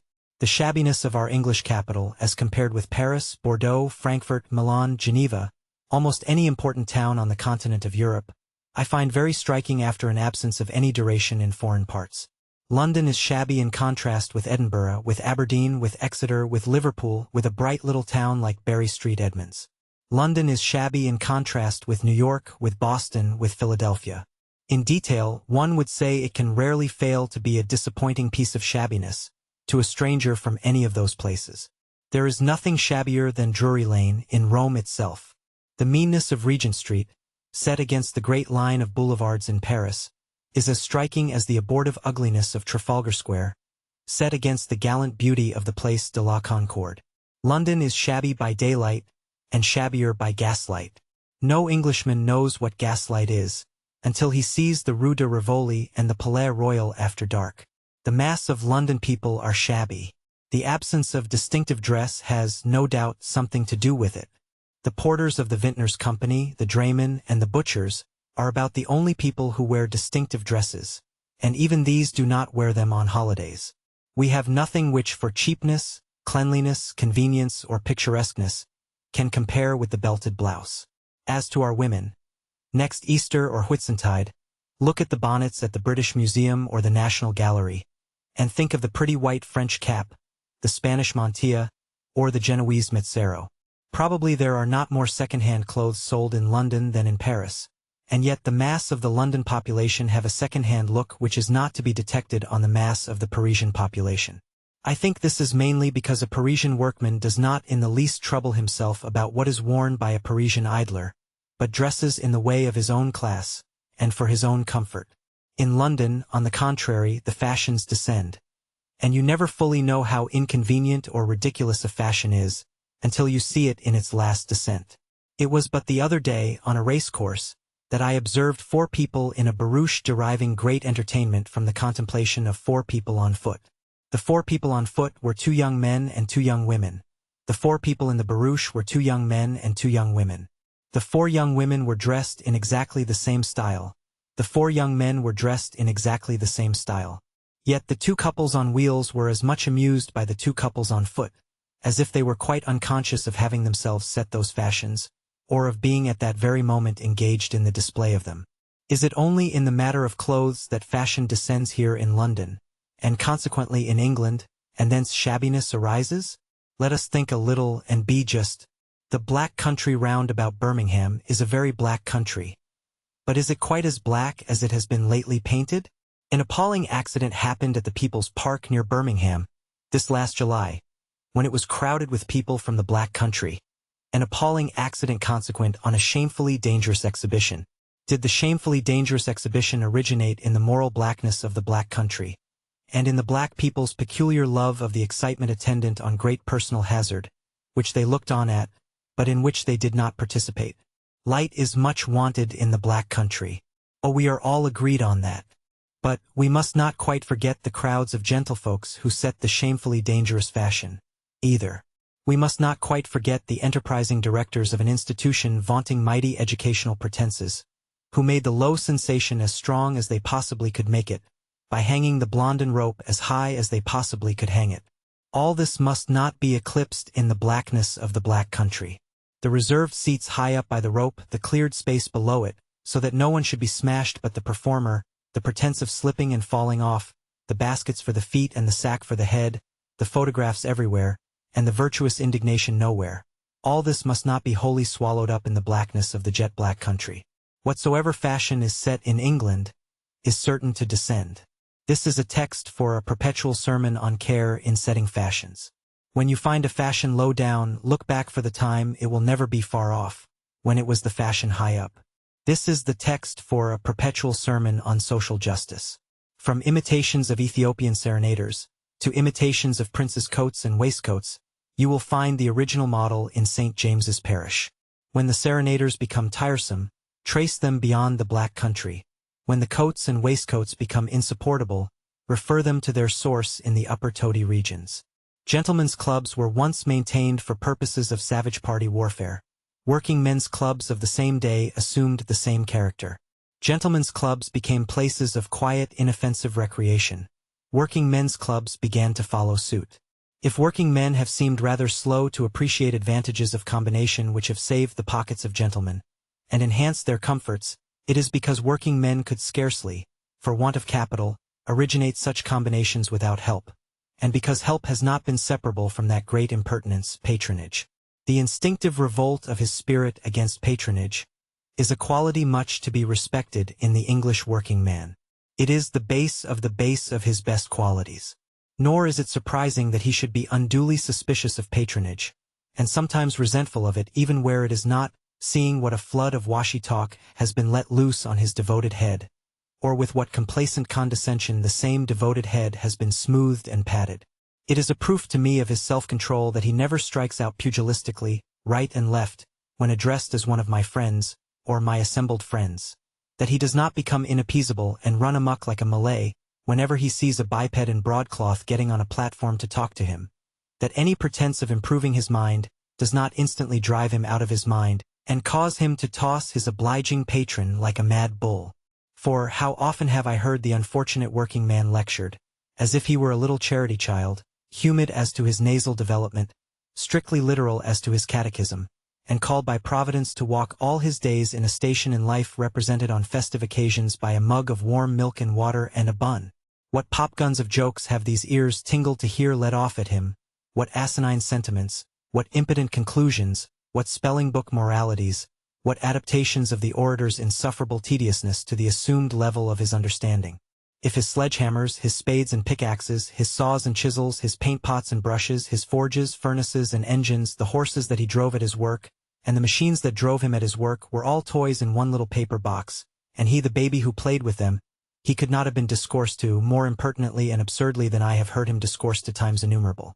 Consequently, not being a fool or a fawner, he has come to acknowledge his patronage by virtually saying, "Let me alone. If you understand me no better than that, sir and madam, let me alone. You mean very well, I dare say, but I don't like it, and I won't come here again to have any more of it." Whatever is done for the comfort and advancement of the working man must be so far done by himself as that it is maintained by himself, and there must be in it no touch of condescension, no shadow of patronage. In the great working districts this truth is studied and understood. When the American Civil War rendered it necessary, first in Glasgow and afterwards in Manchester, that the working people should be shown how to avail themselves of the advantages derivable from system, and from the combination of numbers in the purchase and the cooking of their food, this truth was above all things borne in mind. The quick consequence was, that suspicion and reluctance were vanquished, and that the effort resulted in an astonishing and a complete success. Such thoughts passed through my mind on a July morning of this summer, as I walked towards Commercial Street, not Uncommercial Street, Whitechapel. The Glasgow and Manchester system had been lately set a-going there, by certain gentlemen who felt an interest in its diffusion, and I had been attracted by the following handbill printed on rose-colored paper. Self-supporting. Cooking depot. For the working classes. Commercial Street, Whitechapel, where accommodation is provided for dining comfortably. 300 persons at a time. Open from 7 a.m. till 7 p.m. Prices. All articles of the best quality. Cup of tea or coffee. 1 penny. Bread and butter. 1 penny. Bread and cheese. 1 penny. Slice of bread 1/2 penny or 1 penny. Boiled egg. 1 penny. Ginger beer. 1 penny. The above articles always ready.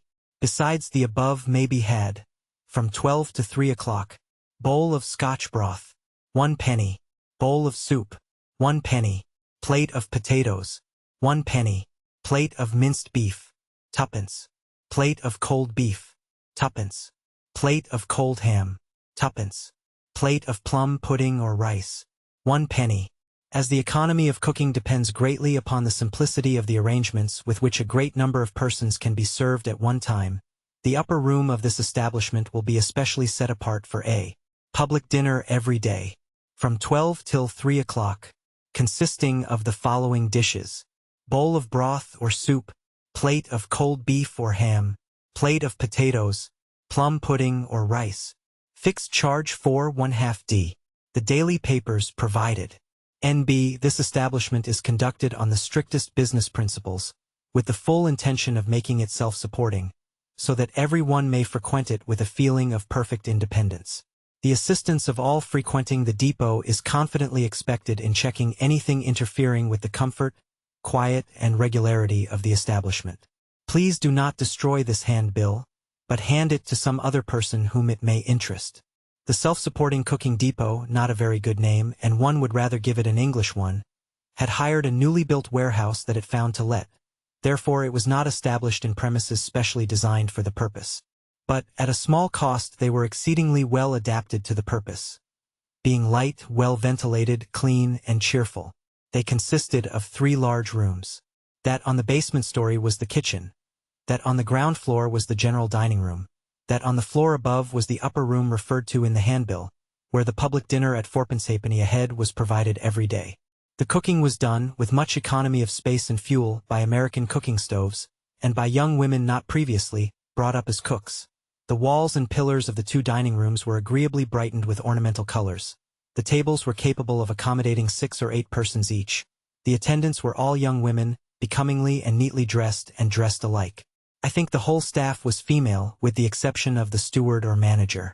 My first inquiries were directed to the wages of this staff, because, if any establishment claiming to be self-supporting, live upon the spoliation of anybody or anything, or eke out a feeble existence by poor mouths and beggarly resources, as too many so-called mechanics institutions do, I make bold to express my uncommercial opinion that it has no business to live and had better die. It was made clear to me by the account books that every person employed was properly paid. My next inquiries were directed to the quality of the provisions purchased, and to the terms on which they were bought. It was made equally clear to me that the quality was the very best, and that all bills were paid weekly. My next inquiries were directed to the balance sheet for the last 2 weeks, only the 3rd and 4th of the establishment's career. It was made equally clear to me that after everything bought was paid for, and after each week was charged with its full share of wages, rent and taxes, depreciation of plant in use, and interest on capital at the rate of 4% per annum, the last week had yielded a profit of, in round numbers, £1.10, and the previous week a profit of £6.10. By this time I felt that I had a healthy appetite for the dinners. It had just struck 12, and a quick succession of faces had already begun to appear at a little window in the wall of the partitioned space where I sat looking over the books. Within this little window, like a pay-box at a theater, a neat and brisk young woman presided to take money and issue tickets. Everyone coming in must take a ticket, either the 4 ticket for the upper room, the most popular ticket, I think, or a penny ticket for a bowl of soup, or as many penny tickets as he or she chose to buy. For 3 penny tickets one had quite a wide range of choice. A plate of cold boiled beef and potatoes, or a plate of cold ham and potatoes, or a plate of hot minced beef and potatoes, or a bowl of soup, bread and cheese, and a plate of plum pudding. Touching what they should have, some customers on taking their seats fell into a reverie, became mildly distracted, postponed decision, and said in bewilderment they would think of it. One old man I noticed when I sat among the tables in the lower room, who was startled by the bill of fare, and sat contemplating it as if it were something of a ghostly nature. The decision of the boys was as rapid as their execution, and always included pudding. There were several women among the diners, and several clerks and shopmen. There were carpenters and painters from the neighboring buildings under repair, and there were nautical men, and there were, as one diner observed to me, some of most sorts. Some were solitary, some came two together, some dined in parties of 3 or 4 or 6. The latter talked together, but assuredly no one was louder than at my club in Pall Mall. One young fellow whistled in rather a shrill manner while he waited for his dinner, but I was gratified to observe that he did so in evident defiance of my uncommercial individuality. Quite agreeing with him, on consideration, that I had no business to be there, unless I dined like the rest, I went in, as the phrase is, for fourpence halfpenny. The room of the fourpence halfpenny banquet had, like the lower room, a counter in it, on which were ranged a great number of cold portions ready for distribution. Behind this counter, the fragrant soup was steaming in deep cans, and the best cooked of potatoes were fished out of similar receptacles. Nothing to eat was touched with his hand. Every waitress had her own tables to attend to. As soon as she saw a new customer seat himself at one of her tables, she took from the counter all his dinner, his soup, potatoes, meat, and pudding, piled it up dexterously in her 2 hands, set it before him, and took his ticket. This serving of the whole dinner at once had been found greatly to simplify the business of attendance, and was also popular with the customers, who were thus enabled to vary the meal by varying the routine of dishes. Beginning with soup today, putting soup in the middle tomorrow, putting soup at the end the day after tomorrow, and ringing similar changes on meat and pudding. The rapidity with which every newcomer got served was remarkable, and the dexterity with which the waitresses, quite new to the art a month before, discharged their duty, was as agreeable to see as the neat smartness with which they wore their dress and had dressed their hair. If I seldom saw better waiting, so I certainly never ate better meat, potatoes, or pudding. And the soup was an honest and stout soup, with rice and barley in it, and little matters for the teeth to touch, as had been observed to me by my friend below stairs already quoted. The dinner service, too, was neither conspicuously hideous for high art nor for low art, but was of a pleasant and pure appearance. Concerning the viands and their cookery, one last remark. I dined at my club in Pall Mall aforesaid, a few days afterwards, for exactly 12 times the money, and not half as well. The company thickened after 1 o'clock struck, and changed pretty quickly. Although experience of the place had been so recently attainable, and although there was still considerable curiosity out in the street and about the entrance, the general tone was as good as could be, and the customers fell easily into the ways of the place. It was clear to me, however, that they were there to have what they paid for, and to be on an independent footing. To the best of my judgment, they might be patronized out of the building in a month. With judicious visiting, and by dint of being questioned, read to, and talked at, they might even be got rid of, for the next quarter of a century, in half the time. This disinterested and wise movement is fraught with so many wholesome changes in the lives of the working people, and with so much good in the way of overcoming that suspicion which our own unconscious impertinence has engendered, that it is scarcely gracious to criticize details as yet.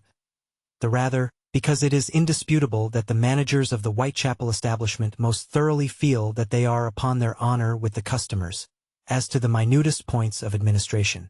But, although the American stoves cannot roast, they can surely boil one kind of meat as well as another, and need not always circumscribe their boiling talents within the limits of ham and beef.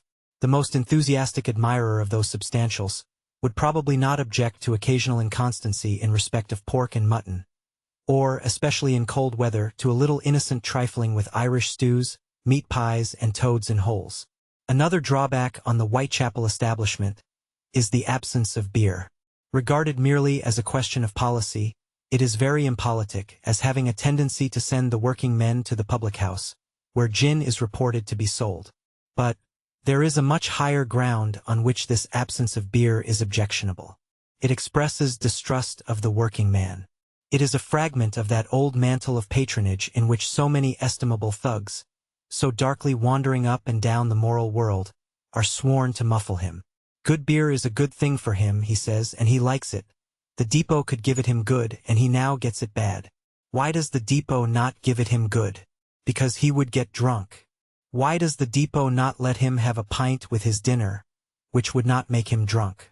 Because he might have had another pint or another 2 pints before he came. Now, this distrust is an affront, is exceedingly inconsistent with the confidence the managers express in their handbills, and is a timid stopping short upon the straight highway. It is unjust and unreasonable also. It is unjust, because it punishes the sober man for the vice of the drunken man.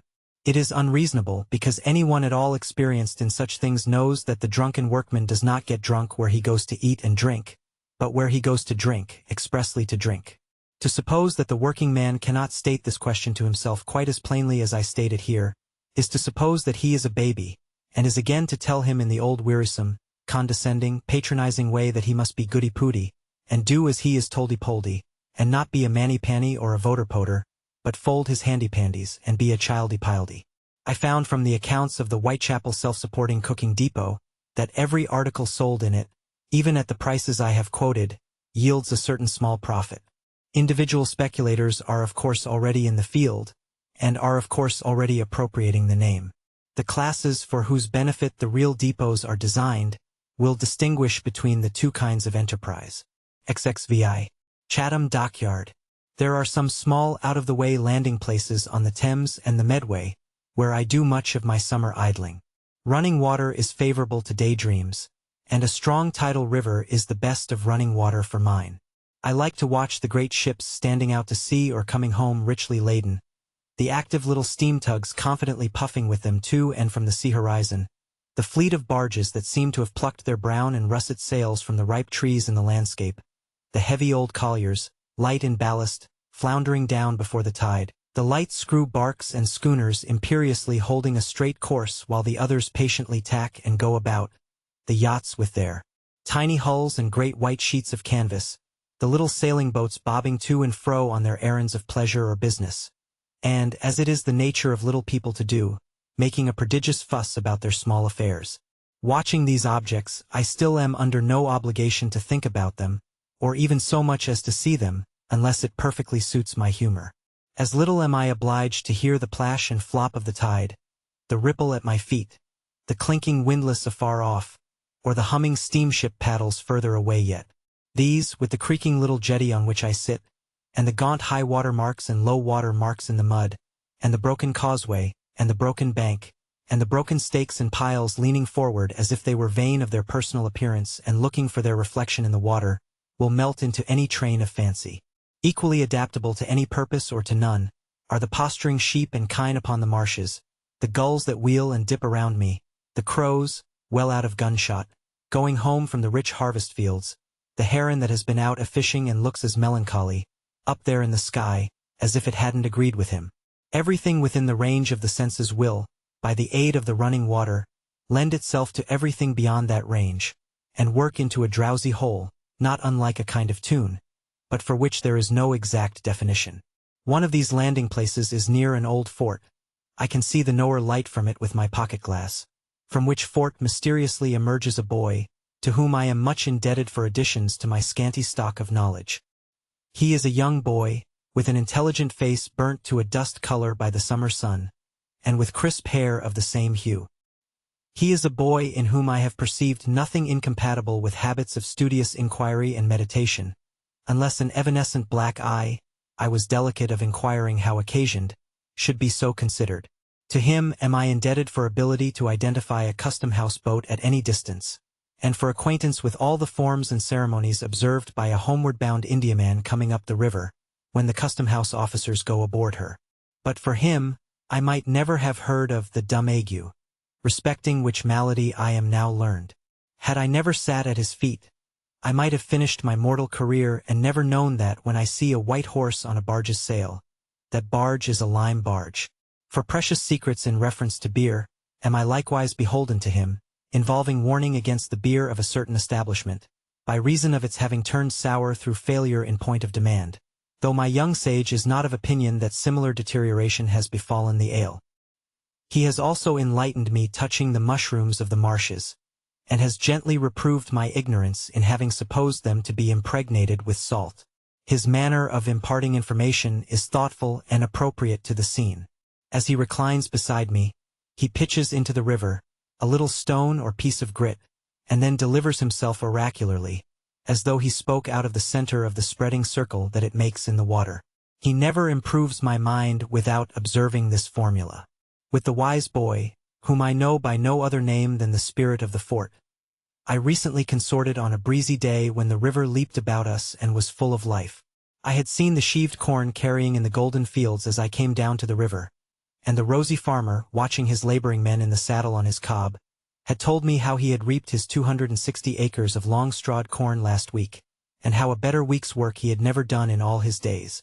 Peace and abundance were on the countryside in beautiful forms and beautiful colors, and the harvest seemed even to be sailing out to grace the never-reaped sea in the yellow-laden barges that mellowed the distance. It was on this occasion that the spirit of the fort, directing his remarks to a certain floating iron battery lately lying in that reach of the river, enriched my mind with his opinions on naval architecture, and informed me that he would like to be an engineer. I found him up to everything that is done in the contracting line by Messrs. Peto and Brassey, cunning in the article of concrete, mellow in the matter of iron, great on the subject of gunnery. When he spoke of pile driving and sluice-making, he left me not a leg to stand on, and I can never sufficiently acknowledge his forbearance with me in my disabled state. While he thus discoursed, he several times directed his eyes to one distant quarter of the landscape, and spoke with vague, mysterious awe of the yard. Pondering his lessons after we had parted, I bethought me that the yard was one of our large public dockyards, and that it lay hidden among the crops down in the dip behind the windmills, as if it modestly kept itself out of view in peaceful times, and sought to trouble no man. Taken with this modesty on the part of the yard, I resolved to improve the yard's acquaintance. My good opinion of the yard's retiring character was not dashed by nearer approach. It resounded with the noise of hammers beating upon iron, and the great sheds or slips under which the mighty men of war are built loomed businesslike when contemplated from the opposite side of the river. For all that, however, the yard made no display, but kept itself snug under hillsides of cornfields, hop gardens, and orchards, its great chimneys smoking with a quiet, almost a lazy air, like giants smoking tobacco, and the great shears moored off it, looking meekly and inoffensively out of proportion, like the giraffe of the machinery creation. The store of cannon on the neighboring gun wharf had an innocent toy-like appearance, and the one red-coated sentry on duty over them was a mere toy figure, with a clockwork movement. As the hot sunlight sparkled on him, he might have passed for the identical little man who had the little gun, and whose bullets they were made of lead.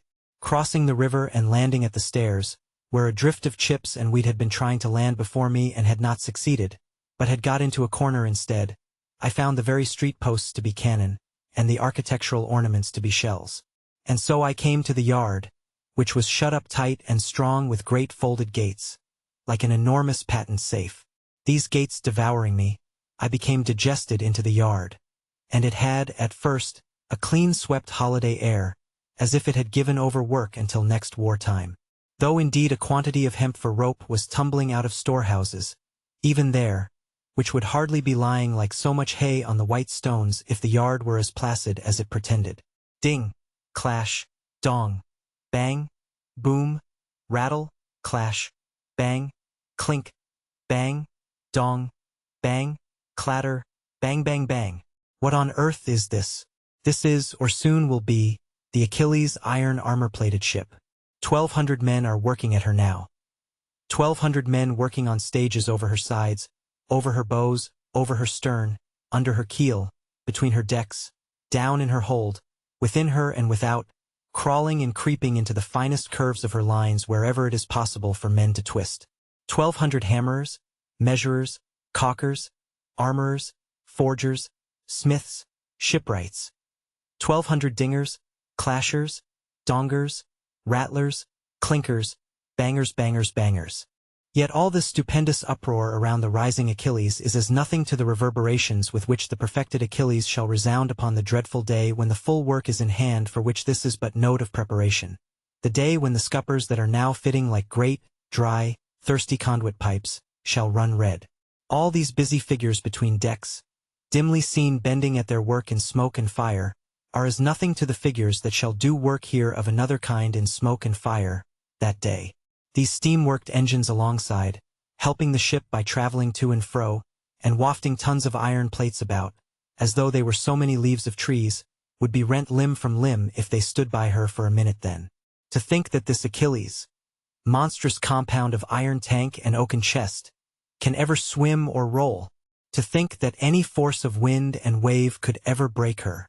To think that wherever I see a glowing red-hot iron point thrust out of her side from within, as I do now there and there and there, and two watching men on a stage without, with bared arms and sledgehammers, strike at it fiercely, and repeat their blows until it is black and flat, I see a rivet being driven home, of which there are many in every iron plate and thousands upon thousands in the ship.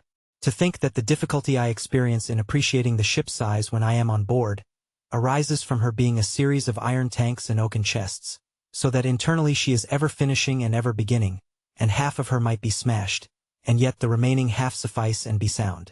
Then, to go over the side again and down among the ooze and wet to the bottom of the dock, in the depths of the subterranean forest of dog shores and stays that hold her up, and to see the immense mass bulging out against the upper light and tapering down towards me, is, with great pains and much clambering, to arrive at an impossibility of realizing that this is a ship at all, and to become possessed by the fancy that it is an enormous immovable edifice set up in an ancient amphitheater.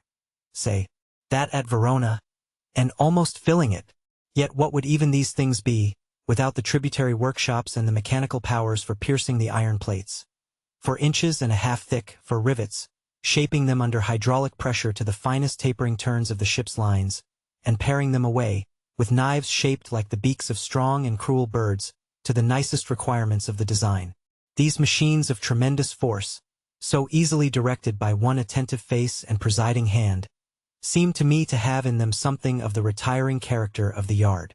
Obedient monster, pleased to bite this mass of iron through and through, at equal distances, where these regular chalk marks are all round. Monster looks at its work and lifting its ponderous head replies, I don't particularly want to do it, but if it must be done. The solid metal wriggles out, hot from the monster's crunching tooth, and it is done. Dutiful monster, observe this other mass of iron. It is required to be pared away, according to this delicately lessening and arbitrary line, which please to look at. Monster, who has been in a reverie, brings down its blunt head, and, much in the manner of Dr. Johnson, closely looks along the line, very closely, being somewhat nearsighted. I don't particularly want to do it, but if it must be done. Monster takes another nearsighted look, takes aim, and the tortured piece writhes off, and falls, a hot, tight twisted snake, among the ashes. The making of the rivets is merely a pretty round game, played by a man and a boy who put red-hot barley sugar in a Pope Joan board, and immediately rivets fall out of window. But the tone of the great machines is the tone of the great yard and the great country. We don't particularly want to do it, but if it must be done.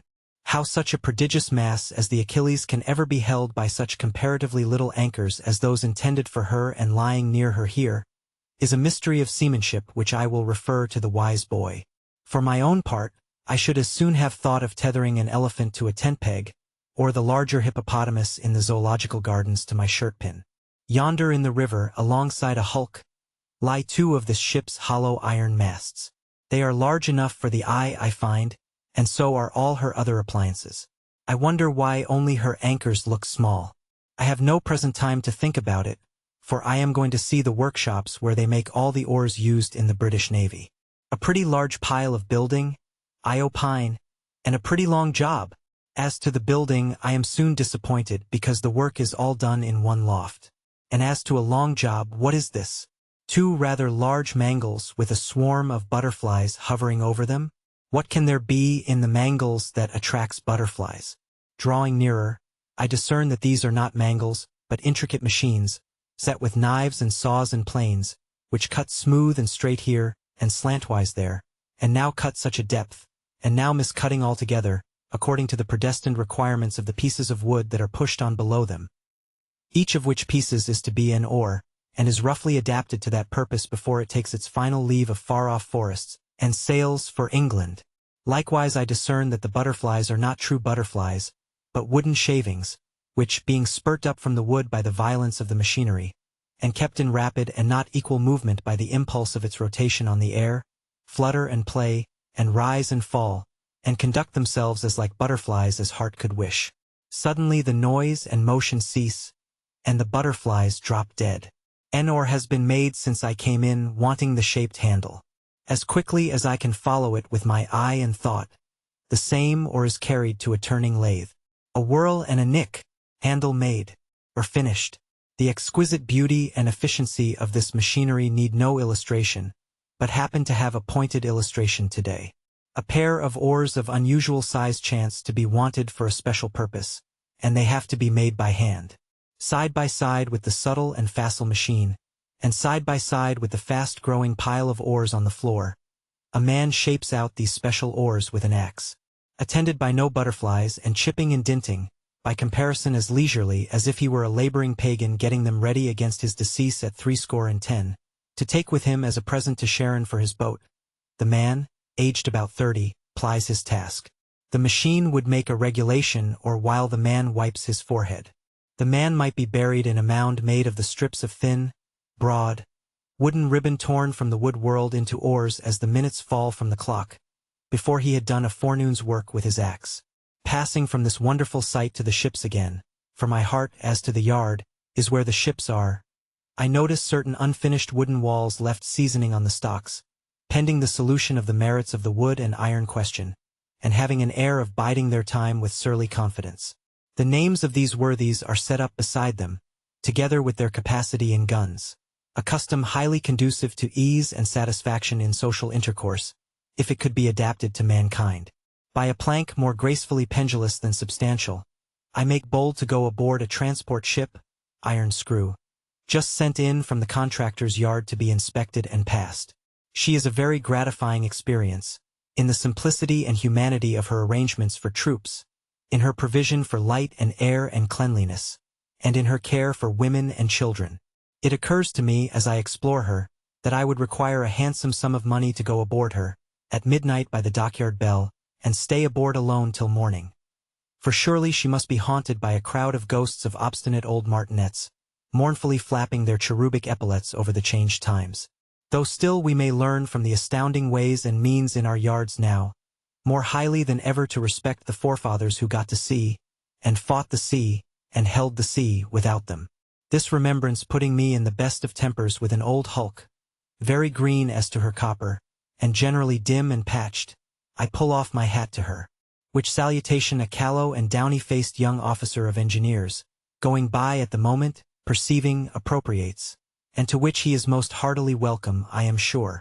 Having been torn to pieces, in imagination, by the steam circular saws, perpendicular saws, horizontal saws, and saws of eccentric action, I come to the sauntering part of my expedition, and consequently to the core of my uncommercial pursuits.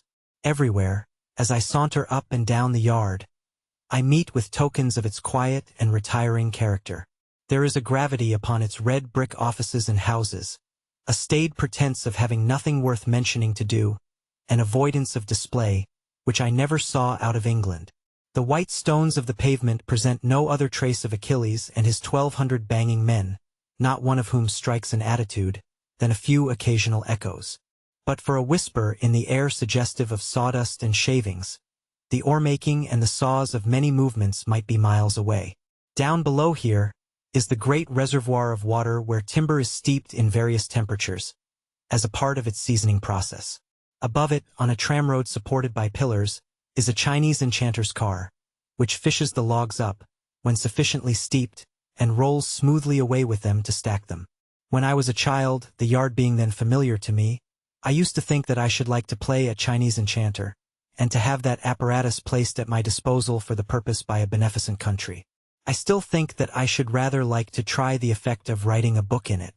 Its retirement is complete, and to go gliding to and fro among the stacks of timber would be a convenient kind of traveling in foreign countries. Among the forests of North America, the sodden Honduras swamps, the dark pine woods, the Norwegian frosts, and the tropical heats, rainy seasons, and thunderstorms. The costly store of timber is stacked and stowed away in sequestered places, with the pervading avoidance of flourish or effect. It makes as little of itself as possible, and calls to no one, "Come and look at me." And yet it is picked out from the trees of the world. Picked out for length, picked out for breadth, picked out for straightness, picked out for crookedness, chosen with an eye to every need of ship and boat.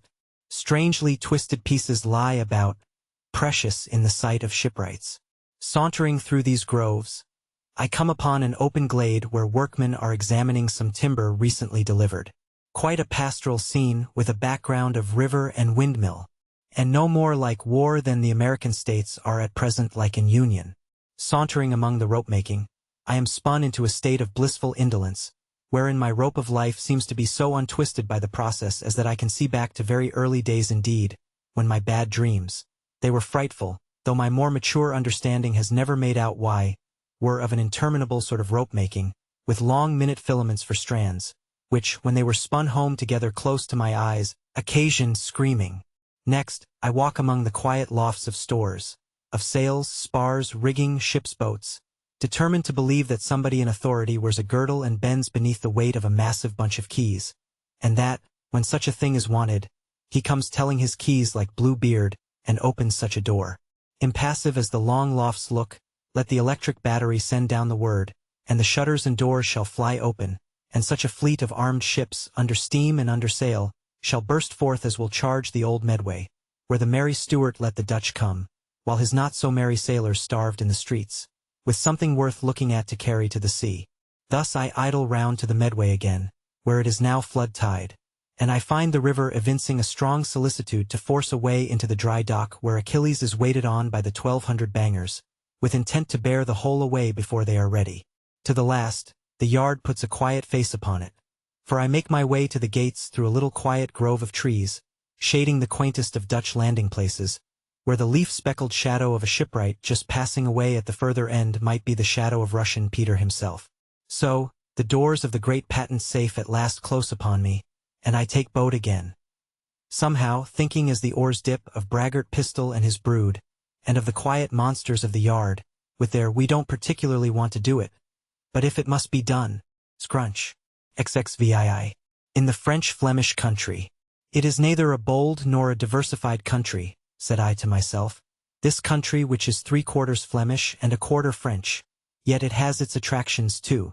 Though great lines of railway traverse it, the trains leave it behind and go puffing off to Paris and the south, to Belgium and Germany, to the northern seacoast of France and to England, and merely smoke it a little in passing.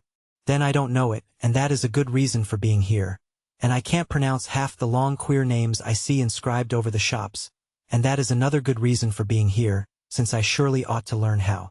In short, I was here, and I wanted an excuse for not going away from here, and I made it to my satisfaction and stayed here. What part in my decision was borne by Monsieur P. Salesy is of no moment, though I own to encountering that gentleman's name on a red bill on the wall, before I made up my mind.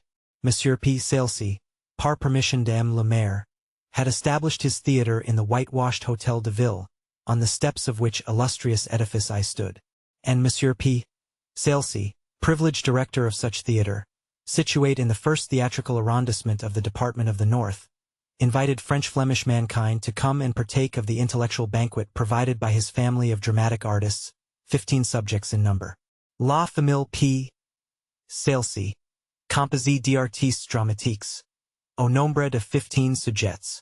Neither a bold nor a diversified country, I say again, and withal an untidy country, but pleasant enough to ride in, when the paved roads over the flats and through the hollows are not too deep in black mud. A country so sparely inhabited, that I wonder where the peasants who till and sow and reap the ground can possibly dwell, and also by what invisible balloons they are conveyed from their distant homes into the fields at sunrise and back again at sunset. The occasional few poor cottages and farms in this region surely cannot afford shelter to the numbers necessary to the cultivation, albeit the work is done so very deliberately, that on one long harvest day I have seen, in 12 miles, about twice as many men and women, all told, reaping and binding. Yet have I seen more cattle, more sheep, more pigs, and all in better case, than where there is purer French spoken, and also better ricks, round swelling peg-top ricks, well thatched. Not a shapeless brown heap, like the toast of a giant's toast and water, pinned to the earth with one of the skewers out of his kitchen. A good custom they have about here, likewise, of prolonging the sloping tiled roof of farm or cottage, so that it overhangs 3 or 4 feet, carrying off the wet, and making a good drying place wherein to hang up herbs or implements or what not. A better custom than the popular one of keeping the refuse heap and puddle close before the house door, which, although I paint my dwelling never so brightly blue, and it cannot be too blue for me hereabouts, will bring fever inside my door. Wonderful poultry of the French Flemish country, why take the trouble to be poultry? Why not stop short at eggs in the rising generation, and die out and have done with it? Parents of chickens have I seen this day, followed by their wretched young families, scratching nothing out of the mud with an air, tottering about on legs so scraggy and weak, that the valiant word drumsticks becomes a mockery when applied to them, and the crow of the lord and master has been a mere dejected case of croup. Carts have I seen, and other agricultural instruments, unwieldy, dislocated, monstrous. Poplar trees by the thousand fringe the fields and fringe the end of the flat landscape, so that I feel, looking straight on before me, as if, when I pass the extremest fringe on the low horizon, I shall tumble over into space. Little whitewashed black holes of chapels, with barred doors and Flemish inscriptions, abound at roadside corners, and often they are garnished with a sheaf of wooden crosses, like children's swords. Or, in their default, some hollow old tree with a saint roosting in it, is similarly decorated, or a pole with a very diminutive saint enshrined aloft in a sort of sacred pigeon-house. Not that we are deficient in such decoration in the town here, for over at the church yonder, outside the building, is a scenic representation of the crucifixion, built up with old bricks and stones, and made out with painted canvas and wooden figures, the whole surmounting the dusty skull of some holy personage, perhaps, shut up behind a little ashy iron grate, as if it were originally put there to be cooked, and the fire had long gone out. A windmilly country this, though the windmills are so damp and rickety, that they nearly knock themselves off their legs at every turn of their sails, and creak in loud complaint. A weaving country, too, for in the wayside cottages the loom goes wearily. Rattle and click, and looking in I see the poor weaving peasant, man or woman, bending at the work, while the child, working too, turns a little hand will put upon the ground to suit its height. An unconscionable monster, the loom in a small dwelling, asserting himself ungenerously as the breadwinner, straddling over the children's straw beds, cramping the family in space and air, and making himself generally objectionable and tyrannical. He is tributary, too, to ugly mills and factories and bleaching grounds, rising out of the sluiced fields in an abrupt bare way, disdaining, like himself, to be ornamental or accommodating. Surrounded by these things, here I stood on the steps of the Hôtel de Ville, persuaded to remain by the P. Salesy family, 15 dramatic subjects strong. There was a fare besides, the double persuasion being irresistible, and my sponge being left behind at the last hotel, I made the tour of the little town to buy another.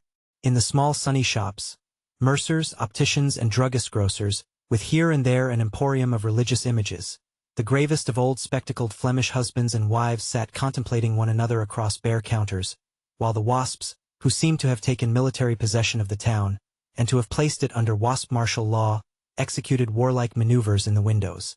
Other shops the wasps had entirely to themselves, and nobody cared and nobody came when I beat with a 5-franc piece upon the board of custom.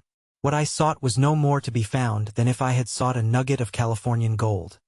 So I went, spongeless, to pass the evening with the family P. Salesy.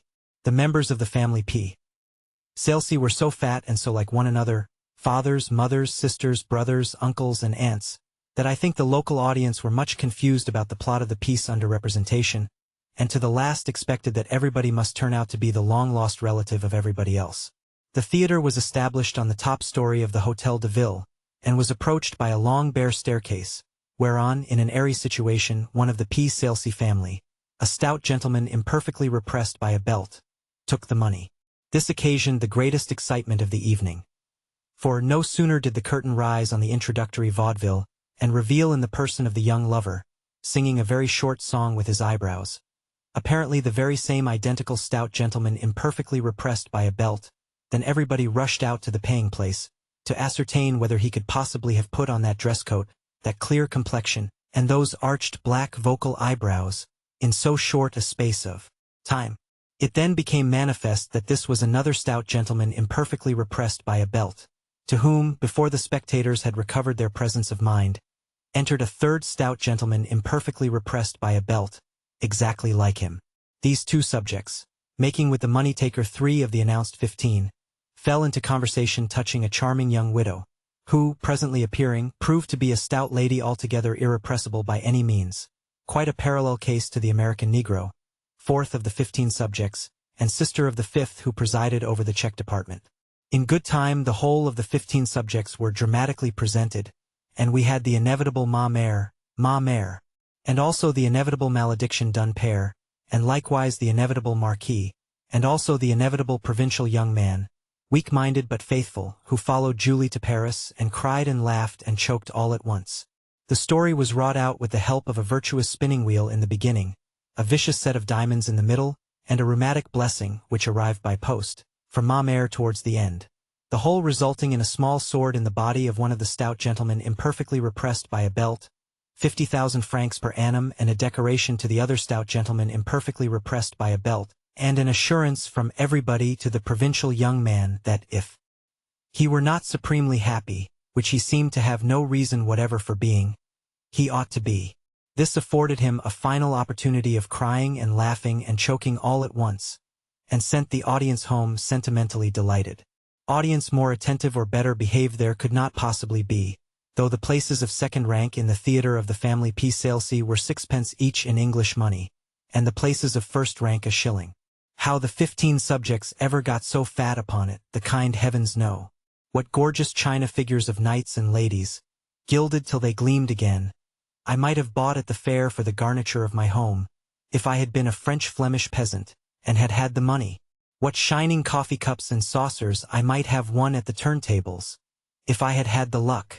Ravishing perfumery also and sweetmeats I might have speculated in, or I might have fired for prizes at a multitude of little dolls and niches, and might have hit the doll of dolls and won francs and fame. Or, being a French Flemish youth, I might have been drawn in a handcart by my compeers, to tilt for municipal rewards at the water quinton, which, unless I sent my lance clean through the ring, emptied a full bucket over me, to fend off which the competitors wore grotesque old scarecrow hats. Or, being French Flemish man or woman, boy or girl, I might have circled all night on my hobby horse in a stately cavalcade of hobby horses 4 abreast, interspersed with triumphal cars, going round and round and round and round, with a goodly company singing a ceaseless chorus to the music of the barrel organ, drum, and cymbals. On the whole, not more monotonous than the Ring in Hyde Park, London, and much merrier. For when do the circling companies sing chorus, there, to the barrel organ? When do the ladies embrace their horses round the neck with both arms? When do the gentlemen fan the ladies with the tails of their gallant steeds? On all these revolving delights, and on their own especial lamps and Chinese lanterns revolving with them, the thoughtful weaver face brightens, and the Hotel de Ville sheds an illuminated line of gaslight. While above it, the Eagle of France, gas outlined and apparently afflicted with the prevailing infirmities that have lighted on the poultry, is in a very undecided state of policy, and as a bird molting. Flags flutter all around. Such is the prevailing gaiety that the keeper of the prison sits on the stone steps outside the prison door, to have a look at the world that is not locked up, while that agreeable retreat, the wine shop opposite to the prison in the prison alley, its sign La Tranquillite because of its charming situation, resounds with the voices of the shepherds and shepherdesses who resort there this festive night. And it reminds me that only this afternoon, I saw a shepherd in trouble, tending this way, over the jagged stones of a neighboring street. A magnificent sight it was, to behold him in his blouse, a feeble little jog-trot rustic, swept along by the wind of 2 immense gendarmes, in cocked hats for which the street was hardly wide enough, each carrying a bundle of stolen property that would not have held his shoulder knot, and clanking a saber that dwarfed the prisoner. Messieurs et mesdames, I present to you at this fair, as a mark of my confidence in the people of this so renowned town, and as an act of homage to their good sense and fine taste, the ventriloquist. Further, Messieurs et mesdames, I present to you the face-maker, the physiognomist, the great changer of countenances, who transforms the features that heaven has bestowed upon him into an endless succession of surprising and extraordinary visages, comprehending, Messieurs et mesdames, all the contortions, energetic and expressive, of which the human face is capable, and all the passions of the human heart, as love, jealousy, revenge, hatred, avarice, despair, hi, ho, ho, lu, come in, to this effect, with an occasional smite upon a sonorous kind of tambourine, bestowed with a will, as if it represented the people who won't come in, holds forth a man of lofty and severe demeanor. A man in stately uniform, gloomy with the knowledge he possesses of the inner secrets of the booth. Come in, come in. Your opportunity presents itself tonight. Tomorrow it will be gone forever. Tomorrow morning by the express train the railroad will reclaim the ventriloquist and the facemaker. Algeria will reclaim the ventriloquist and the facemaker. Yes. For the honor of their country they have accepted propositions of a magnitude incredible to appear in Algeria. See them for the last time before their departure. We go to commence on the instant. Hi hi. Ho ho. Lulu. Come in. Take the money that now ascends, madam. But after that, no more, for we commence. Come in. Nevertheless, the eyes both of the gloomy speaker and of madame receiving sous in a muslin bower survey the crowd pretty sharply after the ascending money has ascended, to detect any lingering sous at the turning point. Come in, come in. Is there any more money, madam, on the point of ascending? So we wait for it. If not, we commence. The orator looks back over his shoulder to say it, lashing the spectators with the conviction that he beholds through the folds of the drapery into which he is about to plunge, the ventriloquist and the facemaker. Several sous burst out of pockets and ascend. Come up, then, messers, exclaims madame in a shrill voice, and beckoning with a bejeweled finger. Come up. This presses. Monsieur has commanded that they commence. Monsieur dives into his interior, and the last half-dozen of us follow. His interior is comparatively severe, his exterior also. A true temple of art needs nothing but seats, drapery, a small table with 2 moderator lamps hanging over it, and an ornamental looking-glass let into the wall. Monsieur in uniform gets behind the table and surveys us with disdain, his forehead becoming diabolically intellectual under the moderators. Messrs. et mesdames, I present to you the ventriloquist. He will commence with the celebrated experience of the bee in the window. The bee, apparently the veritable bee of nature, will hover in the window and about the room. He will be with difficulty caught in the hand of Monsieur the ventriloquist. He will escape. He will again hover. At length he will be recaptured by Monsieur the ventriloquist, and will be with difficulty put into a bottle. Achieve then, monsieur. Here the proprietor is replaced behind the table by the ventriloquist, who is thin and sallow, and of a weakly aspect. While the bee is in progress, Monsieur the proprietor sits apart on a stool, immersed in dark and remote thought. The moment the bee is bottled, he stalks forward, eyes us gloomily as we applaud, and then announces, sternly waving his hand, the magnificent experience of the child with the whooping cough. The child disposed of, he starts up as before. The superb and extraordinary experience of the dialogue between Monsieur Tatambour in his dining room, and his domestic, Jerome, in the cellar, concluding with the songsters of the grove, and the concert of domestic farmyard animals. All this done, and well done, Monsieur the ventriloquist withdraws, and Monsieur the facemaker bursts in, as if his retiring room were a mile long instead of a yard. A corpulent little man in a large white waistcoat, with a comic countenance, and with a wig in his hand. Irreverent disposition to laugh, instantly checked by the tremendous gravity of the facemaker, who intimates in his bow that if we expect that sort of thing we are mistaken. A very little shaving glass with a leg behind it is handed in, and placed on the table before the facemaker. Messrs. et mesdames, with no other assistance than this mirror and this wig, I shall have the honor of showing you 1,000 characters. As a preparation, the facemaker with both hands gouges himself, and turns his mouth inside out. He then becomes frightfully grave again, and says to the proprietor, I am ready. Proprietor stalks forth from baleful reverie, and announces, the young conscript. Facemaker claps his wig on, hind side before, looks in the glass, and appears above it as a conscript so very imbecile, and squinting so extremely hard, that I should think the state would never get any good of him. Thunders of applause. Facemaker dips behind the looking-glass, brings his own hair forward, is himself again, is awfully grave. A distinguished inhabitant of the Faubourg Saint-Germain. Facemaker dips, rises, is supposed to be aged, blear-eyed, toothless, slightly palsied, supernaturally polite, evidently of noble birth. the oldest member of the corps of invalids on the fete day of his master. Facemaker dips, rises, wears the wig on one side, has become the feeblest military bore in existence, and, it is clear, would lie frightfully about his past achievements, if he were not confined to pantomime. The miser!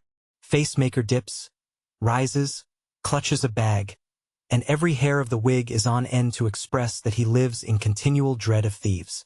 The genius of France! Facemaker dips, rises, wig pushed back and smooth flat, little cocked hat artfully concealed till now. Put a top of it, facemaker's white waistcoat much advanced, facemaker's left hand in bosom of white waistcoat, facemaker's right hand behind his back. Thunders! This is the first of 3 positions of the genius of France. In the second position, the facemaker takes snuff.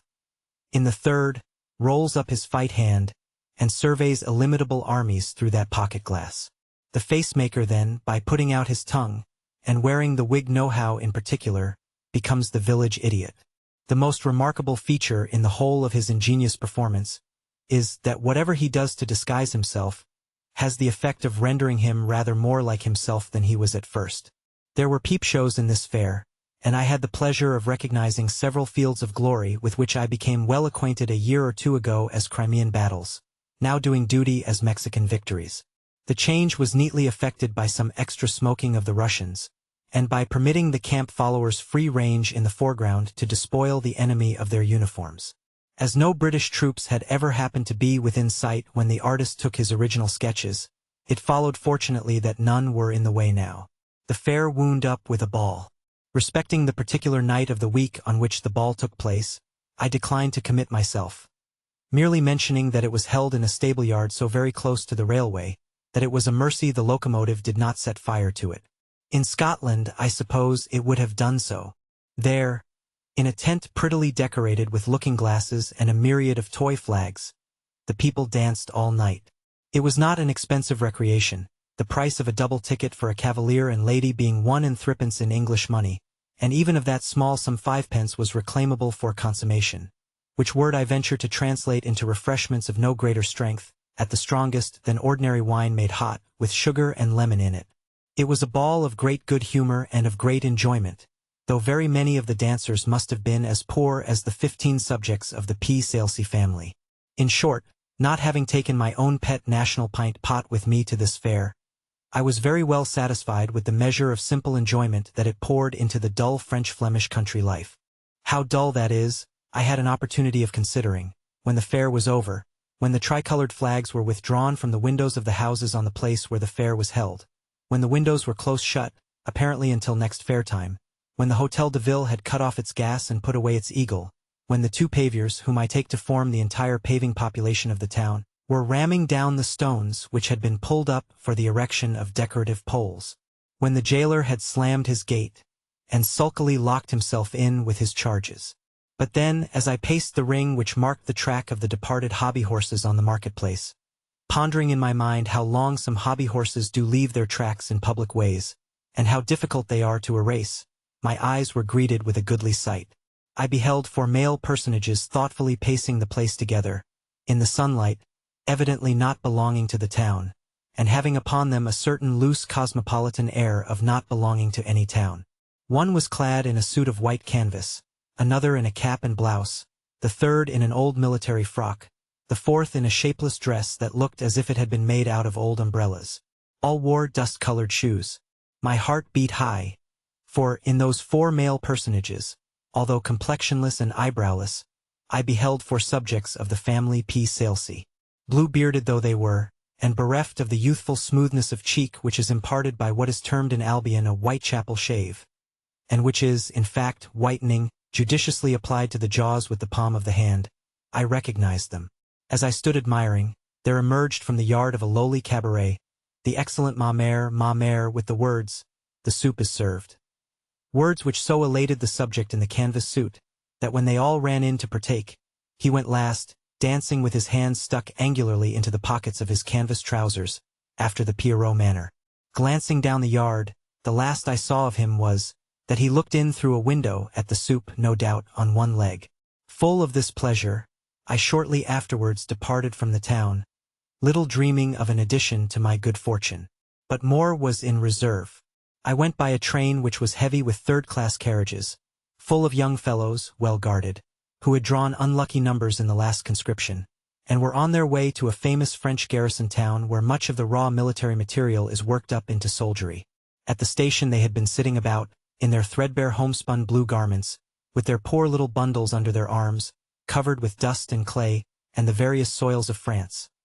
Sad enough at heart, most of them, but putting a good face upon it, and slapping their breasts and singing choruses on the smallest provocation. The gayest spirits shouldering half-loaves of black bread speared upon their walking sticks. As we went along, they were audible at every station, chorusing wildly out of tune, and feigning the highest hilarity. After a while, however, they began to leave off singing, and to laugh naturally, while at intervals there mingled with their laughter the barking of a dog.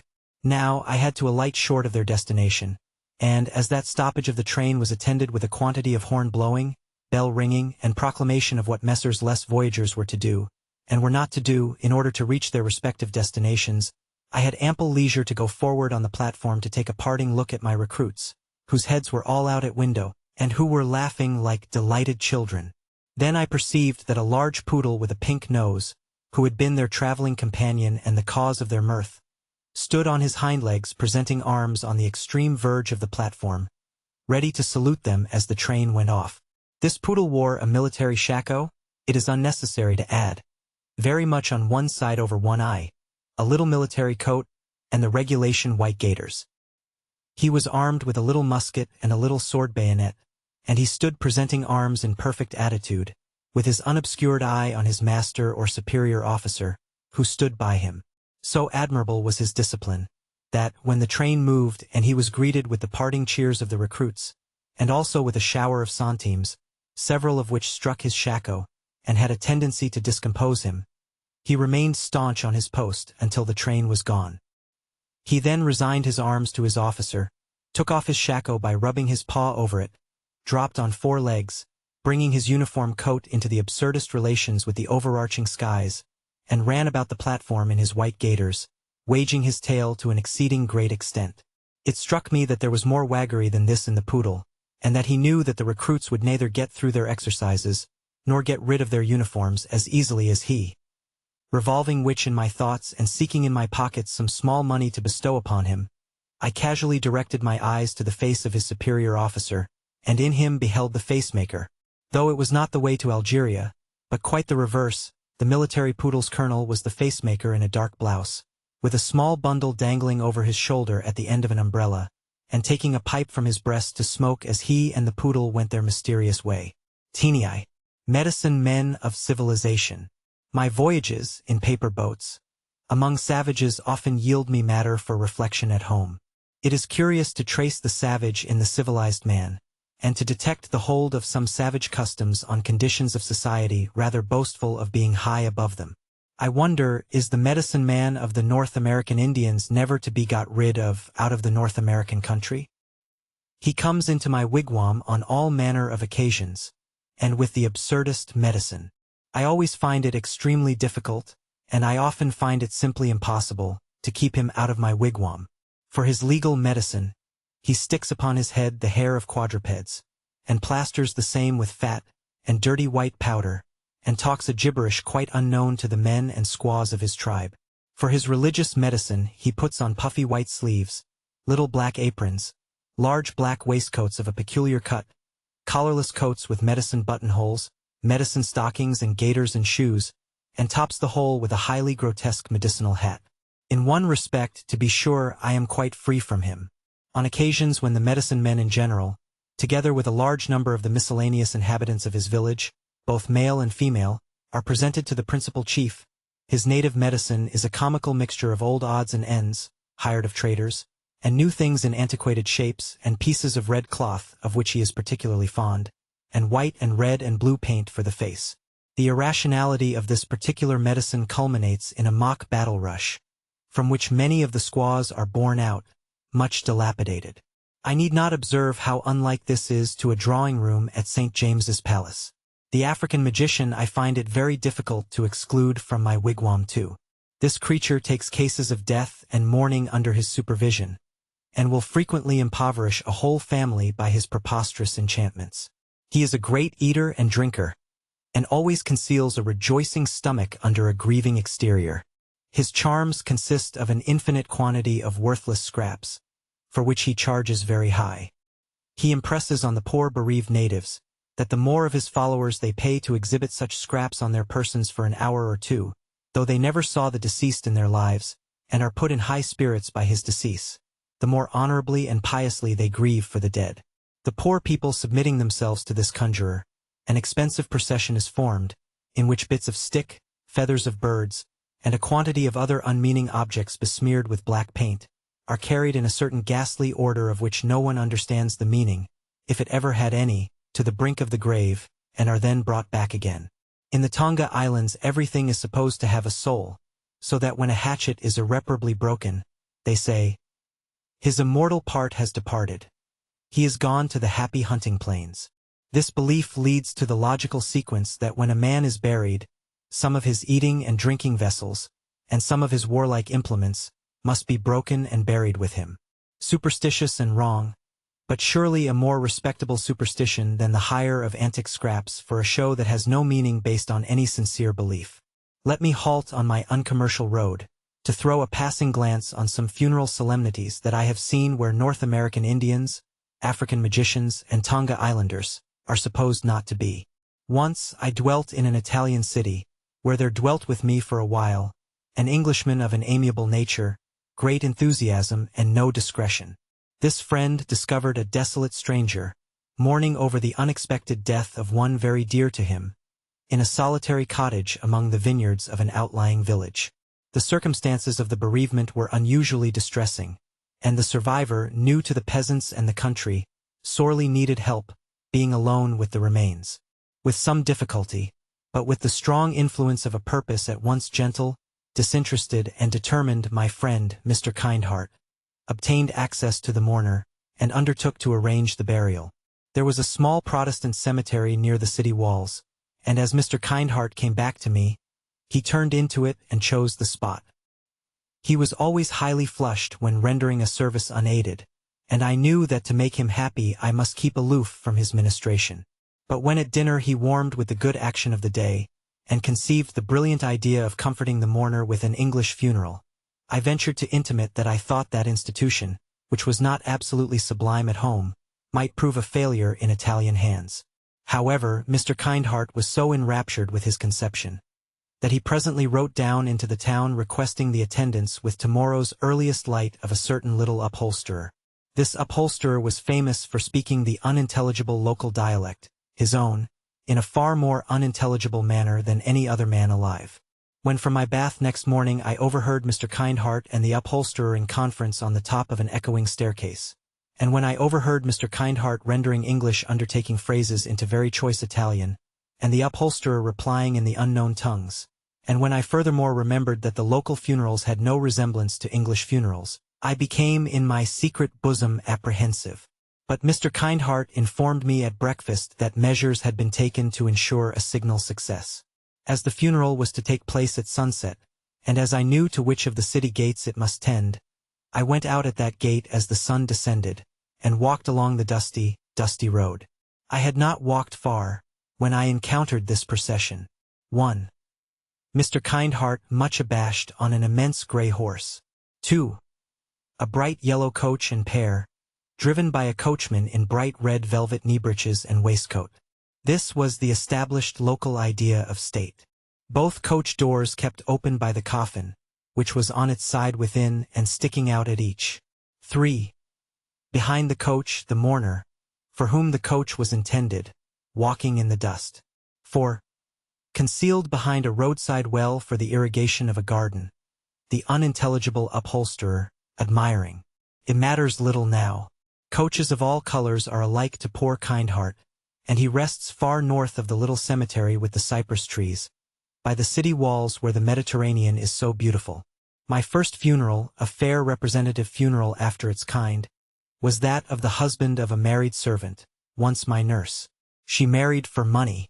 Sally Flanders, after a year or two of matrimony, became the relict of Flanders, a small master builder, and either she or Flanders had done me the honor to express a desire that I should follow.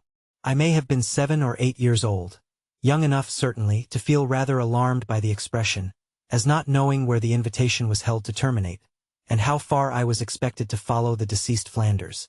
Consent being given by the heads of houses, I was jobbed up into what was pronounced at home decent mourning, comprehending somebody else's shirt unless my memory deceives me, and was admonished that if, when the funeral was in action, I put my hands in my pockets, or took my eyes out of my pocket handkerchief, I was personally lost and my family disgraced. On the eventful day, having tried to get myself into a disastrous frame of mind, and having formed a very poor opinion of myself because I couldn't cry, I repaired to Sally's. Sally was an excellent creature, and had been a good wife to old Flanders, but the moment I saw her I knew that she was not in her own real natural state. She formed a sort of coat of arms, grouped with a smelling bottle, a handkerchief, an orange, a bottle of vinegar, Flanders's sister, her own sister, Flanders's brother's wife, and 2 neighboring gossips, all in mourning and all ready to hold her whenever she fainted. At sight of poor little me she became much agitated, agitating me much more, and having exclaimed, "Oh, here's dear Master Uncommercial," became hysterical, and swooned as if I had been the death of her. An affecting scene followed, during which I was handed about and poked at her by various people, as if I were the bottle of salts. Reviving a little, she embraced me, said, "You knew him well, dear Master Uncommercial, and he knew you," and fainted again. Which, as the rest of the coat of arms soothingly said, done her credit. Now, I knew that she needn't have fainted unless she liked, and that she wouldn't have fainted unless it had been expected of her, quite as well as I know it at this day. It made me feel uncomfortable and hypocritical besides. I was not sure but that it might be manners in me to faint next, and I resolved to keep my eye on Flanders's uncle, and if I saw any signs of his going in that direction, to go too politely. But Flanders's uncle, who was a weak little old retail grocer, had only one idea, which was that we all wanted tea, and he handed us cups of tea all round incessantly whether we refused or not. There was a young nephew of Flanders's present, to whom Flanders, it was rumored, had left 19 guineas. He drank all the tea that was offered him, this nephew, amounting, I should say, to several quarts, and ate as much plum cake as he could possibly come by, but he felt it to be decent mourning that he should now and then stop in the midst of a lump of cake, and appear to forget that his mouth was full in the contemplation of his uncle's memory. I felt all this to be the fault of the undertaker, who was handing us gloves on a tea tray as if they were muffins, and tying us into cloaks.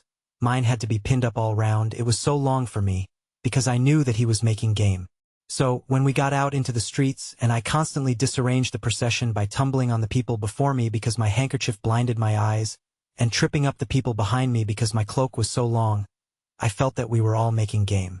I was truly sorry for Flanders, but I knew that it was no reason why we should be trying, the women with their heads in hoods like coal scuttles with the black side outward, to keep step with a man in a scarf, carrying a thing like a morning spyglass which he was going to open presently and sweep the horizon with.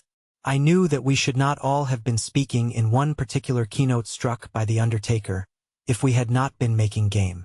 Even in our faces we were every one of us as like the undertaker as if we had been his own family, and I perceived that this could not have happened unless we had been making game.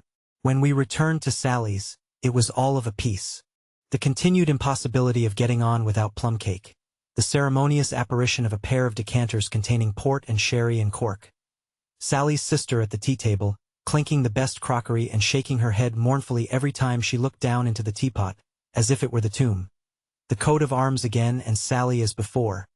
Lastly, the words of consolation administered to Sally when it was considered right that she should come round nicely, which were that the deceased had had as comfortably a funeral as comfortable could be.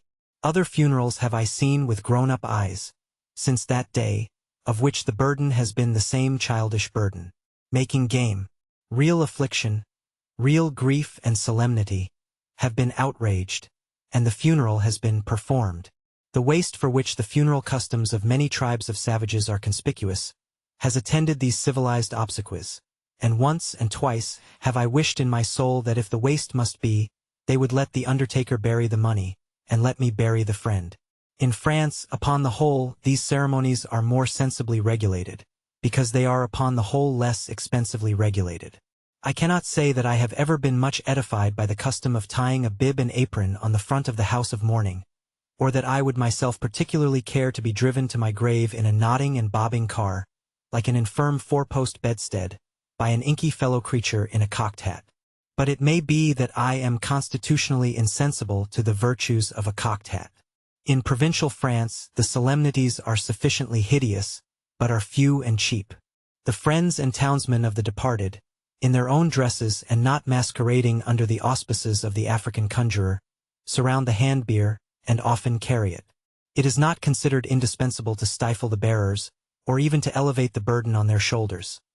Consequently, it is easily taken up and easily set down, and is carried through the streets without the distressing floundering and shuffling that we see at home. A dirty priest or two, and a dirtier acolyte or two, do not lend any especial grace to the proceedings, and I regard with personal animosity the bassoon, which is blown at intervals by the big-legged priest.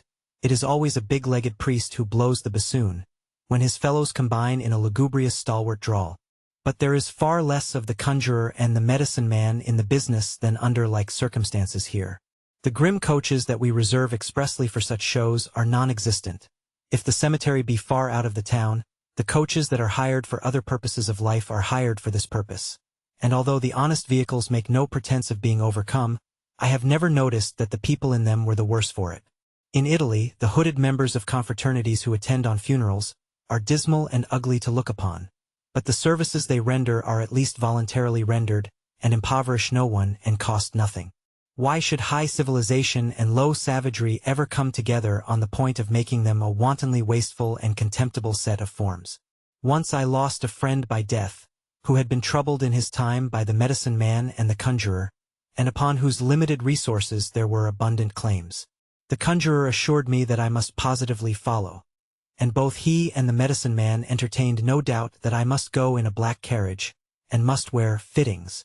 I objected to fittings as having nothing to do with my friendship, and I objected to the black carriage as being in more senses than one a job. So, it came into my mind to try what would happen if I quietly walked, in my own way, from my own house to my friend's burial place, and stood beside his open grave in my own dress and person, reverently listening to the best of services. It satisfied my mind, I found, quite as well as if I had been disguised in a hired hatband and scarf both trailing to my very heels, and as if I had cost the orphan children, in their greatest need, 10 guineas. Can any one who ever beheld the stupendous absurdities attendant on a message from the Lords in the House of Commons turn upon the medicine man of the poor Indians? Has he any medicine in that dried skin pouch of his? So supremely ludicrous as the two masters in Chancery holding up their black petticoats and butting their ridiculous wigs at Mr. Speaker? Yet there are authorities innumerable to tell me, as there are authorities innumerable among the Indians to tell them, that the nonsense is indispensable, and that its abrogation would involve most awful consequences. What would any rational creature who had never heard of judicial and forensic fittings think of the Court of Common Pleas on the first day of term?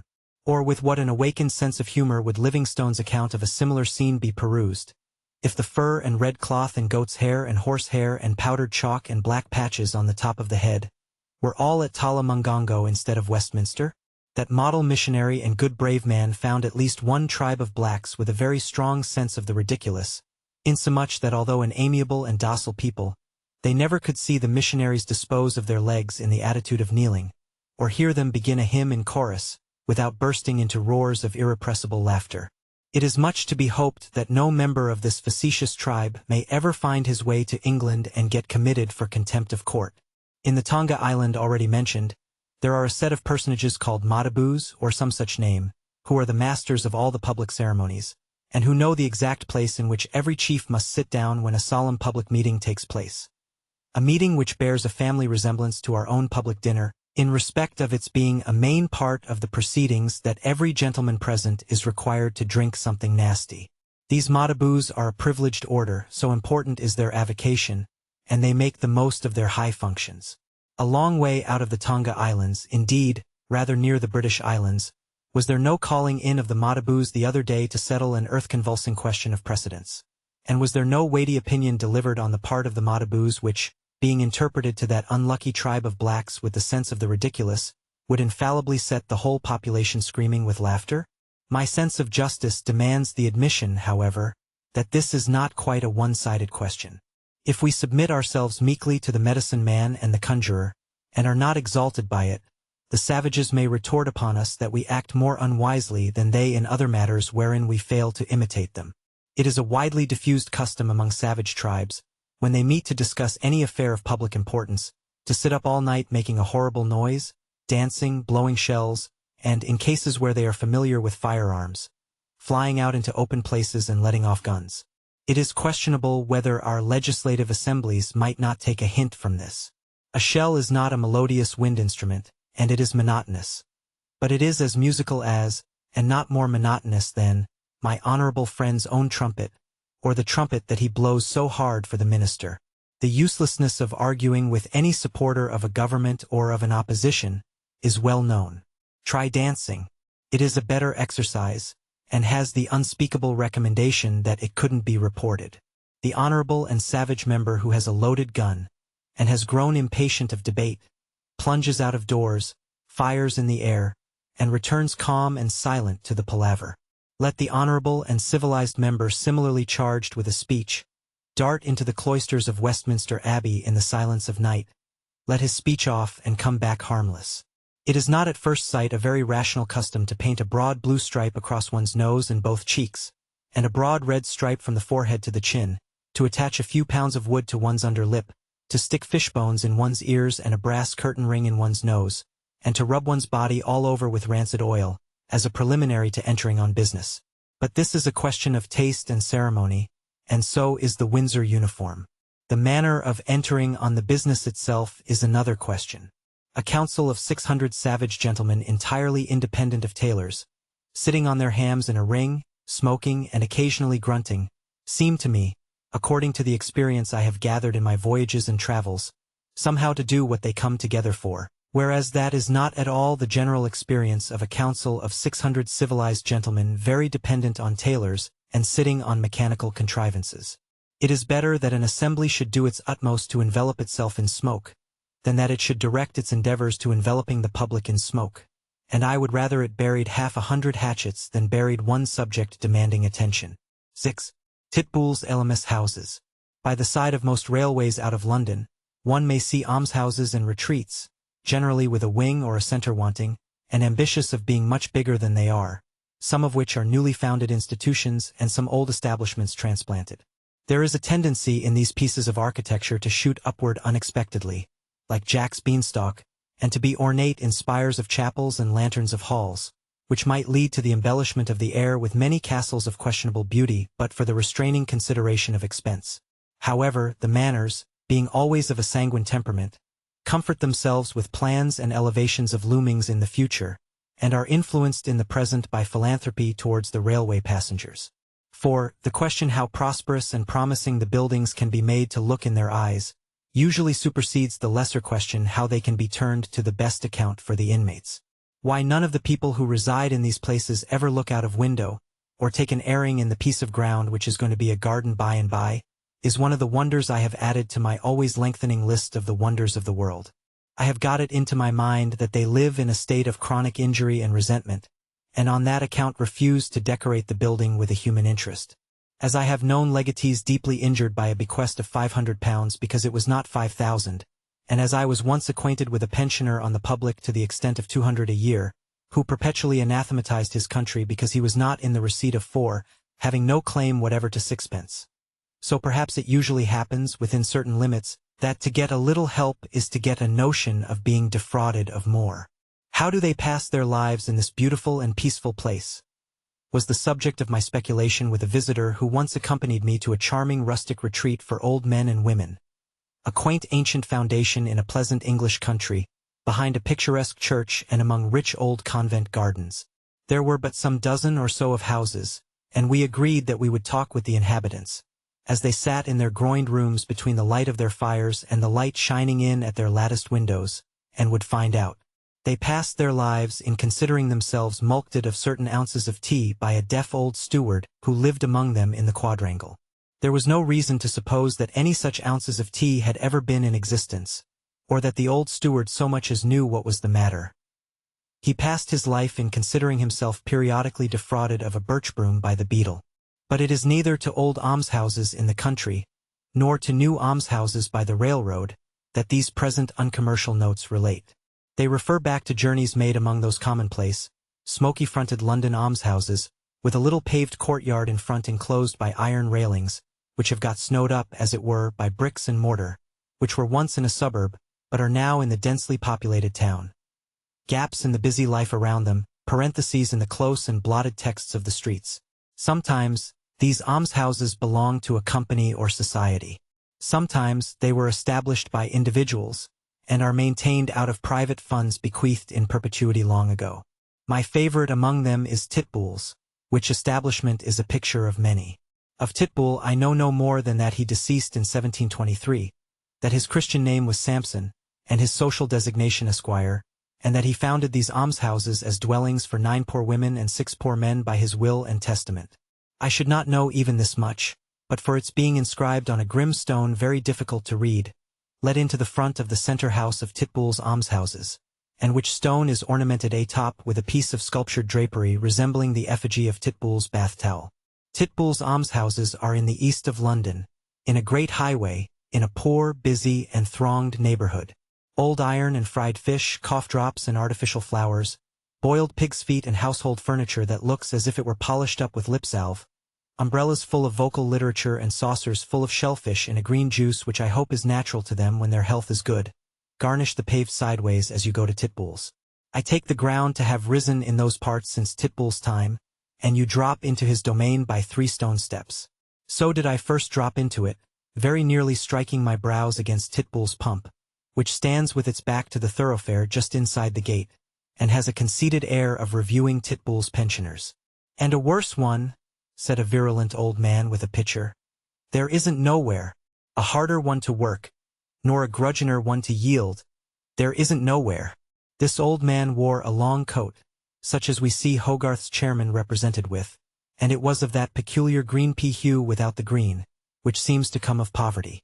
It had also that peculiar smell of cupboard which seems to come of poverty. The pump is rusty, perhaps, said I. Not it, said the old man, regarding it with undiluted virulence in his watery eye. It never were fit to be termed a pump. That's what's the matter with it. Whose fault is that? Said I. The old man, who had a working mouth which seemed to be trying to masticate his anger, and to find that it was too hard and there was too much of it, replied, Them gentlemen. What gentlemen? Maybe you're one of 'em? Said the old man suspiciously. The trustees. I wouldn't trust them myself, said the virulent old man. If you mean the gentlemen who administer this place, no, I am not one of them, nor have I ever so much as heard of them. I wish I never heard of them, gasped the old man.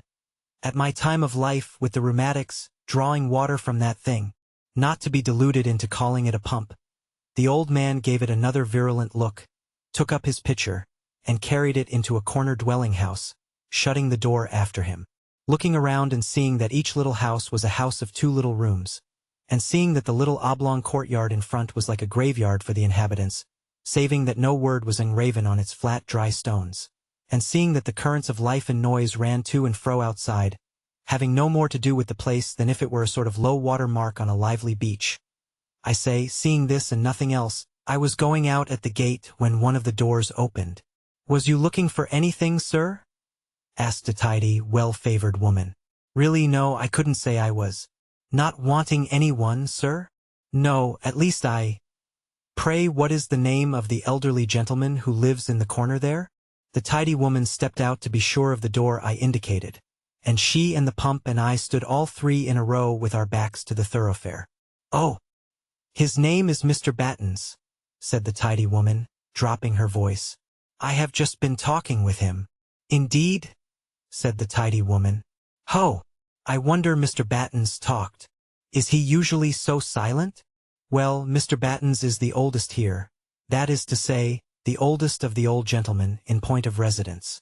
She had a way of passing her hands over and under one another as she spoke, that was not only tidy but propitiatory. So I asked her if I might look at her little sitting room.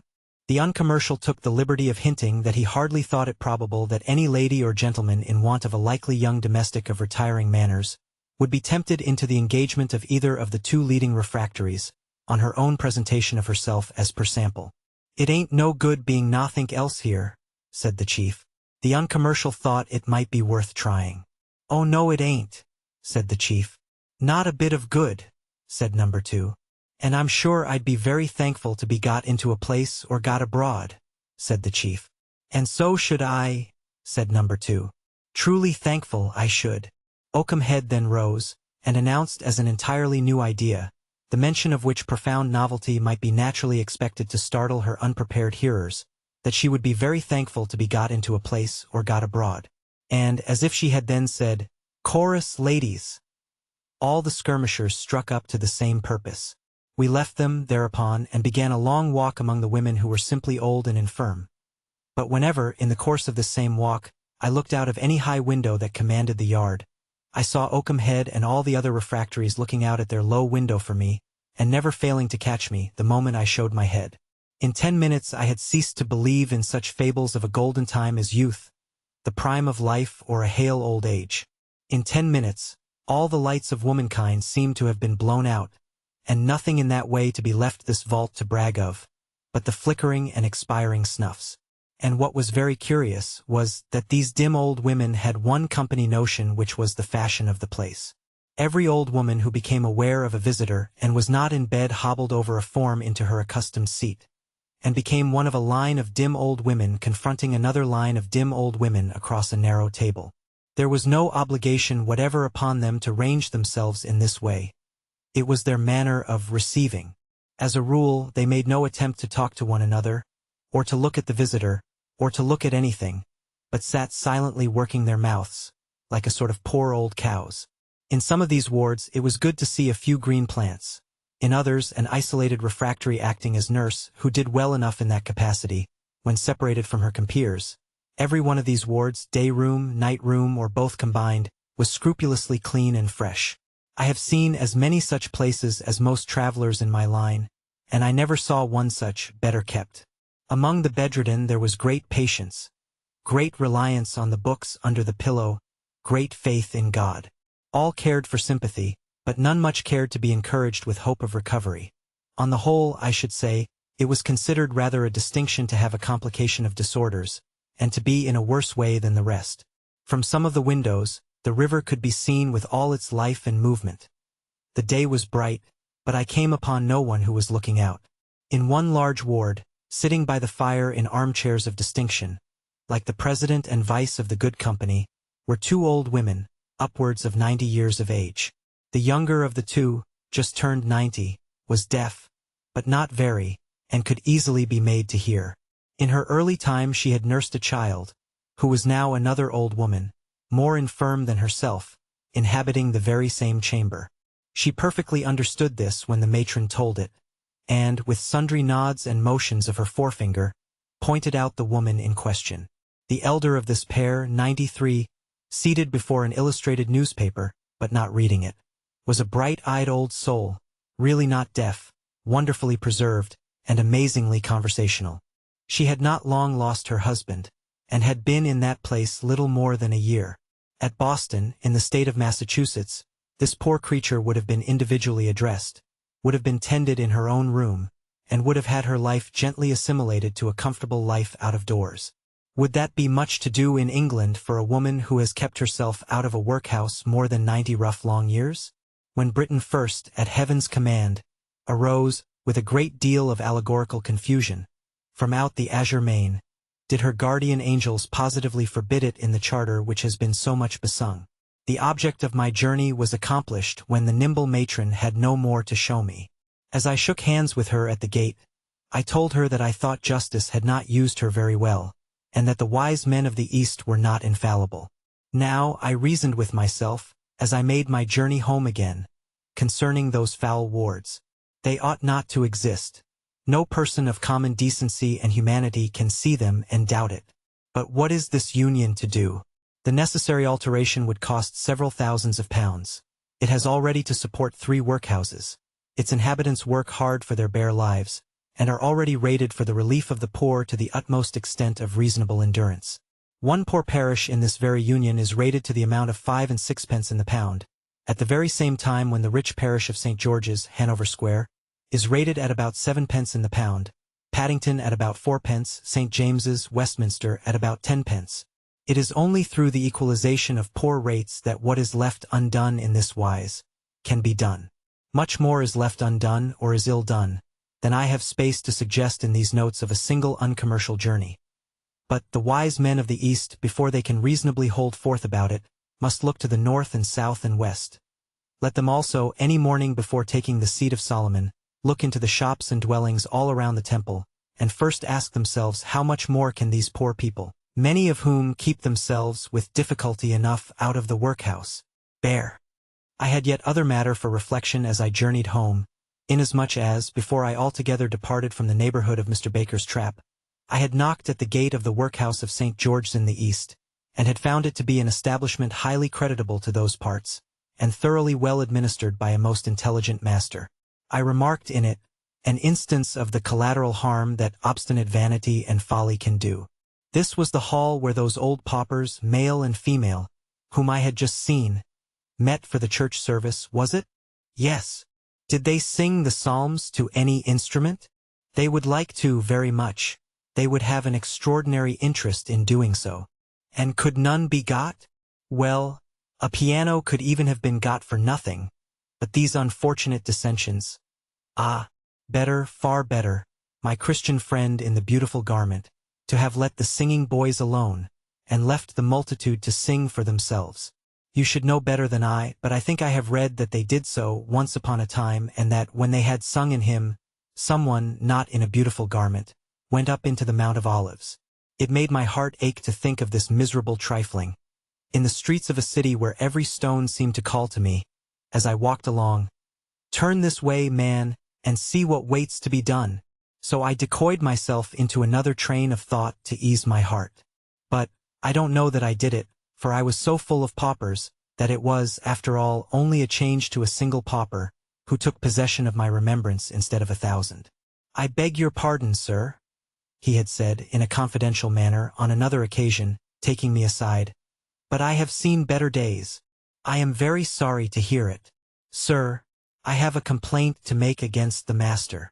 I have no power here, I assure you, and if I had... But allow me, sir, to mention it as between yourself and a man who has seen better days, sir. The master and myself are both Masons, sir, and I make him the sign continually. But, because I am in this unfortunate position, sir, he won't give me the countersign. For 2 views of a cheap theatre. As I shut the door of my lodging behind me, and came out into the streets at 6 on a drizzling Saturday evening in the past month of January, all that neighborhood of Covent Garden looked very desolate. It is so essentially a neighborhood which has seen better days, that bad weather affects it sooner than another place which has not come down in the world. In its present reduced condition it bears a thaw almost worse than any place I know. It gets so dreadfully low-spirited when damp breaks forth. Those wonderful houses about Drury Lane Theatre, which in the palmy days of theatres were prosperous and long-settled places of business, and which now change hands every week, but never change their character of being divided and subdivided on the ground floor into mouldy dens of shops where an orange and half a dozen nuts, or a pomatum pot, 1 cake of fancy soap, and a cigar box are offered for sale and never sold, were most ruefully contemplated that evening, by the statue of Shakespeare, with the raindrops coursing one another down its innocent nose. Those inscrutable pigeonhole offices, with nothing in them, not so much as an inkstand, but a model of a theatre before the curtain, where, in the Italian opera season, tickets at reduced prices are kept on sale by nomadic gentlemen in smeary hats too tall for them, whom one occasionally seems to have seen on racecourses, not wholly unconnected with strips of cloth of various colors and a rolling ball. Those Bedouin establishments, deserted by the tribe and tenantless, except when sheltering. In one corner an irregular row of ginger beer bottles, which would have made one shudder on such a night, but for its being plain that they had nothing in them, shrunk from the shrill cries of the newsboys at their exchange in the kennel of Catherine Street, like guilty things upon a fearful summons. At the pipe shop in Great Russell Street, the Death's Head pipes were like theatrical memento mori, admonishing beholders of the decline of the playhouse as an institution. I walked up Bow Street, disposed to be angry with the shops there, that were letting out theatrical secrets by exhibiting to workaday humanity the stuff of which diadems and robes of kings are made. I noticed that some shops which had once been in the dramatic line and had struggled out of it were not getting on prosperously, like some actors I have known who took to business and failed to make it answer. In a word, those streets looked so dull and, considered as theatrical streets, so broken and bankrupt, that the found dead on the black board at the police station might have announced the decease of the drama, and the pools of water outside the fire engine makers at the corner of Longacre might have been occasioned by his having brought out the whole of his stock to play upon its last smoldering ashes. And yet, on such a night in so degenerate a time, the object of my journey was theatrical. And yet within half an hour I was in an immense theatre, capable of holding nearly 5,000 people. What theatre? Her Majesty's? Far better. Royal Italian Opera? Far better. Infinitely superior to the latter for hearing in, infinitely superior to both for seeing in. To every part of this theatre, spacious fireproof ways of ingress and egress. For every part of it, convenient places of refreshment and retiring rooms. Everything to eat and drink carefully supervised as to quality, and sold at an appointed price. Respectable female attendants ready for the commonest women in the audience. A general air of consideration, decorum, and supervision most commendable. An unquestionably humanizing influence in all the social arrangements of the place. Surely a dear theatre, then? Because there were in London, not very long ago, theatres with entrance prices up to half a guinea a head, whose arrangements were not half so civilized. Surely, therefore, a dear theatre? Not very dear. A gallery at 3d, another gallery at 4d, a pit at 6d, boxes and pit stalls at a shilling, and a few private boxes at half a crown. My uncommercial curiosity induced me to go into every nook of this great place, and among every class of the audience assembled in it, amounting that evening, as I calculated, to about 2,000 and odd hundreds, magnificently lighted by a firmament of sparkling chandeliers. The building was ventilated to perfection. My sense of smell, without being particularly delicate, has been so offended in some of the commoner places of public resort, that I have often been obliged to leave them when I have made an uncommercial journey expressly to look on. The air of this theatre was fresh, cool, and wholesome. To help towards this end, very sensible precautions had been used, ingeniously combining the experience of hospitals and railway stations. Asphalt pavements substituted for wooden floors, honest bare walls of glazed brick and tile. Even at the back of the boxes, for plaster and paper, no benches stuffed and no carpeting or baize used. A cool material with a light glazed surface, being the covering of the seats. A cheap theatre. These various contrivances are as well considered in the place in question as if it were a fever hospital. The result is that it is sweet and healthful. It has been constructed from the ground to the roof, with a careful reference to sight and sound in every corner. The result is that its form is beautiful and that the appearance of the audience as seen from the proscenium, with every face in it commanding the stage, and the whole so admirably raked and turned to that center, that a hand can scarcely move in the great assemblage without the movement being seen from thence, is highly remarkable in its union of vastness with compactness. The stage itself and all its appurtenances of machinery, cellarage, height and breadth, are on a scale more like the Scala at Milan, or the San Carlo at Naples, or the Grand Opera at Paris, than any notion a stranger would be likely to form of the Britannia Theatre at Hoxton, a mile north of St. Luke's Hospital in the Old Street Road, London. The 40 Thieves might be played here, and every thief ride his real horse, and the disguised captain bring in his oil jars on a train of Real camels, and nobody be put out of the way. This really extraordinary place is the achievement of one man's enterprise, and was erected on the ruins of an inconvenient old building in less than 5 months, at a round cost of £25,000. To dismiss this part of my subject, and still to render to the proprietor the credit that is strictly his due, I must add that his sense of the responsibility upon him to make the best of his audience, and to do his best for them, is a highly agreeable sign of these times. As the spectators at this theatre, for a reason I will presently show, were the object of my journey, I entered on the play of the night as one of the 2,000 and odd hundreds, by looking about me at my neighbors. We were a motley assemblage of people, and we had a good many boys and young men among us. We had also many girls and young women. To represent, however, that we did not include a very great number, and a very fair proportion of family groups, would be to make a gross misstatement. Such groups were to be seen in all parts of the house, In the boxes and stalls particularly, they were composed of persons of very decent appearance, who had many children with them. Among our dresses there were most kinds of shabby and greasy wear, and much fustian and corduroy that was neither sound nor fragrant. The caps of our young men were mostly of a limp character, and we who wore them slouched, high-shouldered, into our places with our hands in our pockets, and occasionally twisted our cravats about our necks like eels, and occasionally tied them down our breasts like links of sausages, and occasionally had a screw in our hair over each cheekbone with a slight thief flavor in it. Besides prowlers and idlers, we were mechanics, dock laborers, costermongers, petty tradesmen, small clerks, milliners, staymakers, shoebinders, slop workers, poor workers in 100 highways and byways.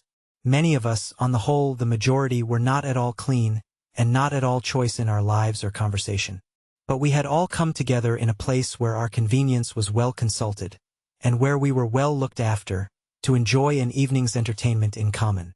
We were not going to lose any part of what we had paid for through anybody's caprice, and as a community we had a character to lose. She willingly replied yes, and we went into it together, she leaving the door open, with an eye, as I understood, to the social proprieties. The door opening at once into the room without any intervening entry, even scandal must have been silenced by the precaution. It was a gloomy little chamber, but clean, and with a mug of wallflower in the window. On the chimney-piece were 2 peacock's feathers, a carved ship, a few shells, and a black profile with 1 eyelash. Whether this portrait purported to be male or female passed my comprehension, until my hostess informed me that it was her only son, and quite a speaking one. "He is alive, I hope?" "No, sir," said the widow. "He were cast away in China." This was said with a modest sense of its reflecting a certain geographical distinction on his mother. "If the old gentlemen here are not given to talking," said I hope the old ladies are? Not that you are one." She shook her head. "You see they get so cross." "How is that?" "Well, whether the gentlemen really do deprive us of any little matters which ought to be ours by rights, I cannot say for certain, but the opinion of the old ones is they do. And Mr. Battens he do even go so far as to doubt whether credit is due to the founder. For Mr. Battens he do say, anyhow he got his name up by it and he done it cheap. I am afraid the pump has soured Mr. Battens." "It may be so," returned the tidy widow, "but the handle does go very hard. Still, what I say to myself is, the gentleman may not pocket the difference between a good pump and a bad one, and I would wish to think well of them." "And the dwellings," said my hostess, glancing round her room. "Perhaps they were convenient dwellings in the founder's time, considered as his time, and therefore he should not be blamed. But Mrs. Saggers is very hard upon them." "Mrs. Saggers is the oldest here?" "The oldest but one. Mrs. Quinch being the oldest, and have totally lost her head." "And you?" "I am the youngest in residence, and consequently am not looked up to. But when Mrs. Quinch makes a happy release, there will be one below me. Nor is it to be expected that Mrs. Saggers will prove herself immortal." "True. Nor Mr. Battens." "Regarding the old gentlemen," said my widow slightingly, "they count among themselves. They do not count among us. Mr. Battens is that exceptional that he have written to the gentlemen many times and have worked the case against them. Therefore he have took a higher ground. But we do not, as a rule, greatly reckon the old gentlemen." Pursuing the subject, I found it to be traditionally settled among the poor ladies that the poor gentlemen, whatever their ages, were all very old indeed, and in a state of dotage. I also discovered that the juniors and newcomers preserved, for a time, a waning disposition to believe in Titbull and his trustees, but that as they gained social standing they lost this faith, and disparaged Titbull and all his works. Improving my acquaintance subsequently with this respected lady, whose name was Mrs. Mitz, and occasionally dropping in upon her with a little offering of sound family hyson in my pocket, I gradually became familiar with the inner politics and ways of Titbull's almshouses. But I never could find out who the trustees were, or where they were, it being one of the fixed ideas of the place that those authorities must be vaguely and mysteriously mentioned as the gentlemen only. The secretary of the gentleman was once pointed out to me, evidently engaged in championing the obnoxious pump against the attacks of the discontented Mr. Battens. But I am not in a condition to report further of him than that he had the sprightly bearing of a lawyer's clerk. I had it from Mrs. Mitz's lips in a very confidential moment, that Mr. Battens was once had up before the gentleman to stand or fall by his accusations, and that an old shoe was thrown after him on his departure from the building on this dread errand. Not ineffectually, for the interview resulting in a plumber was considered to have encircled the temples of Mr. Battens with the wreath of victory. In Titbull's almshouses, the local society is not regarded as good society. A gentleman or lady receiving visitors from without, or going out to tea, counts, as it were, accordingly. But visitings or tea-drinkings interchanged among Titbullians do not score. Such interchanges, however, are rare, in consequence of internal dissensions occasioned by Mrs. Saggers's pail, which household article has split Titbulls into almost as many parties as there are dwellings in that precinct. The extremely complicated nature of the conflicting articles of belief on the subject prevents my stating them here with my usual perspicuity, but I think they have all branched off from the root and trunk question. Has Mrs. Saggers any right to stand her pail outside her dwelling? The question has been much refined upon, but roughly stated may be stated in those terms. There are 2 old men in Titbull's almshouses who, I have been given to understand, knew each other in the world beyond its pump and iron railings, when they were both in trade. They make the best of their reverses, and are looked upon with great contempt. They are little, stooping, blear-eyed old men of cheerful countenance, and they hobble up and down the courtyard wagging their chins and talking together quite gaily. This has given offense and has, moreover, raised the question whether they are justified in passing any other windows than their own. Mr. Battens, however, permitting them to pass his windows, on the disdainful ground that their imbecility almost amounts to irresponsibility, they are allowed to take their walk in peace. They live next door to one another and take it by turns to read the newspaper aloud, that is to say, the newest newspaper they can get, and they play cribbage at night. On warm and sunny days they have been known to go so far as to bring out 2 chairs and sit by the iron railings, looking forth. But this low conduct, being much remarked upon throughout Titbull's, they were deterred by an outraged public opinion from repeating it. There is a rumor, but it may be malicious, that they hold the memory of Titbull in some weak sort of veneration, and that they once set off together on a pilgrimage to the parish churchyard to find his tomb.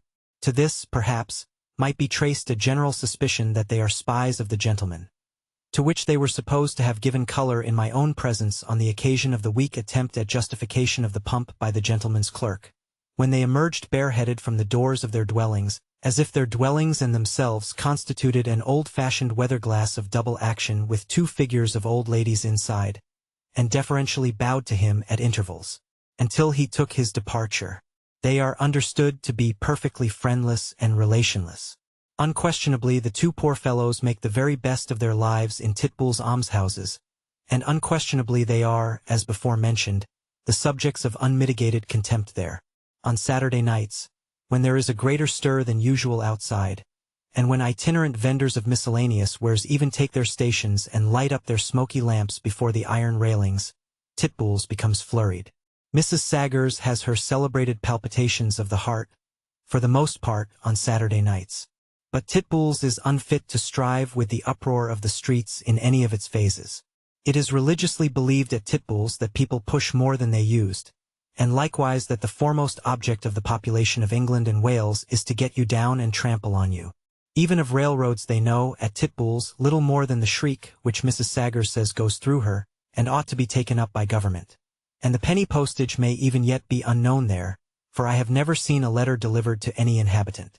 But there is a tall, straight, sallow lady resident in number 7, Titbull's, who never speaks to anybody, who is surrounded by a superstitious halo of lost wealth, who does her household work in housemaid's gloves, and who is secretly much deferred to, though openly cavilled at, and it has obscurely leaked out that this old lady has a son, grandson, nephew, or other relative, who is a contractor, and who would think it nothing of a job to knock down Titbull's, pack it off into Cornwall, and knock it together again. An immense sensation was made by a gypsy party calling in a spring van, to take this old lady up to go for a day's pleasure into Epping Forest, and notes were compared as to which of the company was the son, grandson, nephew, or other relative, the contractor. A thick-set personage with a white hat and a cigar in his mouth was the favorite, though as Titbull's had no other reason to believe that the contractor was there at all, than that this man was supposed to eye the chimney stacks as if he would like to knock them down and cart them off. The general mind was much unsettled in arriving at a conclusion. As a way out of this difficulty, it concentrated itself on the acknowledged beauty of the party, every stitch in whose dress was verbally unripped by the old ladies then and there, and whose goings-on with another and a thinner personage in a white hat might have suffused the pump, where they were principally discussed, with blushes, for months afterwards. Herein Titbull's was to Titbull's true, for it has a constitutional dislike of all strangers. As concerning innovations and improvements, it is always of opinion that what it doesn't want itself nobody ought to want. But I think I have met with this opinion outside Titbull's. Of the humble treasures of furniture brought into Titbull's by the inmates when they established themselves in that place of contemplation for the rest of their days, by far the greater and more valuable part belongs to the ladies. I may claim the honor of having either crossed the threshold, or looked in at the door of every one of the 9 ladies, and I have noticed that they are all particular in the article of bedsteads, and maintain favorite and long-established bedsteads and bedding as a regular part of their rest. Generally an antiquated chest of drawers is among their cherished possessions. A tea-tray always is. I know of at least 2 rooms in which a little tea-kettle of genuine burnished copper vies with the cat in winking at the fire, and one old lady has a tea-urn set forth in state on the top of her chest of drawers, which urn is used as her library, and contains 4 duodecimo volumes, and a black-bordered newspaper giving an account of the funeral of Her Royal Highness the Princess Charlotte. Among the poor old gentlemen there are no such niceties. Their furniture has the air of being contributed, like some obsolete literary miscellany, by several hands. Their few chairs never match, old patchwork coverlets linger among them, and they have an untidy habit of keeping their wardrobes in hat-boxes. When I recall one old gentleman who is rather choice in his shoe-brushes and blacking bottle, I have summed up the domestic elegances of that side of the building. On the occurrence of a death in Titbull's, it is invariably agreed among the survivors, and it is the only subject on which they do agree, that the departed did something to bring it on. Judging by Titbull's, I should say the human race need never die if they took care. But they don't take care and they do die, and when they die in Titbull's they are buried at the cost of the foundation. Some provision has been made for the purpose, in virtue of which, I record this on the strength of having seen the funeral of Mrs. Quinch. A lively neighboring undertaker dresses up 4 of the old men, and 4 of the old women, hustles them into a procession of 4 couples, and leads off with a large black bow at the back of his hat, looking over his shoulder at them airily from time to see that no member of the party has got lost, or has tumbled down, as if they were a company of dim old dolls. Resignation of a dwelling is a very rare occurrence in Titbull's. A story does obtain there, how an old lady's son once drew a prize of £30,000 in the lottery, and presently drove to the gate in his own carriage, with French horns playing up behind, and whisked his mother away, and left 10 guineas for a feast. But I have been unable to substantiate it by any evidence, and regard it as an almshouse fairy tale. It is curious that the only proved case of resignation happened within my knowledge. It happened on this wise. There is a sharp competition among the ladies respecting the gentility of their visitors, and I have so often observed visitors to be dressed as for a holiday occasion, that I suppose the ladies to have besought them to make all possible display when they come. In these circumstances much excitement was one day occasioned by Mrs. Mitts receiving a visit from a Greenwich pensioner. He was a pensioner of a bluff and warlike appearance, with an empty coat sleeve, and he was got up with unusual care. His coat buttons were extremely bright, he wore his empty coat sleeve in a graceful festoon, and he had a walking-stick in his hand that must have cost money. When, with the head of his walking-stick, he knocked at Mrs. Mitts's door, there are no knockers in Titbull's, Mrs. Mitts was overheard by a next-door neighbor to utter a cry of surprise expressing much agitation, and the same neighbor did afterwards solemnly affirm that when he was admitted into Mrs. Mitts's room, she heard a smack. Heard a smack which was not a blow. There was an air about this Greenwich pensioner when he took his departure, which imbued all Titbull's with the conviction that he was coming again. He was eagerly looked for, and Mrs. Mitts was closely watched.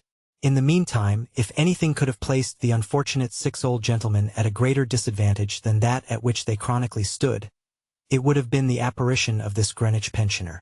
They were well shrunken already, but they shrunk to nothing in comparison with the pensioner.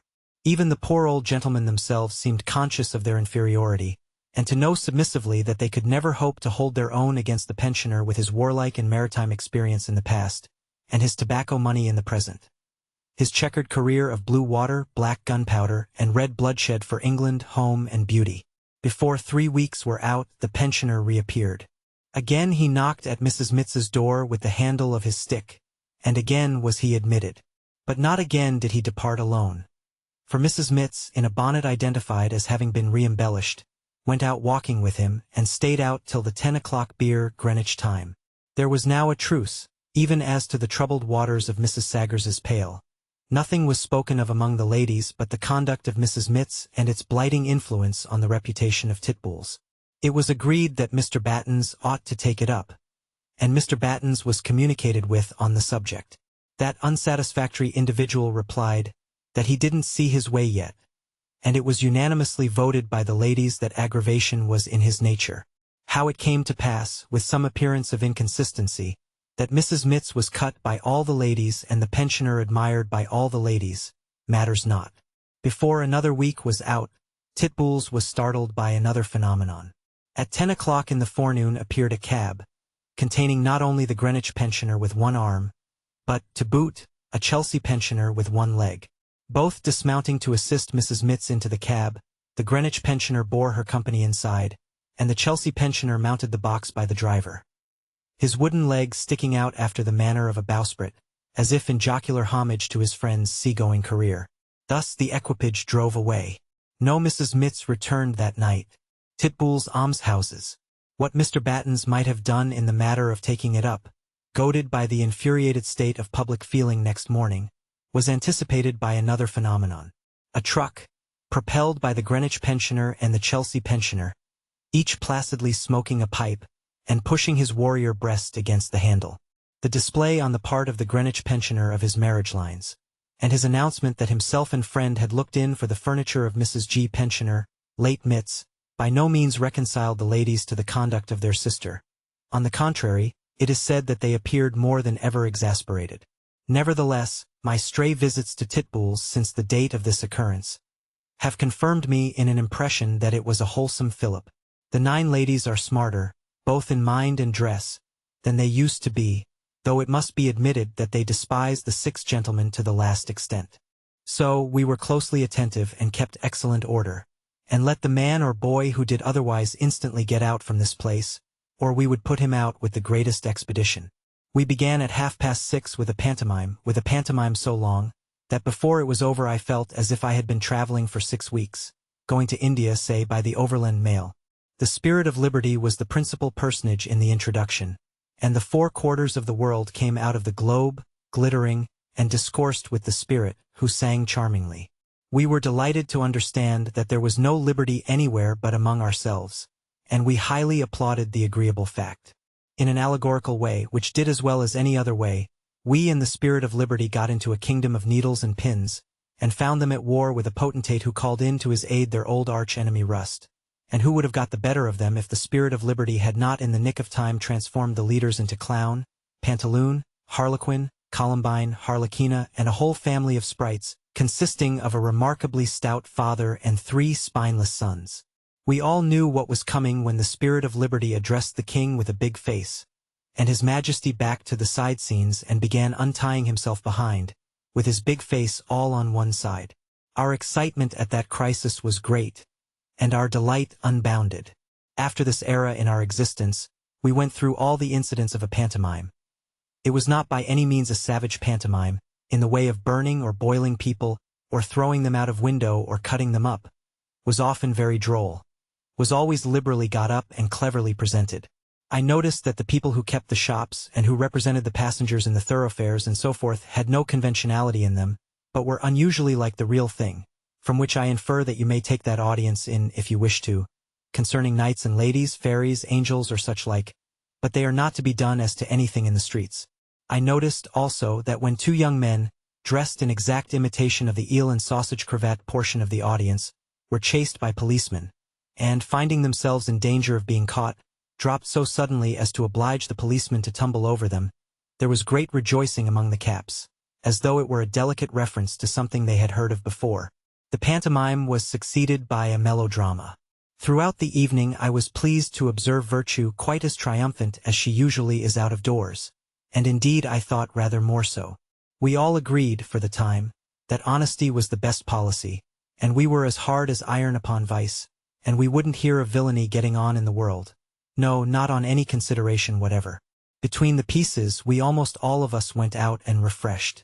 Many of us went the length of drinking beer at the bar of the neighboring public house. Some of us drank spirits. Crowds of us had sandwiches and ginger beer at the refreshment bars established for us in the theater. The sandwich, as substantial as was consistent with portability, and as cheap as possible, we hailed as one of our greatest institutions. It forced its way among us at all stages of the entertainment, and we were always delighted to see it. Its adaptability to the varying moods of our nature was surprising. We could never weep so comfortably as when our tears fell on our sandwich. We could never laugh so heartily as when we choked with sandwich. Virtue never looked so beautiful or vice so deformed as when we paused, sandwich in hand, to consider what would come of that resolution of wickedness in boots, to sever innocence in flowered chintz from honest industry in striped stockings. When the curtain fell for the night, we still fell back upon sandwich, to help us through the rain and mire, and home to bed. This, as I have mentioned, was Saturday night. Being Saturday night, I had accomplished but the half of my uncommercial journey.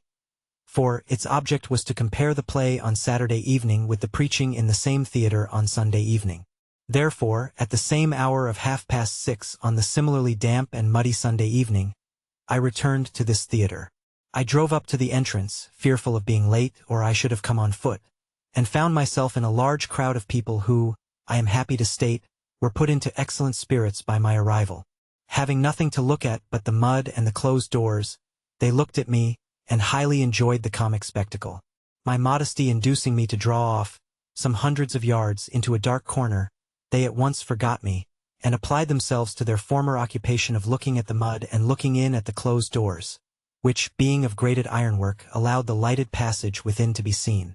They were chiefly people of respectable appearance, odd and impulsive as most crowds are, and making a joke of being there as most crowds do. In the dark corner I might have sat a long while, but that a very obliging passerby informed me that the theater was already full, and that the people whom I saw in the street were all shut out for want of room. After that, I lost no time in worming myself into the building, and creeping to a place in a proscenium box that had been kept for me. There must have been full 4,000 people present.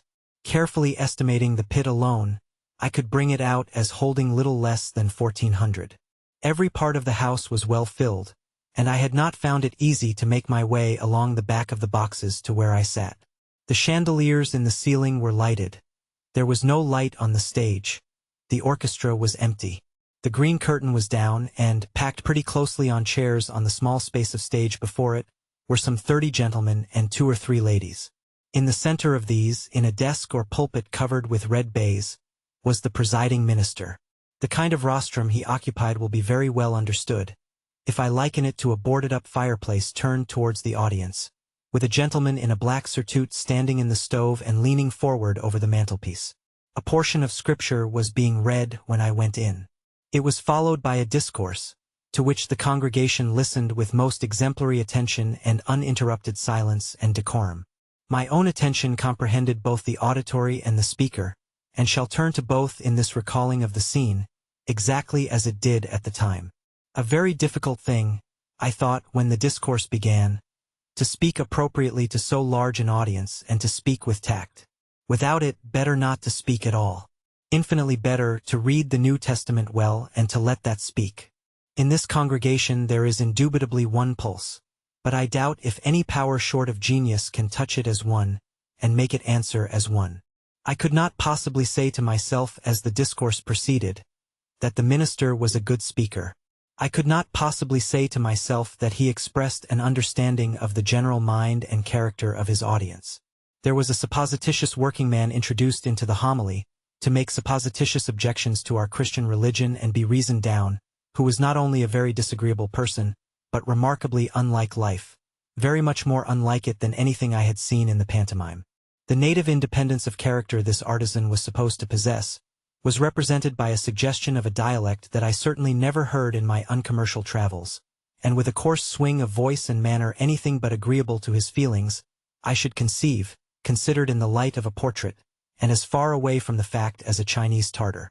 There was a model pauper introduced in like manner, who appeared to me to be the most intolerably arrogant pauper ever relieved, and to show himself in absolute want and dire necessity of a course of stone yard. For, How did this pauper testify to his having received the gospel of humility? A gentleman met him in the workhouse and said, which I myself really thought good-natured of him, "Ah, John, I am sorry to see you here. I am sorry to see you so poor." "Poor, sir," replied that man, drawing himself up. "I am the son of a prince. My father is the King of Kings. My father is the Lord of Lords. My father is the ruler of all the princes of the earth." And see, and this was what all the preacher's fellow sinners might come to, if they would embrace this blessed book, which I must say it did some violence to my own feelings of reverence, to see held out at arm's length at frequent intervals and soundingly slapped, like a slow lot at a sale. Now, could I help asking myself the question, whether the mechanic before me, who must detect the preacher as being wrong about the visible manner of himself and the like of himself, and about such a noisy lip-server as that pauper, might not, most unhappily for the usefulness of the occasion, doubt that preachers being right about things not visible to human senses? Again, is it necessary or advisable to address such an audience continually as fellow sinners? Is it not enough to be fellow creatures, born yesterday, suffering and striving today, dying tomorrow? By our common humanity, my brothers and sisters, by our common capacities for pain and pleasure, by our common laughter and our common tears, by our common aspiration to reach something better than ourselves, by our common tendency to believe in something good, and to invest whatever we love or whatever we lose with some qualities that are superior to our own failings and weaknesses as we know them in our own poor hearts. By these, hear me. Surely, it is enough to be fellow creatures. Surely, it includes the other designation, and some touching meanings over and above. Again, there was a personage introduced into the discourse, not an absolute novelty, to the best of my remembrance of my reading, who had been personally known to the preacher, and had been quite a Crichton in all the ways of philosophy, but had been an infidel. Many a time had the preacher talked with him on that subject, and many a time had he failed to convince that intelligent man.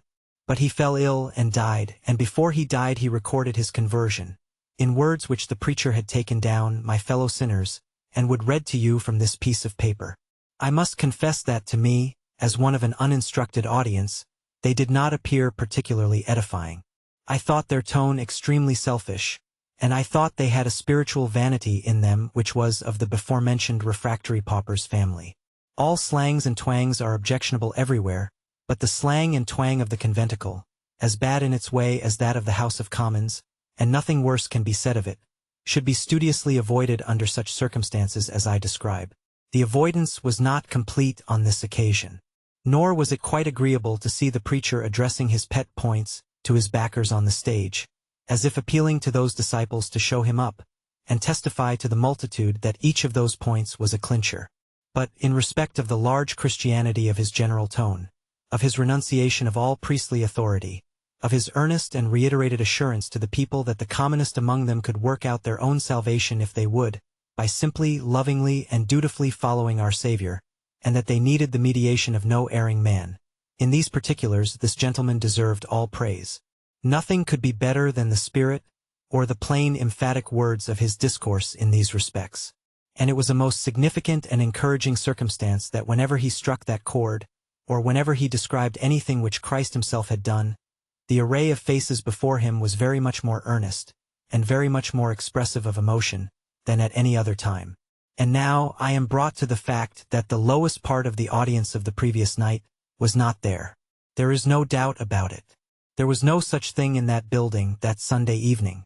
I have been told since that the lowest part of the audience of the Victoria Theatre has been attracted to its Sunday services.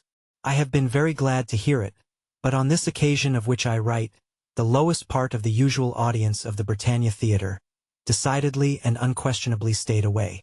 When I first took my seat and looked at the house, my surprise at the change in its occupants was as great as my disappointment.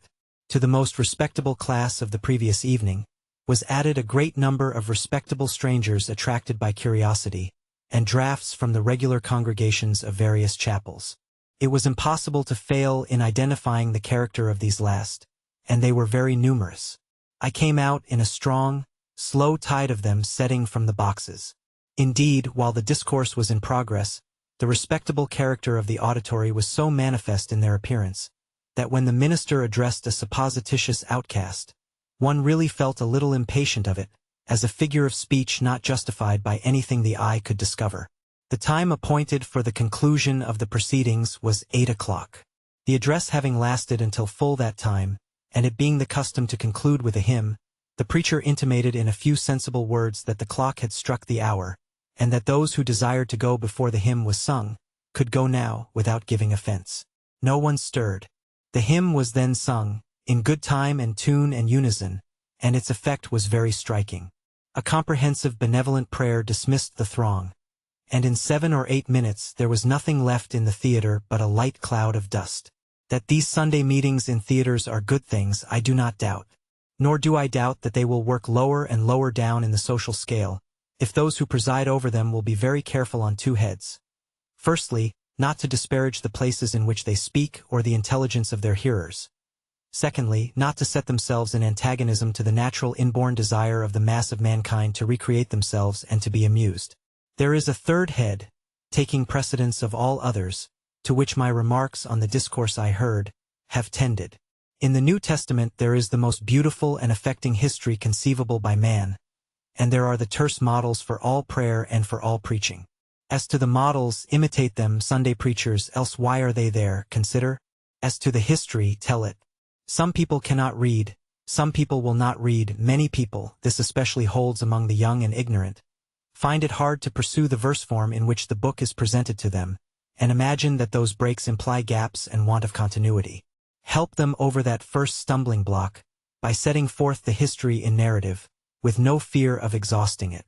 You will never preach so well, you will never move them so profoundly, you will never send them away with half so much to think of. Which is the better interest? Christ's choice of 12 poor men to help in those merciful wonders among the poor and rejected, or the pious bullying of a whole union full of paupers? What is your changed philosopher to wretched me, peeping in at the door out of the mud of the streets and of my life, when you have the widow's son to tell me about, the ruler's daughter, the other figure at the door when the brother of the 2 sisters was dead, and one of the 2 ran to the mourner, crying, "The Master is come and calleth for thee"? Let the preacher who will thoroughly forget himself and remember no individuality but one, and no eloquence but one, stand up before 4,000 men and women at the Britannia Theatre any Sunday night, recounting that narrative to them as fellow creatures, and he shall see a sight. The poor mercantile Jack is the sweet little cherub who sits smiling aloft and keeps watch on the life of poor Jack, commissioned to take charge of mercantile Jack, as well as Jack of the National Navy? If not, who is? What is the cherub about, and what are we all about, when poor mercantile Jack is having his brains slowly knocked out by pennyweights, aboard the brig Beelzebub or the bark Bowie knife, when he looks his last at that infernal craft, with the first officer's iron boot heel in his remaining eye, or with his dying body towed overboard in the ship's wake, while the cruel wounds in it do the multitudinous seas incarnadine? Is it unreasonable to entertain a belief that if, aboard the brig Beelzebub or the bark Bowie knife, the first officer did half the damage to cotton that he does to men, there would presently arise from both sides of the Atlantic so vociferous an invocation of the sweet little cherub who sits calculating aloft, keeping watch on the markets that pay, that such vigilant cherub would, with a winged sword, have that gallant officer's organ of destructiveness out of his head in the space of a flash of lightning?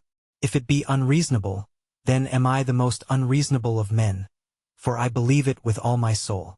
This was my thought as I walked the dock quays at Liverpool, keeping watch on poor mercantile Jack.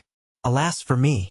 I have long outgrown the state of sweet little cherub, but there I was, and there mercantile Jack was, and very busy he was, and very cold he was, the snow yet lying in the frozen furrows of the land, and the northeast winds snipping off the tops of the little waves in the Mersey, and rolling them into hailstones to pelt him with. Mercantile Jack was hard at it, in the hard weather, as he mostly is in all weathers, poor Jack. He was girded to ship's masts and funnels of steamers, like a forester to a great oak, scraping and painting. He was lying out on yards, furling sails that tried to beat him off. He was dimly discernible up in a world of giant cobwebs, reefing and splicing. He was faintly audible down in holds, stowing and unshipping cargo. He was winding round and round at capstans melodious, monotonous, and drunk. He was of a diabolical aspect, with coaling for the antipodes. He was washing decks barefoot, with the breast of his red shirt open to the blast, though it was sharper than the knife in his leathern girdle. He was looking over bulwarks, all eyes and hair. He was standing by at the chute of the Cunard steamer off tomorrow, as the stocks and trade of several butchers, poulterers, and fishmongers poured down into the icehouse. He was coming aboard of other vessels with his kit in a tarpaulin bag, attended by plunderers to the very last moment of his shore-going existence, as though his senses, when released from the uproar of the elements, were under obligation to be confused by other turmoil. There was a rattling of wheels, a clattering of hoofs, a clashing of iron, a jolting of cotton and hides and casks and timber, an incessant deafening disturbance on the quays, that was the very madness of sound. And as, in the midst of it, he stood swaying about, with his hair blown all manner of wild ways, rather crazedly taking leave of his plunderers, all the rigging in the docks was shrill in the wind, and every little steamer coming and going across the Mersey was sharp in its blowing off, and every buoy in the river bobbed spitefully up and down, as if there were a general taunting chorus of "Come along, mercantile Jack, ill-lodged, ill-fed, ill-used, hocussed, entrapped, anticipated, cleaned out. Come along, poor mercantile Jack, and be tempest-tossed till you are drowned." The uncommercial transaction which had brought me and Jack together was this. I had entered the Liverpool police force, that I might have a look at the various unlawful traps which are every night set for Jack. As my term of service in that distinguished corps was short, and as my personal bias in the capacity of one of its members has ceased, no suspicion will attach to my evidence that it is an admirable force. Besides that it is composed, without favor, of the best men that can be picked, it is directed by an unusual intelligence. Its organization against fires, I take to be much better than the metropolitan system, and in all respects it tempers its remarkable vigilance with a still more remarkable discretion. Jack had knocked off work in the dock some hours, and I had taken, for purposes of identification, a photograph likeness of a thief, in the portrait room at our head police office. On the whole, he seemed rather complimented by the proceeding, and I had been on police parade, and the small hand of the clock was moving on to 10, when I took up my lantern to follow Mr. Superintendent to the traps that were set for Jack. In Mr. Superintendent I saw, as anybody might, a tall, well-looking, well-set-up man of a soldierly bearing, with a cavalry air, a good chest, and a resolute but not by any means ungentle face. He carried in his hand a plain black walking-stick of hard wood, and whenever and wherever, at any aftertime of the night, he struck it on the pavement with a ringing sound, it instantly produced a whistle out of the darkness, and a policeman. To this remarkable stick, I refer an air of mystery and magic which pervaded the whole of my perquisition among the traps that were set for Jack. We began by diving into the obscurest streets and lanes of the port, suddenly pausing in a flow of cheerful discourse before a dead wall, apparently some 10 miles long. Mr. Superintendent struck upon the ground, and the wall opened and shot out, with military salute of hand to Temple, 2 policemen. Not in the least surprised themselves, not in the least surprising Mr. Superintendent. "All right, Sharp-Eye?" "All right, sir." "All right, Trampfoot?" "All right, sir." "Is Quick Ear there?" "Here am I, sir." "Come with us." "Yes, sir." So, Sharp-Eye went before, and Mr. Superintendent and I went next, and Trampfoot and Quick Ear marched as rearguard. Sharp-Eye, I soon had occasion to remark, had a skillful and quite professional way of opening doors, touched latches delicately, as if they were keys of musical instruments, opened every door he touched, as if he were perfectly confident that there was stolen property behind it, instantly insinuated himself to prevent its being shut. Sharp-Eye opened several doors of traps that were set for Jack, but Jack did not happen to be in any of them.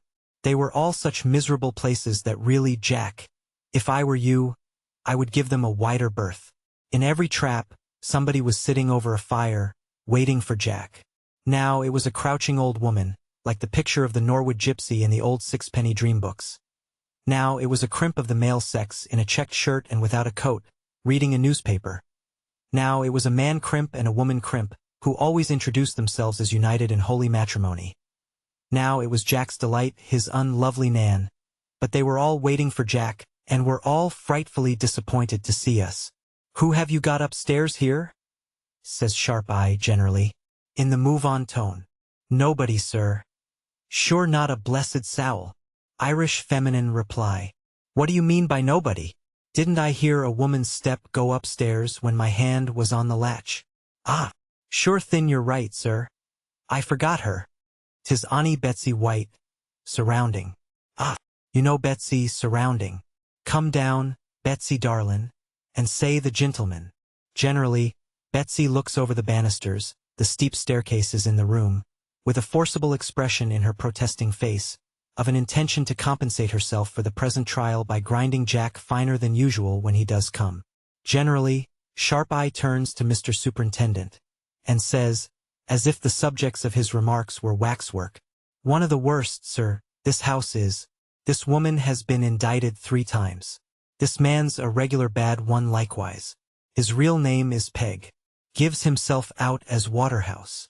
Never had sich a name as Peg near me back thin, since I was in this house, be the good Lard," says the woman.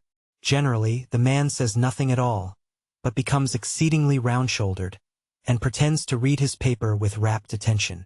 Generally, Sharp-Eye directs our observation with a look to the prints and pictures that are invariably numerous on the walls. Always, Trampfoot and Quick Ear are taking notice on the doorstep.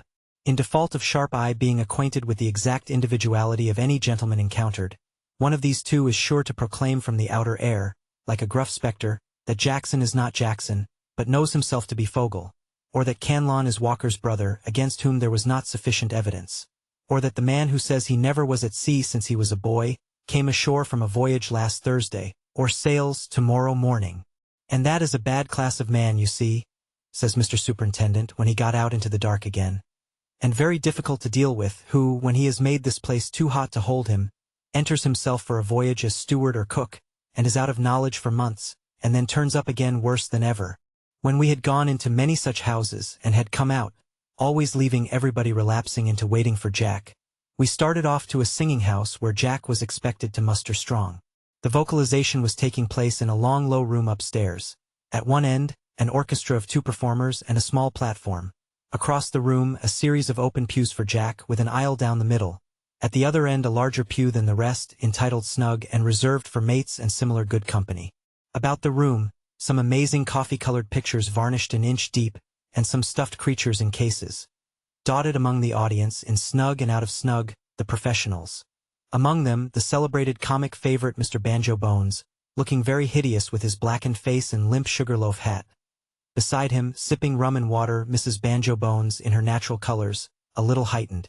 It was a Friday night, and Friday night was considered not a good night for Jack. At any rate, Jack did not show in very great force even here, though the house was one to which he much resorts, and where a good deal of money is taken. There was British Jack, a little maudlin and sleepy, lolling over his empty glass, as if he were trying to read his fortune at the bottom. There was loafing Jack of the Stars and Stripes, rather an unpromising customer, with his long nose, lank cheek, high cheekbones, and nothing soft about him but his cabbage leaf hat. There was Spanish Jack, with curls of black hair, rings in his ears, and a knife not far from his hand, if you got into trouble with him. There were Maltese Jack and Jack of Sweden and Jack the Finn, looming through the smoke of their pipes, and turning faces that looked as if they were carved out of dark wood, towards the young lady dancing the hornpipe, who found the platform so exceedingly small for it, that I had a nervous expectation of seeing her, in the backward steps, disappear through the window. Still, if all hands had been got together, they would not have more than half filled the room. Observe, however, said Mr. Licensed Victualler, the host, that it was Friday night, and, besides, it was getting on for 12 and Jack had gone aboard. A sharp and watchful man, Mr. Licensed Victualler, the host, with tight lips and a complete edition of Cocker's Arithmetic in each eye. Attended to his business himself, he said. Always on the spot. When he heard of talent, trusted nobody's account of it, but went off by rail to see it. If true talent, engaged it. £1 a week for talent, £4, £5. Banjo Bones was undoubted talent. Hear this instrument that was going to play. It was real talent. In truth, it was very good. A kind of piano accordion, played by a young girl of a delicate prettiness of face, figure, and dress, that made the audience look coarser. She sang to the instrument, too. First, a song about village bells and how they chimed. Then a song about how I went to sea, winding up with an imitation of the bagpipes, which Mercantile Jack seemed to understand much the best. A good girl, said Mr. Licensed Victualler, kept herself select.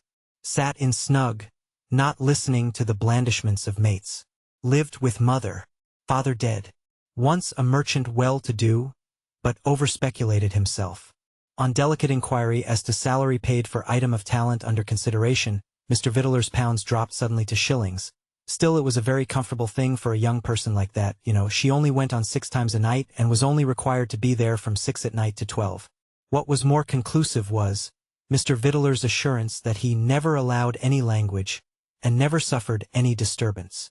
Sharp Eye confirmed the statement, and the order that prevailed was the best proof of it that could have been cited. So, I came to the conclusion that poor Mercantile Jack might do, as I am afraid he does, much worse than trust himself to Mr. Vittler, and pass his evenings here. But we had not yet looked, Mr. Superintendent, said Trampfoot, receiving us in the street again with military salute, for Dark Jack. True, Trampfoot. Ring the wonderful stick, rub the wonderful lantern, and cause the spirits of the stick and lantern to convey us to the darkies. There was no disappointment in the matter of Dark Jack. He was producible. The genii set us down in the little first floor of a little public house, and there, in a stiflingly close atmosphere, were Dark Jack and Dark Jack's delight, his white unlovely Nan, sitting against the wall all round the room. More than that, Dark Jack's delight was the least unlovely Nan, both morally and physically, that I saw that night. As a fiddle and tambourine band were sitting among the company, Quick Ear suggested, why not strike up? Ah, larads, said a negro sitting by the door, gib the jeblum a darnce, tack ya pardlers, jeblum, for quadrille. This was the landlord in a Greek cap, and a dress half Greek and half English. As master of the ceremonies, he called all the figures, and occasionally addressed himself parenthetically, after this manner. When he was very loud, I used capitals. Now den, hoy, 1, right and left, put a steam on, gib powder. Ladies chale, balloon say, lemonade, 2, add warrants and go back, gib ella breakdown, shake it out of yourselves, keep a mobile, swing corners, balloon say, and lemonade, hoy, 3, gent come for'ard with a lady and go back, hoppersight come for'ard and do what yer can, ayo hoy, balloon say, and leetle lemonade, dat hair nigger by fireplace hind a time, shake it out of yourselves, gib ella breakdown, now den, hoy, for, lemonade, balloon say and swing, for ladies meet in middle, for gents goes round ladies, for gents passes out under ladies' arms, swing, and lemonade till a music can't play no more, hoy hoy. The male dancers were all blacks, and one was an unusually powerful man of 6 feet 3 or 4. The sound of their flat feet on the floor was as unlike the sound of white feet as their faces were unlike white faces. They toed and heeled, shuffled, double shuffled, covered the buckle and beat the time out, rarely, dancing with a great show of teeth, and with a childish good-humored enjoyment that was very prepossessing. They generally kept together, these poor fellows, said Mr. Superintendent, because they were at a disadvantage singly, and liable to slights in the neighboring streets. But, if I were Light Jack, I should be very slow to interfere oppressively with Dark Jack. For, whenever I have had to do with him, I have found him a simple and a gentle fellow. Bearing this in mind, I asked his friendly permission to leave him restoration of beer, in wishing him good night, and thus it fell out that the last words I heard him say as I blundered down the worn stairs, were, Jeblum's elf, ladies drinks fust. The night was now well on into the morning, but, for miles and hours we explored a strange world, where nobody ever goes to bed, but everybody is eternally sitting up, waiting for Jack. This exploration was among a labyrinth of dismal courts and blind alleys, called entries, kept in wonderful order by the police, and in much better order than by the corporation, the want of gaslight in the most dangerous and infamous of these places being quite unworthy of so spirited a town. I need describe but 2 or 3 of the houses in which Jack was waited for as specimens of the rest. Many we attained by noisome passages so profoundly dark that we felt our way with our hands. Not one of the whole number we visited was without its show of prints and ornamental crockery. The quantity of the latter set forth on little shelves and in little cases, in otherwise wretched rooms, indicating that Mercantile Jack must have an extraordinary fondness for crockery, to necessitate so much of that bait in his traps. Among such garniture, in one front parlor in the dead of the night, for women were sitting by a fire. One of them had a male child in her arms. On a stool among them was a swarthy youth with a guitar, who had evidently stopped playing when our footsteps were heard. "Well, how do you do?" says Mr. Superintendent, looking about him. "Pretty well, sir, and hope you gentlemen are going to treat us ladies, now you have come to see us." "Order there," says Sharp-Eye. "None of that," says Quick-Ear. Trampfoot outside is heard to confide to himself, "Megason's lot this is, and a bad un." "Well," says Mr. Superintendent, laying his hand on the shoulder of the swarthy youth. "And who's this?" "Antonio, sir." "And what does he do here?" "Come to give us a bit of music." "No harm in that, I suppose." "A young foreign sailor?" "Yes, he's a Spaniard." "You're a Spaniard, ain't you, Antonio?" "Me Spanish. And he don't know a word you say, not he, not if you was to talk to him till doomsday." Triumphantly, as if it redounded to the credit of the house. "Will he play something?" "Oh yes, if you like. Play something, Antonio. You ain't ashamed to play something, are you?" The cracked guitar raises the feeblest ghost of a tune, and three of the women keep time to it with their heads, and the fourth with the child. If Antonio has brought any money in with him, I am afraid he will never take it out, and it even strikes me that his jacket and guitar may be in a bad way. But the look of the young man and the tinkling of the instrument so change the place in a moment to a leaf out of Don Quixote, that I wonder where his mule is stabled until he leaves off. I am bound to acknowledge, as it tends rather to my uncommercial confusion, that I occasioned a difficulty in this establishment by having taken the child in my arms. For, on my offering to restore it to a ferocious joker not unstimulated by rum, who claimed to be its mother, that unnatural parent put her hands behind her, and declined to accept it, backing into the fireplace and very shrilly declaring, regardless of remonstrance from her friends, that she knowed it to be law, that whoever took a child from its mother of his own will, was bound to stick to it. The uncommercial sense of being in a rather ridiculous position with the poor little child beginning to be frightened, was relieved by my worthy friend and fellow constable, Trampfoot, who, laying hands on the article as if it were a bottle, passed it on to the nearest woman, and bade her take hold of that. As we came out, the bottle was passed to the ferocious joker, and they all sat down as before, including Antonio and the guitar. It was clear that there was no such thing as a nightcap to this baby's head, and that even he never went to bed, but was always kept up, and would grow up, kept up, waiting for Jack. Later still in the night we came by the court where the man was murdered, and by the other court across the street into which his body was dragged, to another parlor in another entry, where several people were sitting round a fire in just the same way. It was a dirty and offensive place with some ragged clothes drying in it, but there was a high shelf over the entrance door, to be out of the reach of marauding hands possibly, with 2 large white loaves on it, and a great piece of Cheshire cheese. "Well," says Mr. Superintendent, with a comprehensive look all round, "how do you do?" "Not much to boast of, sir," from the curtsying woman of the house. "This is my good man, sir." "You are not registered as a common lodging-house?" "No, sir." Sharp-Eye, in the move-on tone, puts in the pertinent inquiry, "Then why ain't you?"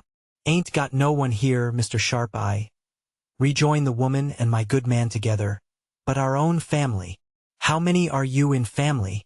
The woman takes time to count, under pretense of coughing, and adds, as one scant of breath, "7, sir." But she has missed one, so Sharp-Eye, who knows all about it, says, "Here's a young man here makes 8, who ain't of your family?" "No, Mr. Sharp-Eye, he's a weekly lodger." "What does he do for a living?" The young man here takes the reply upon himself and shortly answers, "Ain't got nothing to do." The young man here is modestly brooding behind a damp apron pendant from a clothesline. As I glance at him I become, but I don't know why, vaguely reminded of Woolwich, Chatham, Portsmouth, and Dover. When we get out, my respected fellow constable Sharp-Eye, addressing Mr. Superintendent, says, "You noticed that young man, sir, in at Darby's?" "Yes." "What is he?" "Deserter, sir." Mr. Sharp-Eye further intimates that when we have done with his services, he will step back and take that young man, which in course of time he does, feeling at perfect ease about finding him, and knowing for a moral certainty that nobody in that region will be gone to bed. Later still in the night, we came to another parlor up a step or two from the street, which was very cleanly, neatly, even tastefully, kept, and in which, set forth on a draped chest of drawers masking the staircase, was such a profusion of ornamental crockery, that it would have furnished forth a handsome sale booth at a fair. It backed up a stout old lady. Hogarth drew her exact likeness more than once, and a boy who was carefully writing a copy in a copybook. "Well, ma'am, how do you do?" Sweetly, she can assure the dear gentleman, sweetly. Charmingly, charmingly. And overjoyed to see us. Why, this is a strange time for this boy to be writing his copy. In the middle of the night. So it is, dear gentlemen, heaven bless your welcome faces and send ye prosperous. But he has been to the play with a young friend for his diversion, and he combinates his improvement with entertainment, by doing his school writing afterwards. God be good to ye. The copy admonished human nature to subjugate the fire of every fierce desire.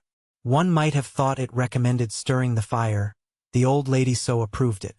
There she sat, rosily beaming at the copybook and the boy, and invoking showers of blessings on our heads, when we left her in the middle of the night, waiting for Jack. Later still in the night, we came to a nauseous room with an earth floor, into which the refuse scum of an alley trickled. The stench of this habitation was abominable, the seeming poverty of it, diseased and dire. Yet, here again was visitor or lodger, a man sitting before the fire, like the rest of them elsewhere, and apparently not distasteful to the mistress's niece, who was also before the fire. The mistress herself had the misfortune of being in jail. 3 weird old women of transcendent ghastliness were at needlework at a table in this room. Says Trampfoot to first witch, "What are you making?" Says she, "Moneybags." "What are you making?" retorts Trampfoot, a little off his balance.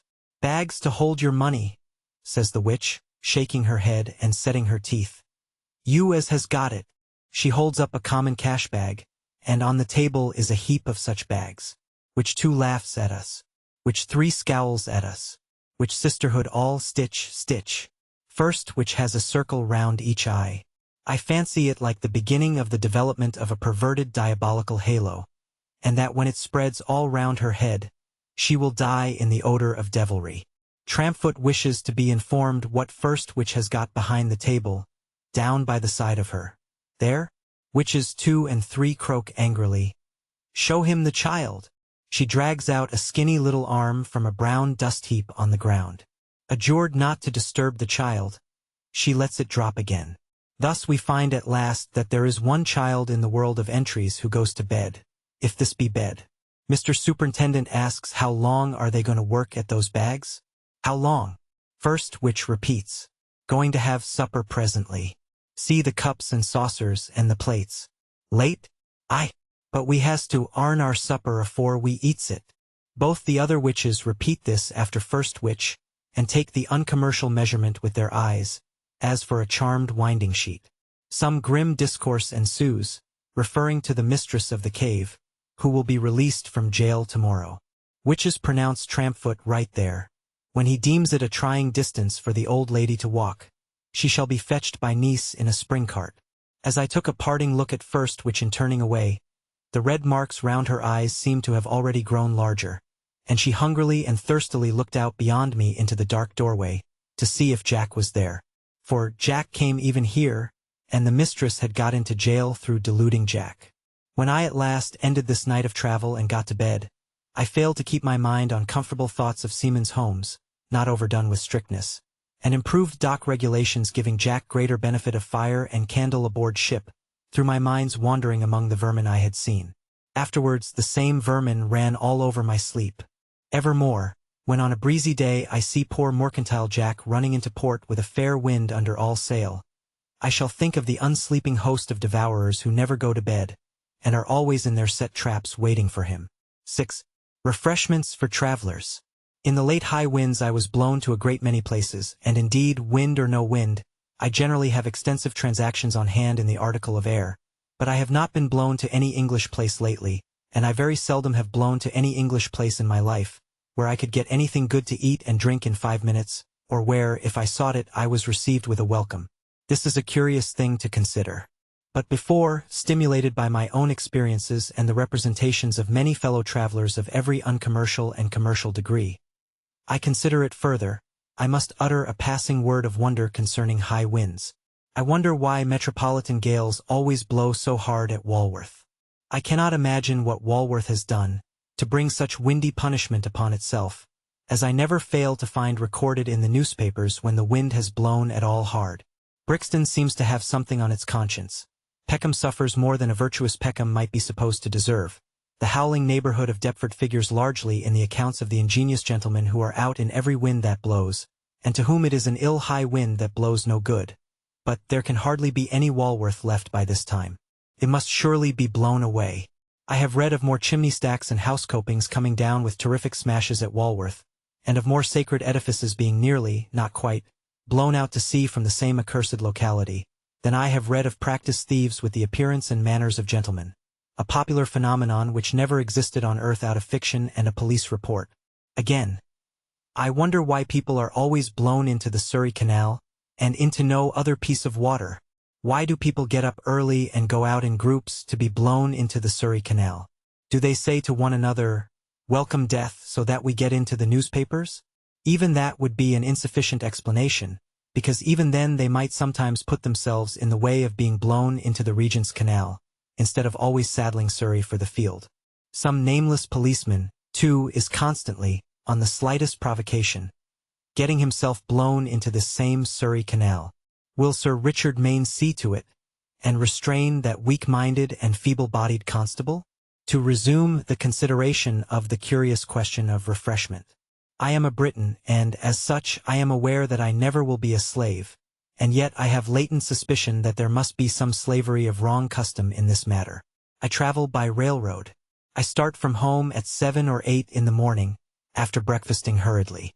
What with skimming over the open landscape, what with mining in the damp bowels of the earth, what with banging, booming, and shrieking the scores of miles away, I am hungry when I arrive at the refreshment station where I am expected. Please to observe, expected. I have said I am hungry. Perhaps I might say, with greater point and force, that I am to some extent exhausted, and that I need, in the expressive French sense of the word, to be restored. What is provided for my restoration? The apartment that is to restore me is a wind trap, cunningly set to inveigle all the draughts in that countryside, and to communicate a special intensity and velocity to them as they rotate in 2 hurricanes. One, about my wretched head. One, about my wretched legs. The training of the young ladies behind the counter who are to restore me has been from their infancy directed to the assumption of a defiant dramatic show that I am not expected. It is in vain for me to represent to them by my humble and conciliatory manners that I wish to be liberal. It is in vain for me to represent to myself, for the encouragement of my sinking soul, that the young ladies have a pecuniary interest in my arrival. Neither my reason nor my feelings can make head against the cold glazed glare of eye with which I am assured that I am not expected, and not wanted. The solitary man among the bottles would sometimes take pity on me, if he dared, but he is powerless against the rights and mights of woman. Of the page I make no account, for he is a boy, and therefore the natural enemy of creation. Chilling fast, in the deadly tornadoes to which my upper and lower extremities are exposed, and subdued by the moral disadvantage at which I stand, I turn my disconsolate eyes on the refreshments that are to restore me. I find that I must either scald my throat by insanely ladling into it, against time and for no wager, brown hot water stiffened with flour, or I must make myself flaky and sick with Banbury cake, or I must stuff into my delicate organization a currant pincushion which I know will swell into immeasurable dimensions when it has got there, or I must extort from an iron-bound quarry with a fork, as if I were farming an inhospitable soil, some glutinous lumps of gristle and grease, called pork pie. While thus forlornly occupied, I find that the depressing banquet on the table is, in every phase of its profoundly unsatisfactory character, so like the banquet at the meanest and shabbiest of evening parties, that I begin to think I must have brought down to supper the old lady unknown, blue with cold, who is setting her teeth on edge with a cool orange at my elbow, that the pastry cook who has compounded for the company on the lowest terms per head is a fraudulent bankrupt, redeeming his contract with the stale stock from his window, that, for some unexplained reason, The family giving the party have become my mortal foes, and have given it on purpose to affront me.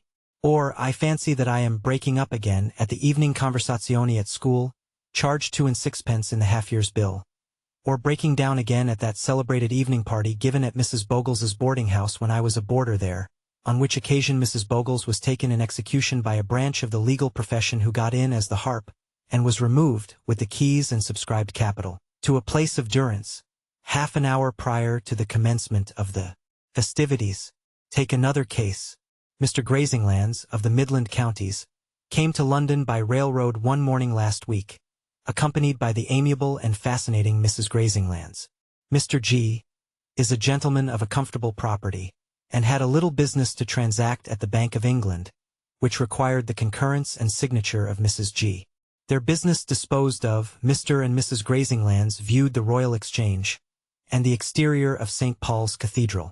The spirits of Mrs. Grazinglands then gradually beginning to flag, Mr. Grazinglands, who is the tenderest of husbands, remarked with sympathy, "Arabella, my dear, fear you are faint." Mrs. Grazinglands replied, "Alexander, I am rather faint, but don't mind me, I shall be better presently." Touched by the feminine meekness of this answer, Mr. Grazinglands looked in at a pastrycook's window, hesitating as to the expediency of lunching at that establishment. He beheld nothing to eat, but butter in various forms, slightly charged with jam, and languidly frizzling over tepid water. 2 ancient turtle shells on which was inscribed the legend, "Soups," decorated a glass partition within, enclosing a stuffy alcove, from which a ghastly mockery of a marriage breakfast spread on a rickety table warned the terrified traveller. An oblong box of stale and broken pastry at reduced prices, mounted on a stool, ornamented the doorway, and 2 high chairs that looked as if they were performing on stilts embellished the counter. Over the whole, a young lady presided, whose gloomy haughtiness as she surveyed the street announced a deep-seated grievance against society, and an implacable determination to be avenged. From a beetle-haunted kitchen below this institution, fumes arose, suggestive of a class of soup which Mr. Grazinglands knew, from painful experience, enfeebles the mind, distends the stomach, forces itself into the complexion, and tries to ooze out at the eyes. As he decided against entering and turned away, Mrs. Grazinglands, becoming perceptibly weaker, repeated, "I am rather faint, Alexander, but don't mind me." Urged to new efforts by these words of resignation, Mr. Grazinglands looked in at a cold and floury baker's shop, where utilitarian buns unrelieved by a current, consorted with hard biscuits, a stone filter of cold water, a hard pale clock, and a hard little old woman with flaxen hair, of an undeveloped farinaceous aspect, as if she had been fed upon seeds. He might have entered even here, but for the timely remembrance coming upon him that Jairings was but round the corner. Now, Jairings being an hotel for families and gentlemen, in high repute among the Midland counties, Mr. Grazinglands plucked up a great spirit when he told Mrs. Grazinglands she should have a chop there. That lady likewise felt that she was going to see life. Arriving on that gay and festive scene, they found the second waiter in a flabby undress, cleaning the windows of the empty coffee-room, and the first waiter, denuded of his white tie, making up his cruets behind the post-office directory. The latter, who took them in hand, was greatly put out by their patronage, and showed his mind to be troubled by a sense of the pressing necessity of instantly smuggling Mrs. Grazinglands into the obscurest corner of the building. This slighted lady, who was the pride of her division of the county, was immediately conveyed, by several dark passages, and up and down several steps, into a penitential apartment at the back of the house, where 5 invalid old plate-warmers leaned up against one another under a discarded old melancholy sideboard, and where the wintry leaves of all the dining tables in the house lay thick. Also, a sofa, of incomprehensible form regarded from any profane point of view, murmured bed, while an air of mingled fluffiness and heel-taps added second waiters. Secreted in this dismal hold, objects of a mysterious distrust and suspicion, Mr. Grazinglands and his charming partner waited 20 minutes for the smoke, for it never came to a fire, 25 minutes for the sherry, half an hour for the tablecloth, 40 minutes for the knives and forks, 3/4 of an hour for the chops, and an hour for the potatoes. On settling the little bill, which was not much more than the day's pay of a lieutenant in the Navy, Mr. Grazinglands took heart to remonstrate against the general quality and cost of his reception. To whom the waiter replied, substantially, that Jairings made it a merit to have accepted him on any terms. For, added the waiter, unmistakably coughing at Mrs. Grazinglands, the pride of her division of the county, when individuals is not staying in the ooze, their favors is not as a rule looked upon as making it worth Mr. Jairings' while.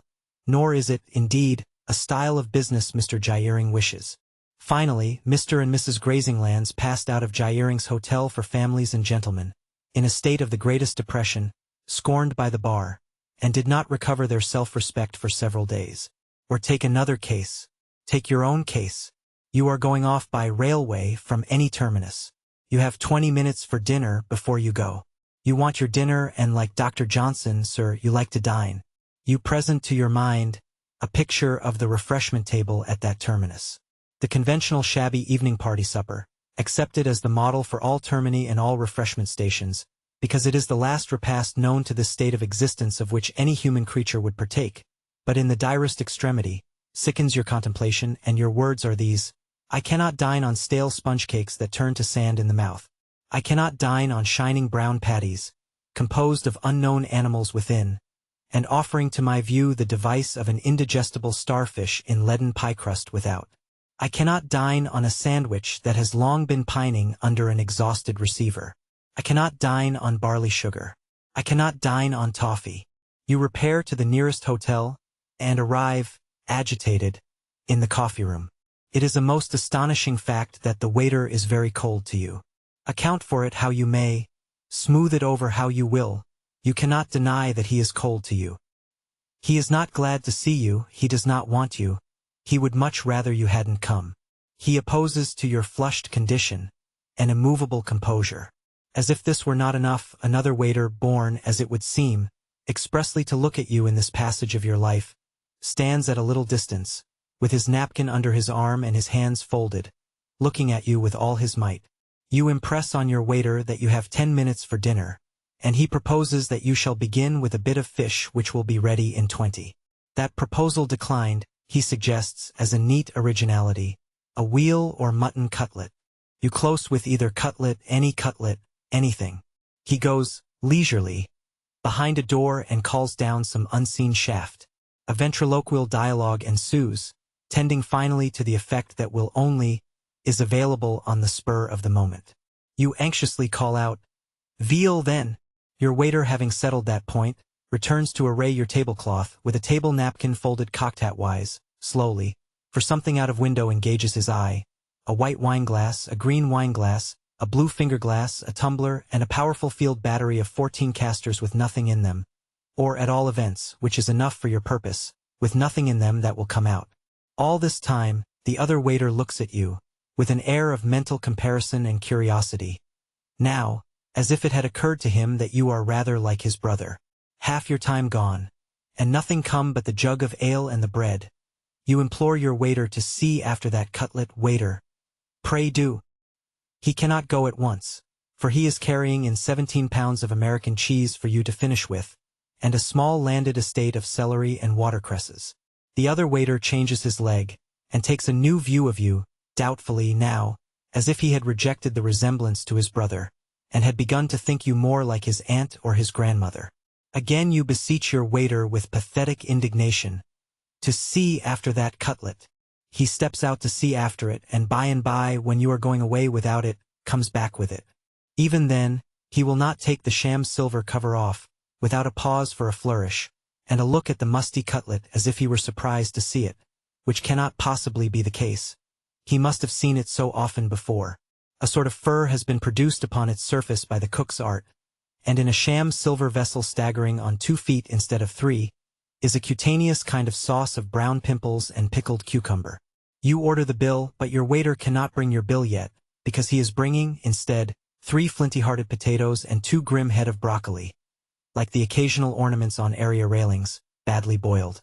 You know that you will never come to this pass any more than to the cheese and celery, and you imperatively demand your bill. But it takes time to get, even when gone for, because your waiter has to communicate with a lady who lives behind a sash window in a corner, and who appears to have to refer to several ledgers before she can make it out, as if you had been staying there a year. You become distracted to get away, and the other waiter, once more changing his leg, still looks at you. But suspiciously now, as if you had begun to remind him of the party who took the greatcoats last winter. Your bill at last brought and paid, at the rate of 6 pence a mouthful, your waiter reproachfully reminds you that attendance is not charged for a single meal, and you have to search in all your pockets for 6 pence more. He has a worse opinion of you than ever, when you have given it to him, and lets you out into the street with the air of one saying to himself, as you cannot again doubt he is, "I hope we shall never see you here again." Or take any other of the numerous traveling instances in which, with more time at your disposal, you are, have been, or may be equally ill-served. Take the old-established bull's head with its old-established knife boxes on its old-established sideboards, its old-established flue under its old-established four-post bedsteads in its old-established airless rooms, its old-established frowsiness upstairs and downstairs, its old-established cookery, and its old-established principles of plunder. Count up your injuries in its side dishes of ailing sweetbreads in white poultices, of apothecaries' powders in rice for curry, of pale stewed bits of calf ineffectually relying for an adventitious interest on forcemeat balls. You have had experience of the old-established bull's head stringy fowls, with lower extremities like wooden legs, sticking up out of the dish, of its cannibalic boiled mutton, gushing horribly among its capers when carved, of its little dishes of pastry, roofs of spermaceti ointment, erected over half an apple or 4 gooseberries. Well for you if you have yet forgotten the old-established bull's head fruity port, whose reputation was gained solely by the old-established price the bull's head put upon it, and by the old-established air with which the bull's head set the glasses and doilies on, and held that liquid gout to the 3 and 6 penny wax candle, as if its old-established color hadn't come from the dyers. Or lastly, take to finish with 2 cases that we all know every day. We all know the new hotel near the station, where it is always gusty, going up the lane which is always muddy, where we are sure to arrive at night, and where we make the gas start awfully when we open the front door. We all know the flooring of the passages and staircases that is too new, and the walls that are too new, and the house that is haunted by the ghost of mortar. We all know the doors that have cracked, and the cracked shutters through which we get a glimpse of the disconsolate moon. We all know the new people who have come to keep the new hotel, and who wish they had never come, and who, inevitable result, wish we had never come. We all know how much too scant and smooth and bright the new furniture is, and how it has never settled down, and cannot fit itself into right places, and will get into wrong places. We all know how the gas, being lighted, shows maps of damp upon the walls. We all know how the ghost of mortar passes into our sandwich, stirs our negus, goes up to bed with us, ascends the pale bedroom chimney, and prevents the smoke from following. We all know how a leg of our chair comes off at breakfast in the morning, and how the dejected waiter attributes the accident to a general greenness pervading the establishment, and informs us, in reply to a local inquiry, that he is thankful to say he is an entire stranger in that part of the country and is going back to his own connection on Saturday. We all know, on the other hand, the great station hotel belonging to the company of proprietors, which has suddenly sprung up in the back outskirts of any place we like to name, and where we look out of our palatial windows at little backyards and gardens, old summer houses, fowl houses, pigeon traps, and pigsties. We all know this hotel in which we can get anything we want after its kind for money, but where nobody is glad to see us or sorry to see us or minds our bill paid, whether we come or go or how or when or why or cares about us. We all know this hotel where we have no individuality, but put ourselves into the general post, as it were, and are sorted and disposed of according to our division. We all know that we can get on very well indeed at such a place, but still not perfectly well, and this may be because the place is largely wholesale, and there is a lingering personal retail interest within us that asks to be satisfied. To sum up, my uncommercial traveling has not yet brought me to the conclusion that we are close to perfection in these matters. And just as I do not believe that the end of the world will ever be near at hand, so long as any of the very tiresome and arrogant people who constantly predict that catastrophe are left in it, so I shall have small faith in the hotel millennium, while any of the uncomfortable superstitions I have glanced at remain in existence. 7. Traveling abroad. I got into the traveling chariot. It was of German make, roomy, heavy, and unvarnished. I got into the traveling chariot, pulled up the steps after me, shut myself in with a smart bang of the door, and gave the word, "Go on!" Immediately, all that W and SW division of London began to slide away at a pace so lively that I was over the river and past the Old Kent Road and out on Blackheath, and even ascending Shooter's Hill, before I had had time to look about me in the carriage, like a collected traveller. I had 2 ample imperials on the roof, other fitted storage for luggage in front and other up behind. I had a net for books overhead, great pockets to all the windows, a leathern pouch or 2 hung up for odds and ends, and a reading lamp fixed in the back of the chariot in case I should be benighted. I was amply provided in all respects, and had no idea where I was going, which was delightful, except that I was going abroad. So smooth was the old high road, and so fresh were the horses, and so fast went I, that it was midway between Gravesend and Rochester, and the widening river was bearing the ships, white-sailed or black-smoked, out to sea, when I noticed by the wayside a very queer small boy. "Halloa!" said I, to the very queer small boy. "Where do you live?" "At Chatham," says he. "What do you do there?" says I. "I go to school," says he. I took him up in a moment, and we went on. Presently the very queer small boy says, "This is Gad's Hill we are coming to, where Falstaff went out to rob those travellers and ran away." "You know something about Falstaff, eh?" said I. "All about him," said the very queer small boy. "I am old, I am 9, and I read all sorts of books, but do let us stop at the top of the hill, and look at the house there, if you please." "You admire that house?" said I. "Bless you, sir," said the very queer small boy. "When I was not more than half as old as 9, it used to be a treat for me to be brought to look at it. And now I am 9, I come by myself to look at it.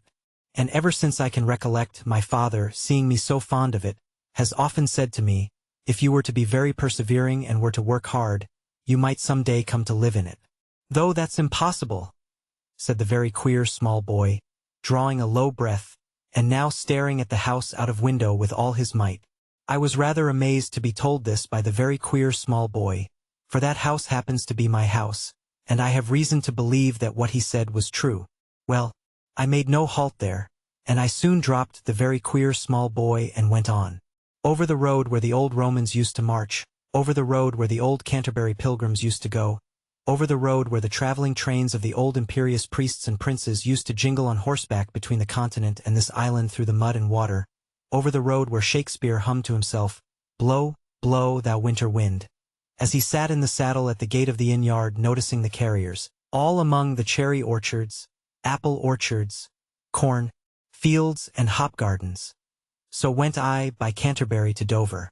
There the sea was tumbling in with deep sounds after dark, and the revolving French light on Cape Grynes was seen regularly bursting out and becoming obscured, as if the head of a gigantic lightkeeper in an anxious state of mind were interposed every half-minute, to look how it was burning. Early in the morning I was on the deck of the steam packet, and we were aiming at the bar in the usual intolerable manner, and the bar was aiming at us in the usual intolerable manner, and the bar got by far the best of it, and we got by far the worst, all in the usual intolerable manner. But when I was clear of the custom house on the other side, and when I began to make the dust fly on the thirsty French roads, and when the twigsome trees by the wayside, which, I suppose, never will grow leafy, for they never did, guarded here and there a dusty soldier or field laborer, baking on a heap of broken stones, sound asleep in a fiction of shade, I began to recover my traveling spirits. Coming upon the breaker of the broken stones, in a hard, hot, shining hat, on which the sun played at a distance as on a burning glass, I felt that now, indeed, I was in the dear old France of my affections. I should have known it, without the well-remembered bottle of rough ordinary wine, the cold roast fowl, the loaf, and the pinch of salt, on which I lunched with unspeakable satisfaction, from one of the stuffed pockets of the chariot. I must have fallen asleep after lunch, for when a bright face looked in at the window, I started and said, "Good God, Louis, I dreamed you were dead." My cheerful servant laughed, and answered, "Me? Not at all, sir. How glad I am to wake. What are we doing, Louis?" "We go to take relay of horses. Will you walk up the hill?" "Certainly." Welcome the old French hill, with the old French lunatic, not in the most distant degree related to Sterne's Maria, living in a thatched dog kennel halfway up, and flying out with his crutch and his big head and extended nightcap, to be beforehand with the old men and women exhibiting crippled children, and with the children exhibiting old men and women ugly and blind, who always seemed by resurrectionary process to be recalled out of the elements for the sudden peopling of the solitude. "It is well," said I, scattering among them what small coin I had. Here comes Louis, and I am quite roused from my nap. We journeyed on again, and I welcomed every new assurance that France stood where I had left it. There were the posting houses, with their archways, dirty stableyards, and clean postmasters' wives, bright women of business, looking on at the putting to of the horses. There were the postilions counting what money they got into their hats and never making enough of it. There were the standard population of grey horses of Flanders descent, invariably biting one another when they got a chance. There were the fleecy sheepskins, looped on over their uniforms by the postilions, like bibbed aprons when it blew and rained. There were their jackboots and their cracking whips. There were the cathedrals that I got out to see as under some cruel bondage, in no wise desiring to see them. There were the little towns that appeared to have no reason for being towns, since most of their houses were to let and nobody could be induced to look at them, except the people who couldn't let them and had nothing else to do but look at them all day. I lay a night upon the road and enjoyed delectable cookery of potatoes, and some other sensible things, adoption of which at home would inevitably be shown to be fraught with ruin, somehow or other, to that rickety national blessing, the British farmer. And at last I was rattled, like a single pill in a box, over leagues of stones, until, madly cracking, plunging, and flourishing two grey tails about, I made my triumphal entry into Paris. At Paris, I took an upper apartment for a few days in one of the hotels of the Rue de Rivoli. My front windows looking into the garden of the Tuileries, where the principal difference between the nursemaids and the flowers seemed to be that the former were locomotive and the latter not, my back windows looking at all the other back windows in the hotel, and deep down into a paved yard, where my German chariot had retired under a tight-fitting archway, to all appearance for life and wear. Bells rang all day without anybody's minding them but certain chamberlains with feather brooms and green baize caps, who here and there leaned out of some high window placidly looking down, and where neat waiters with trays on their left shoulders passed and repassed from morning to night. Whenever I am at Paris, I am dragged by invisible force into the morgue. I never want to go there, but am always pulled there. One Christmas day, when I would rather have been anywhere else, I was attracted in, to see an old grey man lying all alone on his cold bed, with a tap of water turned on over his grey hair, and running drip, drip, drip, down his wretched face until it got to the corner of his mouth, where it took a turn and made him look sly. One New Year's morning, by the same token, the sun was shining outside, and there was a mountebank balancing a feather on his nose within a yard of the gate. I was pulled in again to look at a flaxen-haired boy of 18, with a heart hanging on his breast. From his mother was engraven on it, who had come into the net across the river, with a bullet wound in his fair forehead and his hands cut with a knife, but whence or how was a blank mystery. This time, I was forced into the same dread place, to see a large dark man whose disfigurement by water was in a frightful manner comic, and whose expression was that of a prize-fighter who had closed his eyelids under a heavy blow, but was going immediately to open them, shake his head, and come up smiling. Oh, what this large dark man cost me in that bright city! It was very hot weather, and he was none the better for that, and I was much the worse. Indeed, a very neat and pleasant little woman with the key of her lodging on her forefinger, who had been showing him to her little girl while she and the child ate sweetmeats, observed Monsieur looking poorly as we came out together, and asked Monsieur, with her wondering little eyebrows prettily raised, if there were anything the matter? Faintly replying in the negative, Monsieur crossed the road to a wine-shop, got some brandy, and resolved to freshen himself with a dip in the great floating bath on the river. The bath was crowded in the usual airy manner, by a male population in striped drawers of various gay colors, who walked up and down arm in arm, drank coffee, smoked cigars, sat at little tables, conversed politely with the damsels who dispensed the towels, and every now and then pitched themselves into the river head foremost, and came out again to repeat this social routine. I made haste to participate in the water part of the entertainments, and was in the full enjoyment of a delightful bath, when all in a moment I was seized with an unreasonable idea that the large dark body was floating straight at me. I was out of the river and dressing instantly. In the shock I had taken some water into my mouth, and it turned me sick, for I fancied that the contamination of the creature was in it. I had got back to my cool darkened room in the hotel, and was lying on a sofa there, before I began to reason with myself. Of course, I knew perfectly well that the large dark creature was stone dead, and that I should no more come upon him out of the place where I had seen him dead, than I should come upon the Cathedral of Notre Dame in an entirely new situation. What troubled me was the picture of the creature, and that had so curiously and strongly painted itself upon my brain, that I could not get rid of it until it was worn out. I noticed the peculiarities of this possession, while it was a real discomfort to me. That very day, at dinner, some morsel on my plate looked like a piece of him, and I was glad to get up and go out. Later in the evening, I was walking along the Rue Saint-Honoré, when I saw a bill at a public room there, announcing small sword exercise, broadsword exercise, wrestling, and other such feats. I went in, and some of the swordplay being very skillful remained. A specimen of our own national sport, the British boxe, was announced to be given at the close of the evening. In an evil hour, I determined to wait for this boxe, as became a Briton.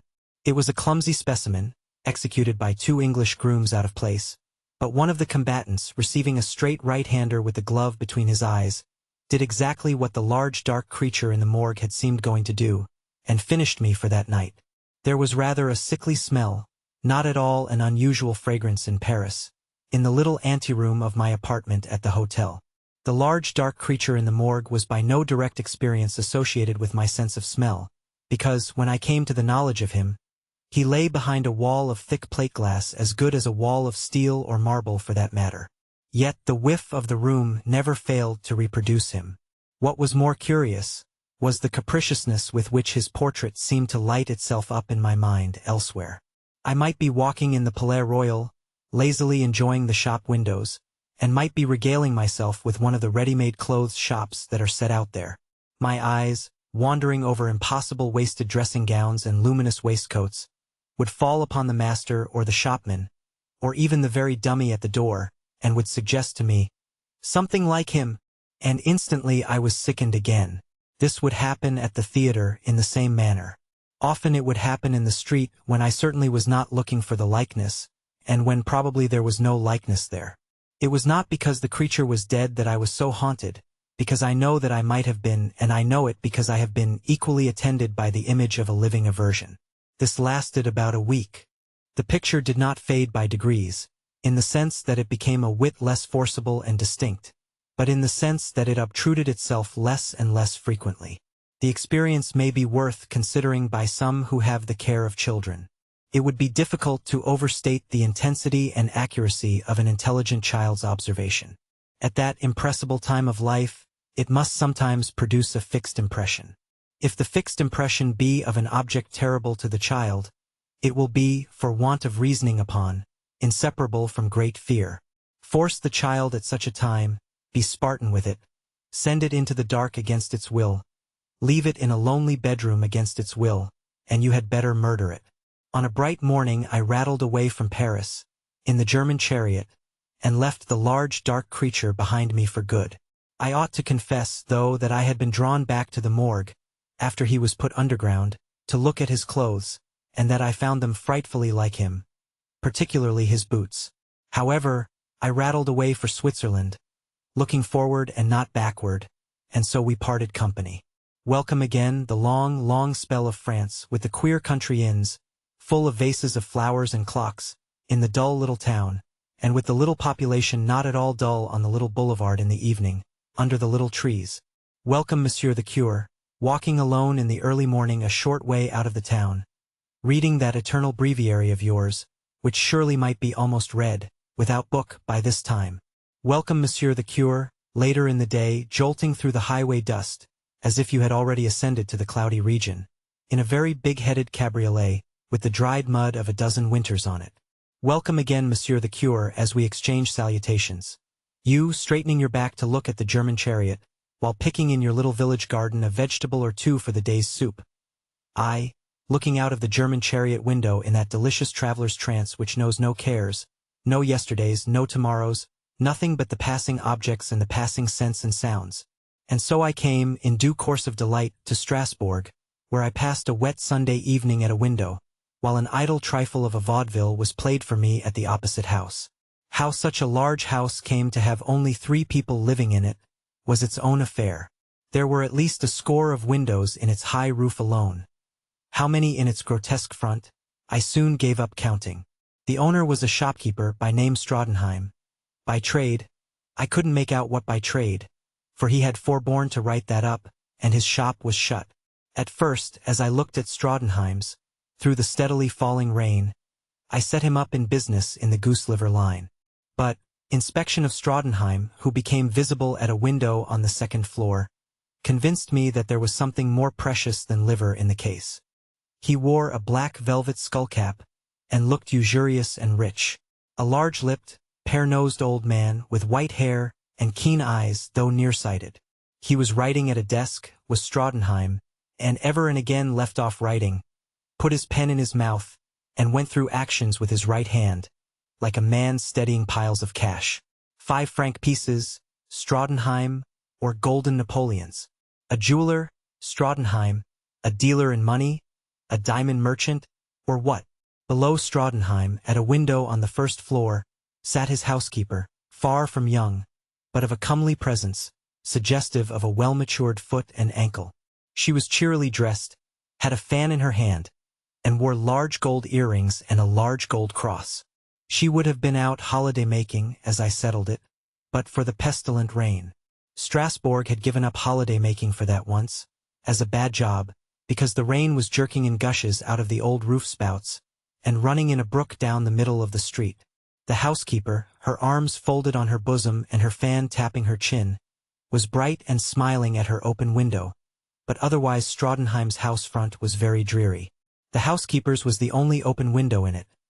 Stratenheim kept himself close, though it was a sultry evening when air is pleasant, and though the rain had brought into the town that vague refreshing smell of grass which rain does bring in the summertime. The dim appearance of a man at Stratenheim's shoulder inspired me with a misgiving that somebody had come to murder that flourishing merchant for the wealth with which I had handsomely endowed him, the rather as it was an excited man, lean and long of figure, and evidently stealthy of foot. But he conferred with Stratenheim instead of doing him a mortal injury, and then they both softly opened the other window of that room, which was immediately over the housekeeper's, and tried to see her by looking down. And my opinion of Stratenheim was much lowered when I saw that eminent citizen spit out of window, clearly with the hope of spitting on the housekeeper. The unconscious housekeeper fanned herself, tossed her head, and laughed. Though unconscious of Stratenheim, she was conscious of somebody else, of me.